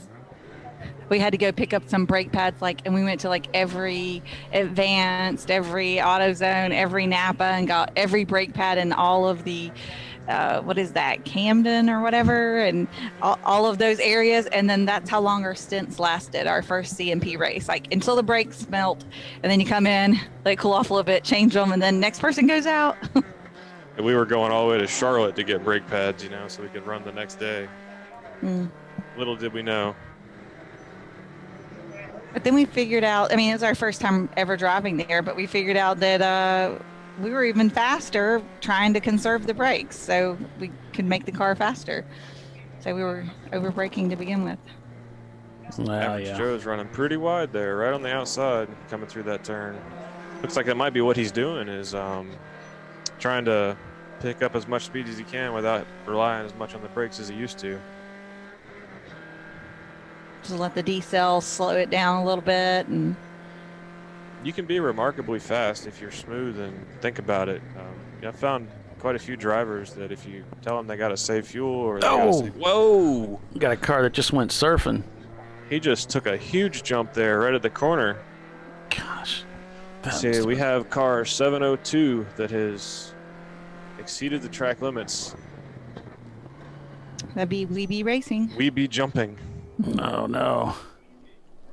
We can go back, and if you folks didn't see that, I've got it on replay here. We can watch the ugliness of it. Let me get rid of this. probably won't. Oh, and then we got another car spinning, and he is quick to get out of the way. That's a tough spot to be stuck in. So good job. He got rolling quick. Got after it, and looks like he's coming into the pits. Maybe he was trying to come in and just, I don't know. Some of these cars, if you put the fuel cell way out behind the rear axle, as the fuel load gets lighter, they get difficult to drive. Good point. We'll take a look at that replay. So this was on board with Average Joe's. We're looking ahead, actually, and it's the white, I think it might have been a BMW that you can see. Again, it's just like we're talking about brakes, and there's like a lockup. And he's into the brakes plenty early, but just goes for a ride. Was that an orange cone that came shooting out there, maybe? Was it that, or just like a reflection? It looked like he's on the brakes way quite early. Yeah, he's definitely doing his thing. Into the Madison Avenue sunlight, back into the dark. So he's braking he's already in the brakes. He was well before the 1 marker there. 2, 1, and he's in trouble. He started to turn even though he knew he wasn't going to make it. So, and I think that's a reflection coming off the glass there, but he went for a ride, didn't he?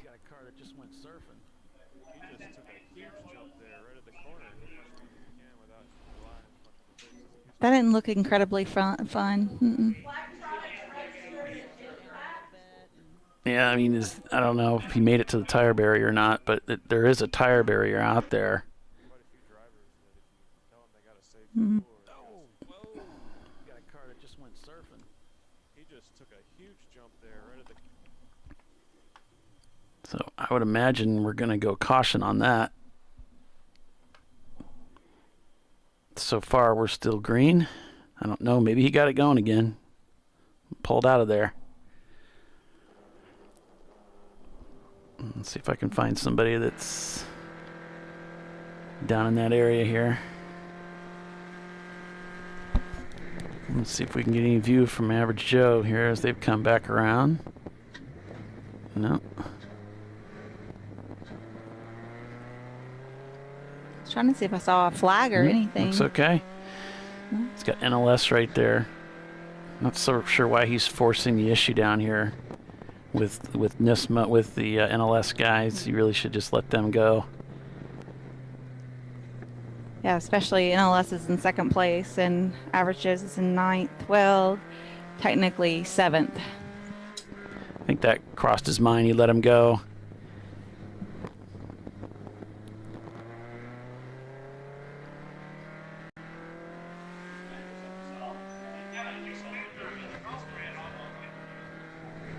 Just had a report of Flagtronics reporting that there was a impact. Looks like it might have just fallen off the dash. We're trying to figure out which car was stopped, and none of them are stopped. Yeah. I was thinking maybe it was that car that just exceeded the track limits, might have hit a bump and caused it. Oh, yeah. But it was a different car. Maybe the one that had it hanging by their rearview mirror. It probably hit the dash and it's like, oh, high-G impact. Yeah, I don't know. They've got it. It's not hanging down like it was. Oh, careful, careful, careful. Oh, he got it backed out in time. Yeah, he could have turned that guy around. Oh, man.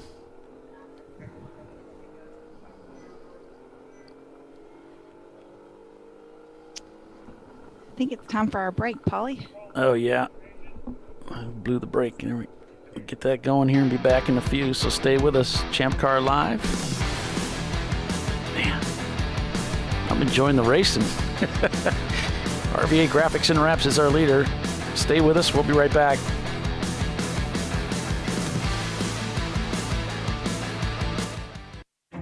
An important decision is afoot.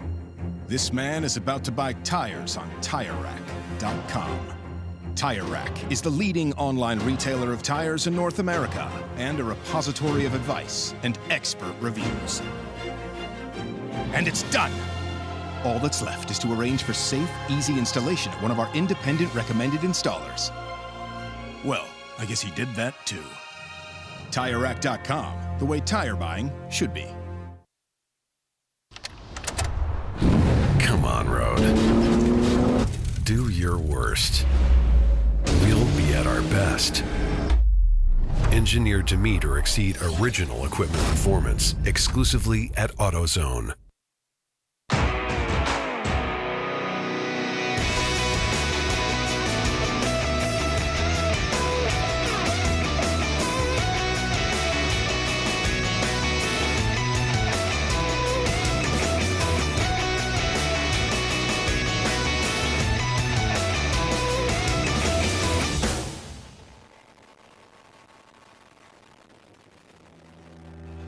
Lifeline USA is a leading manufacturer of onboard fire suppression systems. Lifeline's continuous commitment to research and development ensures that we supply the most innovative and cutting-edge products available. Used by the majority of the world's motorsport championship-winning teams and constructors, Lifeline has a proven history of success. Lifeline offers a complete range of fire suppression systems for all budgets and needs, and we continue to push development and limits on both extinguishment materials and our patented delivery systems to make the race car environment almost as safe as sitting on your sofa at home. Every kit has been designed for a professional and simple installation. For more information and to purchase your ChampCar fire suppression system, go to www.lifeline-fire.com. RVA Graphics and Wraps is a full-service design, signage, digital graphics, and wraps company located in Richmond, Virginia. With over 20 years of experience, RVA Graphics and Wraps offers premium signage options for your business. We are dedicated to offering our clients best-in-class service in all aspects of graphic design and application. For more information, visit us on the web at rvagfx.com.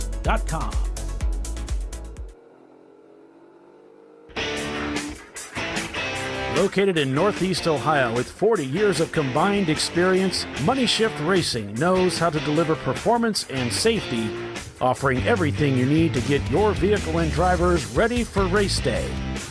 From safety equipment to full engine assembly and repair, in-house fabrication, 3D design, and rapid prototyping. Money Shift Racing. Performance done right.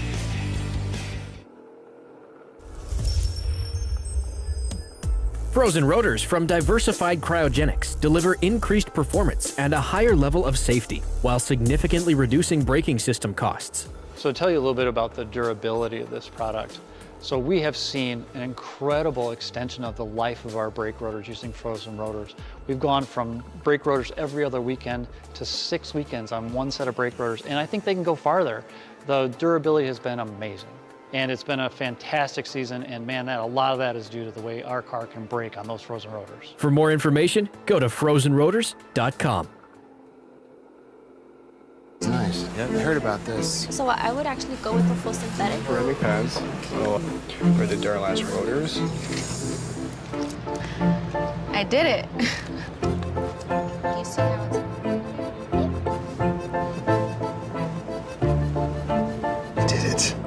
That's it. We did it. You did it. You can do it. The path to I did it starts at AutoZone. Get in the zone.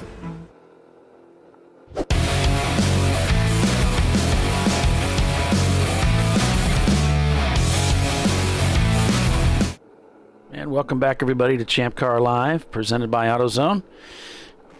It's the RVA Graphics and Wraps Oak Tree 12-hour at VIR. I'm Paul Veltum, joined by Tiffany Alexander and Chris Huggins of Huggins Racing. And we're calling the race for you today. Thanks for joining us, everybody. Hope you're enjoying today's broadcast. A lot of it's been dominated by RVA Graphics and Wraps as far as the overall lead is concerned. And NLS has been in pursuit, trying to reel them in during this time. Just keeping themselves up at the front, and it's been a challenge, but they're still there. Burris Motorsports in third, Tater Racing fourth, Maximum Effort is fifth. The gap from first to second is looks like about a lap and a half to close to 2 laps now.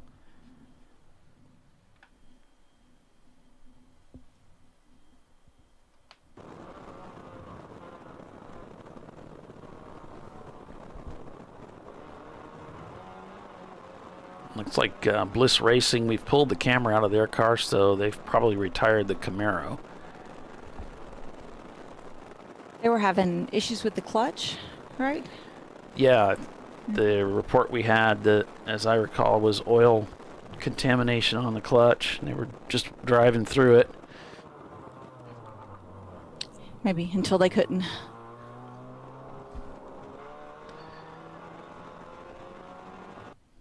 This has been one of the more interesting camera shots. We've seen a number of cars losing control, sliding around, and we've seen even some contact coming through here. Mm-hmm. It's been a great shot. It's like when Oak Tree goes wrong.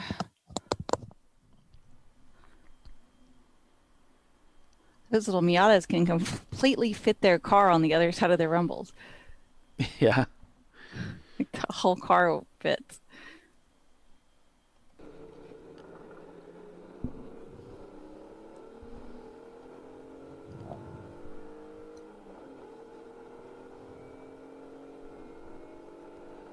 That last time through, 122 for NLS, for RVA a 126. And of course, they're working through a lot of traffic here. Best lap for NLS, a 308. At lap 308 rather, was at 121.0. For RVA 121.2, back on lap 219. So both these cars pretty much on that same pace. Barras and Tater don't look like much of a threat, but really it's a threat if you're able to stay on the racetrack lap after lap after lap. And we've seen so many of these races come down to have a complete change of complexion, as I call it, in the last 30 minutes with cars that just can't make the full 12 hours. Right? Have some contact, or that leads to a mechanical or just a mechanical. It's and then never over till it's over. Right? So you take that checker. It does look like Bliss has retired the Camaro. I don't see any D-Class cars circulating.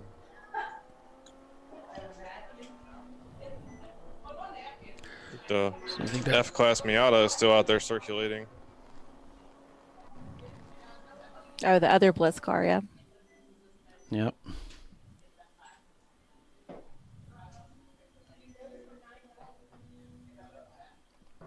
Virginia Tech back out in their SVT. They've spent quite a bit of time back in the paddock trying to get this thing back up to speed, dealing with some electrical issues.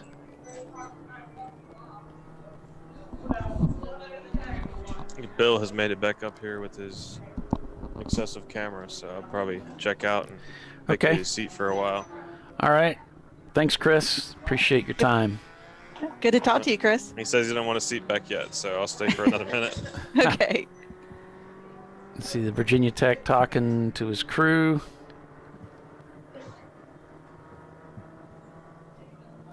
It seems like the car's running better. That's what I was just about to say. Yeah, it's like, seems like they got it running.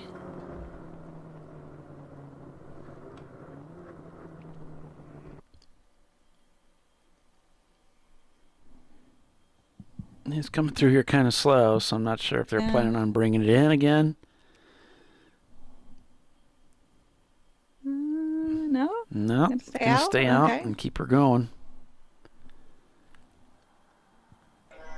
Bill says the Bliss Camaro is still driving, but the clutch has gotten so bad that nobody wants to try it anymore. So they're all just standing around pointing and say, "You get in, you get in." No, I don't want to get no, in. you. Oh, really? I was at a race like that at VIR, the 24, when it rained 23 hours out of 24 hours, and it's the middle of the night. It's about 2-3 a.m. and I'm trying to get somebody to go in the car, and everybody's like, what about him? And that person's like, no, what about him? They're all like, nobody wants to go in the car. It just was pouring rain. I'm sure you're not the only team that went back to the RV and took a nap. Like the heck with that. Yeah, you come here to have a good time, if it's just going to be... I've done quite a few races where I went out to do the stint. It was just miserable, and you're just doing your job. You're not really even... Right. You have no intention of fun coming out of it. You're just You're just doing your stint, doing your part, and then handing it over. This is supposed to be fun when it's terrifying. Maybe it's time to stop. Yeah. Yeah, I think, right? Teams do. Yeah. Get NLS throwing down a hot lap there. Yeah. Let's see. 120.8. Green, I think, means the fastest time of the day for that car. Correct. That's only 1/10 of a second off of average Joe's best time of the day, which is a 120.7. You're getting it.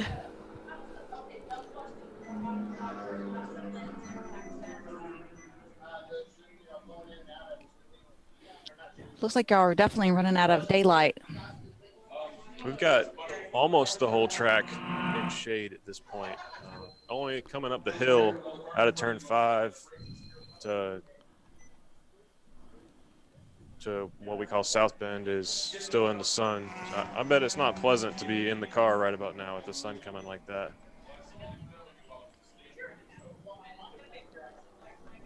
Yeah, I've noticed some people have more difficulty with the changeover, you know, as the sun is dropping. He should be pulling RVA, be right into the sunshine as soon as he comes around this turn.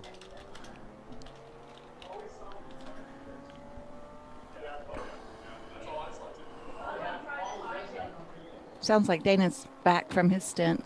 He is back. He gave me the whole story about how it's not his fault that he spun.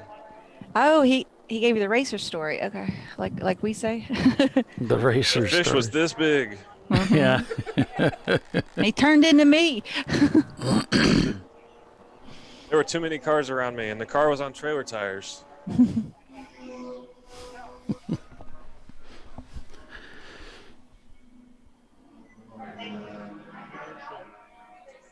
No, I think it's great for the race director and all of them to go out on the track, and then they have a better perspective as well.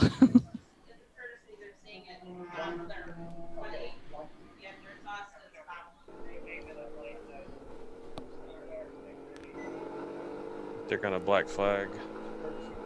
Courtesy black flag. Team 1-8 so they can come fix their exhaust before it falls off. Okay. Oh, the Racing for Heroes car? So that's good. That's a good thing to keep in mind if you're out here racing and you can't communicate with your driver. All you gotta do is come up to a Champ Car official and ask for a courtesy black flag, and it can be issued automatically. Yep.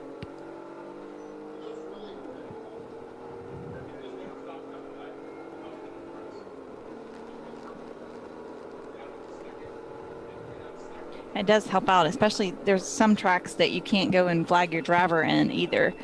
You know, where it's like here you can have a board and put your number on it and point at them and yell. Not that they'll hear you, but you can't do it without yelling, I don't think. That must be what happened. I always forget the yelling part. I just point. I'm like, maybe they can read my lips. Who knows? I mean, they're only driving a race car. Not doing anything else.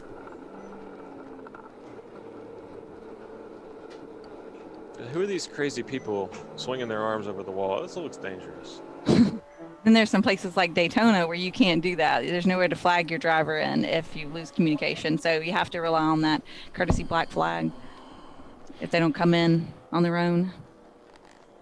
Yeah, there's no pit wall at Daytona. That's right. It's just a big grassy open area. Yep. Which seems terrifying. Yeah. I never really knew what I was facing until I started racing. I went racing there, and like, what the heck? Those cars are out there going 1,000,000 miles an hour, and there's no wall.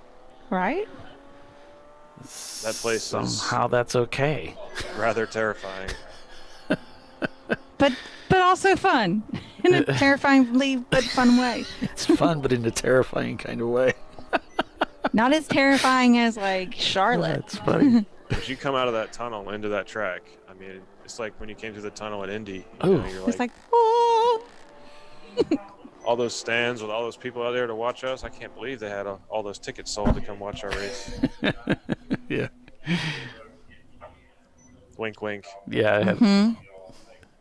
Oh, there was all the signs that said "Go Tiffany." I saw them.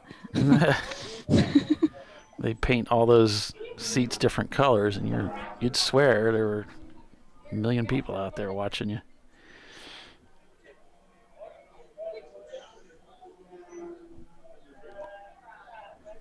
It's a good time. Have you been, Huggins? Have you been to Daytona and raced there yet? Yes. Did you like it? 2 years ago we went with Alexis, and we blew up after about 5 laps. Oh no! Oh, I think I do remember that. So last year we redeemed ourselves and were able to pull out the W. So we feel like we've accomplished it, and probably won't go back. Yeah. It was a great experience. It's in such a great area too. You know, there's stuff all around it. You know, all sorts of good restaurants and attractions. Go to the beach, etc. Yeah, it's quite different than some of our other locations. It's such a popular race. Let the people that want to do it carry on and not take up a slot. Yeah. I'd rather go to more of a driver's track. You know, that's more of a car's track in my opinion. You know, the horsepower and the aerodynamics. But maybe I'm just saying that as a E30 person, right? I drive a brick, so I'll be competitive there.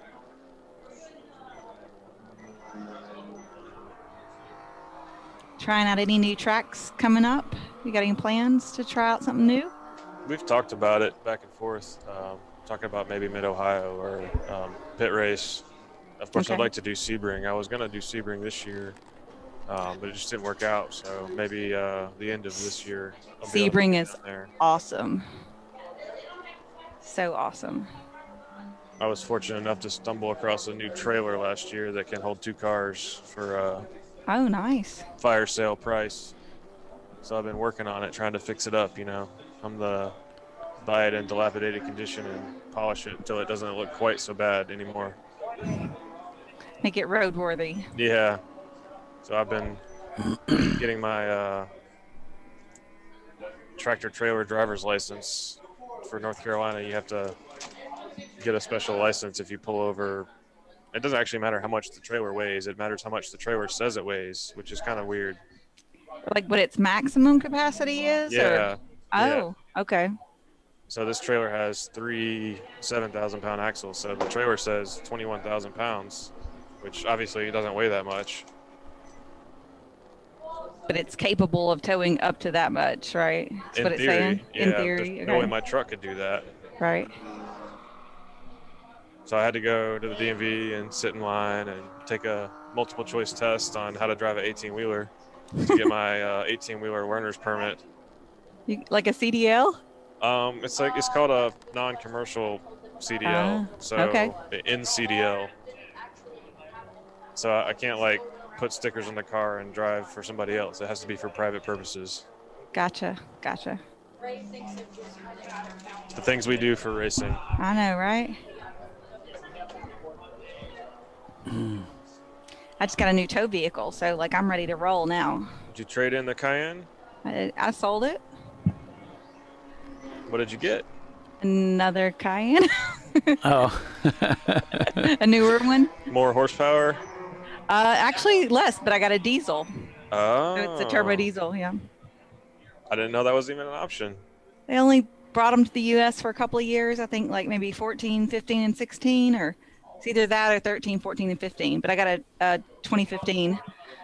It's super nice. I got it for a great price too, so can't beat that. I hope like, it I'm treats ready. you well. Me too. So I had my trailer all went through last year, and the axles redone and brakes looked at and put all new tires on it and did all the things. So it should be good to go for me to go running around this year. I'm gonna hit the road. Look at how dirty his windshield has gotten. Looks like kind of foggy out there. It's pretty filthy, isn't it? It's the sun is basically about halfway behind the horizon now, so we're just getting that twilight zone. Yeah, they've got that car running quite a bit better now. I mean, they They just turned to 126. Still not quite as stout as... Oh no! Hang on to it, son. Whew. Nice ride through the grass there. Now, was he getting squeezed? I had to look away. Yeah, there was a car that moved to the right there coming down that straight. And I think he had already tried to commit to the pass. Yeah. Luckily, he had room to run there.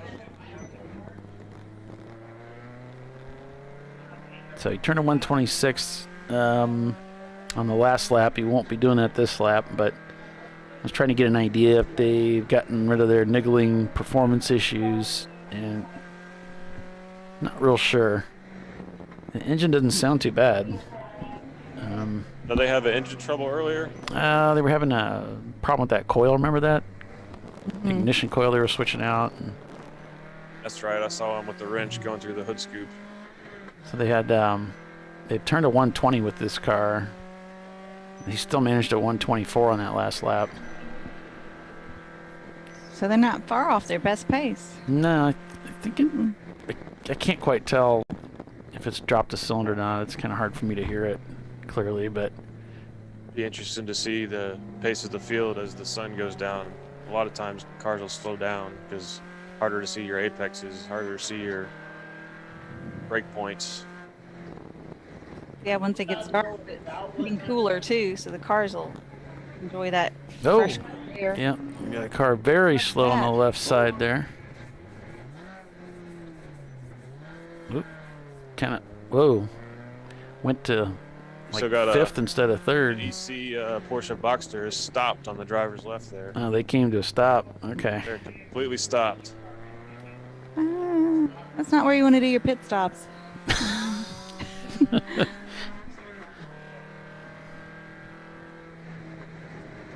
It's right here. You can't see it because of the awning. Now he's rolling again.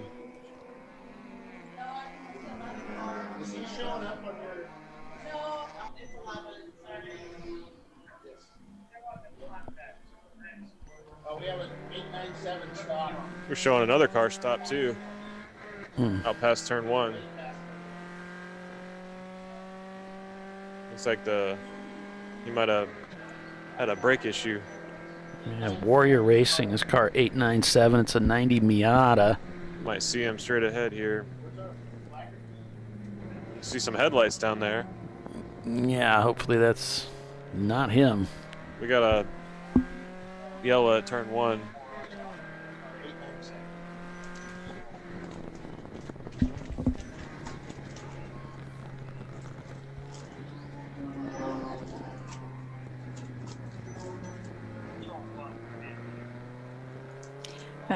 Over on YouTube, Tyler saying this hobby just spirals out of control with the the money you end up spending on trailers and tow vehicles and extras and this and that and the other, no doubt. Well, everybody spends their money on something. Yeah. You get to choose, I guess. You can't take it with you. Oh, you always see the stickers that people put on their cars, like I'm spending my kid's inheritance. Yeah. I always thought that was funny. All right, so we've reached top of the hour, so we're going to take another commercial break and be back in a few minutes. So stay with us, folks. You're watching Champ Car Live, presented by AutoZone. The race continues. RVA leads. We'll be right back.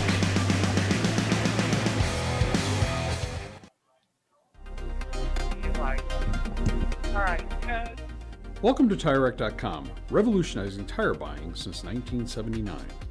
With our unmatched selection of branded products, finding what fits your vehicle and is right for you and how and where you drive has never been easier.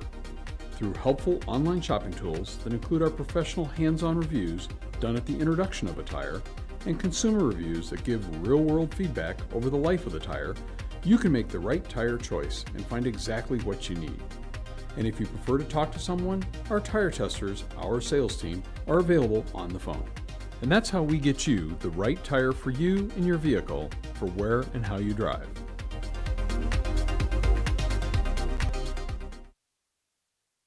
At AutoZone, you get what you need when you need it. Got a today job? Pick it up free same day at your local AutoZone. More of a tomorrow project? Order as late as 10 p.m. with free next day delivery. Getting the job done just got easier.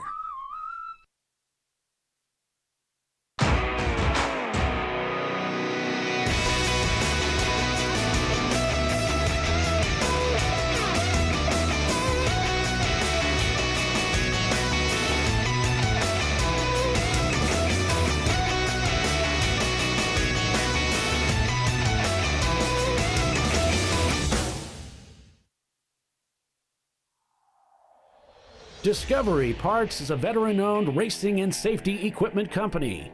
While we're located inside Atlanta Motorsports Park in Dawsonville, Georgia, Discovery Parts can also be found at the tracks, supporting a number of Champ Car Series events. We take pride in being a reseller of the best of the industry to Champ Car teams and drivers. We know racing, love racing, and look forward to tomorrow to even more racing. Visit us at discoveryparts.com.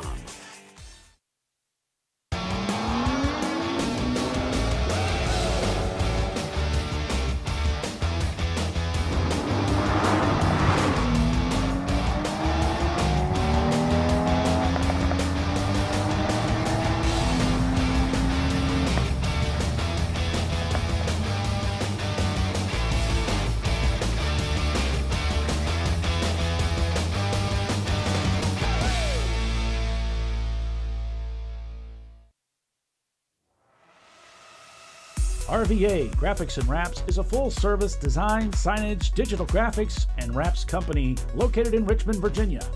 With over 20 years of experience, RVA Graphics and Wraps offers premium signage options for your business. We are dedicated to offering our clients best-in-class service in all aspects of graphic design and application. For more information, visit us on the web at rvagfx.com. Lifeline USA is a leading manufacturer of onboard fire suppression systems. Lifeline's continuous commitment to research and development ensures that we supply the most innovative and cutting-edge products available. Used by the majority of the world's motorsport championship-winning teams and constructors, Lifeline has a proven history of success. Lifeline offers a complete range of fire suppression systems for all budgets and needs, and we continue to push development and limits on both extinguishment materials and our patented delivery systems to make the race car environment almost as safe as sitting on your sofa at home. Every kit has been designed for a professional and simple installation. For more information and to purchase your Champ Car fire suppression system, go to www.lifeline-fire.com. Located in Northeast Ohio, with 40 years of combined experience, Money Shift Racing knows how to deliver performance and safety, offering everything you need to get your vehicle and drivers ready for race day.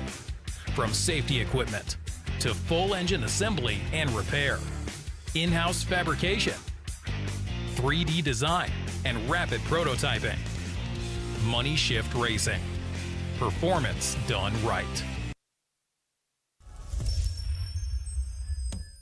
Frozen rotors from Diversified Cryogenics deliver increased performance and a higher level of safety, while significantly reducing braking system costs. So to tell you a little bit about the durability of this product. So we have seen an incredible extension of the life of our brake rotors using frozen rotors. We've gone from brake rotors every other weekend to 6 weekends on one set of brake rotors, and I think they can go farther. The durability has been amazing.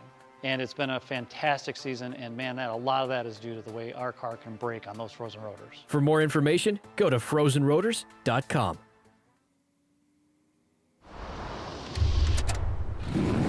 Bring on the frozen tundra, the grinding gravel, the cratered concrete, the rain-soaked streets. Come on, road. Do your worst. We'll be at our best.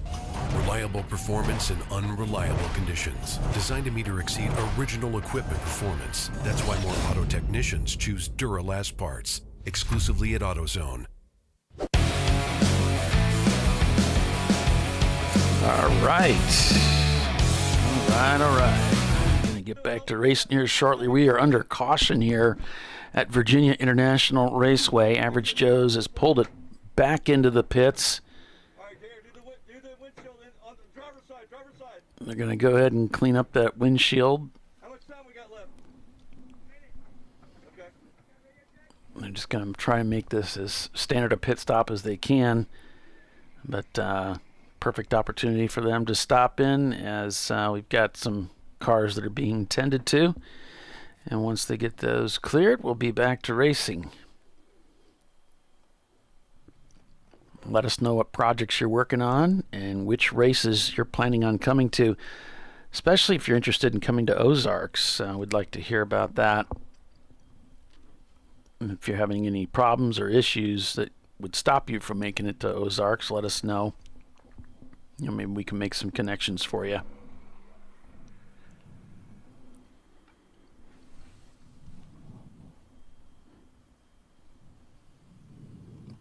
Instead of coming swap. Oh, yeah. Timothy and Tyler are going back and forth on the YouTube chat about all of the things race car related.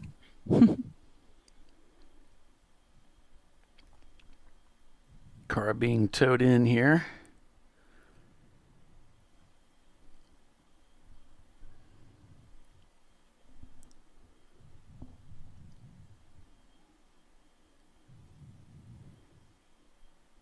Not sure if that's the end of it or not. We do have a car leaving the pits, rejoining the event. Still, now we've gone to flashing yellow, it looks like, which means we should be going back to green here shortly. Tyler said, I'll make a deal. If somebody wants to cover my shifts at work, I'll come to Ozarks. I know how you feel. Wouldn't that be great? Oh. Back to green, folks. RVA drops the hammer.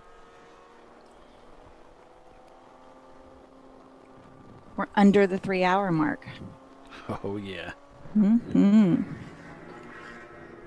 Virginia Tech saying, yo, my give up. My give up. Come on by.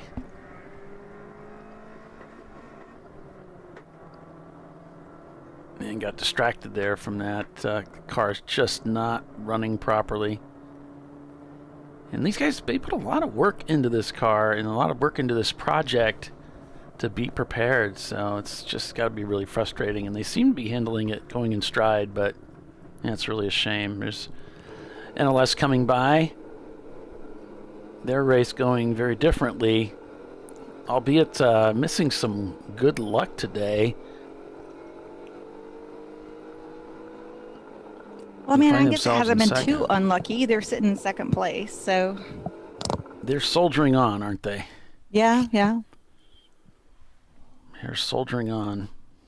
I only really want one better spot to be in, but they've really driven back from some struggles early on in the race.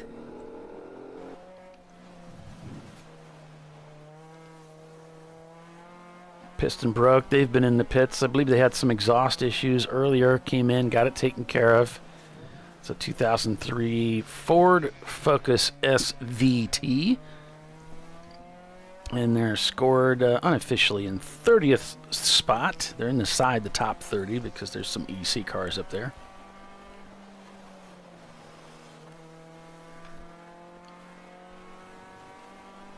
Well, that other car came by so quickly, I didn't even catch what it was. It was like, phew, like a rocket ship.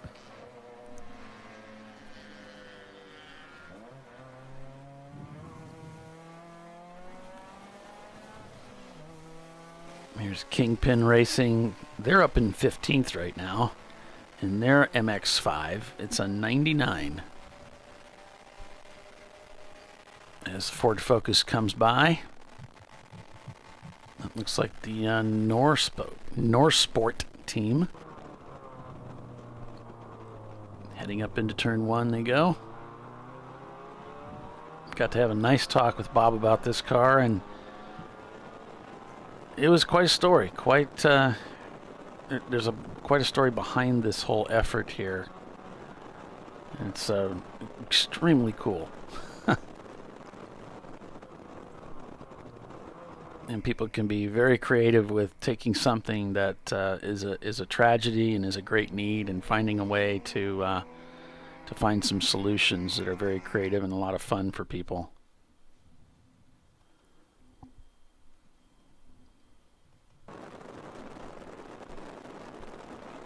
And offer a helping hand.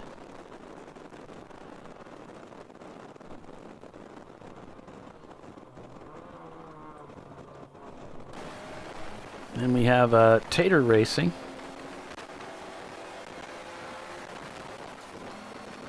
And Tater's running in 4th place, I believe it is right now. Yeah, we've got an EC car ahead, so they have this machine in 4th place. They've been strong all day. Been doing a really good job with this car. Their fastest lap time of the day so far, 1:22.7. Very respectable lap time. That's on pace with the leaders.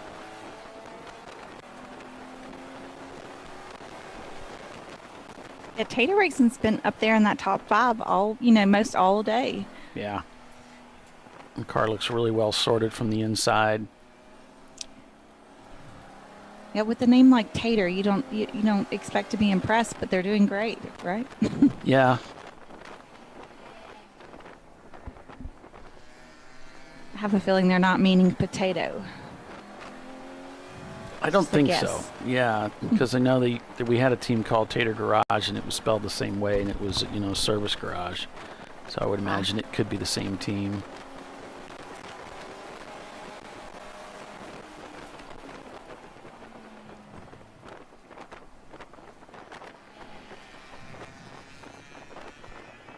The maximum effort Miata is up in the top 5 now. If you take that EC car out, that's always one of my favorite teams' names. Mm-hmm. It's good to see them doing well.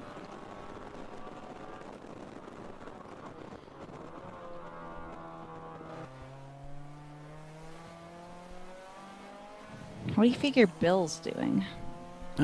He's reading. Concentrating. Yeah. He's going to hurt himself.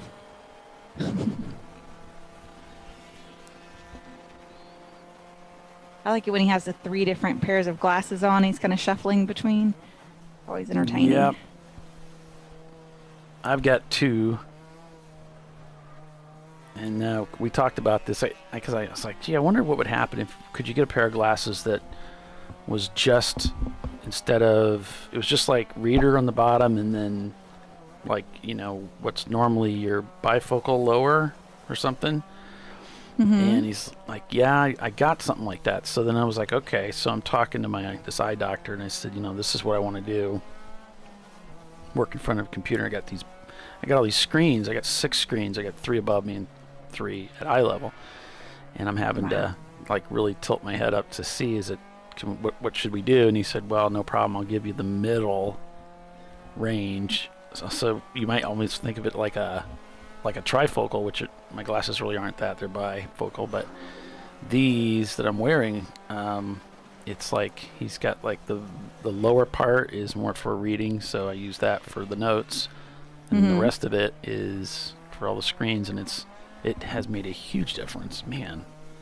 Oh, great. Are you wearing bifocals now, Paul? I've been wearing bifocals for a long time. Oh. Yeah. I'm not gonna make fun because I wear the transition whatever. Trifocals. Mm-hmm. Yeah, trifocals actually. Yeah.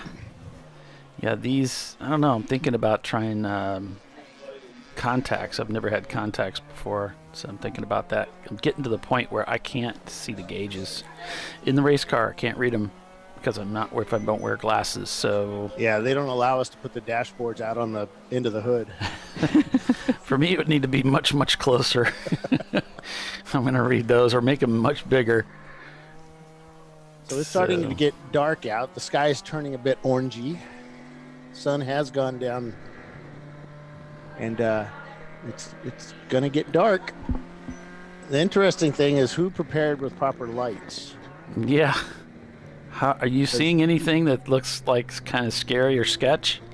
Well, everybody has blinding lights that, you can feel it in the back of your head. Skull. Yeah. But there's a few of them there with 1964 incandescent bulbs. But it's hard to tell because it may not be. They may be bright lights, but they're next to somebody with like 4 million candle power LEDs. I don't know. I think that the teams that have come here and raced this and done the 24-hour race They're ready. would be properly prepared for the night, right? Right. They know what they have to have. Some of the other teams that haven't done any night driving here, maybe not so much. They may be finding out what country dark is this year.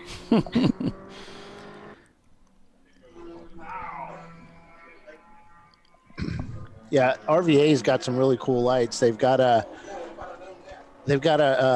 blank over their light housings that's got the fake, NASCAR looking lights in it.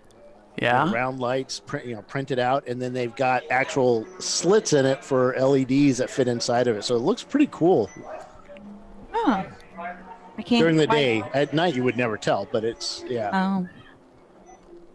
They've got these really good current technology LED, like orange, or the yellowish light. Yeah. What's up, man? How you doing? We just had somebody pop up. I don't have another set of headphones. You want to interview? Do I need another? Bill doesn't want to talk. He's like, why do I want headphones?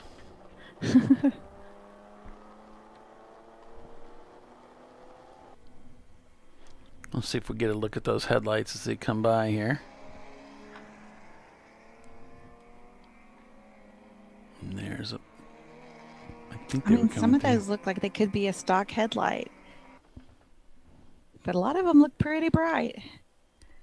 Can't tell if that's just, headlights look funny on a camera lens. Yeah. Sometimes. It's really hard to tell. So Ethan Lowe just showed up. Let me get this over. Hi, Ethan. You can't hear us. Ethan just got married. No, I'm going to pass over the headphones to him so you guys can talk to him. Bill. What's up, gang? I've dominated the mic.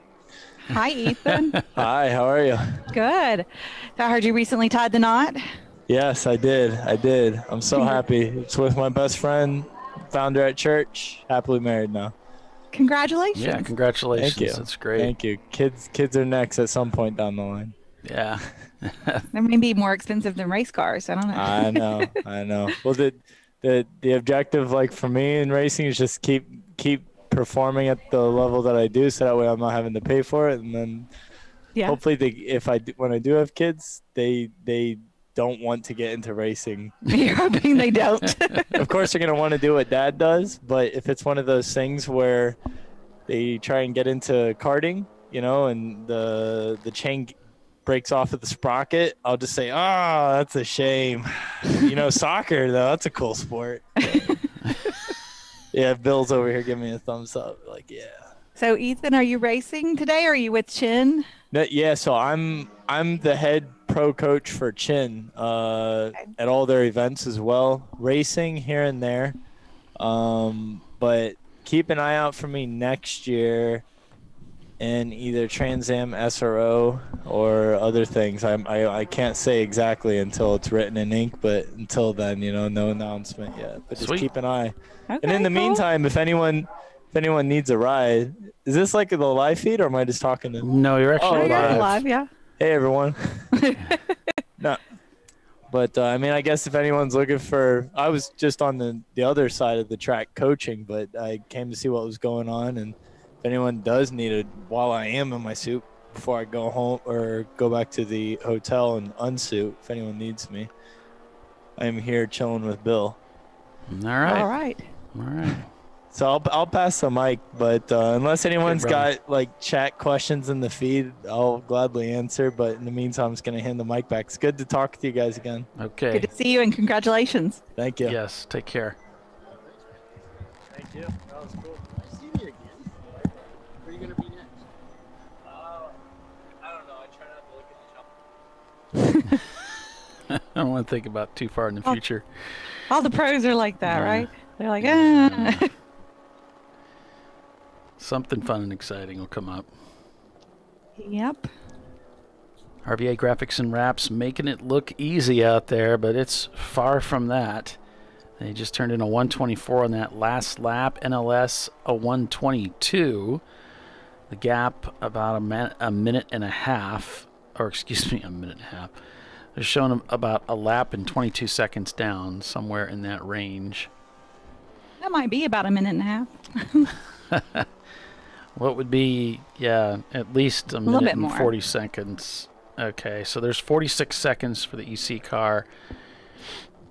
So it would be, yeah, about a minute and 10 seconds, something like that. They had 46 seconds, and I think they had 22 seconds, so. Still within striking distance. NLS, of course, it would take very little. They showed a minute down, so a minute and 40, so it's a minute and 56 seconds, almost 2 minutes behind. So I correct myself there. NLS back about 2 minutes from RVA. Then it's Burres Motorsports shown about 6 laps away from NLS. So these two guys are really way out in front. I mean, that's not like a huge comfortable lead for RVA. No. You know, a hiccup and NLS would be right there. You know, I know you'd rather see your car out in 2 or 3 laps ahead, right? Yep. Make it more comfortable. Like, you know, you've got several laps in between second and third, so they could have a small hiccup and recover. These laps go by quick here on this short course. Yeah, as Chris said, you know, it'll be interesting to see how the lap times adjust as night falls. We saw at, you know, Road Atlanta, we didn't really see much change at all. The guys were able to keep pace, but that track is extraordinarily different. For one thing, it has light. So we'll see if there's how much change we see here as it gets darker and darker. And of course, these camera lenses make it look brighter than what it probably really is. And Typically, yes. I think if I was the Virginia Tech guys, driving around just constantly pointing people by is not much fun. I would just pull the thing in, but... Well, they haven't got a whole lot of drive time today because they've been working on the car, so I guess they probably want to get out there and turn some laps. Yep. And they're young and eager. I get that. Yeah, it's different for me for sure. Yeah, once we get old and my experience. Yeah. Like, yeah, are we in the lead? No. Okay, well, I'm just gonna go take a nap. See you, Timothy. Thanks for joining us. Yeah, you can see that night beginning to fall over Alton, Virginia.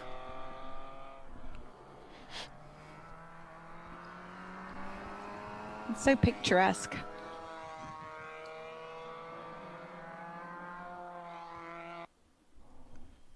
I think that's a moon up there in the upper left-hand corner. Is it? I've got Bill in my upper left-hand corner, so. Oh, yeah.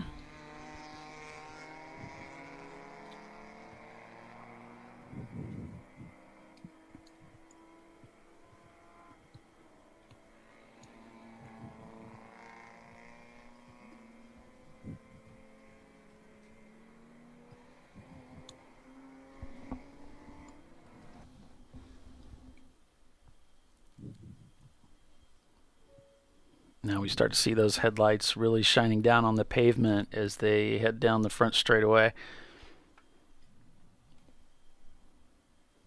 You can see some illuminating the pavement more than others.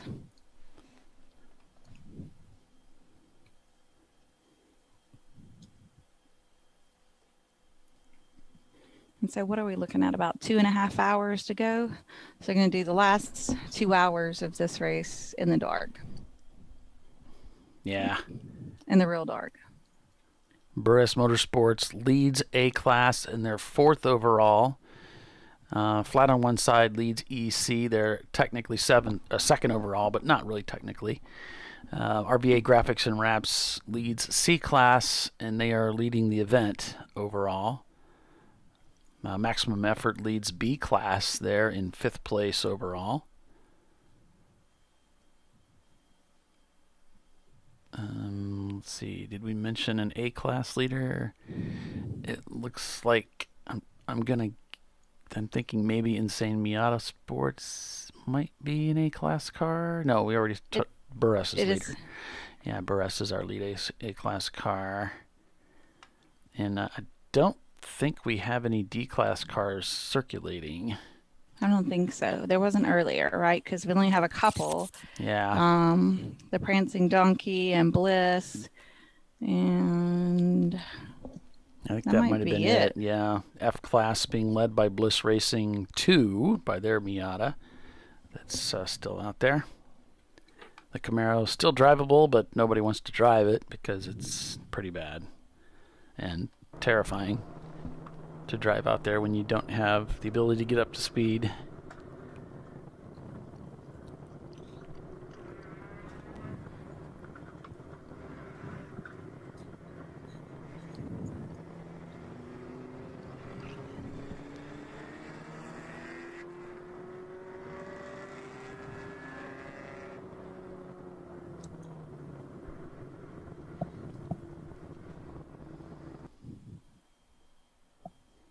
Ah, the marching ants. They are marching. Marching right along. Yeah, we've had a number of black flags today. Most of them dominated by just speeding while under 35. We've had a number of them that were passing under caution. We've had some cars pulled in simply because they had gone off, 4 off multiple times within a relatively short period of time at least to be spoken with, make sure everything's okay.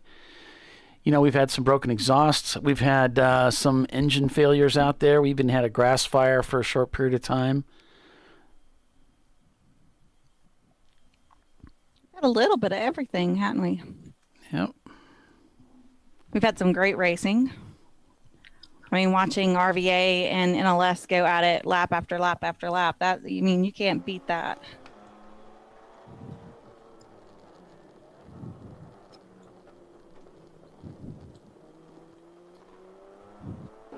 And they're still within, under 2 minutes, probably a little over a minute apart. So on this, now NLS has tripped the pit loop, they're on the same lap now. So about a minute difference. Oh, wow. How is that possible? Man, something must have changed. So, that's within striking range. Let's see here. Well, they turned another 122 to RVA's 124. You're talking about NLS to RVA? Yep. Because what I'm seeing is a 1 lap gap from RVA to flat on one side, and then another 34 seconds from flat on one side down to NLS. So I was looking at it, so they're on lap 364, and then NLS seconds. is about to hit lap 364 as well before RVA clears. Yeah, because now flat on one side is only 26 seconds back when they cross the line, so you add that 26 seconds to whatever happens when NLS crosses the line, and then you have your gap. So yeah, we were almost at 2 minutes the last time I checked. We're going to be underneath that.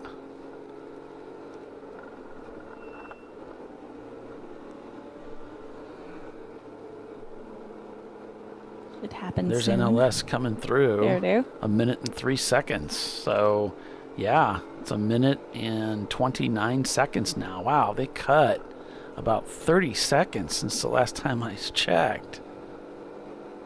Wow. I mean, they're consistently turning a couple of seconds faster. Is the difference to first place or the difference to the next place? The difference to the next place ahead. Okay. So that's why, yeah, I think that's the way that's set up. And then the gap is to the next place, right? Yeah, which we don't. We're used to using Race Hero more. So yeah. But they're on the same lap, and the laps are 1:20. Then that math is kind of working.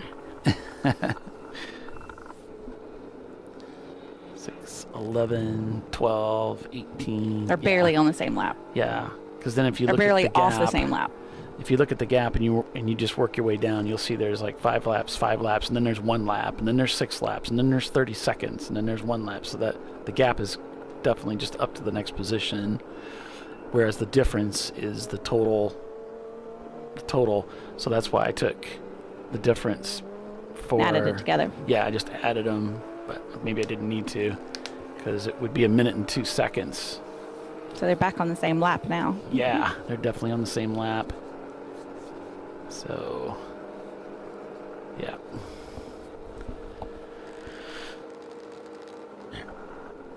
So with that, I'll take another commercial break, and then we'll rejoin this race when we return. RVA Graphics and Wraps giving us the clinic. Last year's winner. Can they back-to-back it this year? Stay with us to find out.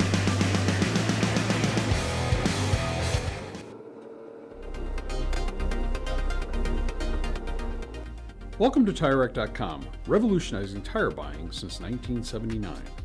With our unmatched selection of branded products, finding what fits your vehicle and is right for you and how and where you drive has never been easier. Through helpful online shopping tools that include our professional hands-on reviews done at the introduction of a tire and consumer reviews that give real-world feedback over the life of the tire, you can make the right tire choice and find exactly what you need. And if you prefer to talk to someone, our tire testers, our sales team, are available on the phone.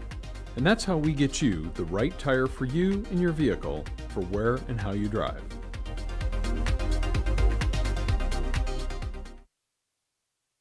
At AutoZone, you get what you need when you need it. Got a today job? Pick it up free same day at your local AutoZone. More of a tomorrow project? Order as late as 10 p.m. with free next day delivery. Getting the job done just got easier.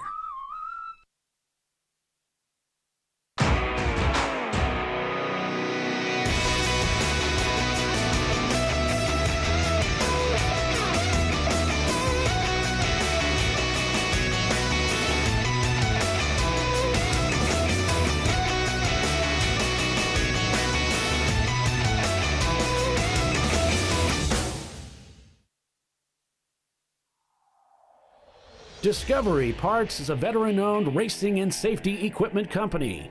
While we're located inside Atlanta Motorsports Park in Dawsonville, Georgia, Discovery Parts can also be found at the tracks, supporting a number of Champ Car Series events. We take pride in being a reseller of the best of the industry to Champ Car teams and drivers. We know racing, love racing, and look forward to tomorrow to even more racing. Visit us at discoveryparts.com.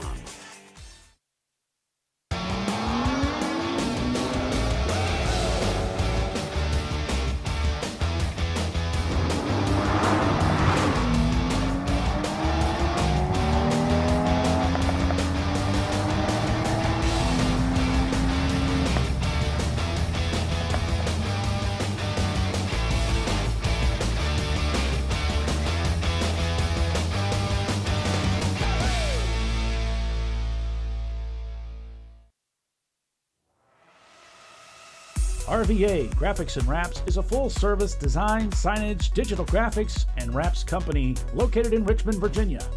With over 20 years of experience, RVA Graphics and Wraps offers premium signage options for your business.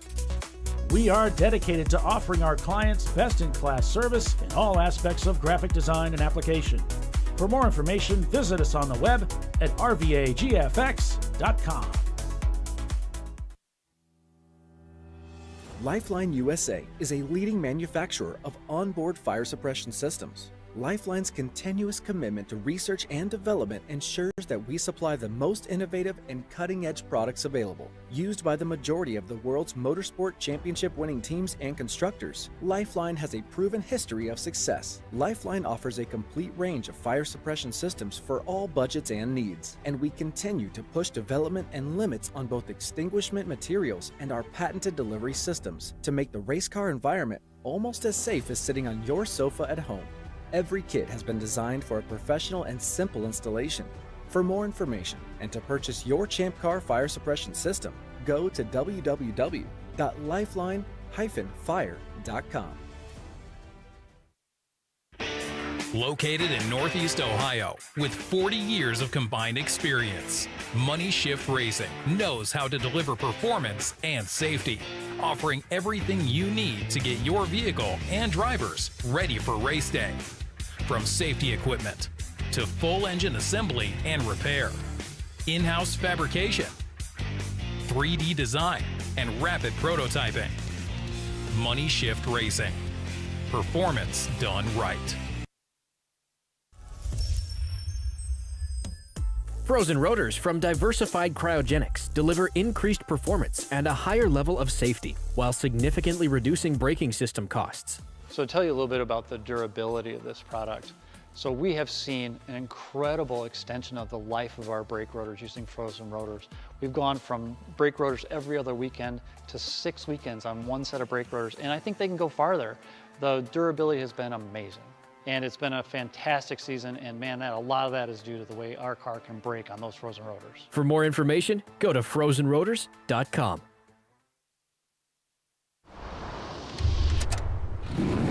Bring on the frozen tundra, the grinding gravel, the cratered concrete, the rain-soaked streets. Come on, road. Do your worst. We'll be at our best. Reliable performance in unreliable conditions. Designed to meet or exceed original equipment performance. That's why more auto technicians choose Duralast parts. Exclusively at AutoZone.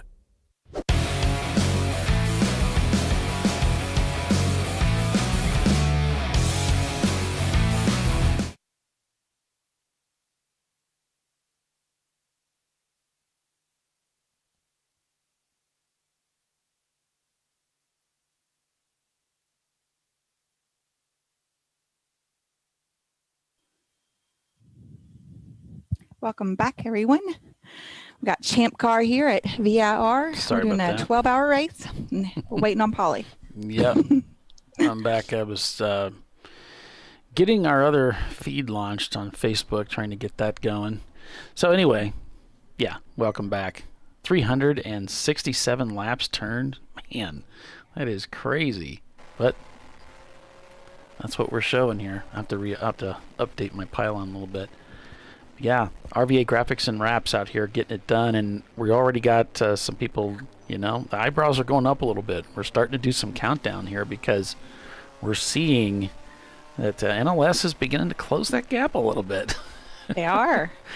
Like lap after lap, they're taking chunks. RVA did turn in a 124 in that last lap, but NLS, a 123. So you got to wonder. And they still got, you know, over 2 hours and a pit stop to go.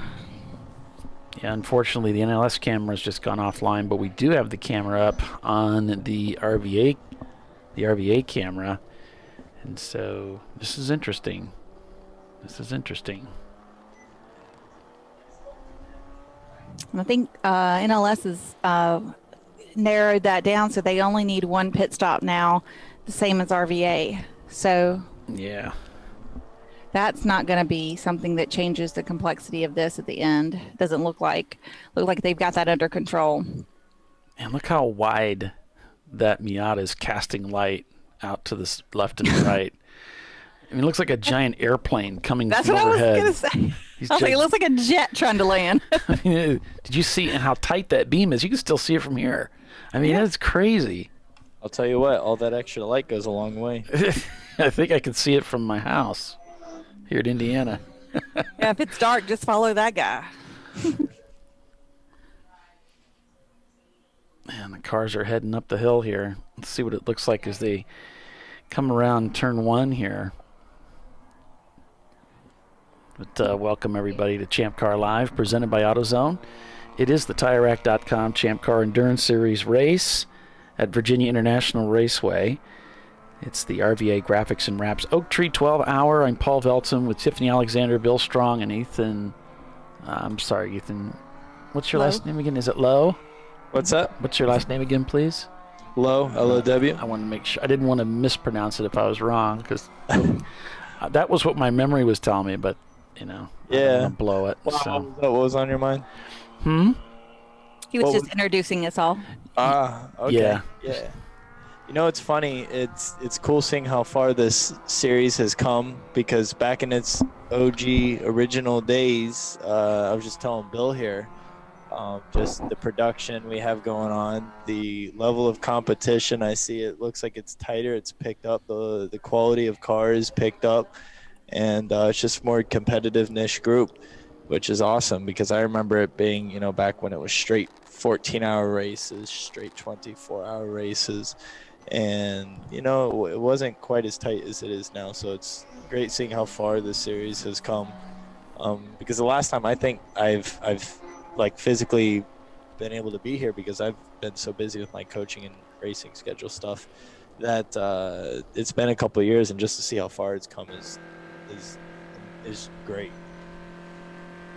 Yeah, I mean, the lap times have improved so much, and the competition is so difficult that if you have, I mean, kind of the least little issue that you have to come in for, it's really hard to, it's really hard to come back from that. Whereas, you know, way back in the day, 10 plus years ago, you might have an issue and you may be able to, other people might have issues too, and you can still be there at the end. With the placement at the, you know, the pointy end of the field. But that, I mean, you see nowadays the people who win the races are their cars and teams that have zero issue, or at least it looks to us like they have zero issue. Their race goes fairly flawless. Shout out to our bank racing. It makes me think of them anytime I raced with them in Champ Car. Their whole goal was, it didn't matter if it was me or Mike Skeen or which pro guy they would toss in the car. They would say, we'll bench you if you start beating on the car at a certain point, because you want to minimize the amount of there's more ways that things can go wrong than there are for things to go perfectly right, which is what is required in an endurance race. Absolutely. At any level. Yep. And if you drive the car to the max of your ability, the car is less likely to be there at the end of the race. So absolutely. Dang pros and their fast driving. Yeah, and there are ways around it. Like guys like me and Mike, and the list would go on of guys who would hop in at grassroots stuff, and for endurance, you know, we would have to learn how to make a V8 be fuel efficient in a 24-hour race, you know, like a Daytona or something like that. Well, how do you do that? Well, I'll tell you, Tommy Milner once taught me, this is a cool story for you guys. Tommy Milner once told me, when I asked him exactly on that, how do you guys make that vet fuel efficient like at Daytona and Le Mans? He said, well, you get to a point where when you're one with the car, is how he said, and you're familiar with its RPM range, during your break points, you clutch in, drop the RPMs, and then right once you get to apex, you re-engage it. But that's when you've gotten really acclimated and familiar with the car. But there are ways around to make it happen. But efficiency, consistency in driving, being mistake-free, hitting your points perfectly every single time, being efficient in traffic, efficiency and consistency. Sounds simple enough. Right? Fun stuff. Like, be perfect all the time. Yeah. Okay. And then you put a human in the car to try to do that, right? Yeah. Most flawed thing. That's when you hire a coach. Yeah. Yeah. No, but it's cool seeing that, just how much tighter the competition's gotten. You know, it's great. Yeah. Yeah. It looks like Average Joe's has recovered from the niggling hardware issues they were having. They've been running these low 120s again, a 123 on that last lap again. They're in 6th place right now after all the issues they had. So they're still solidly inside that top 10. And they are closing in, trying to close in on the maximum effort. That's the lead B-class car. And it looks like they just got a lot of laps that they would have to unwind to pass them, but it's possible. They've got about a 6-lap deficit. That's a lot to ask.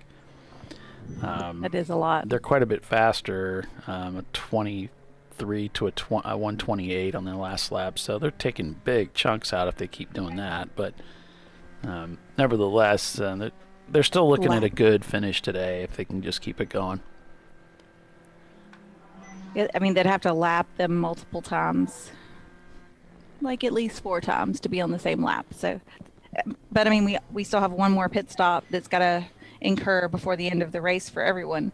So that's where, whether folks get it under green or under a caution or have an issue. The interviewee was Ethan Lowe. He's still on the broadcast with us. Yeah. So if you have any questions for him. How do I go fast? Right? Like, no. Apparently, all you have to do is be told to go faster. A lot of it is just back to the basics, and kind of like when you said a data lab. So when I coach people on even simple things, like people at a more entry level, because today I was working with Chin. So think about the amount of people that are working on entry-level techniques. Similar to a data lab where you still have to apply the expectation upon yourself. You want to strive for perfection. Realistically, even a pro driver, that you won't hit a perfect lap. You're not going to be the same time as your optimal. Well, I can tell you that when I work with people and I'm encouraging drivers when they drive on a track, strive to be perfect on your marks everywhere you go. It's no different than a data lap. When a data lap is supposed to be something you strive for, not something that you cut yourself slack and say, oh, I missed my apex by 2 feet. It's okay. It's like, no, dude, you missed your apex by 2 feet. Yeah, that's a lot. That's a megaton. Yeah. So with that said, I encourage all these drivers to not just plateau skill set wise. Part of the fun of this sport is getting better, enjoying that learning curve. Because you can always be better. You can always be better, and like I said, that's part of the fun. It feels good when you accomplish something on the track, when you execute a turn perfectly and you just string together sections of turns back to back. It feels good. And then when you start just through seat time, which is great about in this series, you can get plenty of that. Eventually you'll have enough seat time where you can start learning how to be consistent and string together laps, and it feels sweet. So it's no different when you're working on you as a driver. Yeah, like very satisfying. That's one of the aspects of the sport, and I think you almost have to have some enjoyment for that in order to be successful in the sport. It's like anything else, whether you're playing a musical instrument or whatever it is that your craft is that you work at. If it's only a workout, if it's only practice to you and you don't receive any enjoyment from it, you'll probably never be elite with it. You'll never really find the upper portion of what you're capable of because you don't have a real passion for it in your heart. But when you really enjoy it, whether it's playing guitar or trumpet or whatever it is that you do, you don't really bank. You're not really keeping track of every moment that you spent working on the craft because it was just something you enjoy. Yeah. Right. And go ahead. Sorry. I was going to say, when I go to the gym, it's 30 minutes on the treadmill, and at 28, I'm just begging for the 30-minute mark, right? But, you get on the sim or you're out here and you're like, oh, I'm just going to go out for a little while. And then you realize you've been out there for an hour, or, time just goes by because you love what you're doing. Yeah, and There's a you know, passion. it's no different at this level or at a track day level or at a professional level. So like for the track day guys, they're not racing for anything. That's the reason why they'd be coming over here. I was working with Chin Track Days, coaching people on the north course. Well, you guys are on the south course right now, and which to me is the better course of the two. It's no different than those guys. They're not even racing with each other, so all they have to enjoy is the self-enjoyment of improving, right? And then all of a sudden at this level, not only improving just your lap times and how it feels when you go around and string together a bunch of, you know, great turns, great laps, but also you're faster than your buddies now. Mm-hmm. Now it feels good. You're on the winning end of that pissing contest. And which is always nice. Yeah, which is always nice. It's nice to always have that bragging right over your buddies. So I mean, otherwise, why are we racing here? So it does to be able to improve on your own driving ability on track isn't just for the elitists and, you know, on the track, so to speak, or, you know, whoever's competitive, whatever you want to call it. It's for everyone. You know, it's applicable whether you're driving by yourself or you're driving against competition. The reason for our code 35 right now, it's chump change, and the report is a broken drive shaft on the 325, on the 321 car, the 1987 BMW 325 IS. And as you can see there, it looks like we've got emergency vehicles on site just as they get up towards turn number 1. So a purple 35 issued, and crews have responded to get that car off the racetrack. Paul, is that you in the chat? I just now looked at the chat.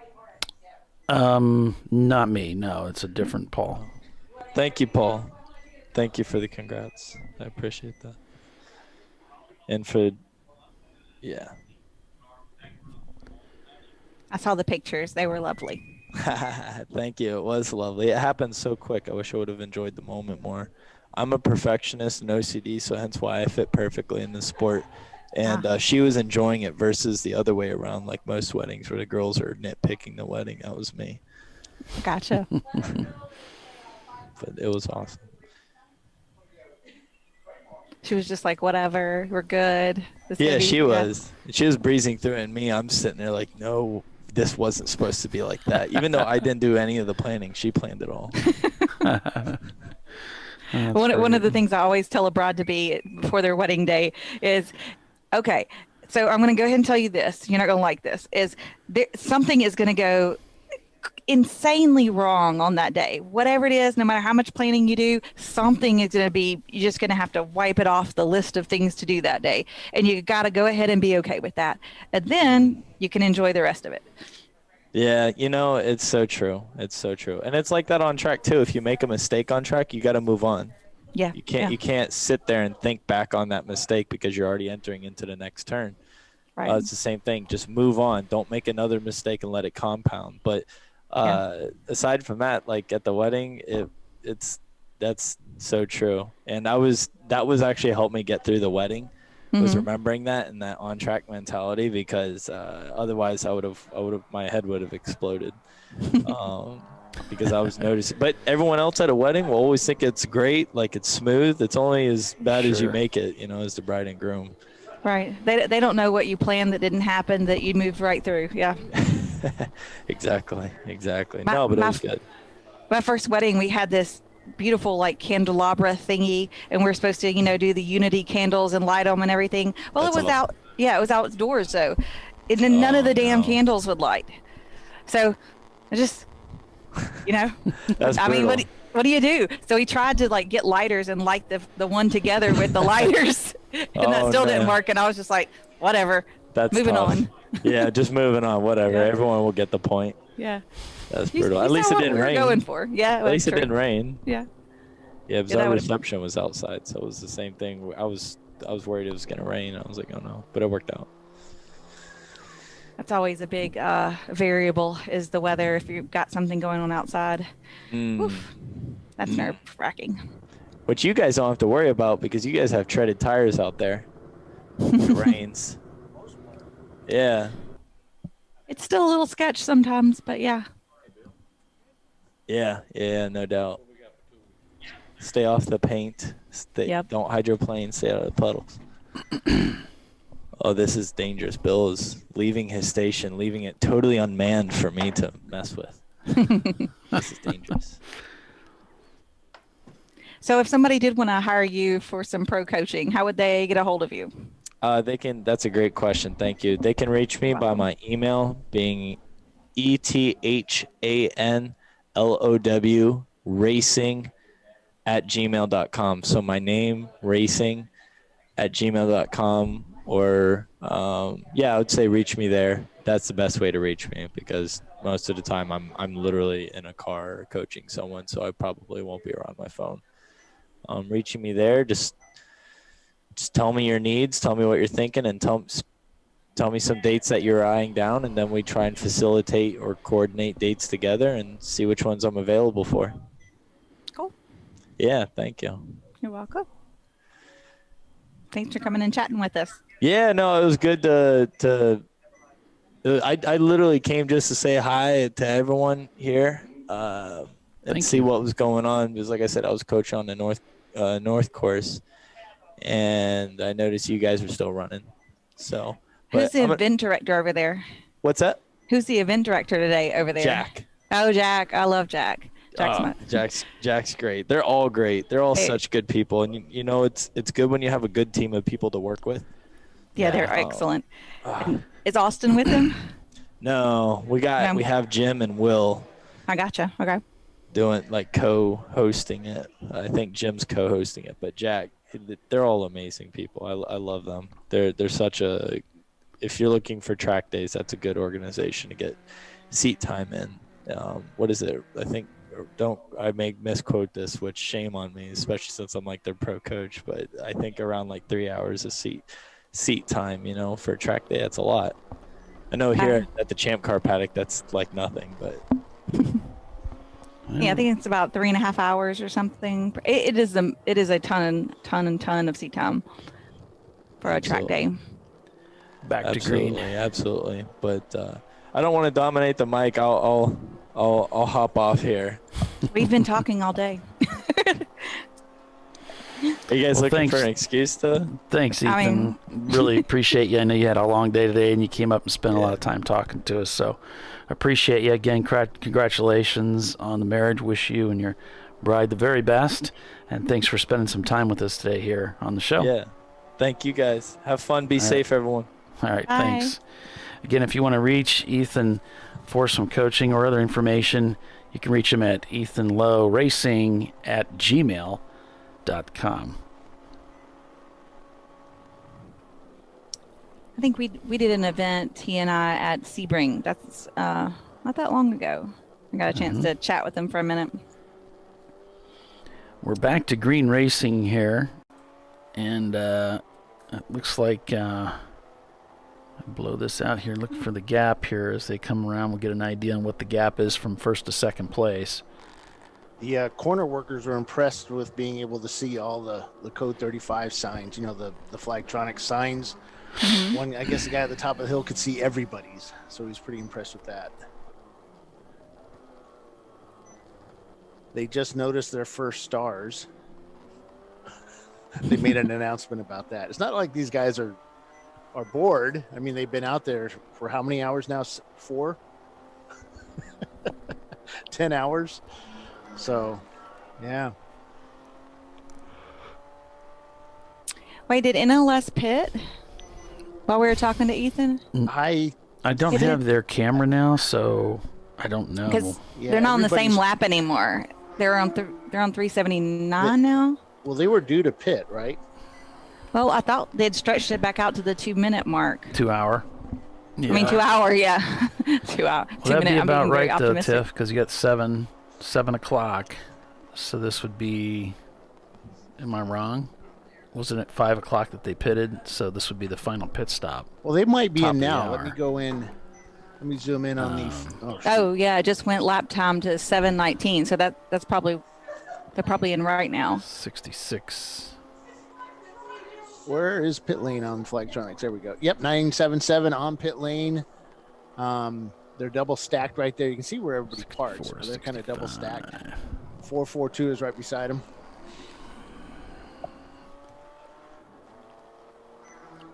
Oh, a mystery solved. And just so you folks know, our pylon is about 2 laps behind for some reason. I refreshed it earlier today. Well, let me get a refresh on that. Hold on. You can't get it. No, it's not. No, it's not the feed.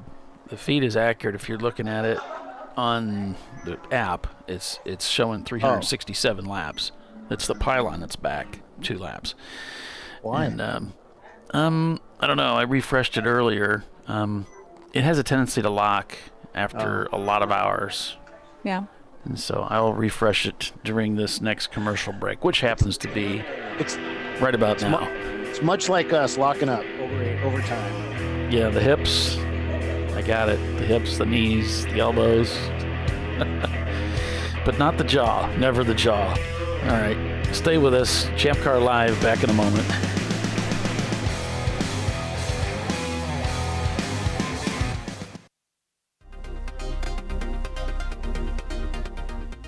Welcome to TireRack.com, revolutionizing tire buying since 1979. With our unmatched selection of branded products, finding what fits your vehicle and is right for you and how and where you drive has never been easier. Through helpful online shopping tools that include our professional hands-on reviews done at the introduction of a tire and consumer reviews that give real-world feedback over the life of the tire, you can make the right tire choice and find exactly what you need. And if you prefer to talk to someone, our tire testers, our sales team, are available on the phone. And that's how we get you the right tire for you and your vehicle for where and how you drive.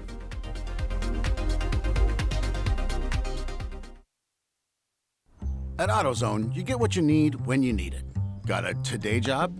Pick it up free same day at your local AutoZone. More of a tomorrow project? Order as late as 10 p.m. with free next day delivery. Getting the job done just got easier.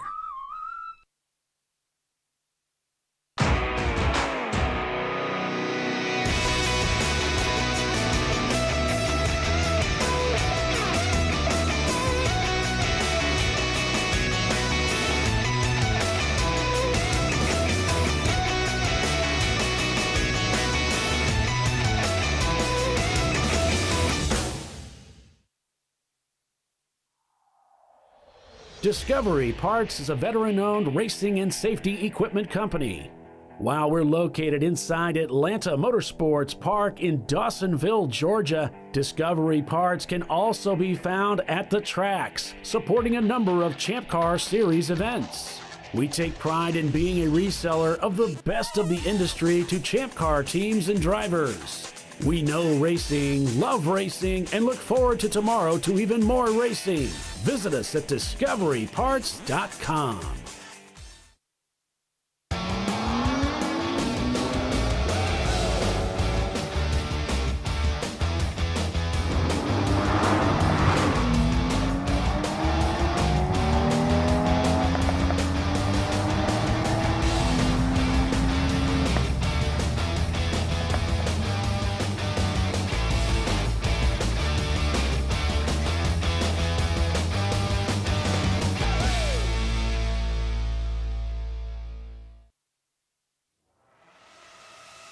RVA Graphics and Wraps is a full-service design, signage, digital graphics, and wraps company located in Richmond, Virginia.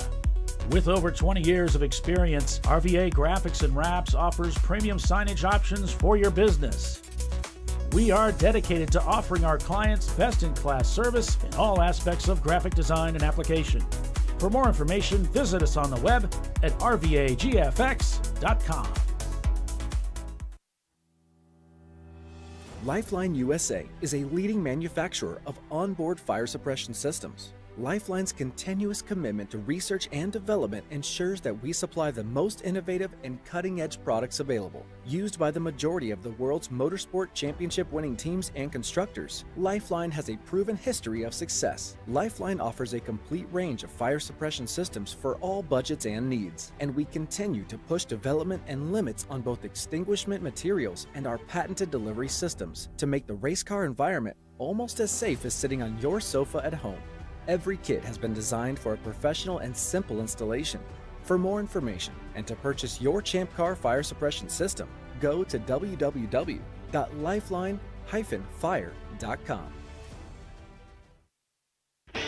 Located in Northeast Ohio, with 40 years of combined experience, Money Shift Racing knows how to deliver performance and safety, offering everything you need to get your vehicle and drivers ready for race day. From safety equipment to full engine assembly and repair, in-house fabrication, 3D design, and rapid prototyping. Money Shift Racing. Performance done right. Frozen rotors from Diversified Cryogenics deliver increased performance and a higher level of safety while significantly reducing braking system costs. So to tell you a little bit about the durability of this product. So we have seen an incredible extension of the life of our brake rotors using frozen rotors. We've gone from brake rotors every other weekend to 6 weekends on one set of brake rotors, and I think they can go farther. The durability has been amazing. And it's been a fantastic season, and man, a lot of that is due to the way our car can brake on those frozen rotors. For more information, go to frozenrotors.com.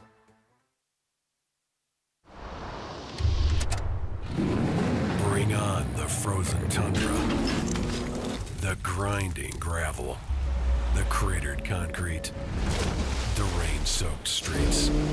Come on, road. Do your worst. We'll be at our best.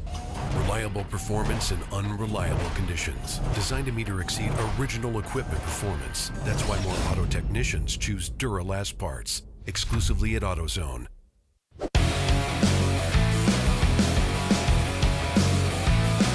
RVA graphics and wraps. Oak Tree 12 hours of VIR still underway here. Counting down the hours and minutes. The lead car, the number 111 of RVA graphics and wraps, has a gap of about, looks like a lap. I'm trying to do the countdown here, but I don't have the seconds, unfortunately, in the minutes to give you the actual gap. But NLS still closing the gap. It's like about 8 minutes and 50 seconds. 8.8 minute. Trying to get a count. I'm sorry, folks. 8.5 seconds up to the EC car, but I'm showing a 3-lap gap there because they did come in and pit. So I don't know. They're on lap 385 is NLS, and RVA shows on lap 388. So we'll see when RVA is going to come into the pits for their final pit stop, and then we'll see how things truly shake out. But welcome everybody to ChampCar.Live, presented by AutoZone. It is the TireRack.com Champ Car Endurance Series. I'm Paul Veltum. We've got Tiffany Alexander, Bill Strong. We've heard from quite a few people today here on the show telling us their stories, and it's always been a lot of fun. Always fun hanging out with you, Paulie. Why, thank you. I could say the same about you, and I got to tell you, I suddenly have a hankering for this quiche. Like I want to. Gonna try my quiches? I'm telling you, it's like, well, I know it's not likely to happen. Although you're kind of coming my way here as you're heading up to pit race. But yeah, that's in May. Yeah. Panera sells like a quiche thing that you can get. That's probably the if I'm going to get any, it's probably going to be by going out there. I don't think I'm going to have the patience to make the stuff. It's not that hard once you get your basics down. Yeah. It's kind of like baking a cake. Like maybe the first time you make some rookie mistakes and you got tunnels or it's unevenly rising. But like once you get kind of the basics, you don't want to whip your quiche, the egg batter like you would a scrambled egg because it gets too much air in it, and you don't want to cook it on too high of a temperature either because then the air rises too quickly and then you don't have the density of the quiche. It'll get too high and then it settles back down after it cools and it's I don't know, mushy. Yeah. It's all about cooking it like low and slow and stirring all the ingredients together. And then I like to put all my whatever vegetables and meat and whatever I'm going to put it in the pan. And I do mine without a crust a lot of times. So it's keto. And then just pour my egg batter on top of it and we'll pop it in the oven.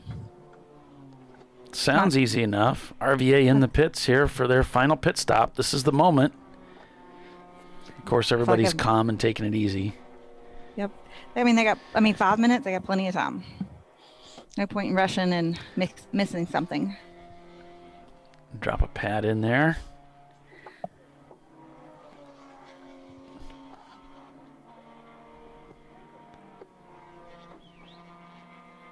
Okay, so now once RVA comes out of this pit stop, then we'll really see what the real difference is between them and NLS going towards the end of the race. They would have both completed their last stops for the night, for the race. And then that will be that, other than the driving. It's gotten dark. Yep. Very dark. And we got Tater Racing there in 5th place. Let me see. Is there an EC car up there? Yeah. So they're in 5th place. Still out. I wonder if the EC car is also pitting right now. That would be my assumption. Since no, they just classed. Well, they just crossed the loop. I saw them flash blue. Maybe headed back out. Yep. So they might be headed back out or something like that. So NLS could really use a caution immediately. That's what they're hoping for. But well, no, actually let's see. They wouldn't want a caution. Yeah, RVA could use a caution. They wouldn't want a caution because they need to catch. Right. Yep. RVA would want the caution because they're in the pits.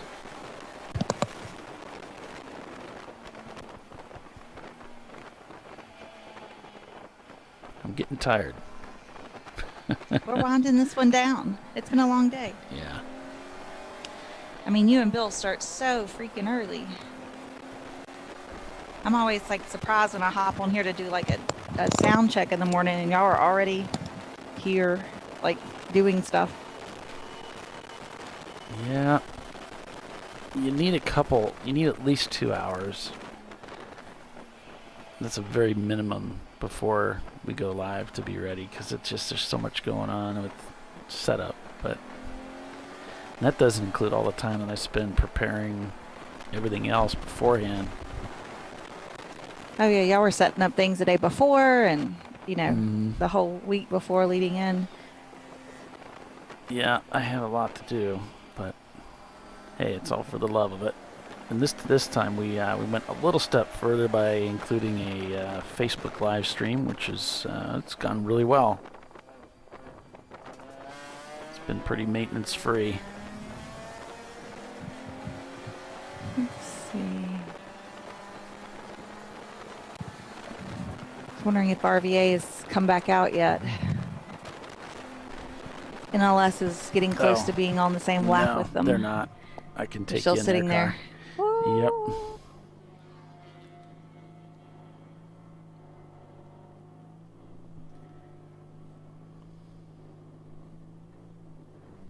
Where are they?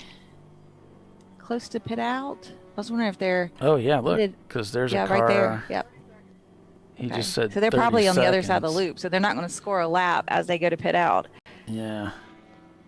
I would say you're right. I would think the loop is behind them. Mm-hmm. So that is the lap that they're on, 390. And NLS is on 389 right now.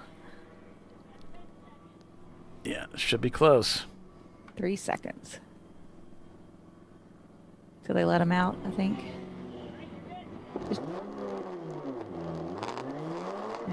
Here we go. Okay, NLS just turned on lap 390. So they're on the same lap.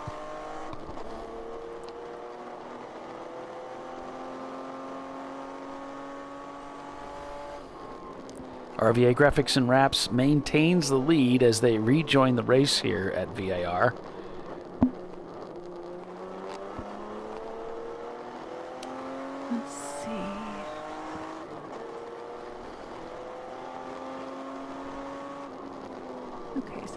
is there? Now, where is the 977?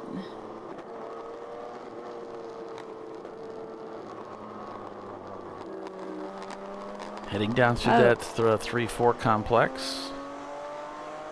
So, NLS is cleared turn 1, headed towards turn 3, and 111 just cleared turn 1. So, very close to one another on track. Probably can't see each other though, because it's dark.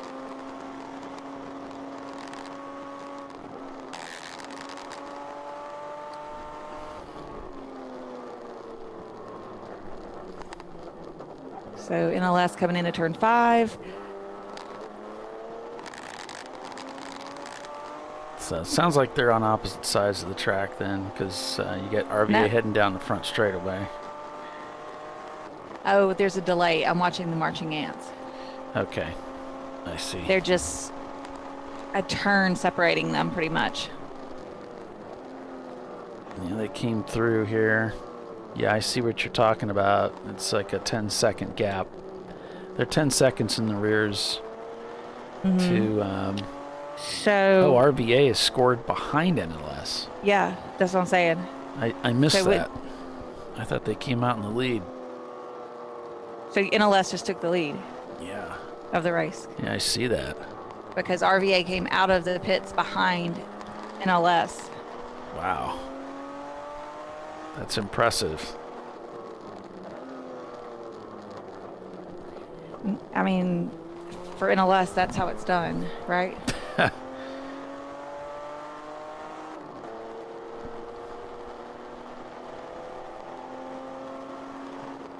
Now, they've been running the better lap times, so if they can keep that up, we'll see how RVA does here. I mean, obviously they're going to put the best driver possible back in the car here for this final stint. Yeah, will they be able to chase them down? At night. 123. You would think that, NLS did the same thing, but the last time we saw this contest, the two cars were pretty close. But it seemed like RVA had just a little bit extra, just a little bit more. You look at these lap times, though. Fastest lap time between the two cars, a 120 for NLS and a 121 for RVA, but it's a high 120. It's a 120.8. Yeah, so it's only 0.4 of a second separating the best times. It's like inconsequential. With all this traffic, it doesn't really mean anything. So it's pretty funny out there listening to the corner workers, and they're actually giving a running commentary. I don't say it doesn't rival your commentary because there's only one guy doing it.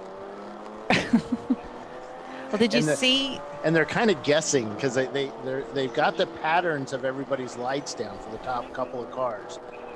And number 7 is in pit lane doing a driver change and fueling.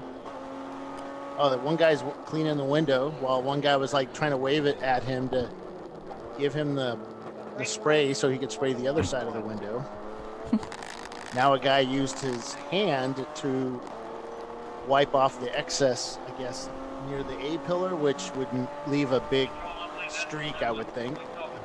So a 13.7 second difference between. They got a couple extra seconds out of that last lap, a 121 to 123. That's what the corner workers are talking about. It's like their nose to tail and their braking, it seems like.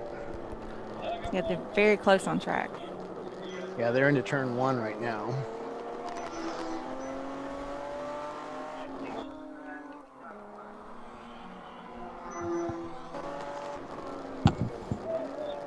Fun times out there. How do the track cams look at this, Rez, with the dark? Is it better than in the past? It's dark. Well, the res, I don't think has it changed? Well, we don't talk about our stuff, but yes. I mean, it looks... It's a Fight Club now? Yeah. Oh, yeah, that looks really good. This is like, zoomed in quite a bit. Oh, yes. Look at that awesomeness. Yeah, welcome to the show, Bill. Some of the guys the corner workers were talking about one of the cars. It seemed a bit slow during the day. seemed much faster at night. But I think what's happened is everybody else has slowed down and they've kept their same speed. Yeah, the lap times for the front runners hasn't changed. They're, if anything, just a little faster. They're doing real well. NLS a 121 on that last lap. RVA 122. So still losing ground. Now 14.3 seconds the gap is RVA. They've got a 4-lap lead, right? No, they're on the same lap. This is the first time they've fallen behind. So NLS is leading now. Yeah, welcome to the show, Bill. And RVA just pitted, right? Yeah, when they were released from the pits, they came out behind NLS. Oh, okay. Sorry, I was trying to sort out some stuff behind me. Gotta be paying attention. Well, yeah, we've got a lot going on here. I'm kidding. I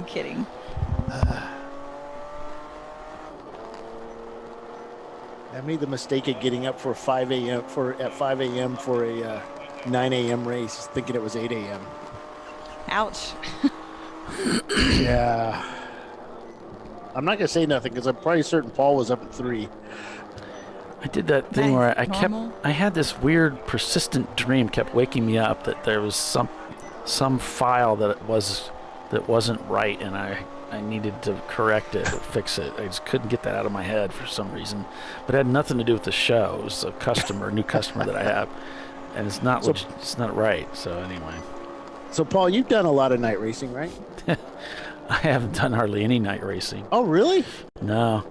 Tiffany, have you done a lot of night racing? No.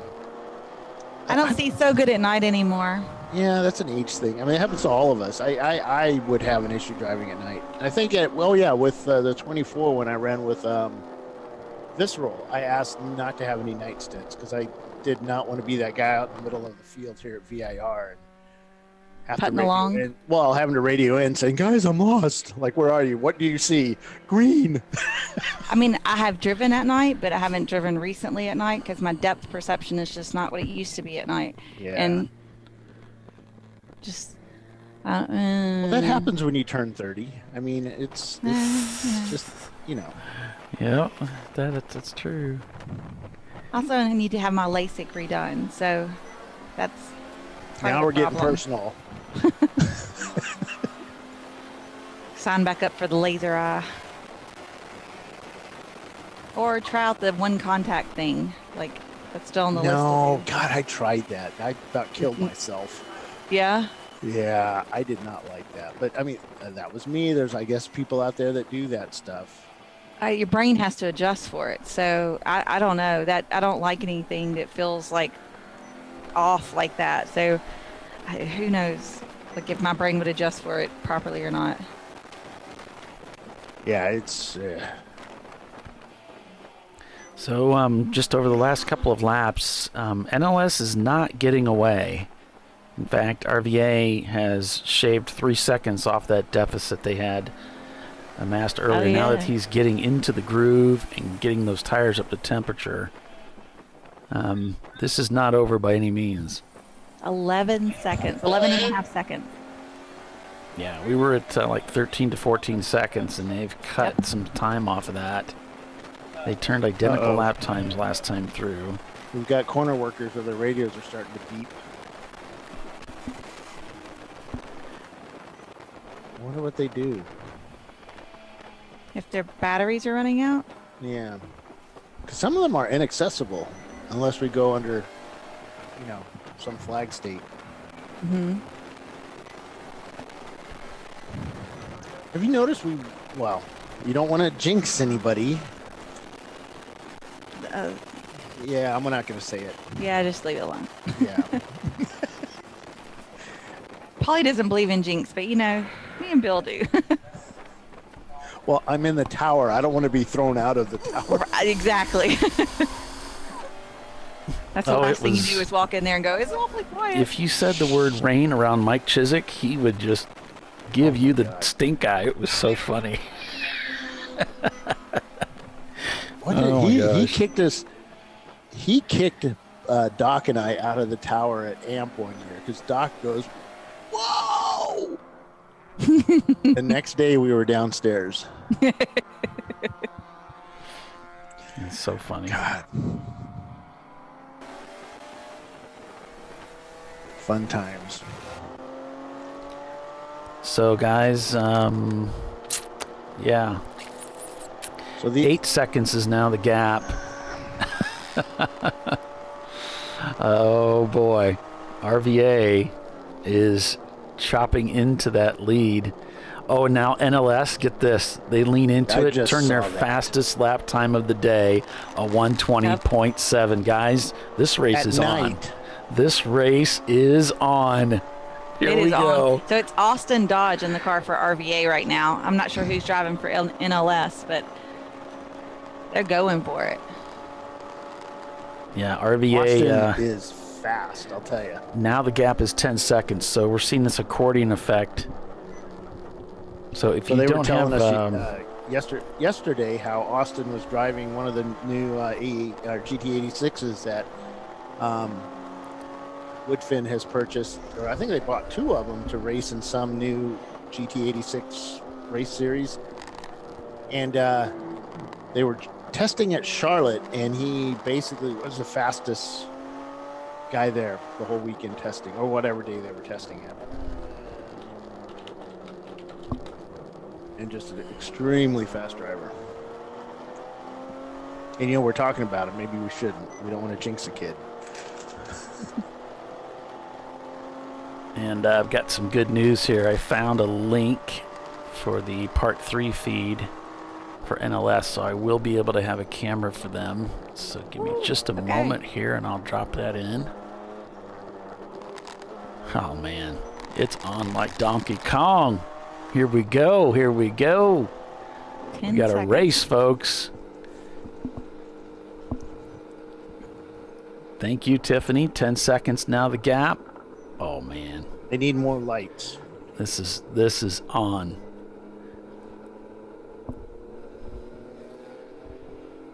Just give RVA another lap or two to really be in the groove and watch out.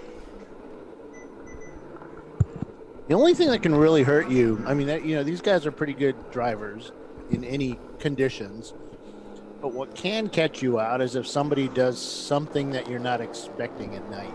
They don't know, because it's hard to tell where people are behind you, especially with lights just coming up. I mean, NLS is pretty good. They've got lights that are all separated, so it's... Hold on. Well, these cars are going so fast, all they're doing is passing traffic. They don't really have to worry about traffic passing them. Yeah. One less variable. Okay, they just had a car go off in turn 2. He's back on track. Save of the day, he said. They pretty much tank slapped all the way through the grass, saved it, got back on track, and continued. They don't know who it was. Alrighty then. Yeah, 11 seconds, 0.3. So it's just back and forth, guys. Back and forth. And you can follow along with this time thing just by going to Race Monitor. And if you've got a large enough screen where you can open it up to see the gaps column. And you can kind of see that here on our feed. I've got it split and then kind of pasted back together so you can see the gaps on the pylon that's moving. You'll get the same thing.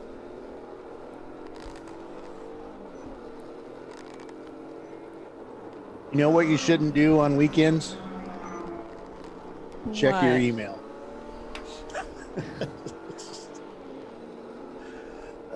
So much email. Oh, you're checking your email. Don't look in there. No. I'm bad about not checking in during the week. I'm like, there's only 50,000 in there. I mean, like, they'll be there tomorrow. Yeah. Unless you hit delete. Oops. Average Joe's still bumping along. Yeah, they're doing just fine. Yeah. They're in 6th place right now. Pretty well up there too, so. Tater nice to see Racing Tater. Yeah, Tater back in the game. And Maximum Effort. Remember, Maximum Effort had that old Honda, or not Honda, what do you call it? The Acura. Integra. Yeah, Integra. They've been racing with Champ Car a long time. Yeah, a really long time. Same Sparrow Speed, doing pretty well. That car is beat up. I posted up some pictures of that, cars up on our Facebook page that I took earlier. Hey, we got a car off straight ahead. You see him? 7, straight ahead. They're going to throw him out of the tower again. We got a car that went off track at turn 7. He's off into the dirt. He got it started and now is going forward and moving on track. And it's a white car. Looks like a Miata. Oh boy, he accelerated quickly once he hit that concrete. That was a little scary because all we saw was taillights.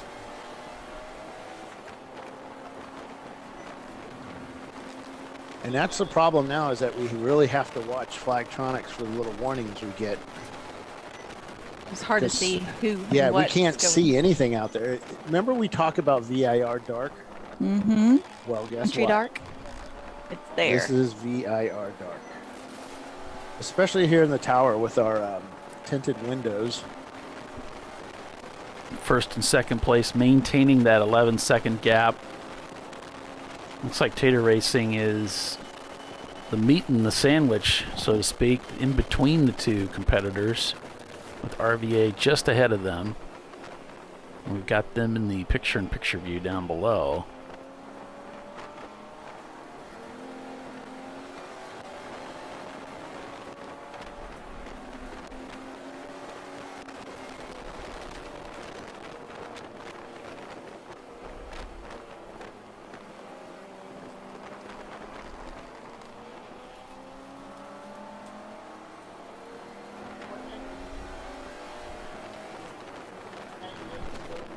Just watching those lap times, we've got Burras Motorsports leading A class and 3rd overall. We've got Maximum Effort leading B class and 5th overall. Of course, NLS leads C class.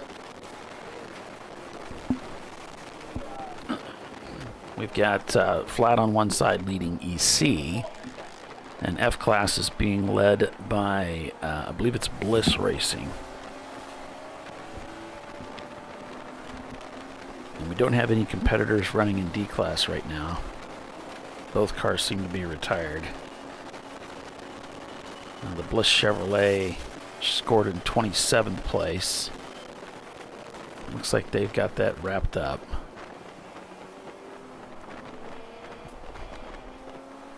12 seconds now, the gap from first to second place. After NLS is trying to pull away. 10.5 hours of racing. It's kind of hard to hear you, Polly, a little bit. I don't know if it's going out, but just on my end. Yeah, I think it's just on your end. It's because of the, I've got a lot of in-car noise so that people can hear. I can turn it down a little bit. There's some. I like that I can hear it. There we go. Yeah. Yep. But then I try not to step on you, and then I do it. No, I get it. It's they got a lot. There's a lot of layers to this whole thing, and it's not perfect or seamless. So it can be messy. Not all glitter and lace. No. That's right. The gap is 12.2 seconds now between first and second. That's a really close. After we've been racing for like 10.5 hours. Yeah. And they're 12 seconds apart, first and second place. Like, that's crazy. Yeah, it is. So here's a look at Oak Tree.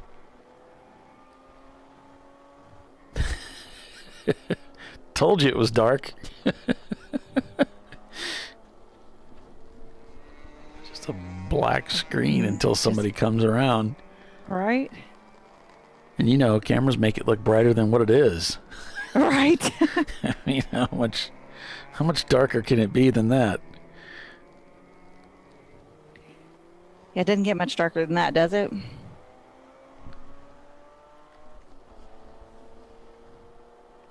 Black box for emphasis.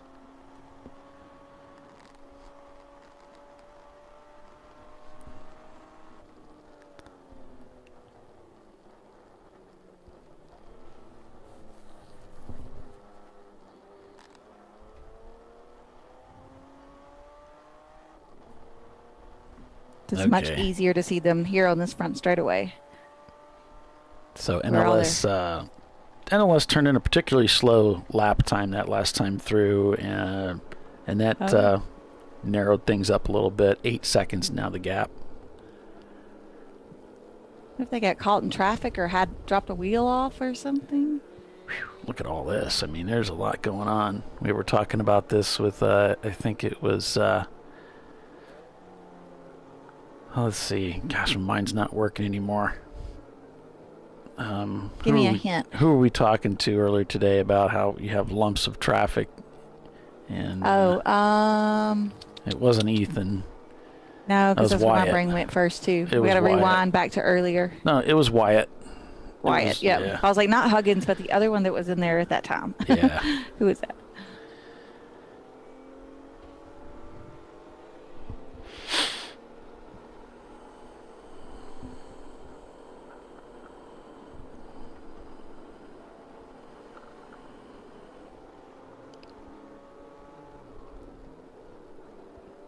NLS trying to negotiate their way through these back markers.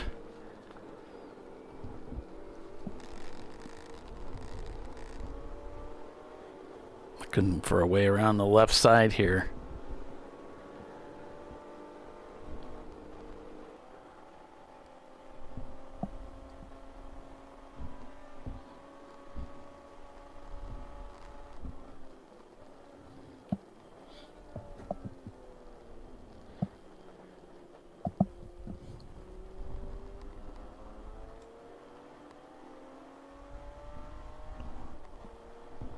Like a country highway reflectors. Yeah, that's an idea.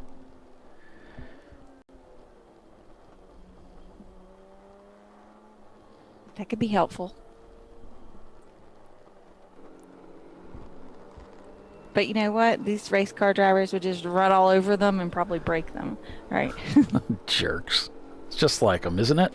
Right. All right. I guess I blew the last commercial breaks. We'll go ahead and pay the bills and be back in a minute, so stay with us. You're watching Champ Car Live, presented by AutoZone. We're out here at VIR. Folks, you've been with us this long, you might as well stick around for the end. We'll be right back.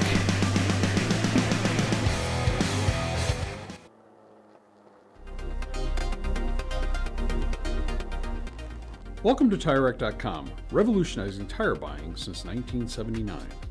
With our unmatched selection of branded products, finding what fits your vehicle and is right for you and how and where you drive has never been easier. Through helpful online shopping tools that include our professional hands-on reviews done at the introduction of a tire and consumer reviews that give real-world feedback over the life of the tire, you can make the right tire choice and find exactly what you need. And if you prefer to talk to someone, our tire testers, our sales team, are available on the phone. And that's how we get you the right tire for you and your vehicle for where and how you drive.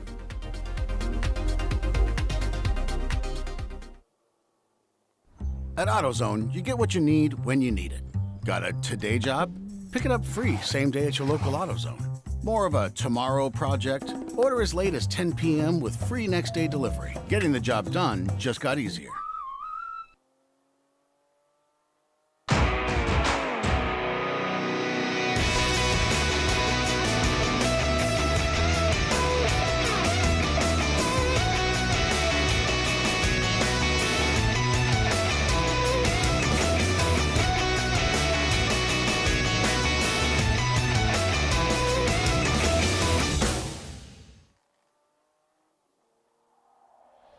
Discovery Parts is a veteran-owned racing and safety equipment company.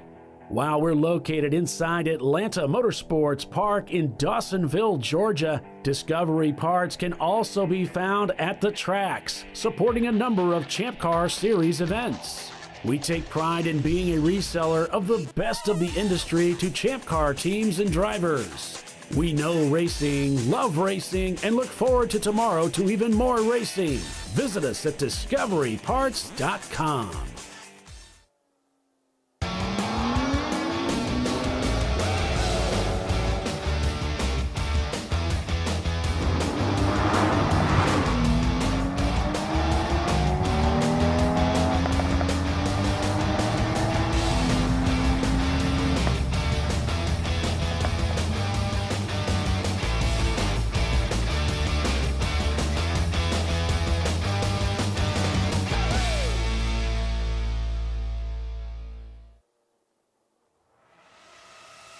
RVA Graphics and Wraps is a full-service design, signage, digital graphics, and wraps company located in Richmond, Virginia. With over 20 years of experience, RVA Graphics and Wraps offers premium signage options for your business. We are dedicated to offering our clients best-in-class service in all aspects of graphic design and application. For more information, visit us on the web at rvagfx.com. Lifeline USA is a leading manufacturer of onboard fire suppression systems. Lifeline's continuous commitment to research and development ensures that we supply the most innovative and cutting-edge products available. Used by the majority of the world's motorsport championship-winning teams and constructors, Lifeline has a proven history of success. Lifeline offers a complete range of fire suppression systems for all budgets and needs, and we continue to push development and limits on both extinguishment materials and our patented delivery systems to make the race car environment almost as safe as sitting on your sofa at home. Every kit has been designed for a professional and simple installation. For more information and to purchase your ChampCar fire suppression system, go to www.lifeline-fire.com. Located in Northeast Ohio, with 40 years of combined experience, Money Shift Racing knows how to deliver performance and safety, offering everything you need to get your vehicle and drivers ready for race day. From safety equipment to full engine assembly and repair, in-house fabrication, 3D design, and rapid prototyping. Money Shift Racing. Performance done right. Frozen rotors from Diversified Cryogenics deliver increased performance and a higher level of safety, while significantly reducing braking system costs. So to tell you a little bit about the durability of this product. So we have seen an incredible extension of the life of our brake rotors using frozen rotors. We've gone from brake rotors every other weekend to 6 weekends on one set of brake rotors, and I think they can go farther. The durability has been amazing. And it's been a fantastic season, and man, a lot of that is due to the way our car can brake on those frozen rotors. For more information, go to frozenrotors.com.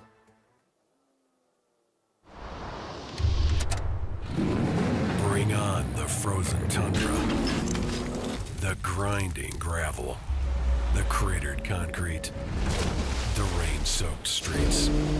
Come on, road. Do your worst. We'll be at our best. Reliable performance in unreliable conditions. Designed to meet or exceed original equipment performance. That's why more auto technicians choose Duralast parts. Exclusively at AutoZone. That's why you need it. That's why. Back live to the RVA Graphics and Wraps Oak Tree 12-hour at VIR. Paul Velton with Tiffany Alexander, Bill Strong. Woohoo! Calling the race for you, folks. Special thanks, Bill, again, for getting up so early and coming out and planting all of these cameras, which has been really cool, by the way. I really want to bury them, let me tell you. I'm going to bury them and pretend like they never happened. Bill, you've really kicked butt on the cameras. There are camera placements, or I know probably help, tells you maybe yay or nay, but not really. It's a collaborative effort. It's a collaborative effort. It's not, I'm just going to put them here because that's Let's collaborate. We actually talked this morning. We were going to put them in the places we normally put them, but then we kind of looked at. I kind of went back and thought about what we could see, what we couldn't see, what happened when it got dark, that kind of stuff. So, right. Yeah, there's a lot that goes into it. Of course, we thought about it for what, Paul? Maybe good 2 minutes. 22 and a half seconds? Yeah, something like that. I really like that one coming out of Oak Tree. Coming on the front. That's beautiful. You can even see at night, the cars, Yeah. It's good. Kudos to Bill. But the cool thing is, next race, that ain't going to work. No, we have to do something completely different. That's the way it is. They work great one race, and next race, nope. Nah. I think what helps us out is the lights these guys are. Whoa. These lights these guys. Yeah. That Miata just went way out there. Yeah, the lighting helps as they come through there.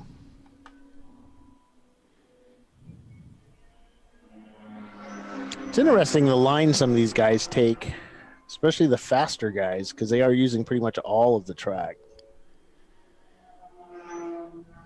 Always scared me going out there. Yeah, NLS because is. I'm so used to my wheels falling off when we hit bumps that you get kind of gun shy. Ooh.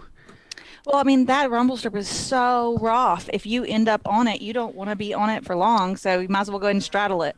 Well, I remember after the first repave, we did our 24 here, and they threatened everybody with exceeding track limits if you went out there. You know, if you went past the rumble strip with 2 tires, it was an automatic black flag. Yep. And the same with the inside of Oak Tree. If you got up on the curbing there, again, you were going to get black flag. So, well, over the course of the break, sorry to interrupt the train of thought here, but NLS has stretched their lead to now 21 seconds over RVA.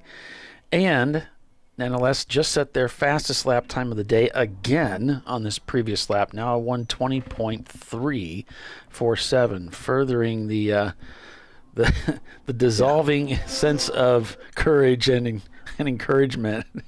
This has you don't to think be it's kind of rubbing it in?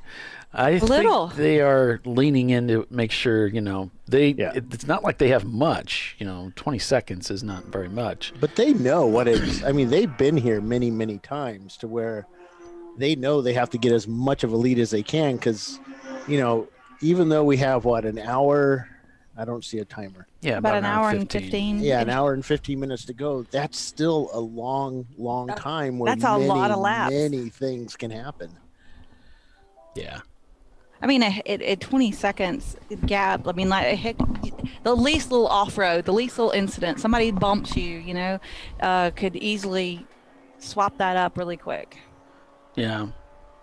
Yeah, it wouldn't take much, and we've seen in this event today how you can have a few groups of cars, you have a little trouble getting through that tangle, you're trying to be patient, and you're losing 3, 4, 5 seconds here, there, and suddenly this guy's right on your bumper again. Right. I mean, going into one, let's say you get, you get held up by somebody, and you have to do something like that, and you have to make a little more risky move. Yeah, and you end up going off at the end there, and you have to turn around. You have to figure out a way to get back into the line of traffic, and that could take up 20 seconds right there easily. Both of these teams have suffered major crashes here at this racetrack, taking them out of the races. So at this same event, you know, so they have to be careful. Paul? Yes. Didn't we talk about this earlier? Yesterday we want to only talk about good things. Well, that's going to make for a very boring broadcast. All you guys talk about is when we wrecked. It might get brought up, but don't wreck. Yeah, don't wreck. Right. I'm in the entertainment business, guys. Seen my reading guys. glasses? Because they seem to have gone somewhere. I wouldn't know because I'm not there. But understand, we are in the entertainment business too. I mean, this is what we do. Yeah, I think Huggins was up here. Maybe Huggins stole my I'm reading sure he glasses did. as a joke. I'm sure that was his. I was like, well, he doesn't exactly need them, so No, I'll just his take youthful them. eyes. It sucks because they're prescription. All right, 23.9 seconds now. So NLS continuing to try to pull that gap. Excuse me, 22.7. It's just about 1 extra second there they pulled on the last lap. And if I don't have my reading glasses, I can't do any work. Oh, no. Now what? That's the excuse we're using today, huh? I know Max just sent me the artwork for the rest of the T-shirts for the year. I haven't looked at them all, but he did send me one. And I'm going to show this only to you two. And I want to preface you right now. Okay. You might be able to sneak it. It's the shirt for Sebring. So my idea was there's a picture of my car at Sebring going around a corner. And it's just, to me, it's an iconic Sebring picture. not because of my car, but just because of the angle and where it's taken. It's at 17. Why are we putting a car that's really been retired on the shirt? Wait. Okay. So, Paul, what's the story that Doc used to tell about Sebring? You mean the fact that he has the fastest lap time ever at Sebring? Yes. Uh-huh. And who did he beat to get that? Well, it's irrelevant. Well, it was like 3 other cars, but at the time, the lap he took it. Later on in the race, some other people, only the guy that was beaten would remember because it sticks in his craw. So continue. And so let me find this email here. Oh no, he did it through Messenger. Hold on, and you can share this. And so I said, Max, can you put a little E30 behind me, poking its nose out, make it look like Doc's car? And I don't even know what I'm doing here. But so the shirt for, where is it? There it is. It was hiding. How can I send this through the? Oh, I know what I can do.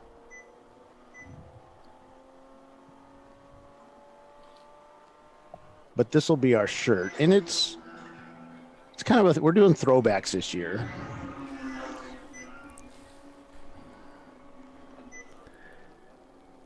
Are we caution right now? There we go.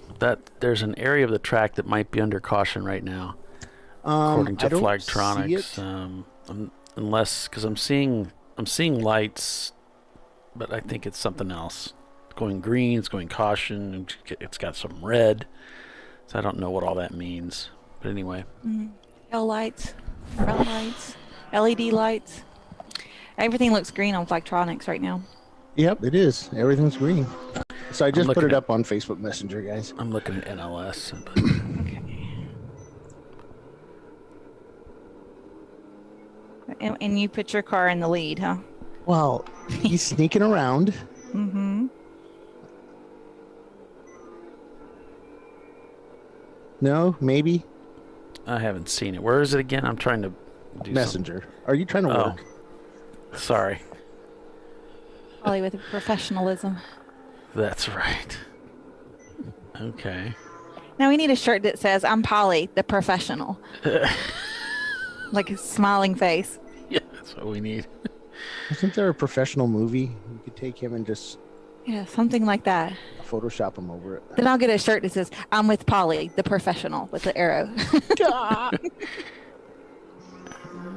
Get this out. Come on, NLS. Gather back. We froze. There you go. So I don't think we need Tiffany, not the professional. So there's the picture that Bill's talking about. And you can see Doc's car just poking his nose around. Yeah. Here I come, Bill. We were looking for 2-color. And of course, it's yellow. Yeah. Mm-hmm. So do you love it? Do you hate it? I like it, but then I like,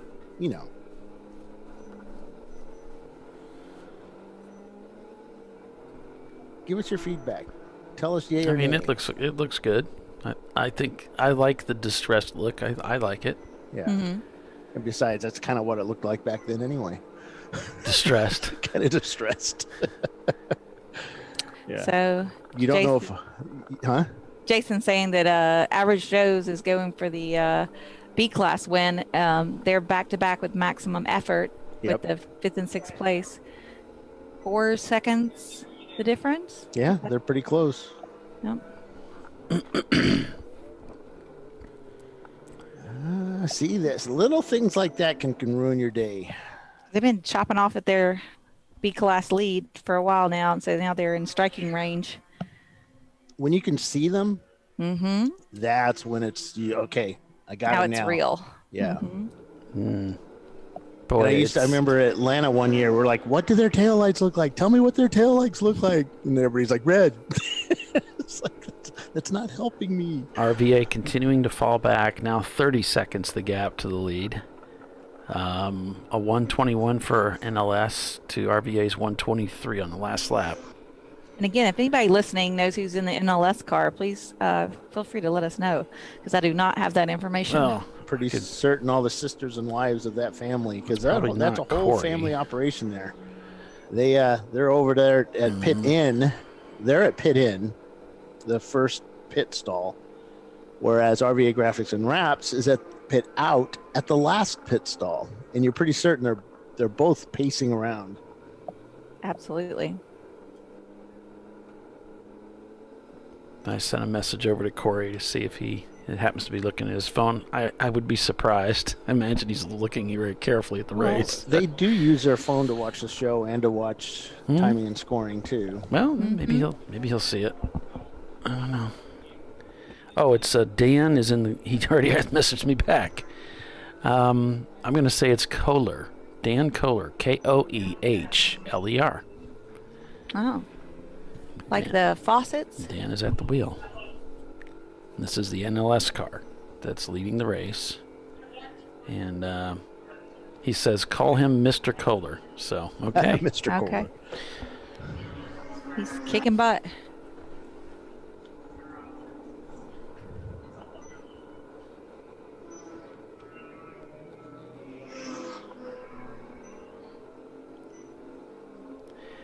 Does yellow imply that Doc's car is always bringing up caution?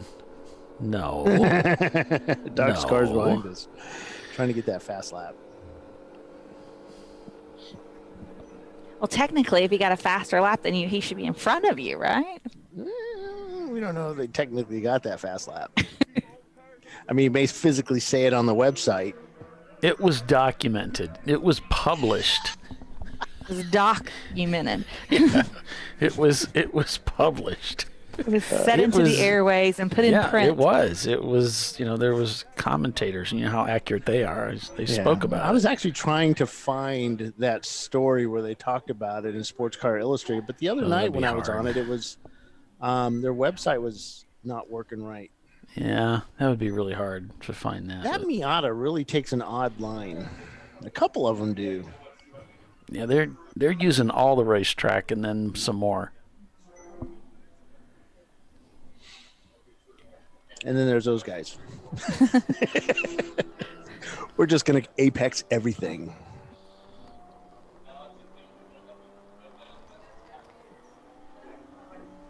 Almost down to the last hour. Yep. It's hard to drive at night. I mean, these front runners here don't make it look hard at all. They're killing it with their times. Oh, it's 100%, 110% focus.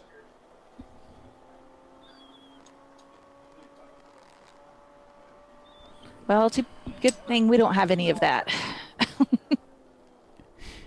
Focus, that is. I don't know. Polly pays attention most of the time. Oh, yeah. When I'm here, when I show up. He seems to be leaning back, ready to take a Bill Strong nap.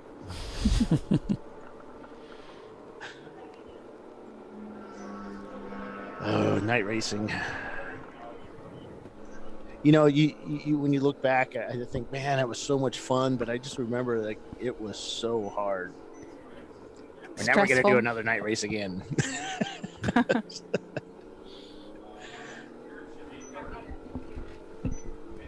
And that was back before LED, the LED lights. Most of us were using these pencil beam, what do they call those lights? They're incandescent bulbs. Yeah, they weren't good. I mean, they were okay. They weren't great. They blinded everybody, of course. Halogen? Yeah, like no. What's the other one? The newer style instead of halogen. Well, I don't know. Yeah, that doesn't come to BMW mind. kind of use them. They weren't as well designed. The ones we used. We used these cheap, overseas manufactured ones. Some kind of Chinese knockoff. Are we going away? Oh, we will be. Yeah. One of my clocks is a little bit different than the other, but yeah, we do need to take a quick commercial break, pay the bills, getting to the end here, folks. 1 hour remains in this contest. Who's going to be the winner? Who's going to take the spoils? Well, to find out, stay with us. You're watching Champ Car Live. We'll be right back.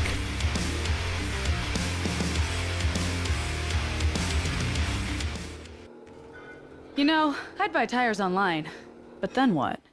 We've thought about it. We're TireRack.com. They should let you ship directly to a mechanic. Actually, we call them independent recommended installers. They should have like 1,000 mechanics. Try over 7,000 installers. Then you just make an appointment.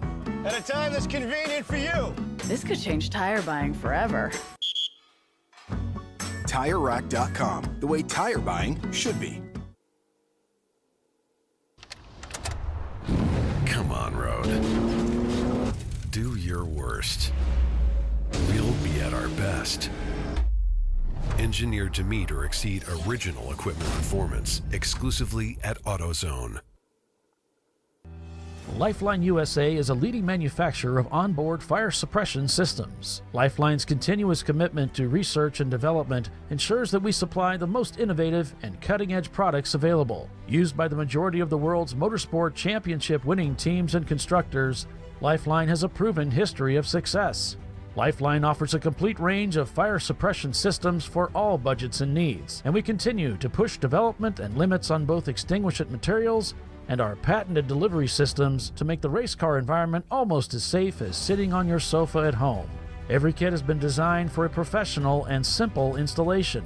For more information and to purchase your Champ Car fire suppression system, go to www.lifeline-fire.com.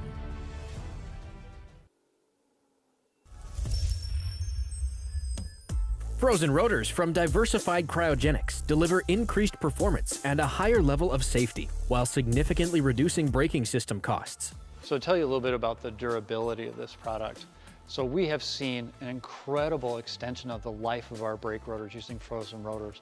We've gone from brake rotors every other weekend to 6 weekends on one set of brake rotors, and I think they can go farther.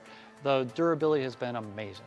And it's been a fantastic season, and man, a lot of that is due to the way our car can brake on those frozen rotors. For more information, go to frozenrotors.com. Located in Northeast Ohio with 40 years of combined experience, Money Shift Racing knows how to deliver performance and safety, offering everything you need to get your vehicle and drivers ready for race day. From safety equipment to full engine assembly and repair, in-house fabrication, 3D design, and rapid prototyping. Money Shift Racing. Performance done right. Discovery Parts is a veteran-owned racing and safety equipment company. While we're located inside Atlanta Motorsports Park in Dawsonville, Georgia, Discovery Parts can also be found at the tracks, supporting a number of Champ Car Series events. We take pride in being a reseller of the best of the industry to Champ Car teams and drivers. We know racing, love racing, and look forward to tomorrow to even more racing. Visit us at discoveryparts.com.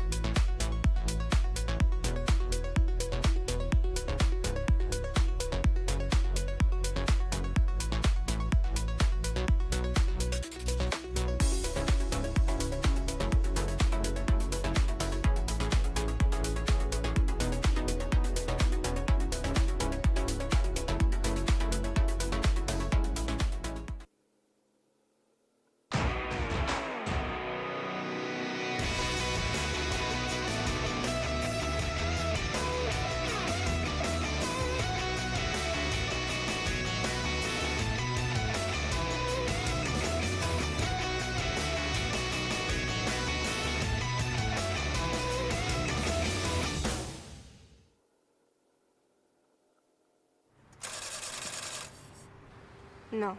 Seriously?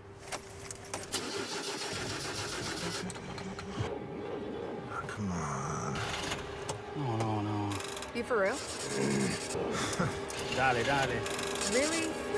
Wow. So maybe just a cable? We can help you. Welcome to America's #1 battery destination. AutoZone, your battery solution.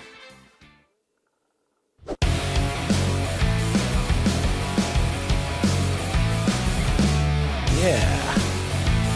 And we're back. Welcome back, everybody, to Champ Car Live, presented by AutoZone, the RVA, Graphics and Wraps, Oak Tree, 12-hour at VIR. Paul Velton with Tiffany Alexander and Bill Strong. And we're calling the race here. Final hour of racing here at VIR today. That's right, we're not done yet. We got another hour here to determine who's going to take home the spoils. We've got several class positions up for grabs, and of course the overall. NLS Racing now leads by 35 seconds, unofficially over RVA Graphics and Wraps. And we've got Burras Motorsports in third, Tater Racing in fourth, and Maximum Effort in fifth. A-Class being led by Burras Motorsports in their Miata. B-Class by Maximum Effort in their Miata. C-Class by NLS Racing in their Nissan. EC being led by Flat on One Side in their Nissan. And then D-Class, looks like they're not circulating, but Chevrolet Camaro going to take home the spoils there.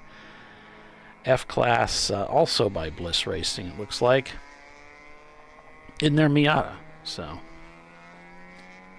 does anybody know, like, Average Joe's, I thought before we went to break, or shortly before that, Average Joe and Maximum Effort were on the same lap. Now we've got a couple of laps difference. Ooh, wow. Did someone pit or something happen? Yeah, I don't know. Because I thought they had closed that gap up significantly. Could be something was corrected in our timing and scoring info, too. That could have happened, too.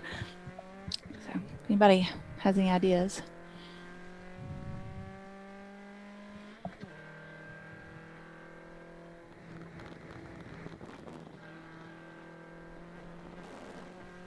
Yeah, Average Joe's turned in a 124 on that last lap, so turning pretty solid lap times out there.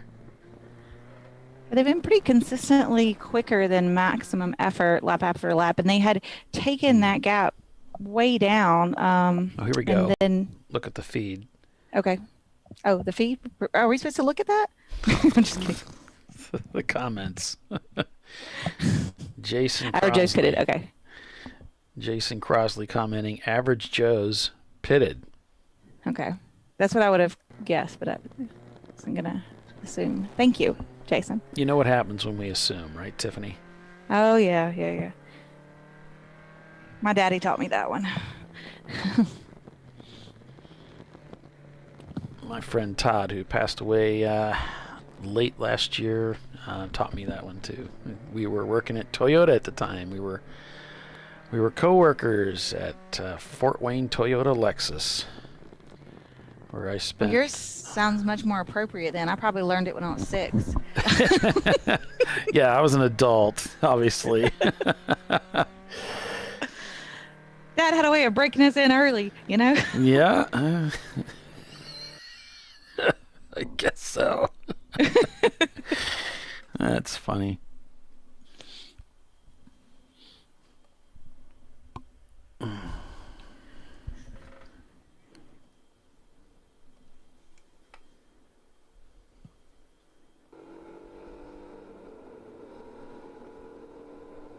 There must be a yellow out? He's waving off or pointing? What?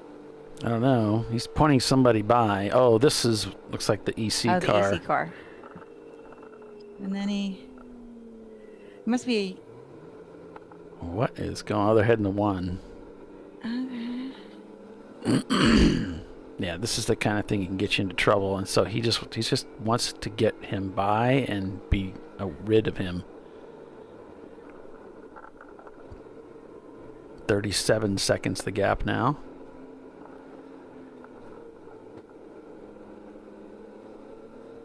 If you got somebody in front of you that's your pace, though, you can use their lights too. It's nice to be able to see much further ahead. Ooh. Wow. The Nissan really jumping on the brakes because he's got a slower competitor up ahead. And then you've got this stacking effect. Everybody has to check up. Yeah, and he didn't know there was 2 cars behind him. It looks like he only thought it was 1. Whoa. So. Hi. Hi. You're number 1 in my book. Totally.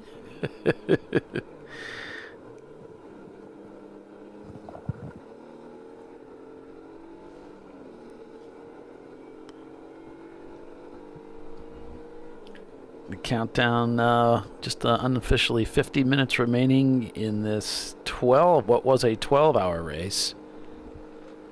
We're under an hour. Yep. No red flags. I mean, we kept them out there.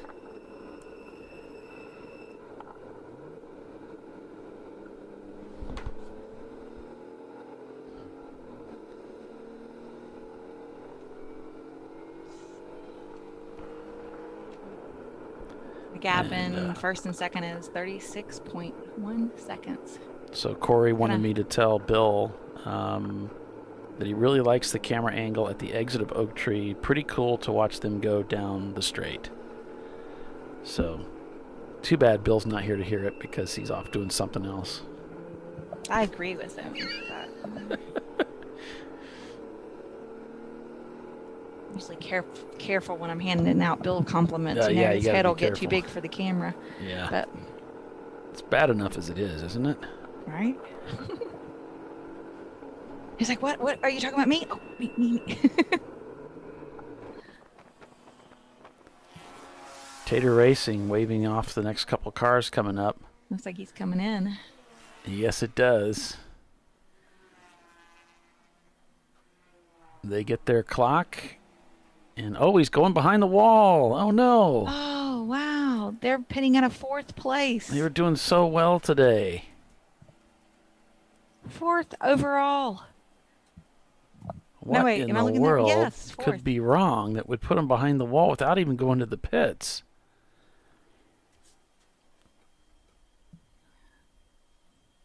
What happened?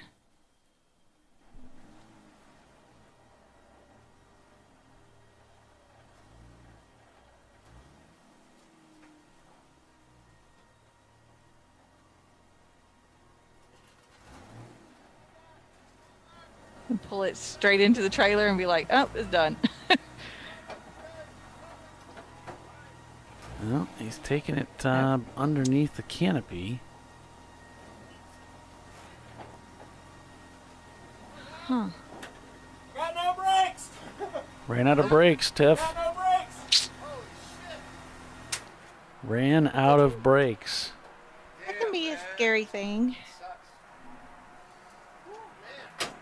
How fast can y'all do brakes? He's metal to metal. Saw sparks coming out. Yeah, I've done that. It's not fun. That's a shame.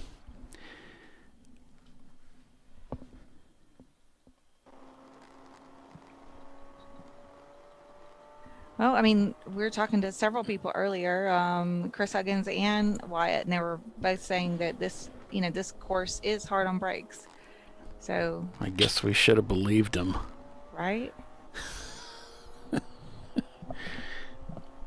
So that takes them out of 4th place. That's going to let, let's see, Maximum Effort and Average Joe's, who've been battling, probably let them leapfrog. Yeah. That'll give them some possibility of moving up. I know there's some pretty big gaps there, but let's see, 3 laps to maximum. On the same lap, and then minutes, Average Joe's just 3 laps behind, so they're not going to get a brake job done that quick. Yeah.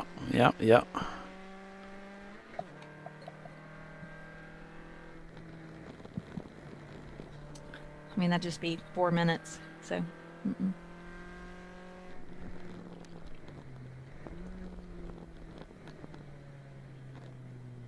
So we're going to see this top 5 change up.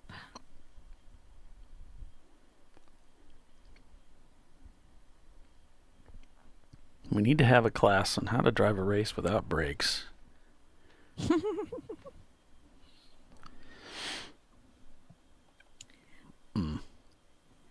The front straightaway as the cars come at us.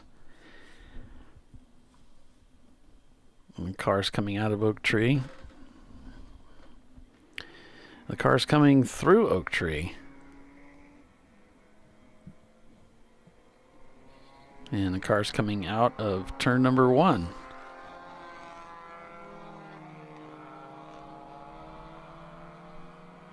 It looks like a spaceship.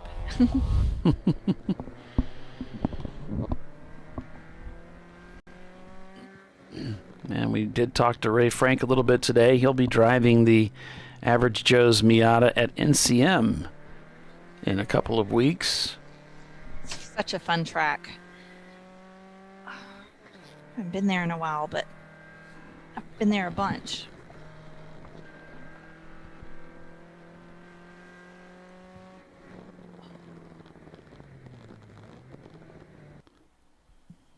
If any of y'all are considering NCM and haven't done that one yet, it's a great track. It's so much fun. Whew. Yes, it is. I am a big fan.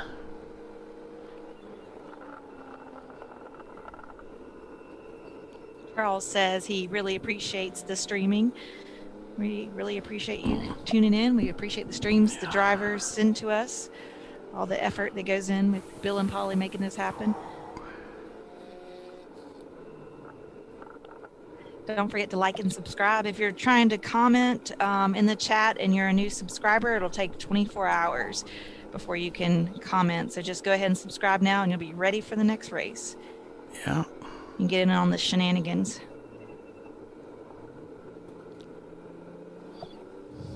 I like shenanigans. Yeah. Actually, I have a t-shirt that says Shenanigan Enthusiast. It's my St. Patty's Day shirt. Well, I like it. It works. We just put 4-leaf clovers all over the Civic. That's what we're going to do. Stick green 4-leaf clovers on it. Because there's so much luck in racing, right? Yeah. So go for the luck. Yeah. Sounds good. Better than polka dots, right? Yeah. Yeah.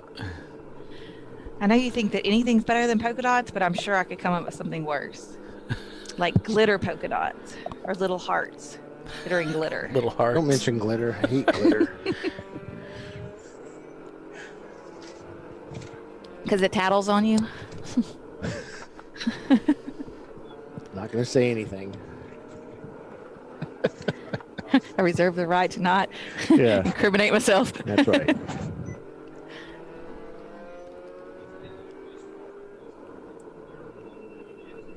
Yeah, so we kind of spread out again, the teams. Yep. This is an endurance race, and we're seeing if they can keep it on the track, keep it all together, stay focused, not lose focus as we head towards the finish of the event. Da-da-da. Put this one in the books.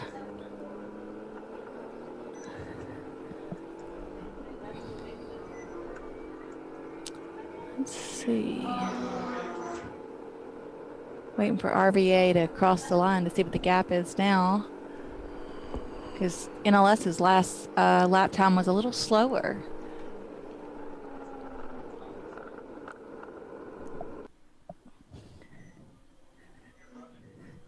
Sorry, I've got the wrong car highlighted there. That's okay. I'm not really watching it. Just you need to watch it, Paul. I've spent 36. hours upon hours developing this for you. You don't need it. Sorry, I meant hour upon hour, not plural. So 36 seconds, 36.8 seconds separating first and second place. The NLS car and the RVA graphics and wraps. RVA graphics had about a second faster than NLS on the last lap. So is this where they step it up? I mean, I think they're giving her all she's got, Captain, but 40 minutes to go. They can make what? How many seconds are they behind? 36.8 last time by. They do a second faster each lap.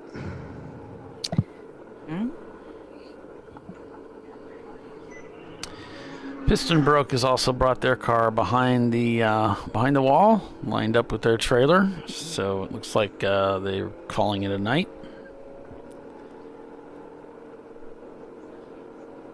And the Tater Racing guys, they're outside the car, but it doesn't look like they're really working on it. I don't know how much they could do with just 40 minutes left. They could probably get it put back together if it wasn't welded together, but I don't know. They've looks like they're calling it a night. They're like, we're going to go ahead and partake of a beverage. 35.2 seconds is the gap between first and second now, so they've taken it down a second. No beverages until after the green or the checkered flag has fallen. And our resident mathematician has done the math. Frank, thank you for that. 1.5 seconds a lap would be necessary to catch. That's doable. Yeah. Go Frankie with the math. Yeah, that's not that unreasonable at all. But thank you for doing that, Frank. You guys are awesome out there. Thank you much. And thanks for staying with us through this 12 hours of racing here with Champ Car Endurance Series. We'd love to have you guys join us on our Inside Champ Car podcast, done weekly. Every Tuesday, it's live on YouTube and a recorded podcast on Thursday through your favorite podcast networks. Last week we spoke with Johann Schwartz, and the week before that it was Randy Popst.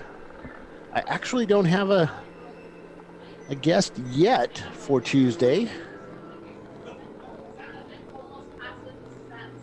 I usually work on that Sunday evening or Friday. Or whenever you get to it. Or Tuesday morning. It's like, yeah. Yeah, next couple of weeks we're going to be on the road, so I've got to kind of plan my locations to where I have decent enough internet to do the show. Yeah, especially if you're trying to kick them off once a week. Yeah, we have. Yeah. We're in year 2 now, season 2. Inside Champ Car. Because you weren't already doing enough. Well, he gets bored. Yeah. I just sit there and type, and just like here, I just throw in an occasional. Oh, you talk other people into doing it, and then sit back and take credit or something? No, I don't take credit for this. As I tell everybody, Paulie is our engineer supreme. I just point things and clip things to stuff, and Paul does all the magic behind the screen here. Well, Corey, really good. Thank you for that, Bill. Corey says that Corey Brown says he likes this camera view too. We're going down the straightaway like that too. So that means Corey's listening. I think I don't know if he's watching and maybe not listening, because we've already slathered you with compliments about that camera shot. So I was just down there a little bit ago and telling them how great they were doing, and they could win this. And then I went down to the other end and told them how great they were doing and how they could win this. And now you're admitting the boat.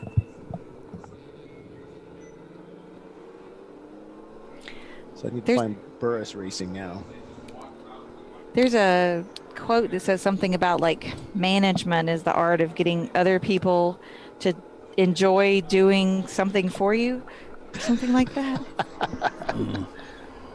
I don't know. I would love to give up the camera setups. It's a lot of work. Climbing and ladders and stuff, huh? Sometimes. Sure. Not usually. Yeah, I don't know, man. That looks really high up there. I don't know if I want to go up there. Yeah.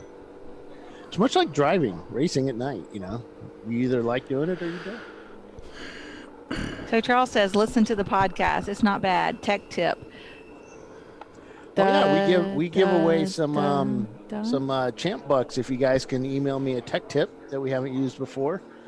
Last week I had a tech tip about let's get what do you call that? Drink water, drink liquids, and even though it's cold, you can still dehydrate. at the track. And most of us don't take care of ourselves at the track. We're focused on racing. We're focused on the car. And ice cream. That's why it's so good to have somebody on your team that's focused on making sure that everybody's taking care of themselves. Everybody's eaten and gotten beverages, and they're staying hydrated. And they know where the local Krispy Kreme is. And they're not afraid to run I don't know, together. man. I like Krispy Kreme, as you can tell. That's what I'm saying. We need somebody. It's important to have that person on your team that knows where the local Krispy Kreme is. And if you're one of the security guys at Daytona, I talked to our Krispy Kreme representative, and we will have tickets for you. And if you're the other security guy, let us just say we're sorry. From whatever track, find me. We're sorry. We'll set you up.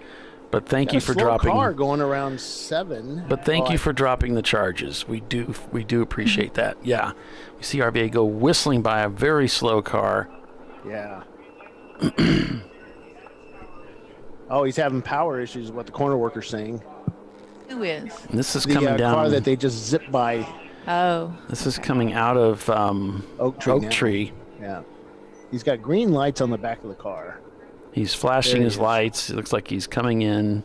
I don't think he's flashing them. I think he's just having light issues. We all have issues. An effort? Wait, who has green lights in the back of their car? Let's see. Is that documented? That's what I was thinking. Wait, do you have that on a spreadsheet and you're not showing us? That's not a spreadsheet I'd care to look at anyway, but...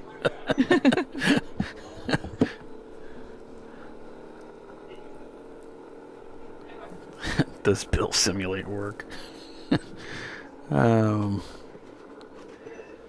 Okay. So, oh, no way. I got you 4.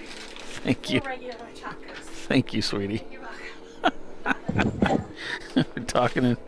Well, it's Bliss, and they're really wow. Their F-class car. Yeah. Oh, they're probably still going to win. They probably don't need to. Because they're the only ones. One of the cars, the other, let's see, they had 3. One of them was retired. No, and 2. I thought Racing for Heroes. Camaro. Yeah, the Camaro had the clutch issue. No, Nobody wanted to drive it after that. The RX-7. They did offer me the seat. Did they break the RX-7 though? Because that one's won. The Bot Racing was a And Bot Miata Racing. F-classing. Yeah, but they're down quite a ways. Yeah, that one's broke, right? So the Racing for Heroes was out earlier still, though. Oh, okay. So is this after Dana drove it? 23rd. Oh yeah, the RX-7 was Racing for Heroes. Yeah. So it broke after Dana raced it? I didn't know about this. Well, technically somebody else was in the car. We don't say out loud that Dana used the car up. No. Oh, sorry. You don't. He'd get mad. I don't want to make him mad. He's like the best boss ever. I only want to make you mad when he's in arm's reach of Bill. Yeah, stand. And not me. Get Bill between the two of you. So he just starts swinging. I keep looking at the door, waiting for Dana to come running up here. Yeah. Tell Paulie he's the best employee ever. I don't think that would happen. Not that Dana sounds like that, but I don't think that. Yeah. Not even close. No.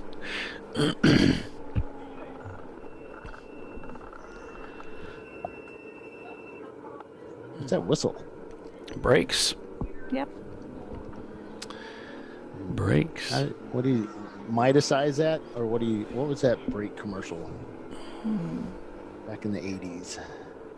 Well, Midasize was the mufflers, right? Yeah. There's a brake one. Oh. Not Amco, was it? AA MCO. We're getting old, Paul. Yeah, I was watching this thing. One of my friends is always publishing stuff on Facebook, and she puts the best stuff up. She had this thing from when we were kids growing up, and all these pictures. And this stuff's really nostalgic. It's cool. All the stuff you forget about.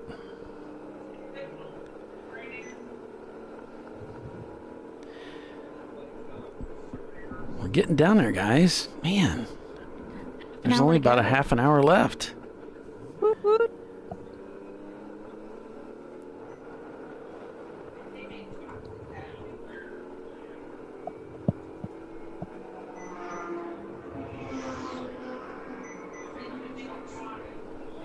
NLS Racing and RVA Graphics and Wraps. Just something happened during the pit stop. They just switched spots, and we're starting to see a trend here. We've got, Pinky's out and RVA Graphics and Wraps and NLS Racing seem to battle back and forth for supremacy here at VIR. Yeah.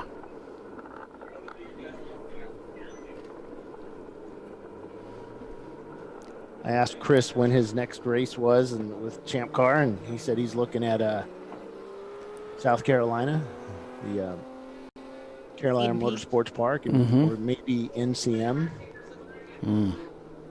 NCM. I didn't know NCM's he coming up raced there. soon. Yeah. Or no, maybe not MCM. Sorry, no, he talked about Pitt. That might have been it. Yeah. And, Pit race, yeah. Yeah, Pit race. But he said it's always been so close to the 24. The 24, you basically have to rebuild your car completely after that event. So, and those two races are pretty close together, and it's hard to do all that. Plus, he's got a young child, so it's hard to do the family stuff and that work, family, race balance. Uh-huh. See, all of our kids have left home. It's just the dogs, so we can do whatever. Yeah. Well, my wife says I can't, but I'm usually the one doing whatever then. I'm like, there's food in the refrigerator. I'm gone. Feed the dogs. Well, I hear a dog in the background. Yeah. They run the house. I suppose it's time to take another break, pay the bills for the final time today. So stay with us. You're watching Champ Car Live, presented by AutoZone. NLS Racing leads. Stay with us. We'll be right back.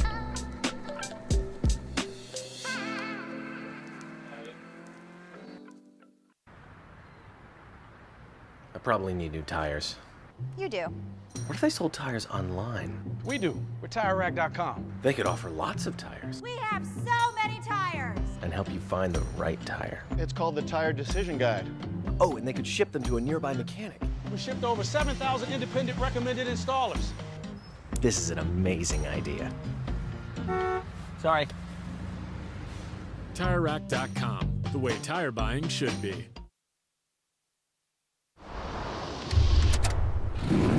Bring on the frozen tundra, the grinding gravel, the cratered concrete, the rain-soaked streets. Come on, road. Do your worst. We'll be at our best. Reliable performance in unreliable conditions. Designed to meet or exceed original equipment performance. That's why more auto technicians choose Duralast parts. Exclusively at AutoZone.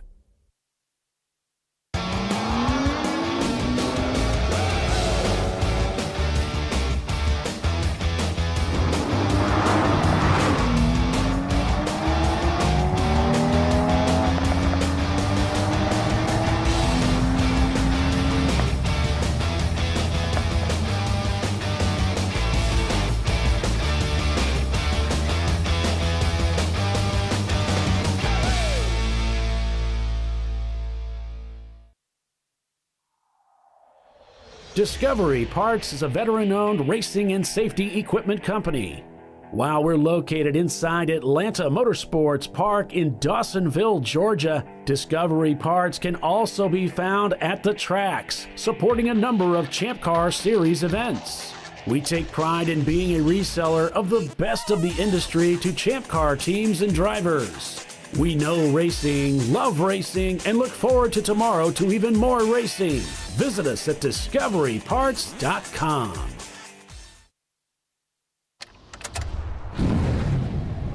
Come on, road. Do your worst. We'll be at our best. Stress tested to meet or exceed original equipment performance. Exclusively at AutoZone.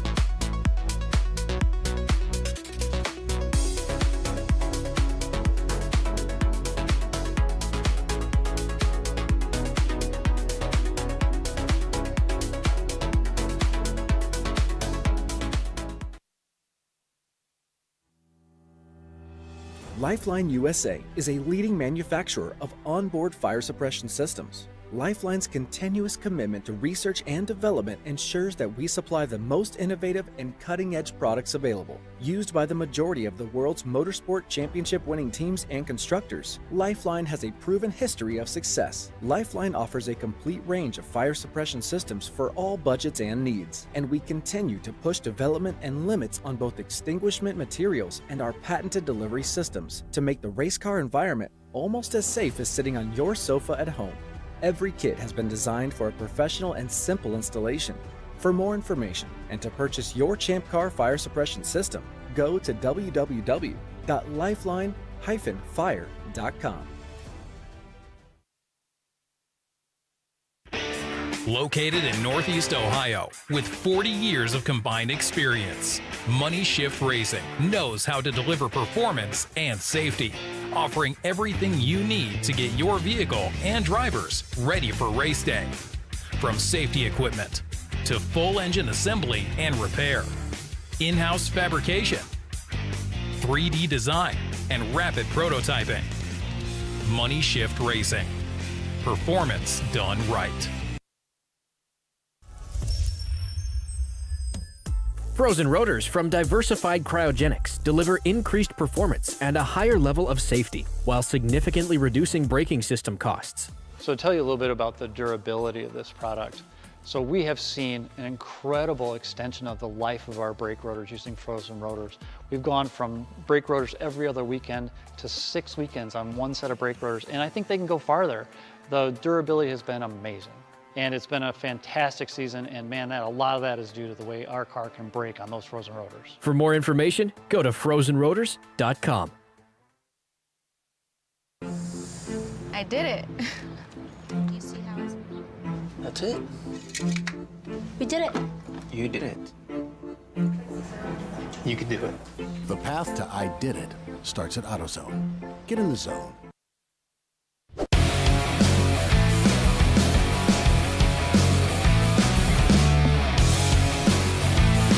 Welcome back to the conclusion of the RVA Graphics and Wraps Oak Tree 12-hour at VIR. And as we were at the break, wow, over the course of 3 laps, NLS lost about 20 seconds of their lead to RVA Graphics and Wraps.